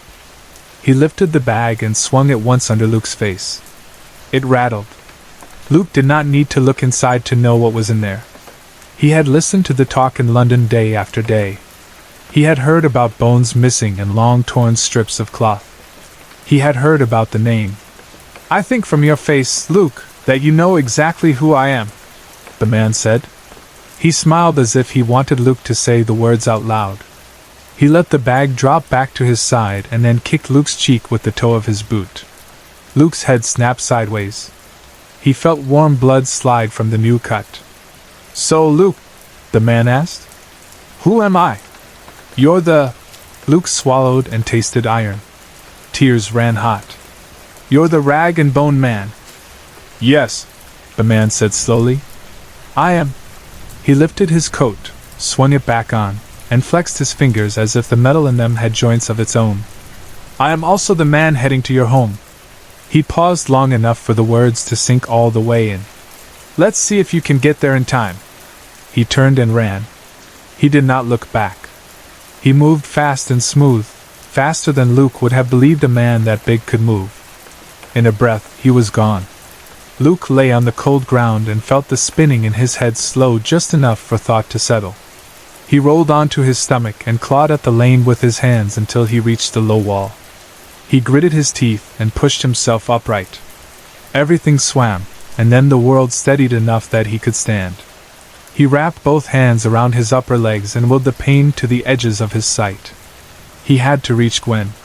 He tugged hard at his sleeves and tore them away from his shirt. He tied the cloth around each thigh as tight as he could bear, pulling until the edges of his vision darkened and then pulling a little more. When he let go, the throbbing eased, not much but enough. He shrugged his overcoat back into place. He took one breath, then another, and set one foot forward. He moved in a slow, broken walk, dragging and stepping, dragging and stepping. The sun pushed up above the far fields. The light should have been kind. It only showed him how far he had to go. The lane was empty. No farmer came out to check his gate. No cart rattled by. No one looked out from a window. It felt as if the whole village had pulled its head under a blanket and held its breath. He told himself to stay awake. He told himself to count 5 steps and then 5 more. He told himself to think about Gwen's hands, about the way she folded bread dough and tucked the ends underneath. He told himself that pain is a thing that tries to make you stop so it can keep you, and that he would not be kept. When he reached the last turning, his sight went blurry and then double. He shook his head and the world became one again. He lifted his eyes and saw his door. He saw something else too. The rag and bone man stood in the doorway, bent slightly under the low lintel to fit. He tapped his fingers on the frame as if counting time. Iron rasped softly on wood as he ran a barbed forearm up and down the panels. He looked over and smiled when he saw Luke. "You're almost there, Luke," he said in a light voice, as if this were a race between friends. "Just a bit further, and you've almost made it." Luke stumbled closer. He was a few yards away. The big man nodded as if pleased with the effort. "Luke, my old mate," he said. "Well done. Well done. I'll meet you inside." He pushed the door open and disappeared into the house. Something inside Luke rose up then. He had held himself back from the dark by will alone for the last long stretch, and now a different kind of fire moved through him. His lips and hands tingled. His legs trembled and then took on a kind of wild strength. He pushed forward. It was not a run. It was what a run might look like if it had been broken and then taped back together. He reached the threshold and crossed it. Their house was small and plain, made of large brick. The main room took most of the space. A heavy wooden table stood in the middle with 4 chairs around it. A small stove sat to the left of the door with a thin tin pipe that carried smoke outside. On the back wall there was a small paned window that let in morning light when the sun chose to give it. To the right, a door led into the bedroom, which held only a bed, a little dresser, a wardrobe, and another small window. "Congratulations, Luke," the rag and bone man said. He stood against the far wall, as if he had been waiting there all along. "Where's Gwen?" Luke asked. His voice came out rough. "Where's my wife?" The rag and bone man crossed the space in 2 steps and struck Luke with the back of his open hand. The room swung sideways. Luke dropped into a chair. The man set him upright as if he were a child who had slipped off a bench. "I don't like your tone, Luke," he said softly. "But you did make it here. And since you are not keeping to the rules, I will go and get Gwen for you." Luke's sight went gray at the edges. He fought it back. He heard the big man go into the bedroom. He heard the sound of a weight dragged across boards. He heard something wet and soft bump a door frame. He kept his eyes open. He kept them open because he had to. "Oh, Luke!" the rag and bone man called in a voice that sounded almost friendly. "I think I left something out of our talk earlier." Luke turned his head as the man came back. He threw a heap down on the table beside Luke. It landed with a dull sound. Luke looked and saw what it was. His mind tried to stop the truth. His eyes would not. Gwen lay there, still and pale. Both her arms were gone. Her face was the face he knew, but without breath and without light. The world tilted, and then Luke pulled it flat again with the last strength of his heart. "I feel I should tell you," the rag and bone man went on as if giving directions. "Gwen was never in any danger today." He moved to the stove, lifted the lid, and set his spiked forearms carefully on the hot metal to warm them. "You see, I already knew who you were. Your name was the last thing screamed in this house when I paid poor sweet Gwen a visit 2 days ago." The words were like stones dropped down a well. They made no ripple. They sank. Luke's chest hurt in a way that had nothing to do with cuts.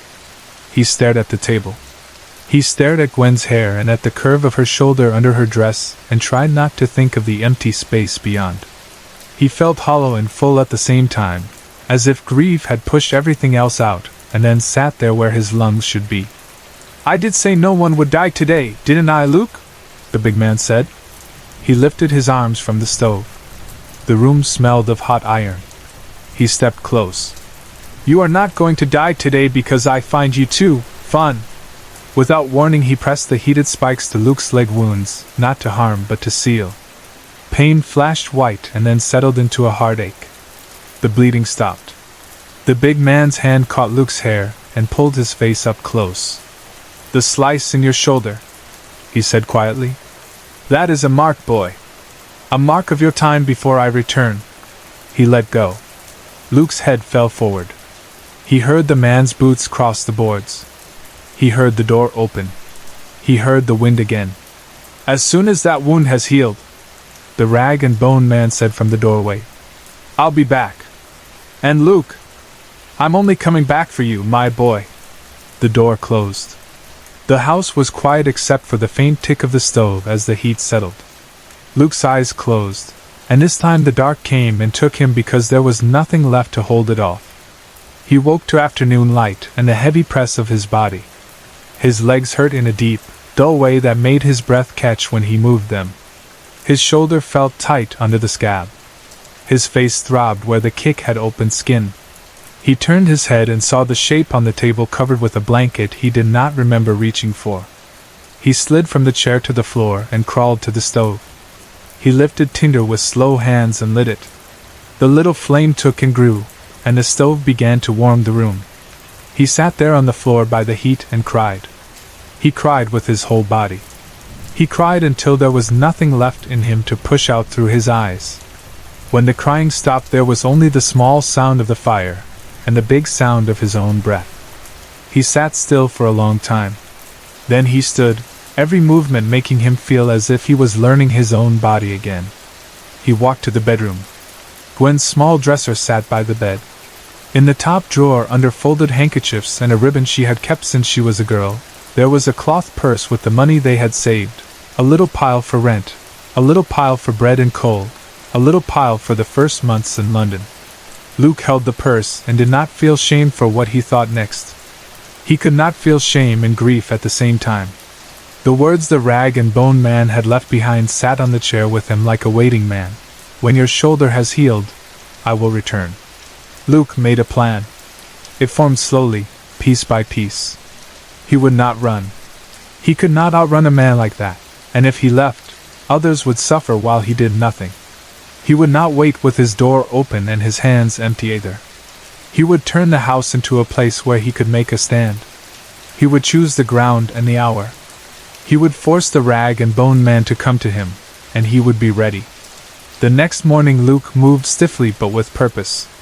He walked to the stone yard and bought bricks and sacks of lime for mortar. He bought 2 thick beams and lengths of iron that a smith shaped into new bolts. He bought extra candles and jugs of water and a cord of wood cut to short lengths that would fit the small stove. He bought salt pork, dried peas, flour, and a bag of oats. He spread his money carefully and counted coins twice. Then he took the coach to London and spent the rest on one thing he had never owned, a revolver. The shopkeeper raised his eyebrows at the sight of a thin village man with a swollen face and bandaged legs asking for a weapon, but money is money, and talk is cheap. Luke kept his eyes on the counter and asked for cartridges. He held the gun in his hand and felt its heavy balance, and did not lie to himself about what it was for. He returned home and went to work. He bricked up the windows first. He did it slow and neat so the walls would hold.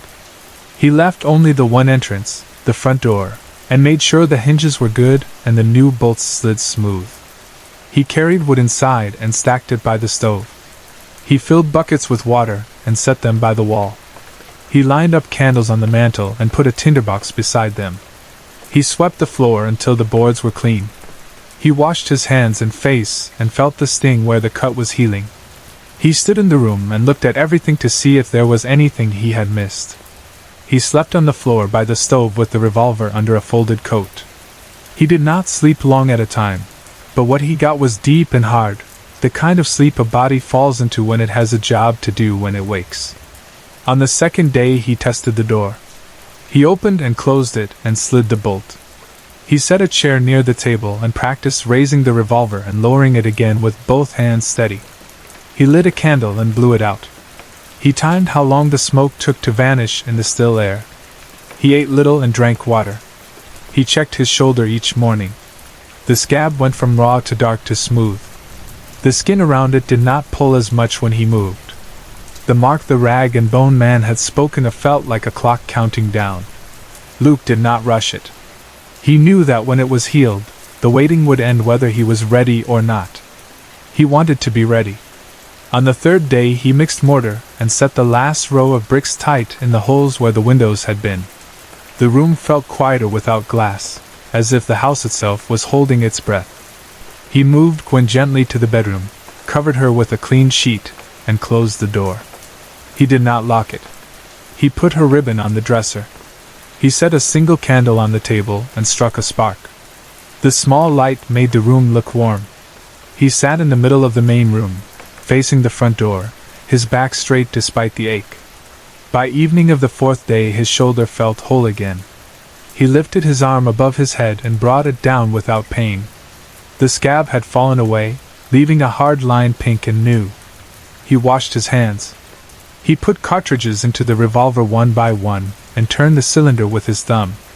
Each small click sounded louder than it should have in the quiet room. He checked the bolt on the door again. He looked once more at everything in the room, the table, the chairs, the stove, the line of candles like little soldiers waiting for orders. Outside, the air had that cool sweetness that comes before night. Inside, the room was still. Luke pulled a chair to the spot where the floorboards did not creak. He sat with the revolver low in his lap, both hands around the grip. He felt the weight. He did not pretend he was calm. He did not pretend he was not afraid. Fear can be a rope that ties your hands, or it can be a rope that you hold with both hands so you do not fall. He chose how to hold it. He looked at the door and thought of what the big man had said. As soon as that wound has healed, I'll be back. He thought of the smile and the iron and the way the bag had rattled. He thought of Gwen's laugh in the small kitchen when he had tried to flip a pancake and the first one had stuck to the ceiling. He thought of the walk in the wind and the long night and the first sight of the door at dawn. He thought of the game the rag and bone man loved to play and how sometimes the only way to win is to refuse to play by rules someone else writes for your life. He waited. He could hear his own breathing. He could hear the faint pop of a log settling in the stove. Hours stretched. He did not move much. When his back protested, he breathed and let the ache pass through. The candles burned down a finger's width, then two. At some hour that felt thin and cold, the house gave a little sound like a board remembering it was wood and not stone. Luke lifted the revolver a hair and kept it low. The door was just a door, but tonight it was a line between the world inside and the world that had come to take from him. He watched that line the way a man watches a river when he knows something is going to break the surface. He reached up and touched the skin of his healed shoulder once, lightly, like a man touching a wedding ring he still wears even when no one is there to see it. Then he set his hand back on the gun, and he kept his eyes on the door, and he breathed, and he waited for the next sound.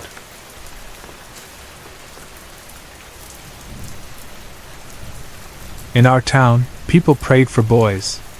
When a woman felt the first kick, the whole family hoped out loud. My mother said she cried with relief the day I was born. She told everyone she'd been blessed with a son. Every birthday of mine felt like proof that prayers worked. Uncles brought rye whiskey, aunts carried sweet cakes, neighbors filled our porch. Gramps took out the guitar he saved for special days, even though his fingers were stiff and sore. We stayed up until the stars came out. Somebody always poured baby drinks into tin cups for us kids. The bonfire cracked and sent sparks up. Coyotes yipped in the dark hills behind our fence, and their sound ran along the black edge of the trees. On my birthdays we made noise and laughed. We told ourselves that not all of life was suffering. My cousin Lila's birthdays were different. She was 3 years older than me, tall and quick. She watched me when my parents went out dancing. She always beat me at hide and seek, but she let me think I was close. Her hair was the color of strawberries. Grandma brushed it out slow in front of the TV. Lila liked quiz shows. She called the answers before they showed on the screen. Sometimes she joked that she wasn't smart, just psychic.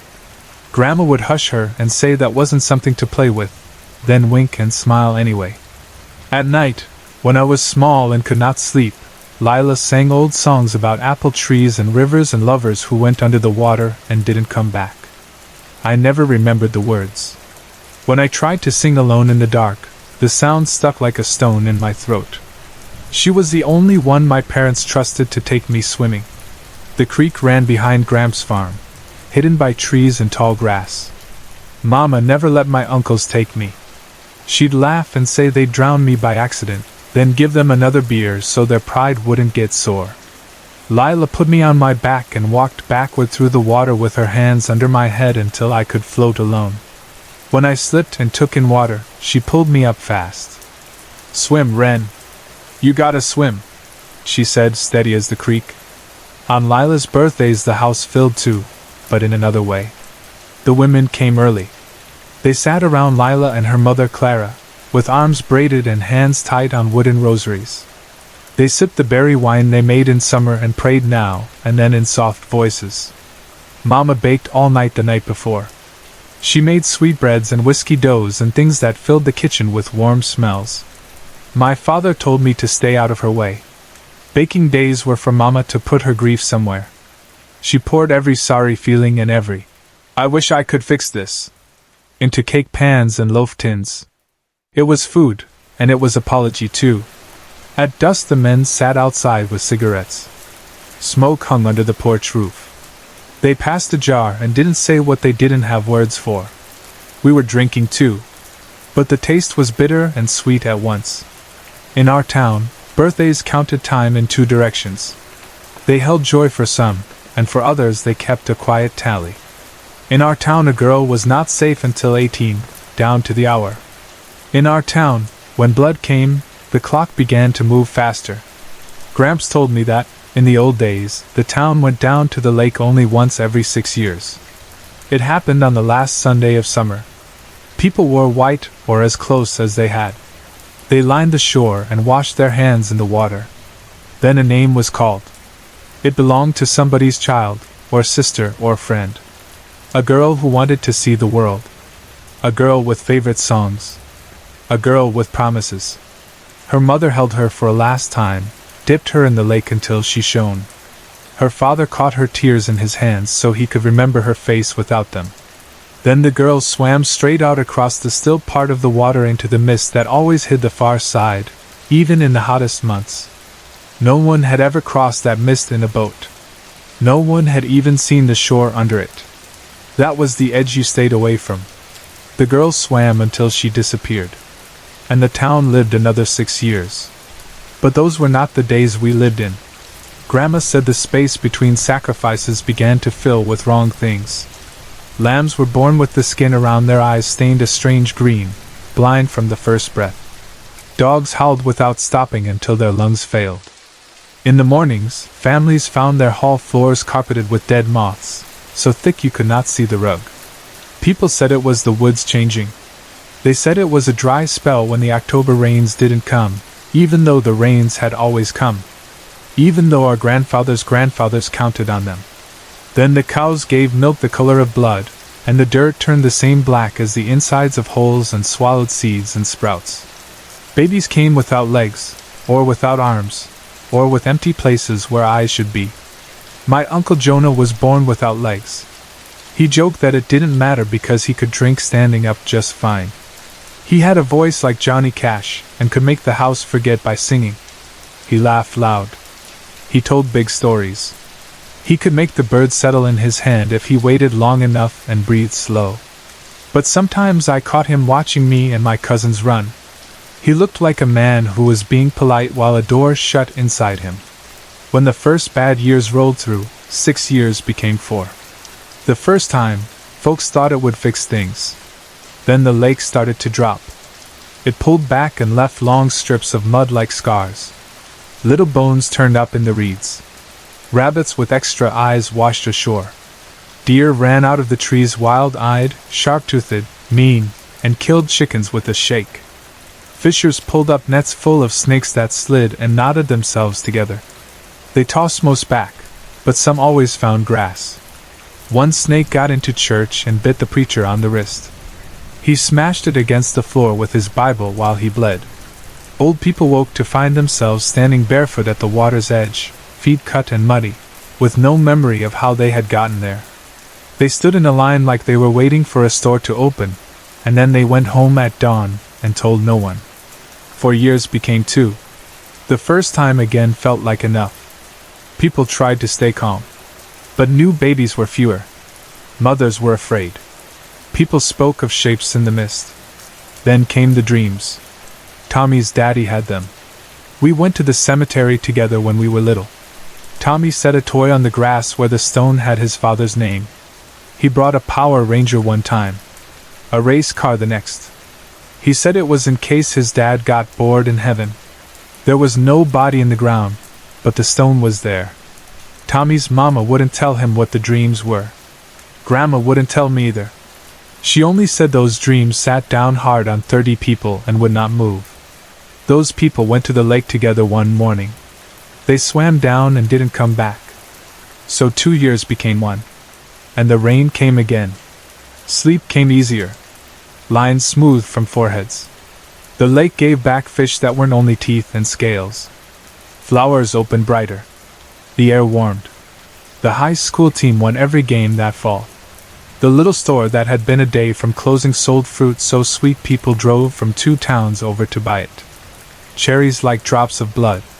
Peaches softer than skin. Apples heavy on their branches, bending and shining. We were lucky, people said. We had found the balance again. But families flinched at baby showers. They laughed and hugged while holding their breath. Little girls walked around with a weight that made their backs curve, even if they didn't know yet what the weight was. On Lila's 15th birthday, she didn't show up. Her mama sat in a lawn chair with a glass of lemonade she had squeezed with me and Lila the night before. Her hands had smelled like sugar and rind. Clara was younger than my mother but looked older, like grief had pressed a thumb into her skin and not lifted it for years. When she laughed, the lines softened. Lila loved making her laugh. The women sat around her with long legs and bare feet, babies pulling at their shorts. My father stood with my Uncle Red, Lila's dad, and kept his hand on Red's shoulder. None of Lila's friends had come. The summer before, her best friend Sky had been chosen. The girls had stood by her at the lake and watched her swim into the white, and that was the last party any of them could stand. Lila had tried to be brave about the quiet, then run off. Cake melted on the pine table Red had built years ago. Candles bent and drooped. No one cut a slice. I knew where she'd be. I walked the dirt road to our grandparents' farm. June bugs still clung to the last flowers even though June was a memory. The red paint peeled from the barn. The cows turned their heads together and watched me go by. Their lashes were long and kept the flies off. Their eyes were deep and old. I kept my own eyes down. Grandma had told me not to stare at the cows. She said it wasn't polite. She said it was best not to turn back once you'd passed them. They don't like that, she said. I didn't turn. Lila floated in the middle of the creek. Her hair spread out around her like red weeds or a crown. Sun warmed her stomach. Her eyes were closed. I called her name, and no sound came back. Behind me, tall grass hissed as something moved through it. I kicked off my shoes. I thought she was dead. I jumped in, heart burning. The cold hit my ribs. I threw water out of my way and yelled her name. She flipped over and smiled at me. "Ren, calm down. I was daydreaming," she said, and lifted her wet hair from her face. I splashed her. She laughed and splashed me back until both of us were coughing and our sides hurt. I told her everyone was looking for her. She didn't answer. She floated belly up again and ran her toes along the surface to chase butterflies. I lay beside her and let the slow water turn us. We stayed in the creek all afternoon. We tried to scoop tiny fish from the mud with our hands. When the sun slid behind the barn, the water turned green and cool. We lay on the bank to dry with only our underwear on and the last light on our skin. The farmhouse lights came on. The porch glowed. Lila rolled up on one elbow. "You have to promise me things," she said. "When I'm gone." "Where are you going?" I asked. "Can I come?" She kept going like she hadn't heard. "Promise you won't swim with anyone else. If you try for the team, shower at home after. Don't drink and drive. Your daddy will kill you if the crash doesn't. Be kind to girls. Don't date until you're done with school. Don't let them sweet-talk you out of your pants either. We girls in high school don't have much left to lose. Kiss your mama goodnight. Listen when grandma tells stories. There's truth in them you can't see yet. Make Jonah teach you to call birds down. He never had time to teach me." She tried to smile. Her voice went soft near the end. "And sit with my mother sometimes. Tell her things about me. It doesn't have to be much. Just sit. I don't want her to forget." She stood, ruffled my hair like always, and ran toward the purple line of the trees, long legs and loose hair. I watched her go. I didn't know it was the last time. On the last Sunday of summer, children stayed at the church with two tired ladies from town. I ran down the aisle with my best friend, Tommy, and his cousin Beth. Sun fell through the high windows in fat stripes. Dust turned in the beams like little ghosts. Beth beat us in every race. Tommy had said girls couldn't run. Beth proved him wrong. She laughed with her head back and her hair in a tangle. When the light hit it, it looked like honey. When Daddy came to get me, I asked where Mama was. She always picked me up from church. He said she was with Clara and Grandma. He said he would explain at home. On the way, he let me pick the tape. I chose the one with the song he always turned up when he was in a good mood. He didn't sing along this time.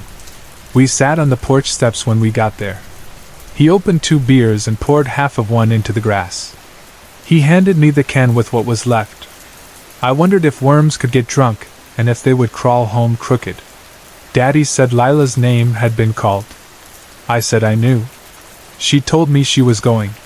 He jerked like a coyote in a trap, then smiled with water in his eyes. "I'm not surprised," he said. "That girl saw around corners. Got your grandma's witchy ways." He wiped his cheek with his thumb knuckle and took a drink. He told me that when a name is called, there is no coming back. Boys don't cry, he taught me that. But he had cried, so I figured I could too. I put my head in my hands and let it all push out. He kept his hand on my shoulder through the whole of it, and didn't hurry me. 2 summers passed. I started high school at 14. Tommy and I shaved our heads for no good reason.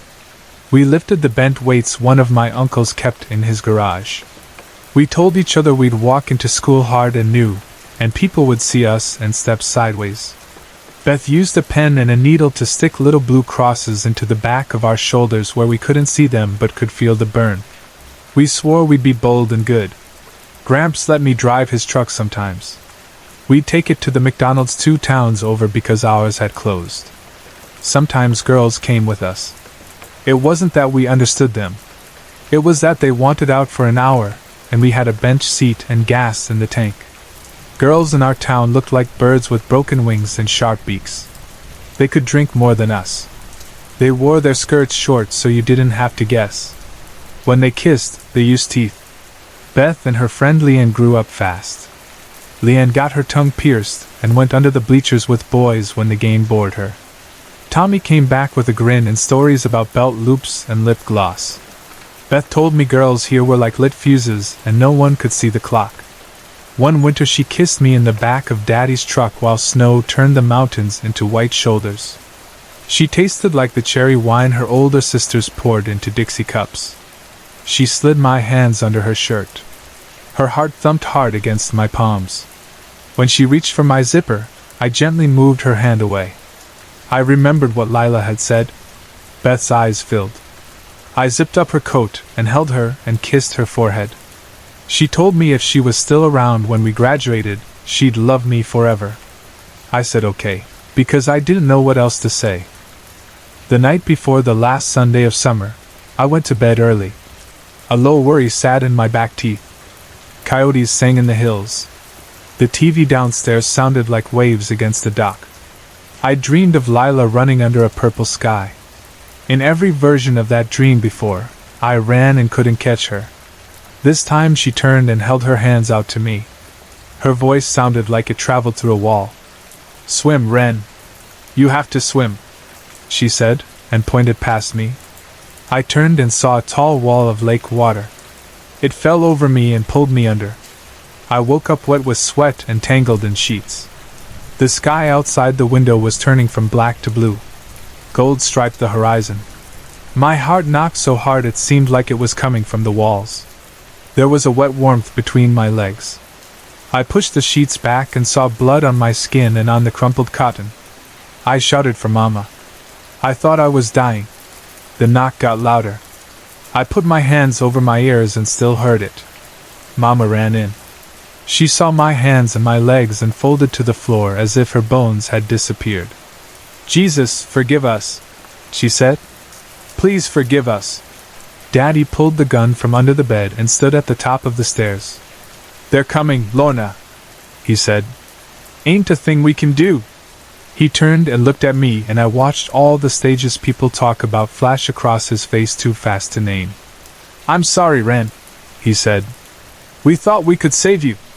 The pounding shook the door and the walls. Gramps came up with Grandma on his arm. She tried to hold him back. He shook her off without looking at her. He pointed the gun right at Daddy's chest. Daddy handed it over, silent. Mama stood between me and the muzzle. "Step aside, Lorna," Gramps said. She didn't move. "Don't think I won't," he said, teeth tight. "This is how it always has been, and how it has to be." He lifted the gun a little higher. "Step aside." "Mom," I said, and put a hand on her shoulder. I stepped around her. Gramps looked smaller and older up close. I saw the man who sat under the kitchen table with me during storms and told jokes to make thunder sound like furniture moving. I saw the man who showed me how to keep one finger light on the wheel of the truck. He held the gun and cried. I had never seen that. Not when he married Grandma. Not when Lila's name was called. He held out his free hand for mine. "You best come with me," he said. We drove to the lake with no words. Daddy's truck followed. In the glow of the brake lights I saw his face. It looked like a picture that had been left out in the rain and then dried. Gramps missed one button on his shirt. His hands were steady on the wheel. He pulled the rosary off the rearview mirror and slipped it over my head before he opened the door. People stood shoulder to shoulder along the shore. The girls wore white dresses and flowers in their hair. The men and boys wore dark shirts and set their mouths in straight lines. When I stepped down by the water, every chest seemed to rise and fall the same way. their left hands lifted until the fingers all pointed at me. The sound of them breathing together made the hair on my arms stand up. Mama came up behind me with Daddy's arm across her back to hold her up. Gramps turned to her, and his voice was rough. "Please, Lorna, don't make this worse for him." My friend Tommy stood with his mother. They were both pointing. He met my eyes and did not blink. I saw the ring on his mother's finger catch a little light. Mama slid her hand into mine, and we walked into the lake together. The water came up cool around my thighs. She smiled the smallest smile and bit her bottom lip to stop its shaking. She put both hands on my face. We looked at each other. We both had Grandma's green eyes. People said it like a compliment when I was a child. "Look at that color," they'd say. "Like moss after rain." Mama dipped me backward. Water ran over my hair. It closed over my ears. It filled my mouth. It was cool and felt like a hand smoothing my head. I heard singing, soft and old and half drowned, like the songs Lila used to sing. And then I knew. It was like a light came on far inside me and showed me every room at once. I knew why Tommy's daddy swam down and didn't come back. I knew why Uncle Jonah drank in his quiet room and didn't turn the radio on. I knew what the preacher did on Sunday nights after he told us not to sin. I knew why Beth's parents split. I knew why the girl behind me in math had scars she kept hidden under long skirts. I knew Lila knew she was going to die that last day at the creek. Every secret, every kindness, every bruise, every small mercy. It all moved through me like the current. When my face broke the surface and I took in air, I knew something else too. I knew what was between my legs and what the town had tried to call me. I knew what Mama felt in her spine the day I kicked for the first time. Like her mother and grandmother, she had felt the lake's claim. She and Daddy decided to keep a different story and hold it tight and call it safe. They had built me a boyhood to stand under like a roof. They had painted the boards and patched the leaks. They had told me rules that were really walls. Don't swim with anyone else, shower at home, stay out of the back seats, come straight home after practice. They carried that roof for 14 summers. But a roof can't keep out a flood. Under the water, deeper than the silt and the tree roots and the snapped fishing lines, I felt something old. Older than fences and sermons. Older than names. It breathed slow and steady, and it was part of the place. It wasn't good, and it wasn't evil. It wanted what it wanted, and when it got it, everything else worked a little better. It pulled at the middle of me like a tide. The pull was not cruel. It was just strong. I walked forward. The water came up to my ribs. Mama's hand slid out of mine. She stood shaking, and I forgave her. I forgave Daddy for looking away when the door broke and for not shooting. I forgave my uncles and aunts who could have pushed against the old ways and did not. I forgave Gramps for pointing a gun at me and for bringing me here, because grief turned into anger in him the way rain turns to steam when it hits a hot pan. I forgave Grandma for staying quiet because she loved us all and had to pick a path through a bramble with no clean way. I forgave the whole town for standing and pointing and breathing together. I forgave what they had done and what they would do. Water lifted to my jaw. It slipped into my mouth. The taste was clean and green like cut stems. Trees moved their feet in the dirt. Fences whispered against their posts. Roads curved like sleeping snakes. Fruit swelled and sugar moved up out of leaves into flesh. Everything in the town touched everything else. I felt it all for a moment that seemed long and short at the same time. Lila's voice came through the mist. "Swim, Ren. You gotta swim." So I did. I swam out straight. The shore disappeared behind me. The town went quiet. My arms moved. My legs kicked. The water was cold and kind.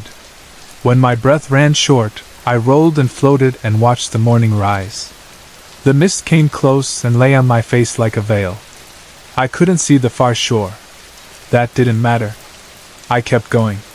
I didn't look back. The town would eat cake again. Babies would be born and some of them would keep their legs. Rain would fall in October. Men would fish. The mini-mart would sell peaches people would talk about over coffee. Mama would sit with Clara. They would talk about Lila and then talk about me. Daddy would stand in the doorway at night and look at the dark shapes of the hills. Gramps would sit with his guitar across his knees and not play, and then one night he would play after all and Grandma would hold his hand. Beth would smoke behind the school and think about the winter and about boys and about me. Tommy would hold his daughter high when she was small and say her name soft. He would keep his ring on. Jonah would sing and the birds would listen. The preacher would keep his secrets. The cows would keep their knowing eyes. The lake would keep its old, slow hunger. People would pray for boys. Some would get them. Some would get girls and carry that weight and love them hard all the same. And me, I swam until the water around me felt like sky. I swam until Lila's laughter sounded close enough to catch. I swam and swam and swam.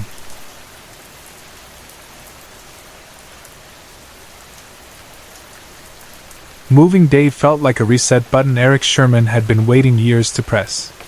He breathed in the hot, dusty air that rolled across the fields and told himself, not for the first time, that this would be the place that finally fit. A house he could call home, not just a roof with memories he'd rather not revisit. No more notes pinned to his door about excessive holiday noise. No more sideways looks from neighbors when the blood pumps thumped on Halloween night. No lectures from his parents about faith, or lack of it. Just a long gravel drive, a wind-worn porch, and silence thick enough to hear the wind fuss with the weeds. His nearest neighbor lived almost half a mile down the dirt road. Before signing the papers he'd driven over, dogged directions on the passenger seat, and knocked. A man in his 70s with tobacco-yellow fingers and sky-bright eyes answered. The old screen door squealed. So did Eric's first step into the shade. "Mr. Holt?" he'd asked. "Ah, hell," the man said, waving him off. "Call me Henry. Everyone else round here does." They sat, the porch humming with insects. Henry smoked and answered questions between drags. He'd lived right there his whole life, he said. The farm, small and stubborn, had been his father's and then his. Squash mostly. Pumpkins when the weather minds me. Halloween month I let the city folk come pick. You like Halloween, son? Eric had tried not to grin like a kid. Yes, sir. Always have. Then you'll do just fine out here, Henry said, and tapped ash into a glass ashtray that had outlived several presidents. Only thing you'll rattle is the trees. My hearing's going anyway. He laughed, and Eric did too, easy as pulling on a glove that still fit after a long time in the drawer. A week later, Eric stood in the yard wiping sweat off his forehead with the back of his wrist. The moving truck finally emptied. He looked up at the house. The place had old bones and a good face. White paint flaked off the railings like sunburnt skin. The porch posts were a little crooked, more tired than broken. The roofline made a clean line against the blue, and the fields beyond were already fading to the brittle tan of late summer. The only sound was the steady tick of the cooling engine and the pant of his border collie, Cirrus, happy and road-weary at his heel. "Home," he said, and the word landed softly, like a blanket over his shoulders. The farmhouse had more rooms than he needed, and that suited him. He liked space. Space to store props. Space to spread out the macabre treasures he'd collected, skull replicas and the real thing, antique medical tools, apothecary bottles with dust-caked labels and secrets long evaporated, crumbling books that smelled like basements and mothballs. Horror wasn't something he took down and put away with the seasons. It was an all-year language, one he spoke fluently. He lugged the last box of Halloween gear toward the attic and stubbed his toe on the top step. The box thumped out of his arms. Paper bones clacked. Rubber intestines flopped. He muttered and crouched to check for damage. Lucky break, everything intact. When he shifted to stand, the heel of his palm dipped. One of the floorboards gave just enough to speak. He clicked on a flashlight, the cone of light carving a clean tunnel through attic dust. The board looked ordinary, but when he pried it up with the claw of his hammer, stale air breathed out, the kind of old, dry smell you find in second-hand stores. The light caught a corner of something black tucked into the narrow pocket below. He eased out a small wooden trunk. The paint on it had once been black, the kind that soaked into grain and stayed there forever, but time had turned the edges soft and gray. A heavy old lock sealed the lid. Across the front of the curved top, someone had painted letters in a hand that knew each curve. Eric squinted. His Hebrew had rusted years ago. He'd learned it as a kid, learned just enough to stand up in a suit at 13 and make his grandparents weep, but he hadn't spoken or read it since. He thought about calling his mother. Then he thought about the last call they'd had and didn't. He hauled the trunk downstairs, set it on the living room rug, and went for bolt cutters. The lock snapped easily, like it was tired of its own duty, and the moment Eric lifted it free, the lid sprang open with a scraping shriek that lifted the hairs on his arms. He laughed at himself, hand pressed to his chest, and panned the flashlight across the inside. Teeth, human, he thought, though he didn't study them long enough to decide, filled a little glass jar stoppered with wax. 5 rusted nails were tied in a tight little bundle with rough twine. A dried frog, flattened like a pressed leaf, lay on a piece of cheesecloth. Another jar held coarse crystals that looked like rock salt and felt wrong anyway. Nestled among the rest was the thing his eye kept finding no matter where he tried to look, a jester marionette, antique and complicated and ugly in a way that drew you closer. Its paint had gone matte with age. Its eyes were a too bright blue stormed by hundreds of hairline cracks. Its mouth stretched in a smirk that didn't think much of anyone. The lips were red, and the color bled slightly into the wood around them. Eric reached for it, the way you reach for a strange coin on the ground, half expecting it to scorch, and with a sharp wooden click the mouth snapped open. He jerked his hand back and swore. In the next room Cyrus barked, a single sharp alarm. "It's all right, girl," he called, heartbeat coming down. "Your dad's being dramatic." When he leaned in again he saw a slip of paper tucked in the puppet's open mouth, rolled neat as a prayer. He drew it out with 2 fingers. The same letters, the same hand. He turned the paper over. Nothing else. The puppet's jaw hung a little askew as if it wanted to say something and was deciding whether he was worth the effort. Eric put everything back the way he'd found it, and settled the trunk at the end of the couch. He didn't like puzzles he couldn't name.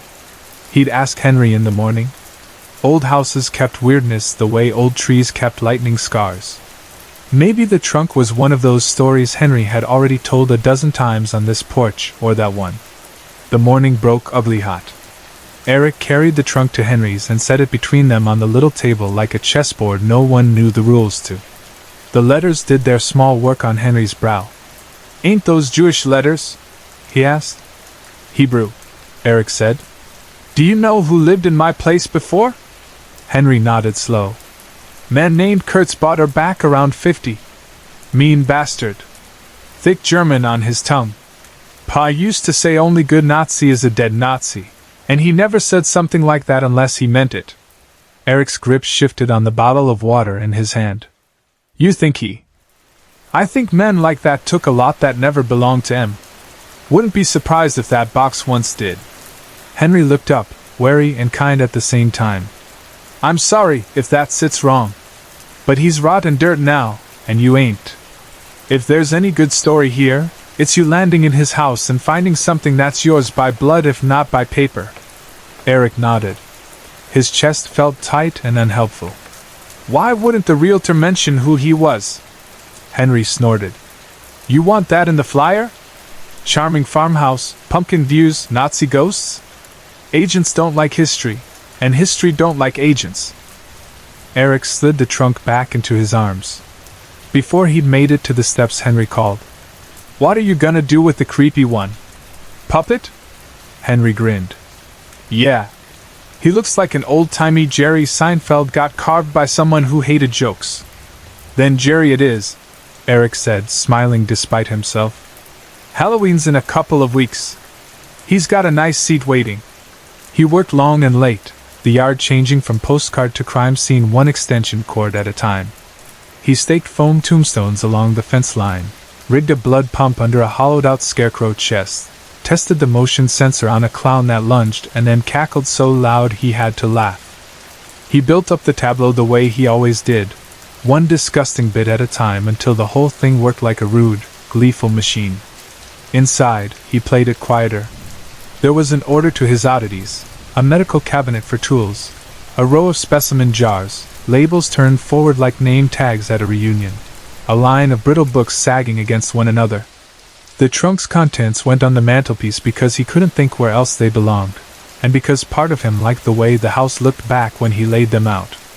He set the jester in the center, arranging its strings neat as hair, and rolled his eyes when the mouth dropped open again with that blunt, exacting click. Fine. Jerry could smirk.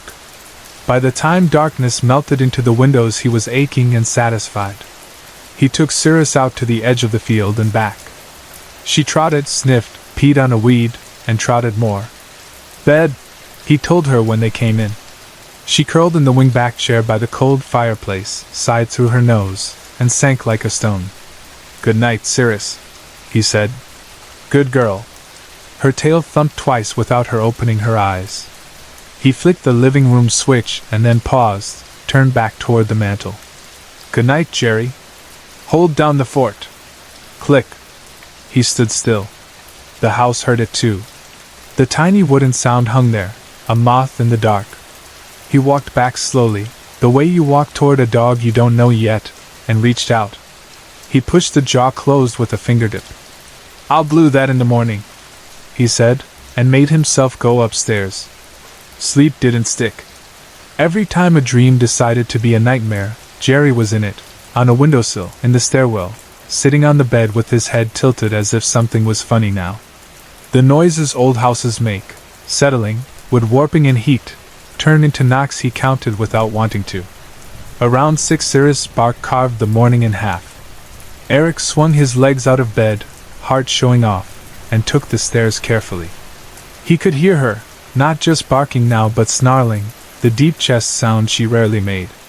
When he rounded the doorframe into the living room the mess made instant sense. The mantel was a landslide, glass and wood and dust on the rug. The puppet hung off the edge by his crossed sticks and a tangle of strings, swinging gently, mouth open, head lolling like it would argue if it weren't so tired. Cirrus! Eric snapped. What did you do? She didn't even look at him. She planted her front paws and kept at it, all wide eye and teeth. He caught her collar and dragged her into the kitchen. Sit, he said, shutting the door. Her nails clicked on linoleum. He leaned on the door for a second, breath hard, then grabbed the broom. He swept glass into a crunching pile, picked up the dried frog by its cloth like a sad leaf, set the jar of salt on the sideboard and tried not to think about how warm the room felt all of a sudden. He untangled the strings and set Jerry back upright. The grin managed to be worse with the jaw closed. I guess she thinks you're creepy too, he said, and turned to let the dog out of exile. Pain shot up his leg. He yelped and grabbed the back of the couch, lifting his foot to see the small piece of glass buried in his heel. Blood gathered wet and red around it. Perfect, he hissed, and hobbled to the bathroom to wash it, tweeze it out, wrap a bandage around the soft pad of skin. When he came back, Jerry lay on his side like he'd decided to nap. Eric bent down. The mouth snapped open again. Okay, he said, breath surfacing. That's enough. He stood very still, hands on his hips like Henry when he finished a story, and that's when a fist hit the front door. Eric, you in there? Came Henry's voice. Eric laughed once, too loudly, and limped to open it. Henry squinted at him in the morning light. You look like hell. Everything all right? Dog knocked the mantel down. I stepped on glass. We're fine. Eric rubbed the back of his neck. Come look at something. They stepped onto the porch. The morning had softened, but the heat already lay on everything like another layer of paint. Henry looked from the yard to Eric and then back, the way you do when something doesn't match the picture. What the devil? He said softly. Strings stretched from branch to branch like a web, and from them hung small dead things, birds, field mice, even a little bat, all turning slowly in the warm air. Eric's first stupid thought was that the wind was playing with them. His second thought held onto his stomach and wouldn't let go. The strings were the same coarse twine that bound Jerry's sticks. I didn't do this, he said, voice careful. Henry put a hand on the rail. Son, I'm all for a scare, but this'll sour folks coming for pumpkins. Take him down for me. He kept his tone gentle, as if you could talk a snake out of being a snake. I know you're just excited. Don't get carried away. I didn't, Eric said again, quieter this time. He didn't argue when Henry headed back down the road. He fetched the ladder because that was a real thing he could do. By the time he'd cut down the last limp sparrow, sweat stung his eyes. He wiped his face with his shirt and heard Cyrus barking inside again. Not again, he said and trotted in. Jerry sat up in the wingback chair where the dog always slept, as if he'd simply decided it was his turn. Eric reached down, snatched the puppet by the torso, crossed the room in 3 steps, and tossed it into the fireplace. He shoved old newspapers under the grate, added kindling, added a few small logs, and struck a match. The flame took hungrily, wood popping as it caught, and in the curl of heat the puppet's mouth fell open one last time. He backed up, arms crossed. We're done, he said. That night he took the rest of the trunk's contents, and dumped them in the outside trash, everything but the trunk itself, which felt like an anchor he was not ready to throw overboard. He snapped a photo of the painted word on its lid and, after talking himself into it twice, emailed it to his mother. The subject line said, "Do you know what this says?" He stared at the message in his outbox, and hated the way his chest felt. He and his mother hadn't agreed on much in years, but he knew what she knew and he needed it. His phone buzzed while he was getting a glass of water. "Caller ID, Mom," he answered. "Hey, Ma. What am I looking at?" she asked. He could hear her kitchen in the background, the hush of a refrigerator, the distant clack of a spoon against a mug. The usual safety of those sounds landed crooked tonight. "It's a box," he said. "Old. I found it under a floorboard. What does the word say?" There was a pause, the kind she used when she wanted him to think about what he already knew. "You don't remember enough to read a word that short?"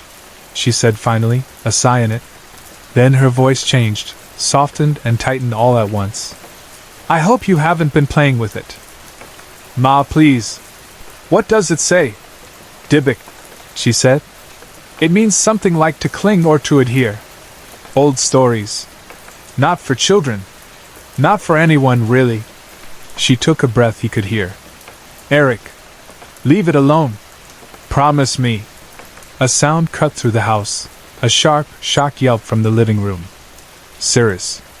The glass of water sloshed cold over his knuckles. "Ma, I've got to call you back," he said and hung up. He ran into the living room and the first thing he saw was movement in the fireplace where the logs should have been still. The second was Cyrus, front paws scrambling on the rug, her nails clawing at air. Something pale and wrong reached out from the bed of ash, a long, thin arm the color of old paper, all tendon and reach. Its hand closed around the dog's neck, a precise, almost gentle grip. Eric shouted her name. The hand turned a fraction. The sound that followed was small and clean and broke him. The arm lifted and flung. Cyrus' body hit the door with a thud and slid down, a tangle of legs that would not tangle right again. Eric couldn't make his lungs remember how. He stood where he was because his legs did not belong to him. The lights went out. The fire went out too, as if someone had pinched each flame between 2 wet fingers. He reached for the kitchen doorway on instinct. His phone vibrated hard in his hand, bright rectangle in the dark. The screen said, "Jerry?" He stared as the call accepted itself, speakerphone opening like a mouth. What answered wasn't a voice but a screech that sounded like metal dragged over glass, a noise you felt more than heard. On the screen a face flickered, white paint smeared into a grin, a black hollow where eyes should have been. Then the call died and the room was black again, and in that black he heard something heavy pull itself out of the fireplace and tumble to the floor. He ran. He made it 3 steps into the kitchen and then heard the thing moving, an irregular, wet shuffle, a dragging sound, a thump like a fist learning how to crawl. He slammed his back against the refrigerator and slid down it without meaning to, the cold humming against his spine. He fumbled for the back door. He fumbled for anything that made a light. What he found was breath, and he held it, because he was afraid if the thing could hear anything it would be that. Morning came for someone else. Henry stood in the yard with a sheriff's deputy whose uniform looked strangely clean in the heat. They both had their hats off. Henry's cigarette hung unlit at the corner of his mouth, like he'd forgotten what to do with it.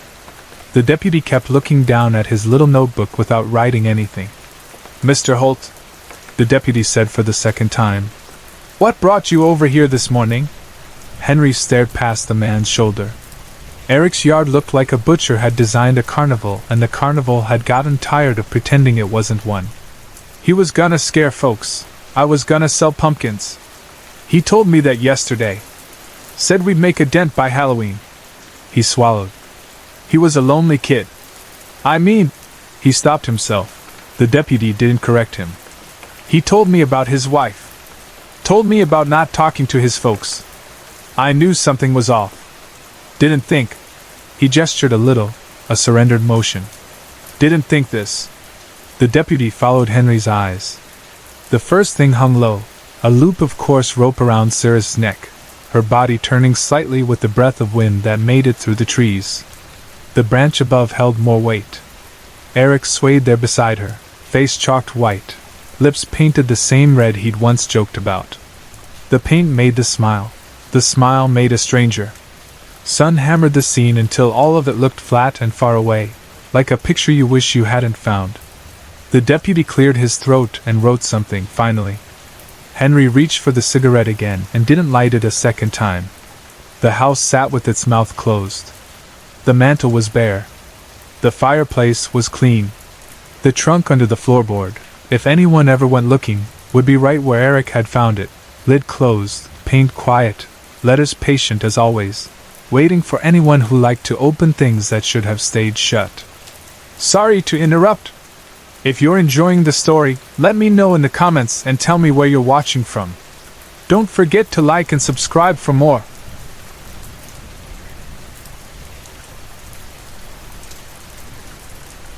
Sam kept an easy rhythm, left foot, right foot, poles tapping the dirt, just as he'd done every day for months. The trail climbed away from the creek and into the trees, and with every step the noise of water faded to a soft hush behind him. A cool breath came down from higher ground and he pulled it in slow, the smell of wet earth and pine needles filling his chest. His stomach pinched a little. He ignored it. He'd eaten light at lunch, told himself he would have a bigger dinner down by Panther Creek, then decided at the last minute not to stop. Most people did. Most hikers dropped their packs there, put up tents, swapped stories, and shared whatever food they had extra. That was the unspoken deal out here. We look out for each other.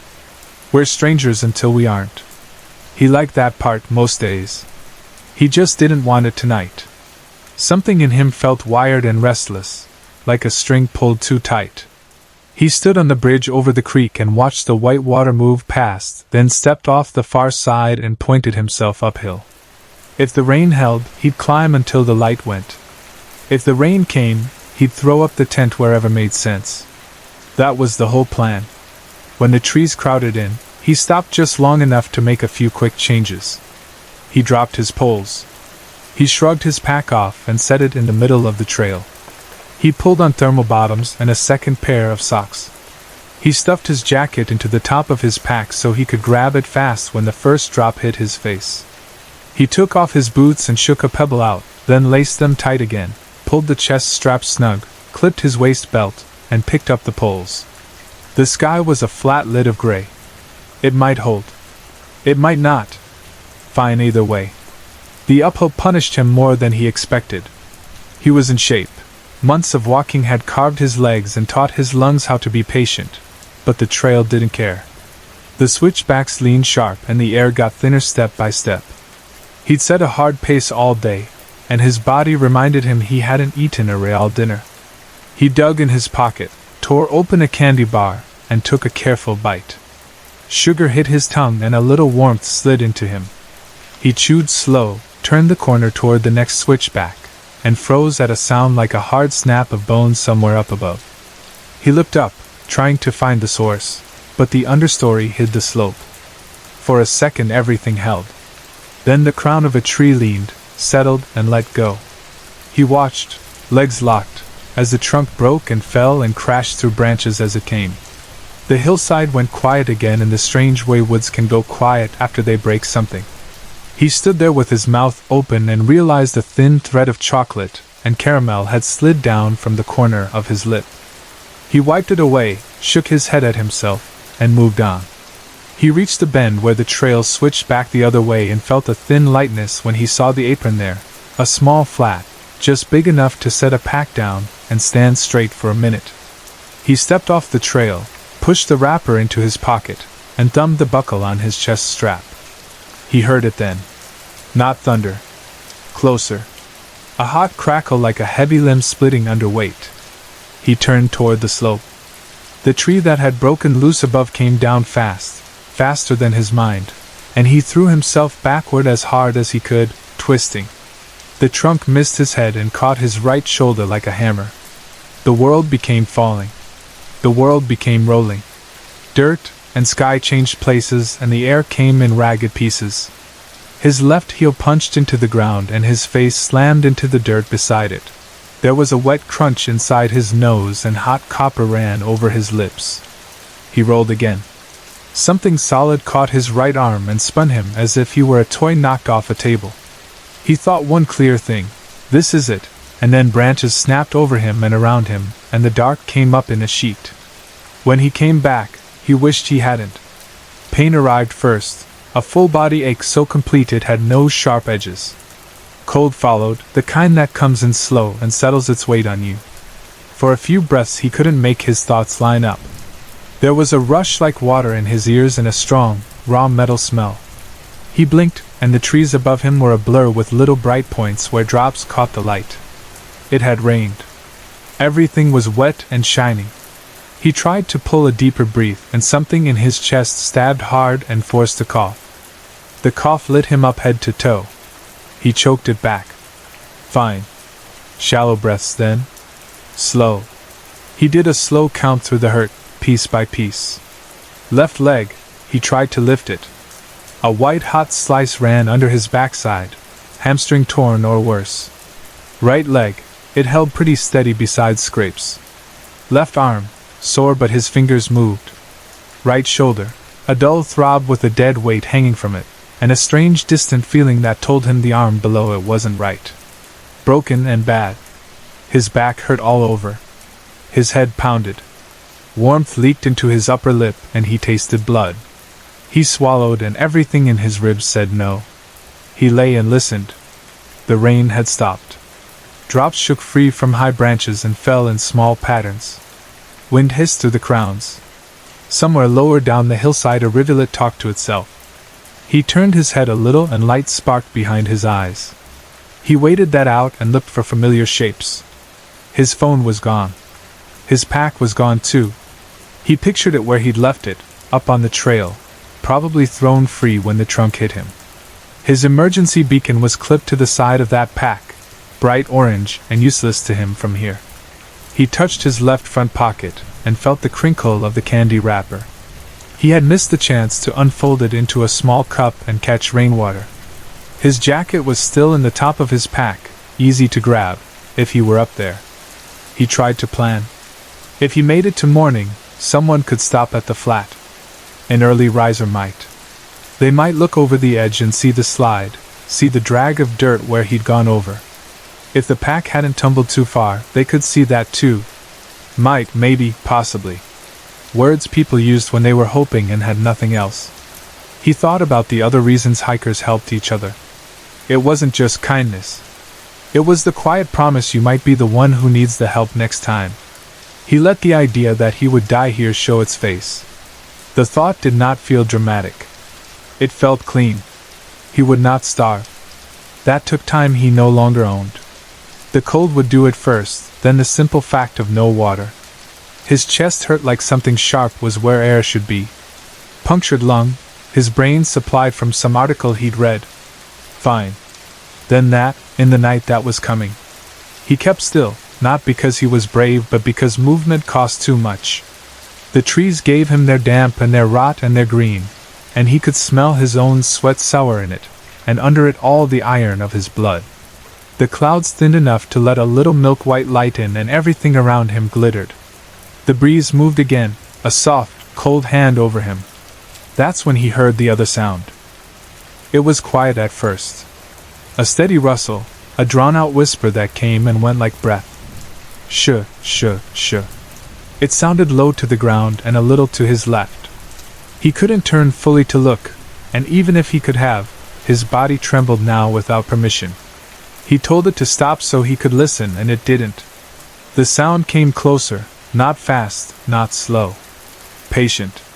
Shh, shh, shh. He shifted his eyes toward it, more guess than sight, and the thing slid into view. At distance, if you didn't know better, you could have called it a big piece of black bagging someone dropped off a truck. It was the size of a man, and then some, long and heavy and slick. 10 feet came into view, and more of it was behind that, wider at the back than at the front. Black, not the simple black of paint, but a black that drank whatever light it found. Along its back a mottled brown showed where the wet had darkened it, like the back of a leech grown to the wrong scale. It didn't move with legs. It didn't move the way snakes move. The front climbed a foot off the ground and wavered, searching. The body rolled under itself in a powerful, regular wave, and each roll pushed it forward through brush and needles. Shh, shh, shh. It came straight for him, as if it had known exactly where he was and had taken its time. Hey, Sam said. His voice croaked. It came out smaller than he felt. Hey, get out of here! The thing did not react. He slapped weakly at it with his left hand when it came close enough. The front lifted up out of reach, steady and curious, and a mouth opened there, not a jaw hinged like a bear's but a round, wet opening ringed by teeth. The teeth were set in circles, inward-facing, neat and sharp. In the center, thick curved fangs extended and drew back and extended again, like fingers testing a grip. Please, he said. The word surprised him by coming. He tried to scoot himself backward, but his right side wouldn't accept the idea, and any motion made his chest scream. He set his left palm on the slick skin and pushed, and felt nothing give. The surface had given it like muscle does, like a tongue.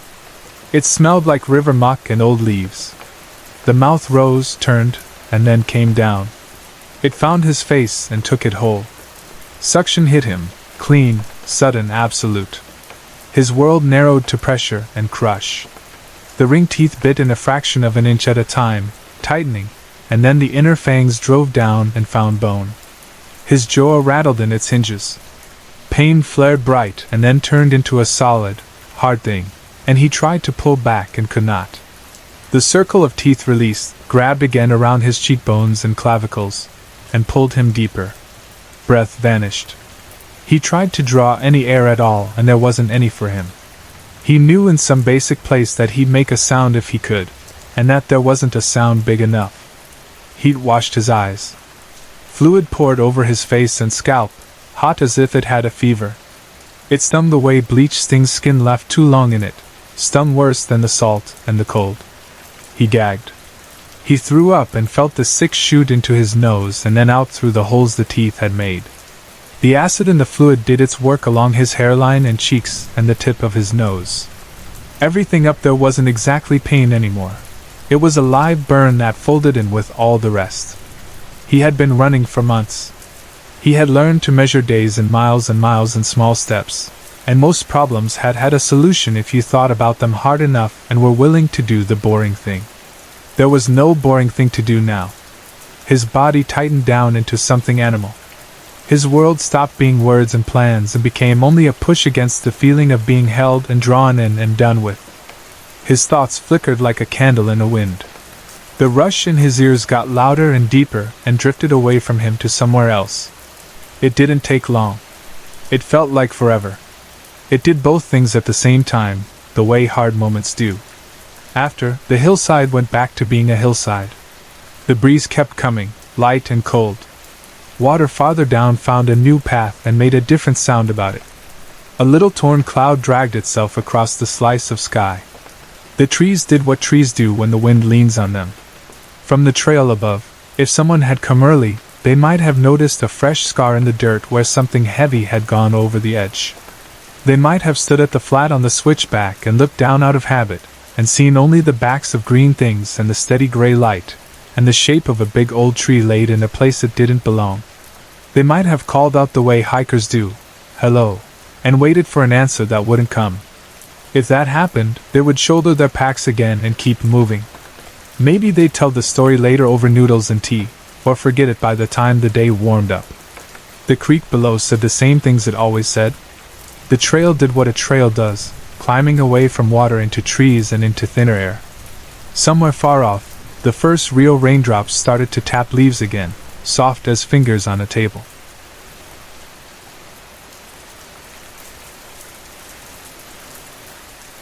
I don't get nights out in fancy places. Not really. Most months my best friend and I barely cover rent and utilities, and when something breaks, we toss a coin to decide whose credit card will suffer for it. So when we do save for a roommate date, it takes weeks of eating at home and saying no to small treats. It turns a simple plan, sit in a nice place, wear something clean, order food with names we have to pronounce slowly, into something that matters. It becomes a little bright dot on the calendar that pulls us forward. The Lotus Bloom was one of those pop-up spots everyone had been posting about.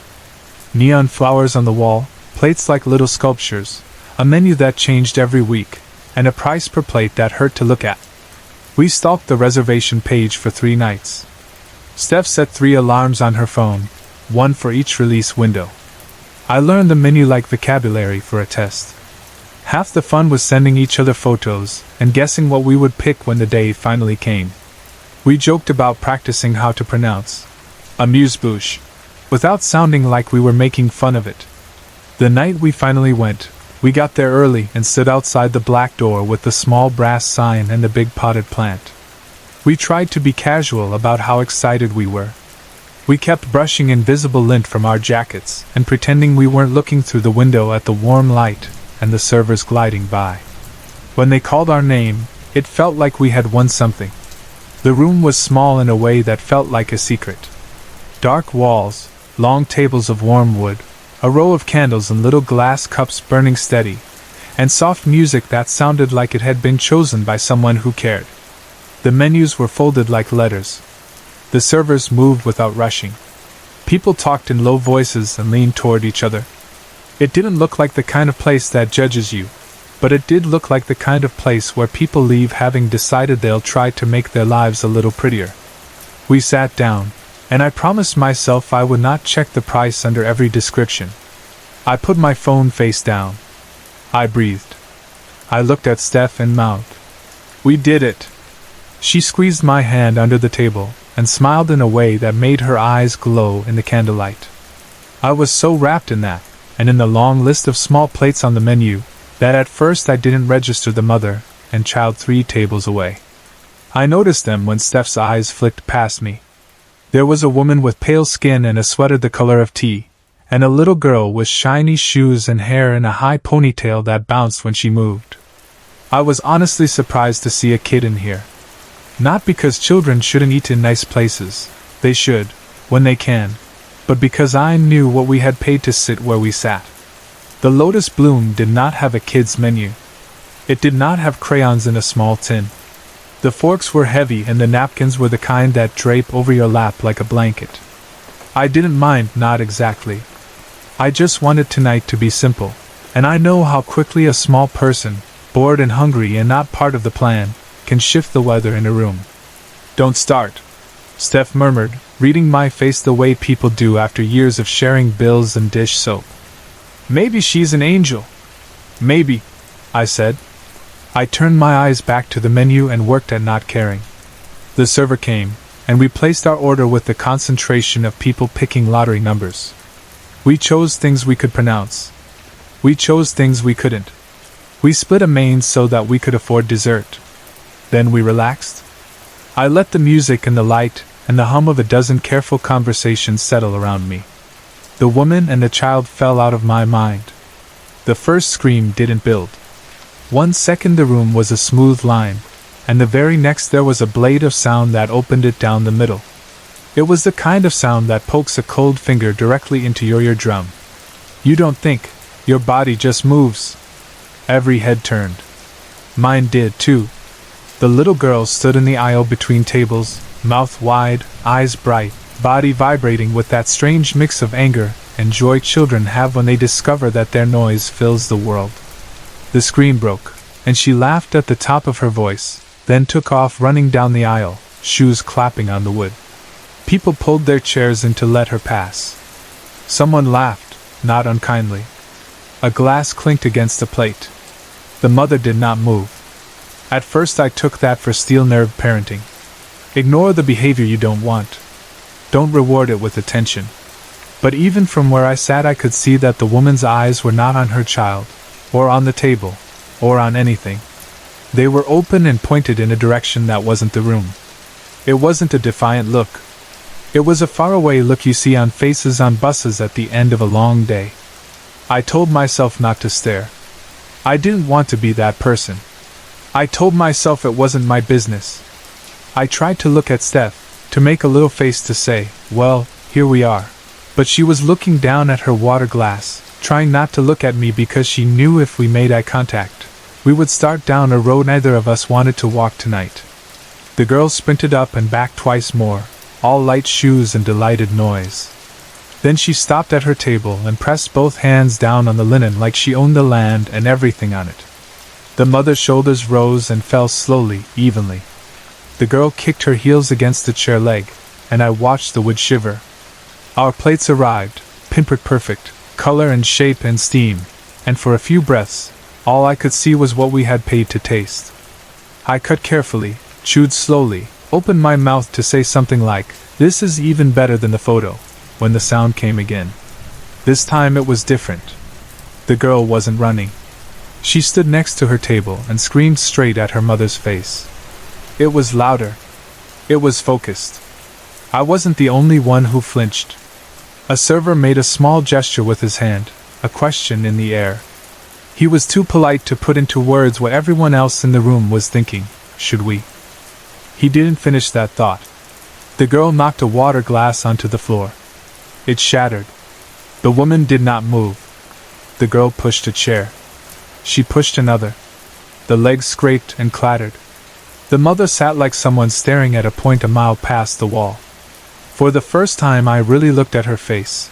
The grayish skin, the faint blue under the eyes, the slackness of a mouth that had been held in a hard line so long it had forgotten how. There was something about the way she sat, shoulders slightly forward, chin tucked, that felt like a person who had been listening to a sound for hours that no one else could hear. I wanted to feel kinder than I did. But the next sound was a plate breaking, and kindness snapped like a thread under a weight. A man in a darker suit than the servers, the kind of suit managers wear, arrived at the table. He bent with care, hands out in a calm shape. I was relieved. I didn't want a scene, I wanted relief. I looked down at my fork and tried to focus on the bite cooling on it. The next sound pulled my head up again even before I felt it. The girl's scream rolled through the room and hit us like a soft thing that had been thrown very, very hard. My water glass rattled on the table. The candles flickered. Steph and I looked at each other with our eyebrows up in the same shape. It wasn't shock. It was a quiet alarm. I heard a different sound then, one that didn't belong at all. The manager made a small noise and folded at the waist like someone who had been punched in the stomach, except no one had touched him. He put a hand to his mouth. His eyes squeezed shut. As he began to sink, I saw a thin red line draw itself out of his ear and curve down toward his jaw. He dropped fast, hit the floor, and didn't catch himself. Chairs scraped. People stood. A few diners rushed to the man's side.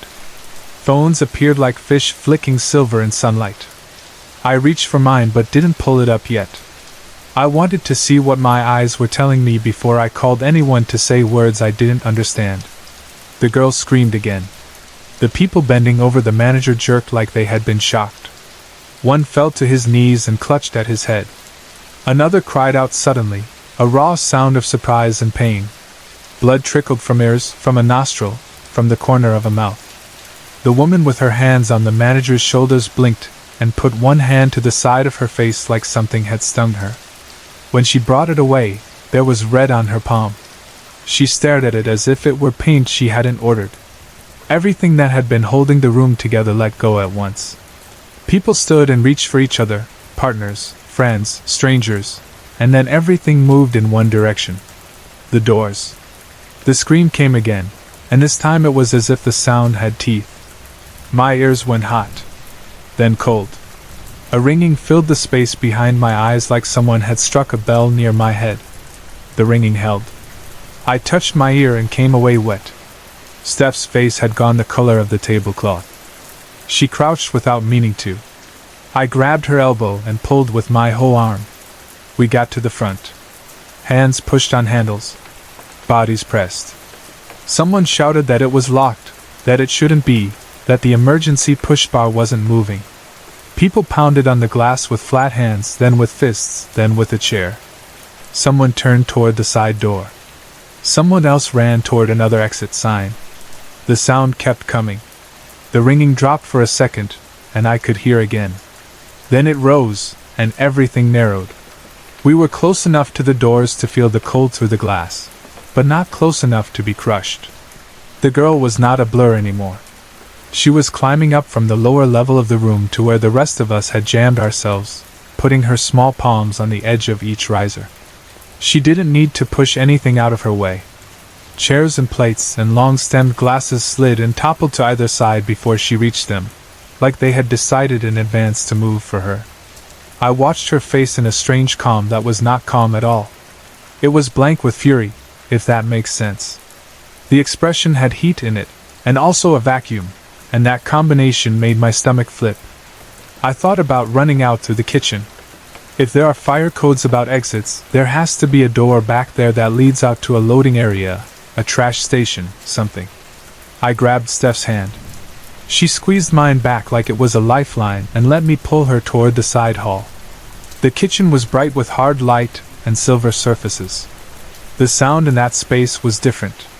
The scream came again, farther away, muted by a wall, but the air itself seemed to shiver. A line of pots on the stove jumped in place all at once as if someone had slammed a hand on the metal. 2 of them burst, no other word for it.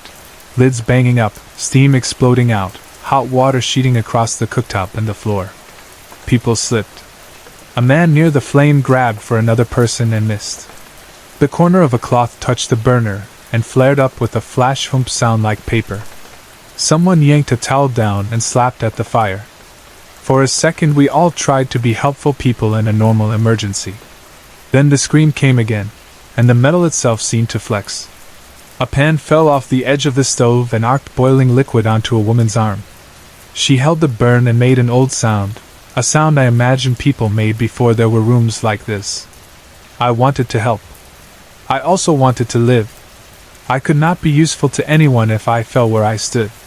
We turned down the back hall, pushed through a swing door, and found ourselves at a dead end with 2 restrooms and a supply closet.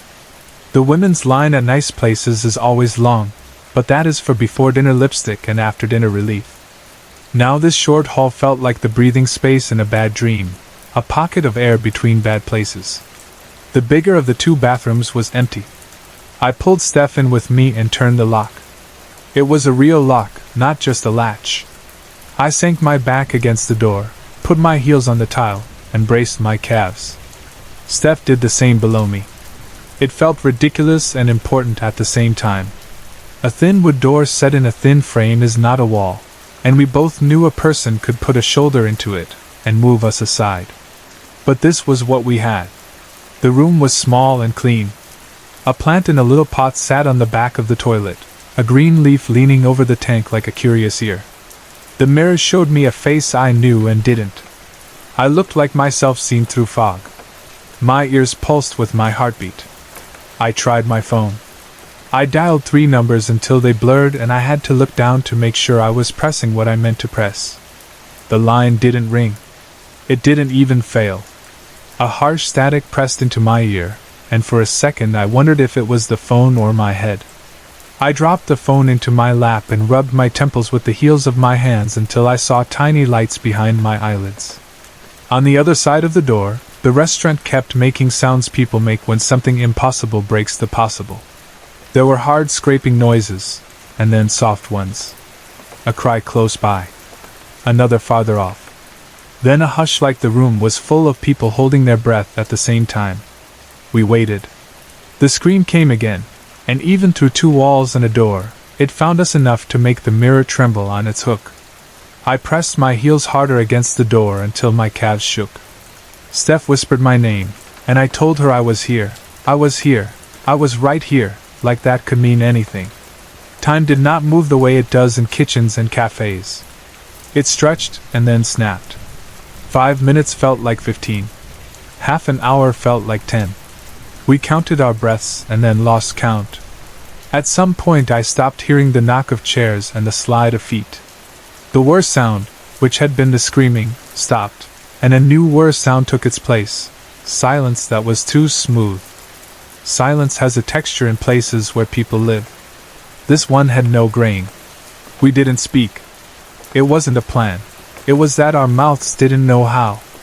We stayed in the position you'd take if you were trying not to slide backward on a hill. Feet braced, backs pressed, hands flat. Every small muscle in our bodies aware of the door that was the only thing between us and whatever we had just fled. My phone screen dimmed and then went black. I didn't touch it. I could hear something then, faint and uneven. It wasn't footsteps at first. It was a tap, then a pause, then a tap-tap, then another pause, like someone practicing a rhythm. Then it settled into short, light steps with a little bounce to them. Not a heavy adult walk. A small person's walk. Or a small person's skip. The sound came closer from the direction of the dining room, along the hall, then paused once, as if the person making it had turned her head to look at a framed print on the wall, and then began again until it stopped just outside. Steph slid her hand along the tile until it found my fingers. I laced mine through hers. We didn't squeeze. We just linked, as if our hands could be another lock. We watched the bottom edge of the door, and held our breath without meaning to. I don't know how long we had been there. I don't know how long we stayed. I know how long the last sentence took to write only because I looked at the little numbers on my phone before the screen dimmed again, and tried to make a joke about how that many minutes is how long it takes water to boil for pasta when you are hungry and poor and happy to eat at home. The joke died between my teeth. I can't hear anything now except our own breathing and the blood. The air smells like roses and something else under it I do not want to name. I am typing this with one hand because the other is holding Steph's. There wasn't a plan in this, not at first. I don't even know who I am writing to. But I want there to be a line of words that says we were here. We sat behind a thin door. We tried to be quiet and small. We tried to wait for help that didn't know how to get in. We tried to choose the simplest thing, to be still, to breathe, to listen, to not open. The steps are coming down the hall again now. Short and light. A little unsteady, like someone learning how to walk in new shoes. Closer. Closer. They have stopped on the other side of this wood that separates a small room from a different world. Steph's thumb is moving across my knuckles in a slow back and forth. I am going to put the phone down because both of my hands are better on the door. I think that's all I have to say.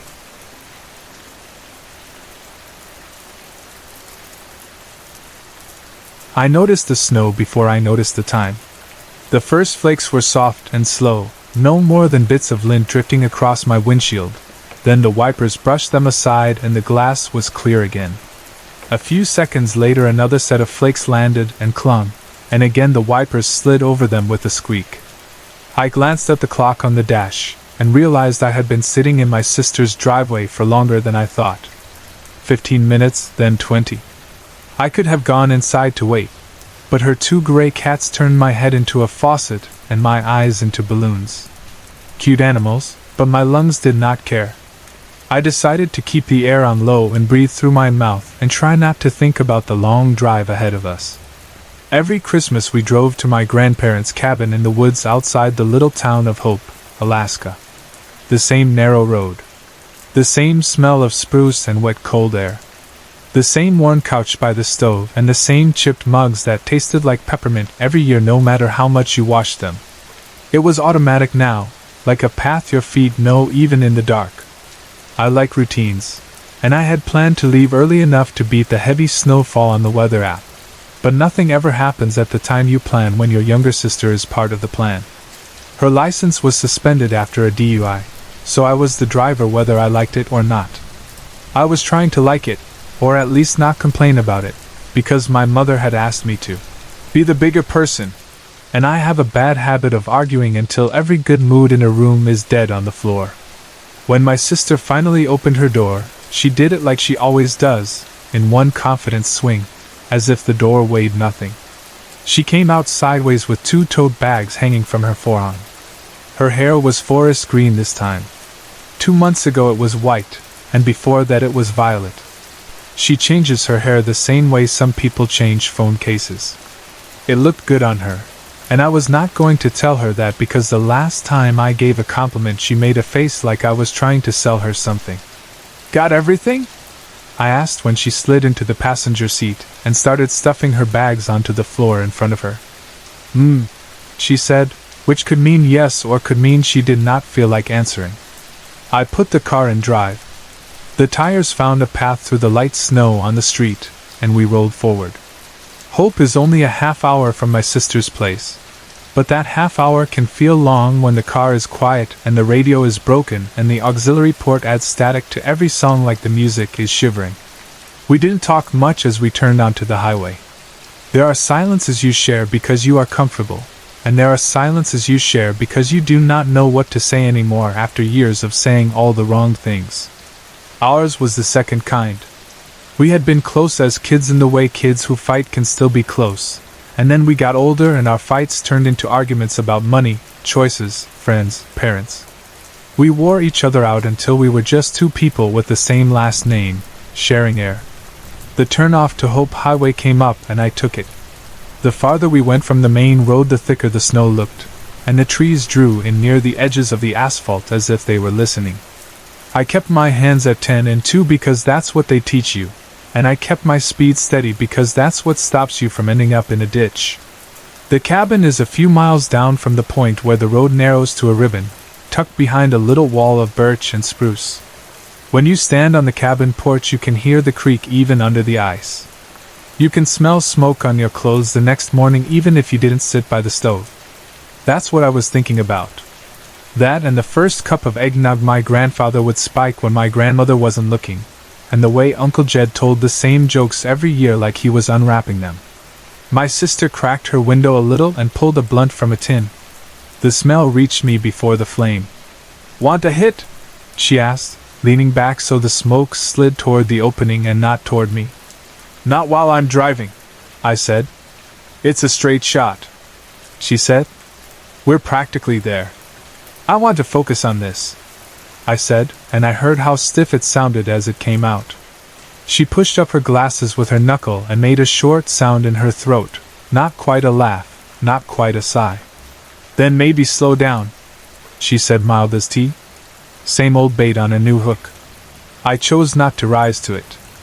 I kept my eyes on the line in the middle of the road and let the rhythm of the wipers be my metronome. I thought about the cabin and how the living room lamp always flickered for a second when you turned it on. I thought about the wooden clock that chimed a minute late. I thought about the braided rug where we used to lie on our stomachs when we were 6 and 8 and draw on paper so close to the stove you could feel your sweatshirt get warm on one side and stay cold on the other. I tried to let those thoughts be the loudest in my head.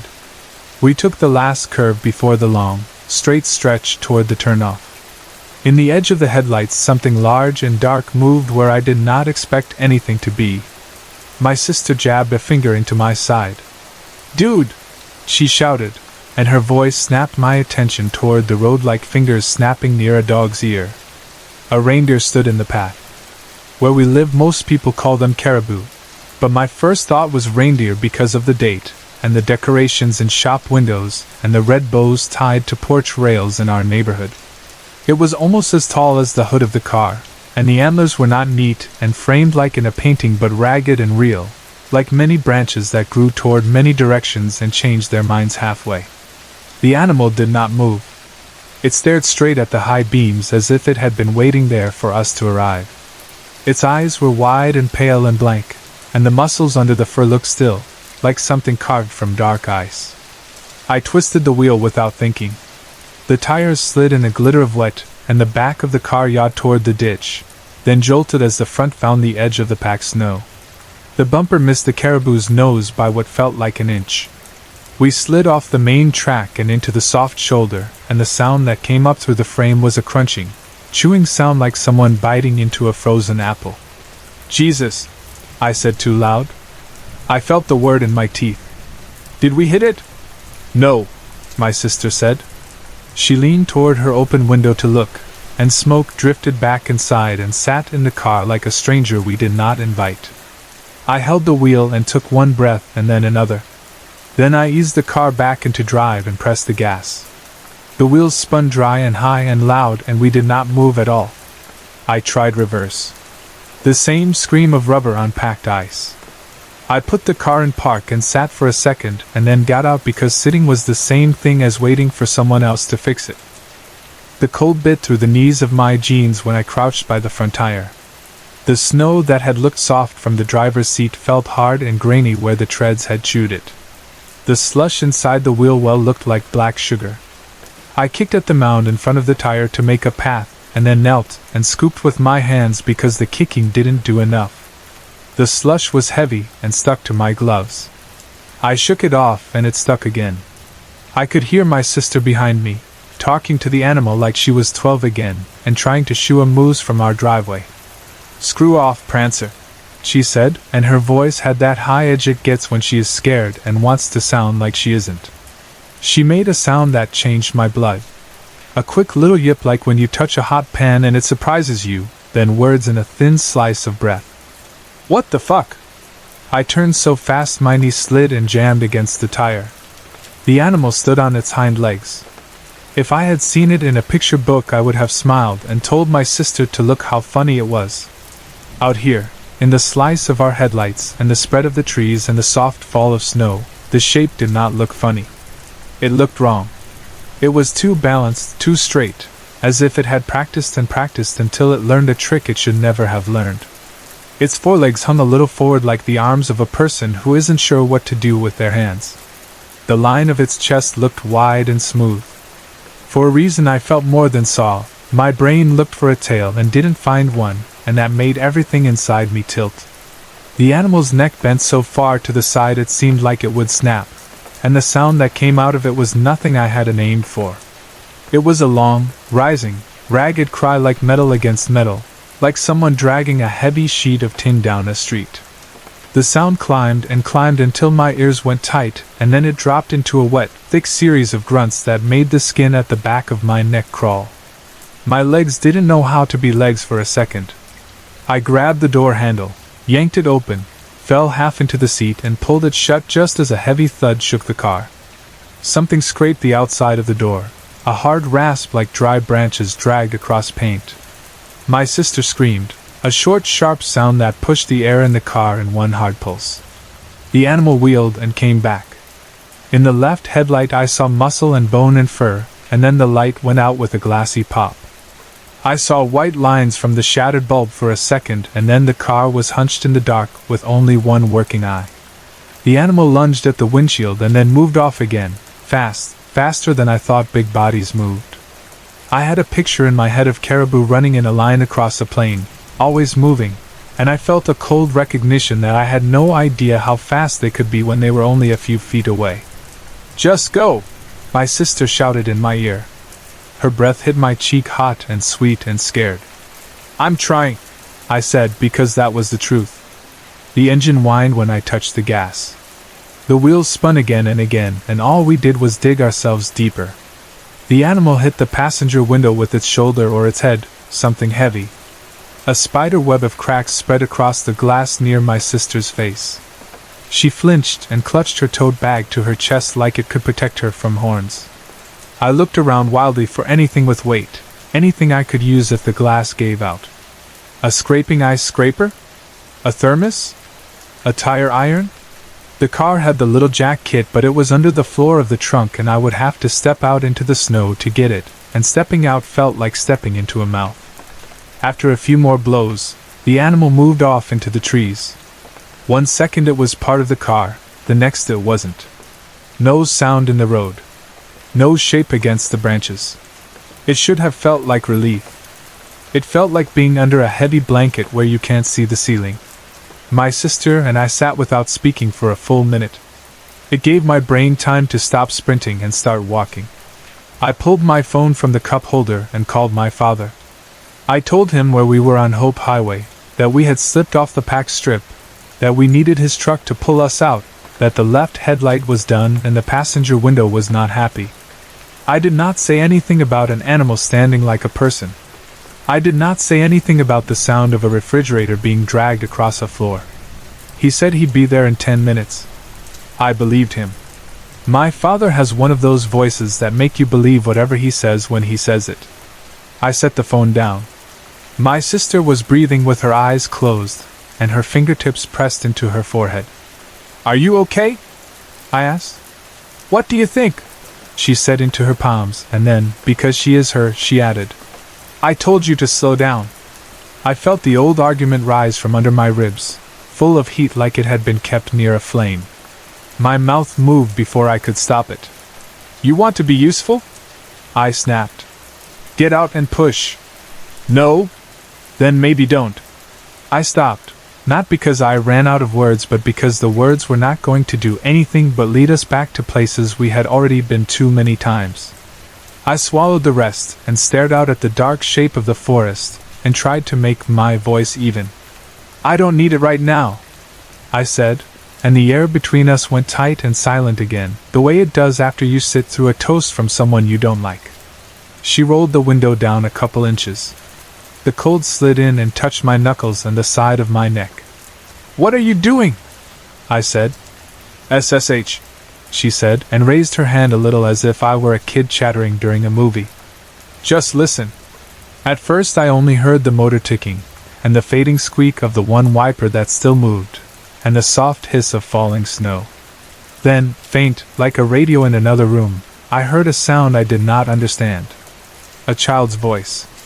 A little girl, high and thin and frightened. "Somebody," it said, as if the word had a weight the voice could barely lift. "I'm lost. Please help me. I'm lost." Every part of me went toward the door handle, and every part of me pulled back. My sister's hand found the lock and popped it, and she started to push the door open. I grabbed her wrist. "Wait," I said. "Just wait." I didn't need to explain the feeling. It was already in the car with us, the same feeling I had when I saw the antlers against the sleet, like someone scratched a fork on the inside of the sky. The voice came again, the same shape of words, the same breaks between them, the same stretching of the last syllable. It sounded like a recording played too slow.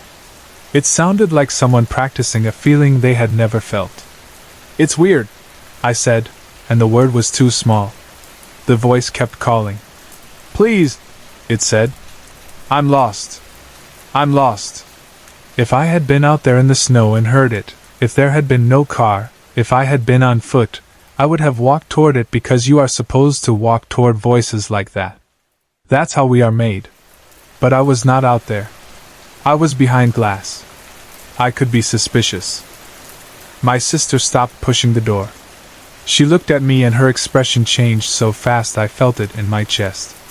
Her eyes widened and then changed shape and then went wide again, and her shoulders pressed back into the seat as if the car had grown hands and shoved her. I turned in time to see the face peering in at me through the thin crack between the pillar and the glass. It had a human face. Not the whole head, not the shape of the skull, just the face, as if someone had stretched the front of a man's head like leather and laid it over an animal where a face did not belong.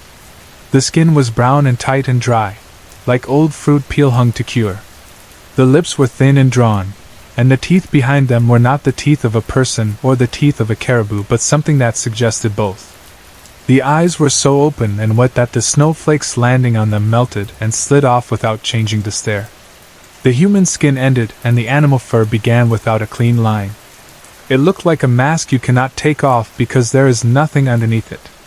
It circled the car in a slow, curious way, like someone studying something they might buy. The antlers bobbed.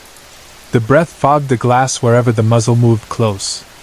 The voice came again, but this time the lips did not move. The sound did not come from the mouth. It came from farther down. It came from the neck. In the thick fur along the neck, small openings opened and closed, little red wet mouths. Each one flapped as if chewing a bubble of air. The high scream we had heard came first, the metal-on-metal long note, and then the mouths shifted it, reshaped it, copied the tones of words. "Help me," they said together in a chorus the size of a hand. "I'm lost." They said it like they were learning how to say it while they said it. Hearing a voice made from openings in fur, hearing it come from the wrong place, squeezed something deep in me like a fist. I wanted to lift my phone and take a picture the way people film car accidents or sunsets through their windshields. I wanted proof for later when even I might not believe me. My hands did not move. I could not imagine the creature not seeing the movement, and ramming its head through the broken lines of the passenger window and flooding the car with cold and blood and rightness for it, and wrongness for us. Headlights cut through the trees from the curve we had just taken. A low wide light hugged the ground and a higher couple of bright circles floated above it.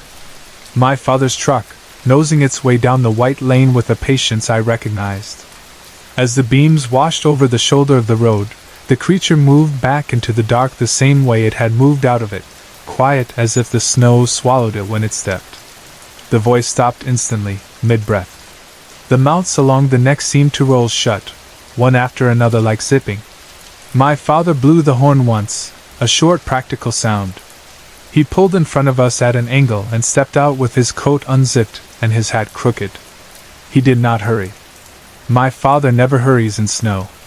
He walked back to our bumper, put a gloved hand on the hood as if he were calming a horse, and bent to check the tires the same way I had done 15 minutes earlier, but the movement looked different on him. He waved us to roll down the window and I did. He told me to keep the wheel straight and apply the gas when he signaled. He hooked a tow strap to the frame and to his hitch, and gave me a thumbs up that meant exactly what a thumbs up always means when he gives it. When I pressed the gas this time the wheels found the small path I had kicked out, and then found the tighter line of the strap. The car climbed up out of the pocket it had dug and crept back to the flat part of the road like a dog climbing out of a ditch. My father unhooked the strap and came up to the window. He looked at the broken headlight and the cracked glass and the way my sister was holding her bag, and he nodded as if he saw enough to not ask all the questions he might ask later. "You okay?" he asked. He meant the car and us and the night all at once. "We're okay," I said, because at that second it was true. By the time we reached the cabin, the snow had softened to dust and the porch light turned it into tiny bright lines. My grandmother met us with her cardigan pulled tight and a hand on the door frame. My grandfather drew my sister into a hug and made her laugh in that breathless way she laughs when she is part crying. Uncle Jed made 2 terrible jokes in a row, faster than usual, as if he wanted to pull our faces up into the kind of smile he knew how to deal with. We did not tell them anything right away.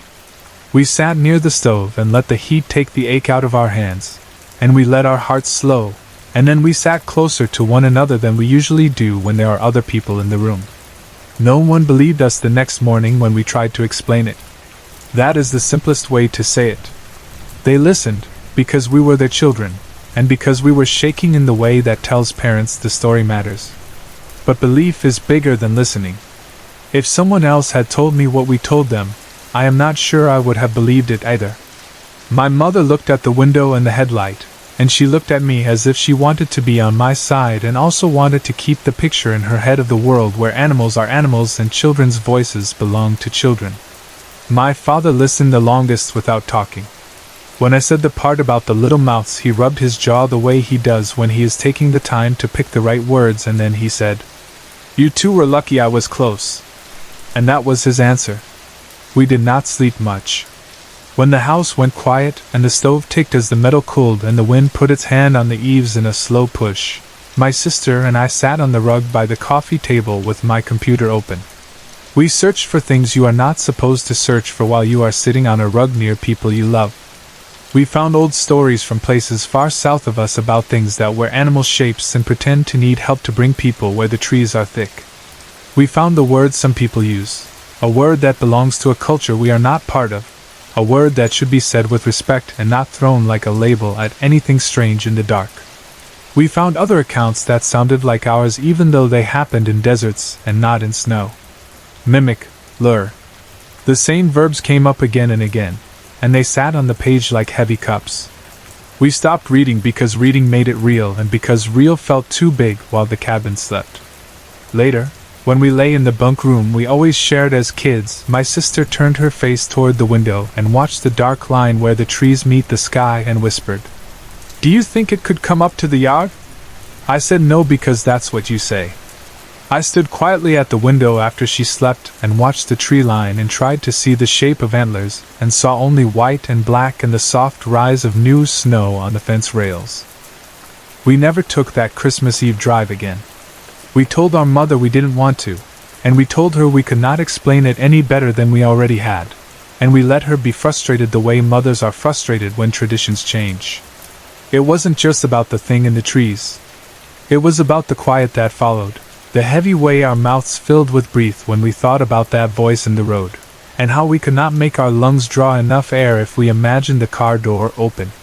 There was one part of the story that did not fit with all the other parts of the story we tell ourselves about who we are, and it was not the part with the eyes or the mouths. It was the part where my sister reached for the door, and I stopped her, and she listened. We used to drag each other into trouble out of spite as kids, each of us daring the other to climb the fence or throw the snowball, or jump the ditch, and half the time one of us got wet or hurt, and the other laughed. That night in the car she did not do the thing I expected her to do, which was to yank her arm away and make me pick between saving face and keeping her safe. She waited. She trusted me in a small, practical way at a moment that was neither small nor practical. The next morning she made my tea exactly the way I like it without asking how I wanted it, and I took a sip and did not joke about how she never remembers. It felt like we had both stepped back from a place where we usually go to win, and instead stood side by side because standing side by side was the only way to keep the picture in our heads from breaking. Sometimes, when the house is quiet where I live and the heat clicks and the fridge hums and snow falls in the kind of slow that makes time feel thick, I think about the night we sat on the rug with my computer open. The search page was full of stories that were too easy to laugh at when you are in daylight and drinking coffee and wearing shoes. In the night they did not feel funny at all. They felt like warnings left on a fence. A thing that looks like a thing you know is not always a thing you know. A voice that sounds like a voice you should follow is not always a voice you should follow. We were lucky the truck's headlights cut through at the moment they did. We were lucky my father moves toward problems and not toward explanations. Now, each December, when I see reindeer cutouts on lawns or painted on windows, I look at the way people draw their legs. They draw them in twos on the ground the way they should be. The antlers are neat, and the eyes are kind and round. I do not correct these pictures in my head. I do not put a human face where a face should not go. I do not add little mouths in the fur of the neck. I let the pictures be what they are supposed to be. Then I check the locks on my car when I get in at night, and I listen carefully to the sounds in the street. If I hear a child's voice where a child's voice does not belong, I keep the window up. I keep my hands on the wheel. I call someone who can come with a truck and a better light than the one on my dashboard. I breathe slow and even and do not move until I recognize the person calling my name. My sister and I share fewer fights and more small, simple habits now. She texts me when the weather turns, and I text her when I leave work so she knows how much daylight I have left. She still changes her hair every few months. She still opens doors like they are light. We still keep our voices level when we disagree because we learned what panic does to words when we sit in a dark car. We did not become new people because of one night, but we became slightly different ones, and that's enough for me. If anyone asks why we don't drive to the cabin on Christmas Eve anymore, we tell them we prefer to go in the morning when the road crews have pressed the snow and the sun makes the frost look like sugar on the fences. My grandparents joke that we're soft now, and we nod and say maybe we are. We do not bring up the thing in the trees. We do not describe the way it balanced on two legs as if it had practiced. We do not replay the words it learned to say. The truth is not a story we tell for fun at the table after dinner. The truth lives in the space between us when snow starts to fall and one of us glances out the window, and the other follows that glance without asking why. I used to think the strangest part of that night was the face, or the scream that changed shape in the fur, or the fact that something so big could move so quiet. Those things were strange, and they have a way of visiting me when I wake up to use the bathroom at 3 in the morning and glance toward the black glass of a window. But the part one think about most often is smaller. It's the moment a voice called to us to come out and we didn't. It's the feeling of my hand on my sister's wrist, and the way her muscles went from ready to go to ready to wait. It was a choice that made me feel older than I was and younger than I'd been in years all at once. It wasn't courage. It wasn't wisdom. It was something ordinary, the kind of ordinary that keeps people alive when they want to rush toward what hurts them because it sounds like something that needs them. Sometimes, in lines at the store in December, I hear children behind me saying they're lost in that playful way kids say it when their parents are 2 steps away. Sometimes, on radio shows, a caller's voice has the same shape as the one that came to us through the glass, a high note that stretches and then breaks. I keep my head down and let other people turn to look. I keep my hands on the cart and move forward with the line. My sister does the same. We don't make a scene.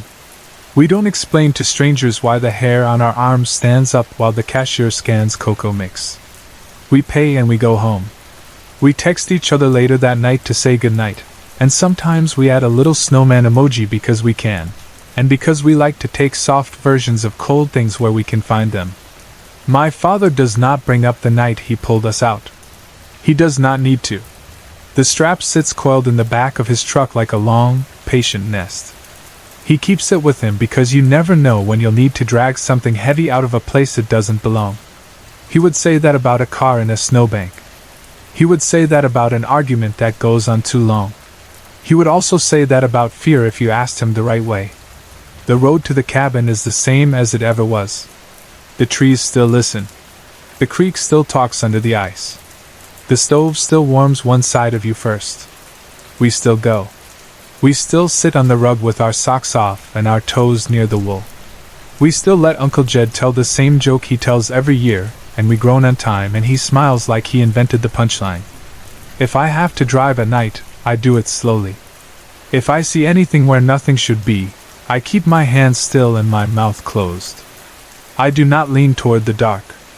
I do not roll the window down. I do not know what the thing in the road wanted from us, only that it wanted us outside the car. I do not know how far it would have followed us if my father's lights had come later.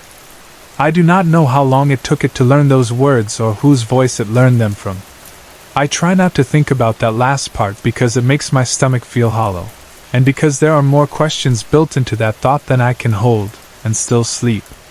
When my mind starts building those questions anyway, I let the sound of the wipers in my memory move back and forth over the glass. I let the sound be what I hear instead of the scream changing into a little girl's cry. I let the wipers clear the snow and make a stripe of clean through the white. I keep my hands on the wheel and my eyes ahead, and I do not move until I see someone I love step into the beam of the headlights and lift a hand and tell me I can come forward. Sorry to interrupt. If you're enjoying the story, let me know in the comments and tell me where you're watching from. Don't forget to like and subscribe for more.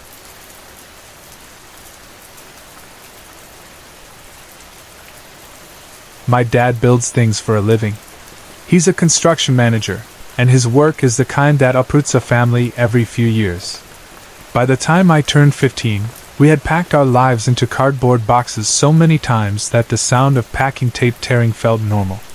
I had slept in rooms in New Mexico where dust got under the windows and made a little gold line on the sill, in Illinois where the wind pushed at the corners of the house all winter, in Minnesota where the snows sat on the porch like a sleeping dog, in Colorado where the mountains looked close but always stayed far, in Louisiana where the air felt heavy and warm even at night, and now in Kansas, where the sky was wide and the land ran flat on and on until it met that sky. We moved to a small town called Whitewater after my dad got hired for a project outside Wichita. He liked that the site was a straight shot down the highway. Half an hour, if traffic behaves. he said on his first day, tapping the steering wheel like it was a clock he could keep steady with his fingers. My mom liked that the town was quiet and the neighbors waved when you drove past. I liked that it felt safe to walk to the corner store without dodging much more than a few pickup trucks and a couple of kids on bikes. Whitewater wasn't big. It had a diner, a gas station, a feed store, a brick library that always smelled faintly like paper and dust, and a high school that sat back from the road behind a stretch of grass and a few trees that tried their best to make shade in August. Because of the way we moved, I was used to being the new kid. The phrase doesn't scare me anymore. It doesn't excite me either. It's like being handed a new locker combination. You learn it, you turn the dial, and you hope the door opens on the first try. By the time we rolled into Kansas at the end of summer and slept on futon mattresses while the moving truck took its time getting to us, I already knew the drill. I would run on my first day, get there early, figure out where the office is, smile at people without looking like I'm trying too hard, learn the hallways, stay out of the way. Whitewater High was smaller than the school I had just left in Louisiana. The main building was a long, low rectangle with red trim and windows that ran in even lines down each side.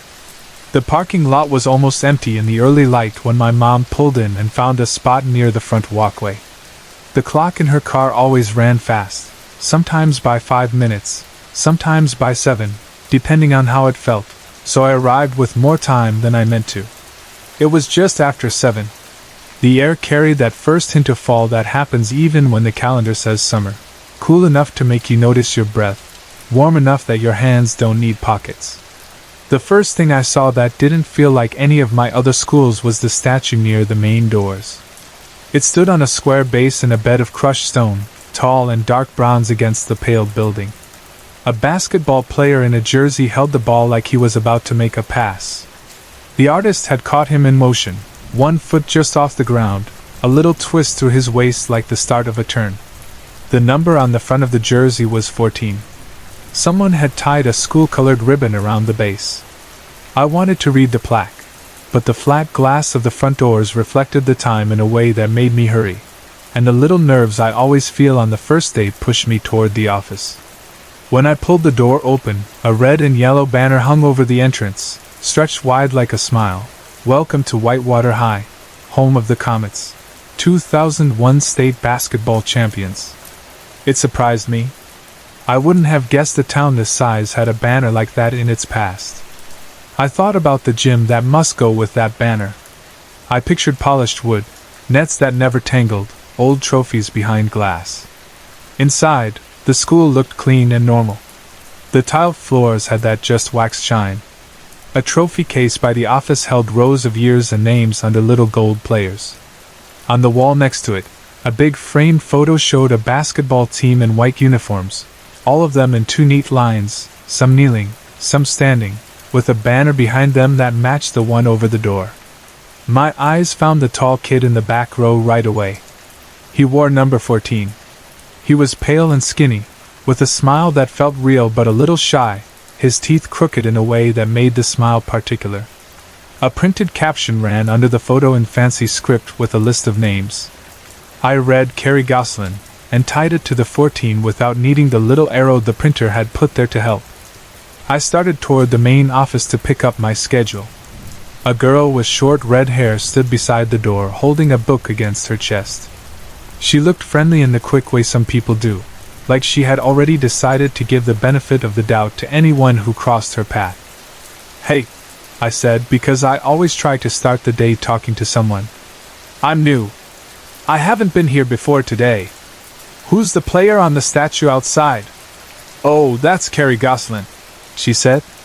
"He's the best athlete to ever come out of Whitewater, that's for sure." "Cool, thanks," I said, and I slipped into the office because the second hand on the clock above the receptionist's head suddenly looked like it was racing, even though I still had time. I didn't mean to cut her off. I just didn't want to be late to my first class. The secretary gave me a map, a schedule, and a locker assignment. The map was simple. 1 hallway, then another, gym at the end. My first class was math with a teacher named Mr. Thomas, room 104. I had so much time left that I put my backpack in the locker and still felt like I was too early to stand outside the door of a classroom with nothing to do. That's when I decided to just see the gym. It was a straight line down the corridor, past a set of double doors, past a few framed photos of past teams, past the bulletin board pinned with flyers for clubs. I pushed on the gym door and stepped into all that space. It was bigger than I expected for a small town. The bleachers were pushed back against the wall. The ceiling trusses gave the room a light feeling, like a big open barn. Even without a crowd, the gym had its own sound. Footsteps in that kind of space always echo a little, and a voice carries. And a basketball makes a special kind of hollow thump that feels like a heartbeat for a building. 2 men stood near the foul line, both in their 30s. One shot, the other waited to rebound. Their voices bounced up and back. The one with sandy hair jogged to the bench for a sip from a water bottle, and for a second he lined up in my eyes with the banner on the far wall. He was in the photo by the office. It hit me like that, simple and sure. He looked older by a little, not by a lot. He had the same height that made other people look like they'd been tilted a bit around him. He had the same smile I had noticed in the frame, open, easy, with the same crooked teeth that gave his face something to hold on to. If a good sculptor had made the statue outside and set it in front, this was the living version of that statue, extended into a full person, moving and laughing. "What's up?" he said, catching me looking and not making it awkward. He stepped over easily, no swagger, no heat, just a friendly question. "Hey," I said, because I was trying to keep my brain from doing that stutter it sometimes does around new people. "Are you Carrie?" He grinned like he had been asked that question a lot and didn't mind. "Yeah," he said, and his voice had the kind of sound that makes people relax around it without trying. "You must be new around here." "Just moved here from Louisiana," I said, talking too fast because I didn't want to sound like I was making a big deal out of him. "This is my first day." "Are you the gym teacher?" "Nah," he said, with that same chuckle that sits near the top of the throat. "I'm not the gym teacher. We just like to come back and shoot around every once in a while." "What's your name?" "Connor," I said. "Nice to meet you." "Nice to meet you too, Connor." He rolled the ball in his hands as if it had its own gravity. "Hey, since you're new, I guess you haven't heard about this gym being haunted?" He said it the way some people say. "You haven't tried the pie at the diner yet." Casual and light, like he was letting me in on a small town joke. I laughed because that was the move he had set up for me. He lifted his eyebrows and the lines at the corners of his eyes deepened. "No, trust me," he said, and the way he looked at me changed a hair, like he was about to say something he meant. "It sounds crazy, but I'm telling the truth. I've got stories I could tell you, but I'll just wait for you to find out on your own." He tossed the ball to his friend and stepped back. I checked the time on the wall clock and realized I had better go if I didn't want to slide in as the bell rang. "I should get to class," I said. "We'll be around," he said, and he said it in a way that made it sound like a promise and like a fact at the same time. The math room had 4 windows that faced the parking lot and a poster of the quadratic formula that was probably older than anyone in the class. Mr. Thomas stood by the front table flipping through a stack of syllabi. He had long, silvery hair, a thick mustache, and glasses that slid down his nose and had to be pushed back up with one precise finger now and then. He reminded me of every picture of Einstein I'd ever seen, if Einstein had traded chalk for a digital projector. "Okay, class, before we get started, I see we've got a new student," he said without looking at his list, as if he could feel the presence of a stranger in the room. "Let's make sure we welcome him." He asked me to say my name and where I came from. I gave the short version, Connor, Louisiana, moved around a lot, first day here. He smiled and nodded and asked what I thought of the town so far. I said what people say when they have only lived somewhere 2 weeks and want to be polite. "Everyone seems really down to earth," I said. It was true. "And the school?" he said. "It's nice," I said, and then, because the memory of the gym had just been planted, and because I wanted to act like I had seen something local, and because I was still thinking about what Carrie had said with that half-serious, half-teasing tone, I added, "I also just found out that the gym is haunted, so that's pretty cool." A few kids in the class laughed under their breath. It wasn't mean laughter. It was the laughter people make when they hear a joke they think is simple. Mr. Thomas didn't laugh. He tilted his head like a dog that hears a strange whistle. "Haunted?" he said evenly. "Who told you that?" "Carrie Gosselin," I said. "He's in the gym with a couple of other guys from that championship team." Everything in the room changed in one breath. The little snickers stopped. The chairs stopped squeaking. Even the HVAC hum seemed to drop to a lower note. The smiles that had been there a second ago flattened like someone had covered them with a hand. A girl in the front row looked down at her notebook, as if suddenly interested in the margin of the page. "That's not the way you want to start off here, Connor," Mr. Thomas said. His voice wasn't angry. It was the voice adults use when they think you've told a joke that shouldn't be told. "Not funny." "What do you mean?" I asked. I could feel my ears get hot. "I just saw him in the gym right now. Same guy as the statue and on that picture by the office. I'm sure of it." "Yeah, did you read what it said on the statue or the picture?" Mr. Thomas asked, and there was a tightness under his words. "During their spring break trip to Hawaii, the team's plane crashed into the ocean. Carrie and the rest of those guys have been dead for 15 years. He didn't raise his voice. He didn't need to. The sentence sat there in the middle of the room and made everything else feel like it had moved back a step. I didn't say anything for a second. I didn't know what to say. The lights felt too bright over my desk. The paper on the table looked too white. My brain did the thing it does when it tries to look both ways at once. On one side, the picture by the office, the bronze statue with the number 14, the old banner that said 2001 champions. On the other side, the tall guy in the gym 10 minutes ago, the easy laugh, the way the ball left his hands and made that perfect hollow sound like the gym itself was nodding. My mouth opened and closed. I probably looked like I was about to argue, but I wasn't. I was just trying to match what I had seen with what I was being told. The fit didn't happen fast.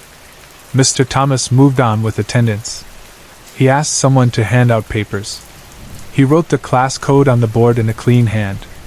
I tried to look at the numbers he was writing, but all I could see in my head was the crooked smile, and the way his shoulder had looked so close in real life to the statue outside. It felt like two pictures on a phone overlapping and not lining up right. When the bell rang for passing period, I didn't follow the flow of the class out the door. I stepped into the hall, then doubled back toward the office. The picture was there, same as before. The faces were familiar in that distant way old pictures feel. Even when you don't know the people, you recognize they were here, their feet on the same tile, their hands on the same door handles. I found 14 in the back row. The smile in the frame had the same shape as the one that had spoken to me. Below the photo a plaque had been added. In memory of the 2001 Comet State Champions. Lost March 2001. It listed names. It listed a date. It listed a place, Pacific Ocean. Someone had pressed their thumb on the corner of the plaque at some point in the past and left a little smudge of something that might have been oil, or might have been polish. I went outside and stood by the statue. The bronze looked almost black in the morning. The number 14 was clear. The sculptor had caught a groove in the player's sock and the tie of his shoes so well that even the metal looked soft in those parts. The plaque on the base said the name. It said the year. It said the words Mr. Thomas had said in class, only in formal letters, in memory of Carrie Gosselin, number 14. 1983 to 2001. The bottom line was a line I had seen under other statues in other towns when a community wanted to hold on to a story. He will always be one of us. The wind pushed across the front lawn and through the flag. I touched the cold metal of the base without thinking and pulled my fingers back because it felt like touching ice. When I went back inside, I didn't go straight to my second class. I walked down the hall toward the gym again because sometimes the only way to understand a thing is to stand where you were when you first felt it. The gym doors were open a crack. I pushed one with my palm and stepped into that big space again. The sound was different now. No one was talking. No one was shooting. The lights buzzed faintly in their fixtures. I walked down the sideline to the edge of the court. A ball lay near the three-point line, resting like it had come to a stop, and no one had bothered to roll it to a rack. I stood there and looked at it for a second, and because I was 15 and it felt wrong to leave a ball in the middle of a clean gym floor, I stepped out and nudged it with my foot. It rolled in a lazy circle and then, with no spin left, settled with the valve stem facing up like an eye. I stood there a moment longer to see if anything at all would happen. I didn't expect it to. I didn't want it to. I listened anyway. I heard the vents, and the faint click of the scoreboard light, and the sound of my own breath in the cold air. I walked out. The bell for second period made me jump a little even though I knew it was coming. I didn't tell anyone else what I had seen. I didn't know how to tell it without sounding like the kind of person who tries to get attention for the wrong kind of story on the first day. By lunch I had heard a little more of the team's story without asking. Whitewater wasn't big, and memories in places like this hold fast. 2 seniors at my table were trading what they knew like cards, what the team had been like, how they played, how the whole town flew banners and painted windows that spring. One said his aunt still kept the game program from the championship on the back of a bookcase with a photo of the boys in their warm-ups. Another said his older brother had been a freshman ball boy back then, and had cried so hard the day the news came that their dad had to carry him out of church. Nobody made fun. They didn't gossip either. They said the names quietly, like words you don't drop. They said it was a freak storm, a bad plane, a route they shouldn't have taken. They said the town didn't play the radio for a week. They said the gym lights stayed off for a month and then slowly, one practice at a time, they came on again. The red-haired girl from that morning sat down across from me with a bag of chips and a carton of milk. "I didn't mean to cut you off before," I said. "About the statue." "It's okay," she said. She had a tiny silver hoop in one ear and a pencil stuck behind the other. "You found out anyway." "I saw him in the gym," I said, not sure how to shape the sentence. "I mean, I think I did." She didn't make a face. She didn't laugh. "Some people say that," she said. "I haven't. I don't really go in there much." She popped a chip into her mouth and chewed. "My brother says he saw a shadow once on the baseline, like somebody running suicides when the lights were off. He swears it wasn't a reflection. My mom says not to talk about it in the house." "Why?" I asked. "She says if you invite a thing in by talking about it too much it gets comfortable," she said. I don't know if I believe that, but I tried to be respectful. After school I walked back to the statue again, not because I thought anything would be different but because it felt like the right way to close the loop on the day. The afternoon light was thin and yellow. The metal looked warmer than it had in the morning even though it was as cold as ever to the touch. I read the words on the base one more time. I thought about the gym and how Carrie had said, "We'll be around." I thought about the way he had said haunted, like he wasn't trying to scare me but also wasn't joking. The longer I stood there, the more I realized that his voice in the gym had felt like every voice I've ever heard in a place where people spend a lot of time doing a thing they love. It had sounded like it belonged to the room more than to the person. Maybe that's what a gym does to a voice when it hears it for years. Maybe that's what a town does to a name. At home my mom asked how the first day went. I said it was good, that people were nice, that the teachers seemed fine, that the building was easy to navigate. I didn't mention the gym. I didn't know how to put the story into dinner talk without sounding like I was asking for a kind of attention I didn't want. After we ate, my dad worked at the kitchen table on a set of plans with a pencil behind his ear. He doesn't talk much while he's drawing. He hums sometimes without knowing he is humming. When he looked up, he asked if I had found my classes okay and whether my locker was in a good spot. He gave me a look he gives when he wants to make sure I'm okay without making a big thing out of it. I nodded. He went back to his lines. In my room I set my backpack on the desk chair and lay back on the bed with my shoes still on. The ceiling in the rental house had a little crack that ran like a river between 2 corners. I followed it with my eyes the way kids follow the lines in a book.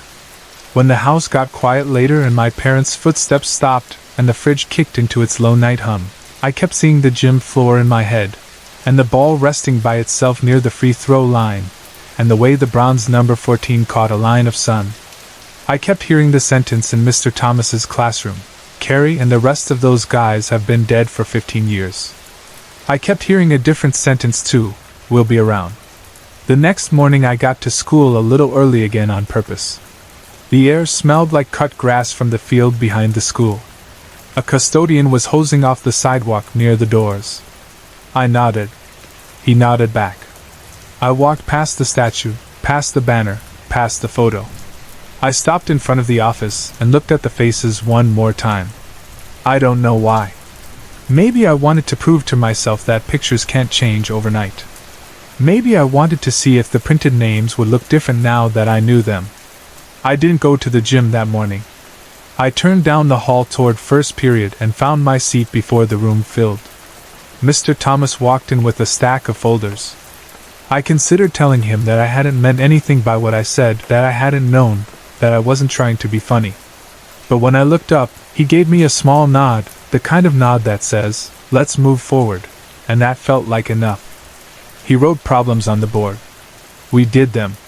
The day went fast, the way second days do when you realize the first day didn't destroy you. I never told anyone else exactly what I had seen in the gym on that first morning, not because I wanted to keep it to myself, but because I wasn't sure I could make the story sound like the truth without it turning into something else. If anyone had asked me to swear to it, I could have. I could have said how tall he was, how his voice sounded, how his smile made you want to smile back, how the ball left his hands like he had thrown it 10,000 times in that same room. I could have described the exact way he tilted his head when he asked if I'd heard the gym was haunted. But I also knew that telling it wasn't going to change what had happened here, or what it meant to the people who had lived under that banner for a long time. When I think back on that day now, I don't think about the scare of a ghost or the shock of a reveal. I think about the ordinary parts, because that's the part that hangs around. I think about my mom's fast car clock. I think about the feel of the gym door handle in my palm, cool and a little loose. I think about the sound of a ball hitting clean wood, echoing up into rafters and back down. I think about a statue standing in front of a school and the way a small town holds onto a name for years because it wants to and because it needs to. I think about how I laughed when someone said, "Haunted," and how the laughter fell off my face when I learned why some things aren't jokes here. I think about how the first person who said, "Welcome," to me in that gym might have done that same thing for 100 other kids over the years. And maybe that's why a gym feels like it holds a voice even when the person who made the voice isn't there anymore. I still walk past the statue every morning. Sometimes there's snow on the players' shoulders or rain glittering on the ball. Sometimes someone puts a little bouquet at the base on a date that matters. Most days it's just metal and sky and the sound of kids going through doors. Most days I am just a sophomore trying to remember which hallway I need to be in after lunch. Once in a while, if I'm in the gym after school for a makeup test or a club meeting that uses a corner of the bleachers, I stand still and listen. If there's a bounce, I assume it's the PE teacher putting equipment away. If there's a draft, I assume it's the vent. I keep my assumptions simple. But I also keep one sentence from the first day in my pocket like a folded note: "We'll be around." I don't know if it was meant as a warning or a comfort. It feels like both. Whitewater hasn't become home yet the way some places eventually do. It might. We may leave before it gets the chance. That's the way our life is. States stack up like pages in a notebook. Some you've written on. Some you've only marked with a thumbprint. Kansas has lines in it already for me: the smell of cut grass, the wide sky, a bronze statue with a number 14, a gym that holds a sound. If we go, I'll remember those. If we stay, I'll learn other streets and other names. Either way, whenever I see a photo of a team lined up in neat rows under a banner, I'll stop for a second. I'll read the names. I'll look for the kid with the crooked smile. I'll look for the person other people point to and say, "There'll always be one of us." And if a voice in a quiet room says, "We'll be around," I'll know exactly what it means.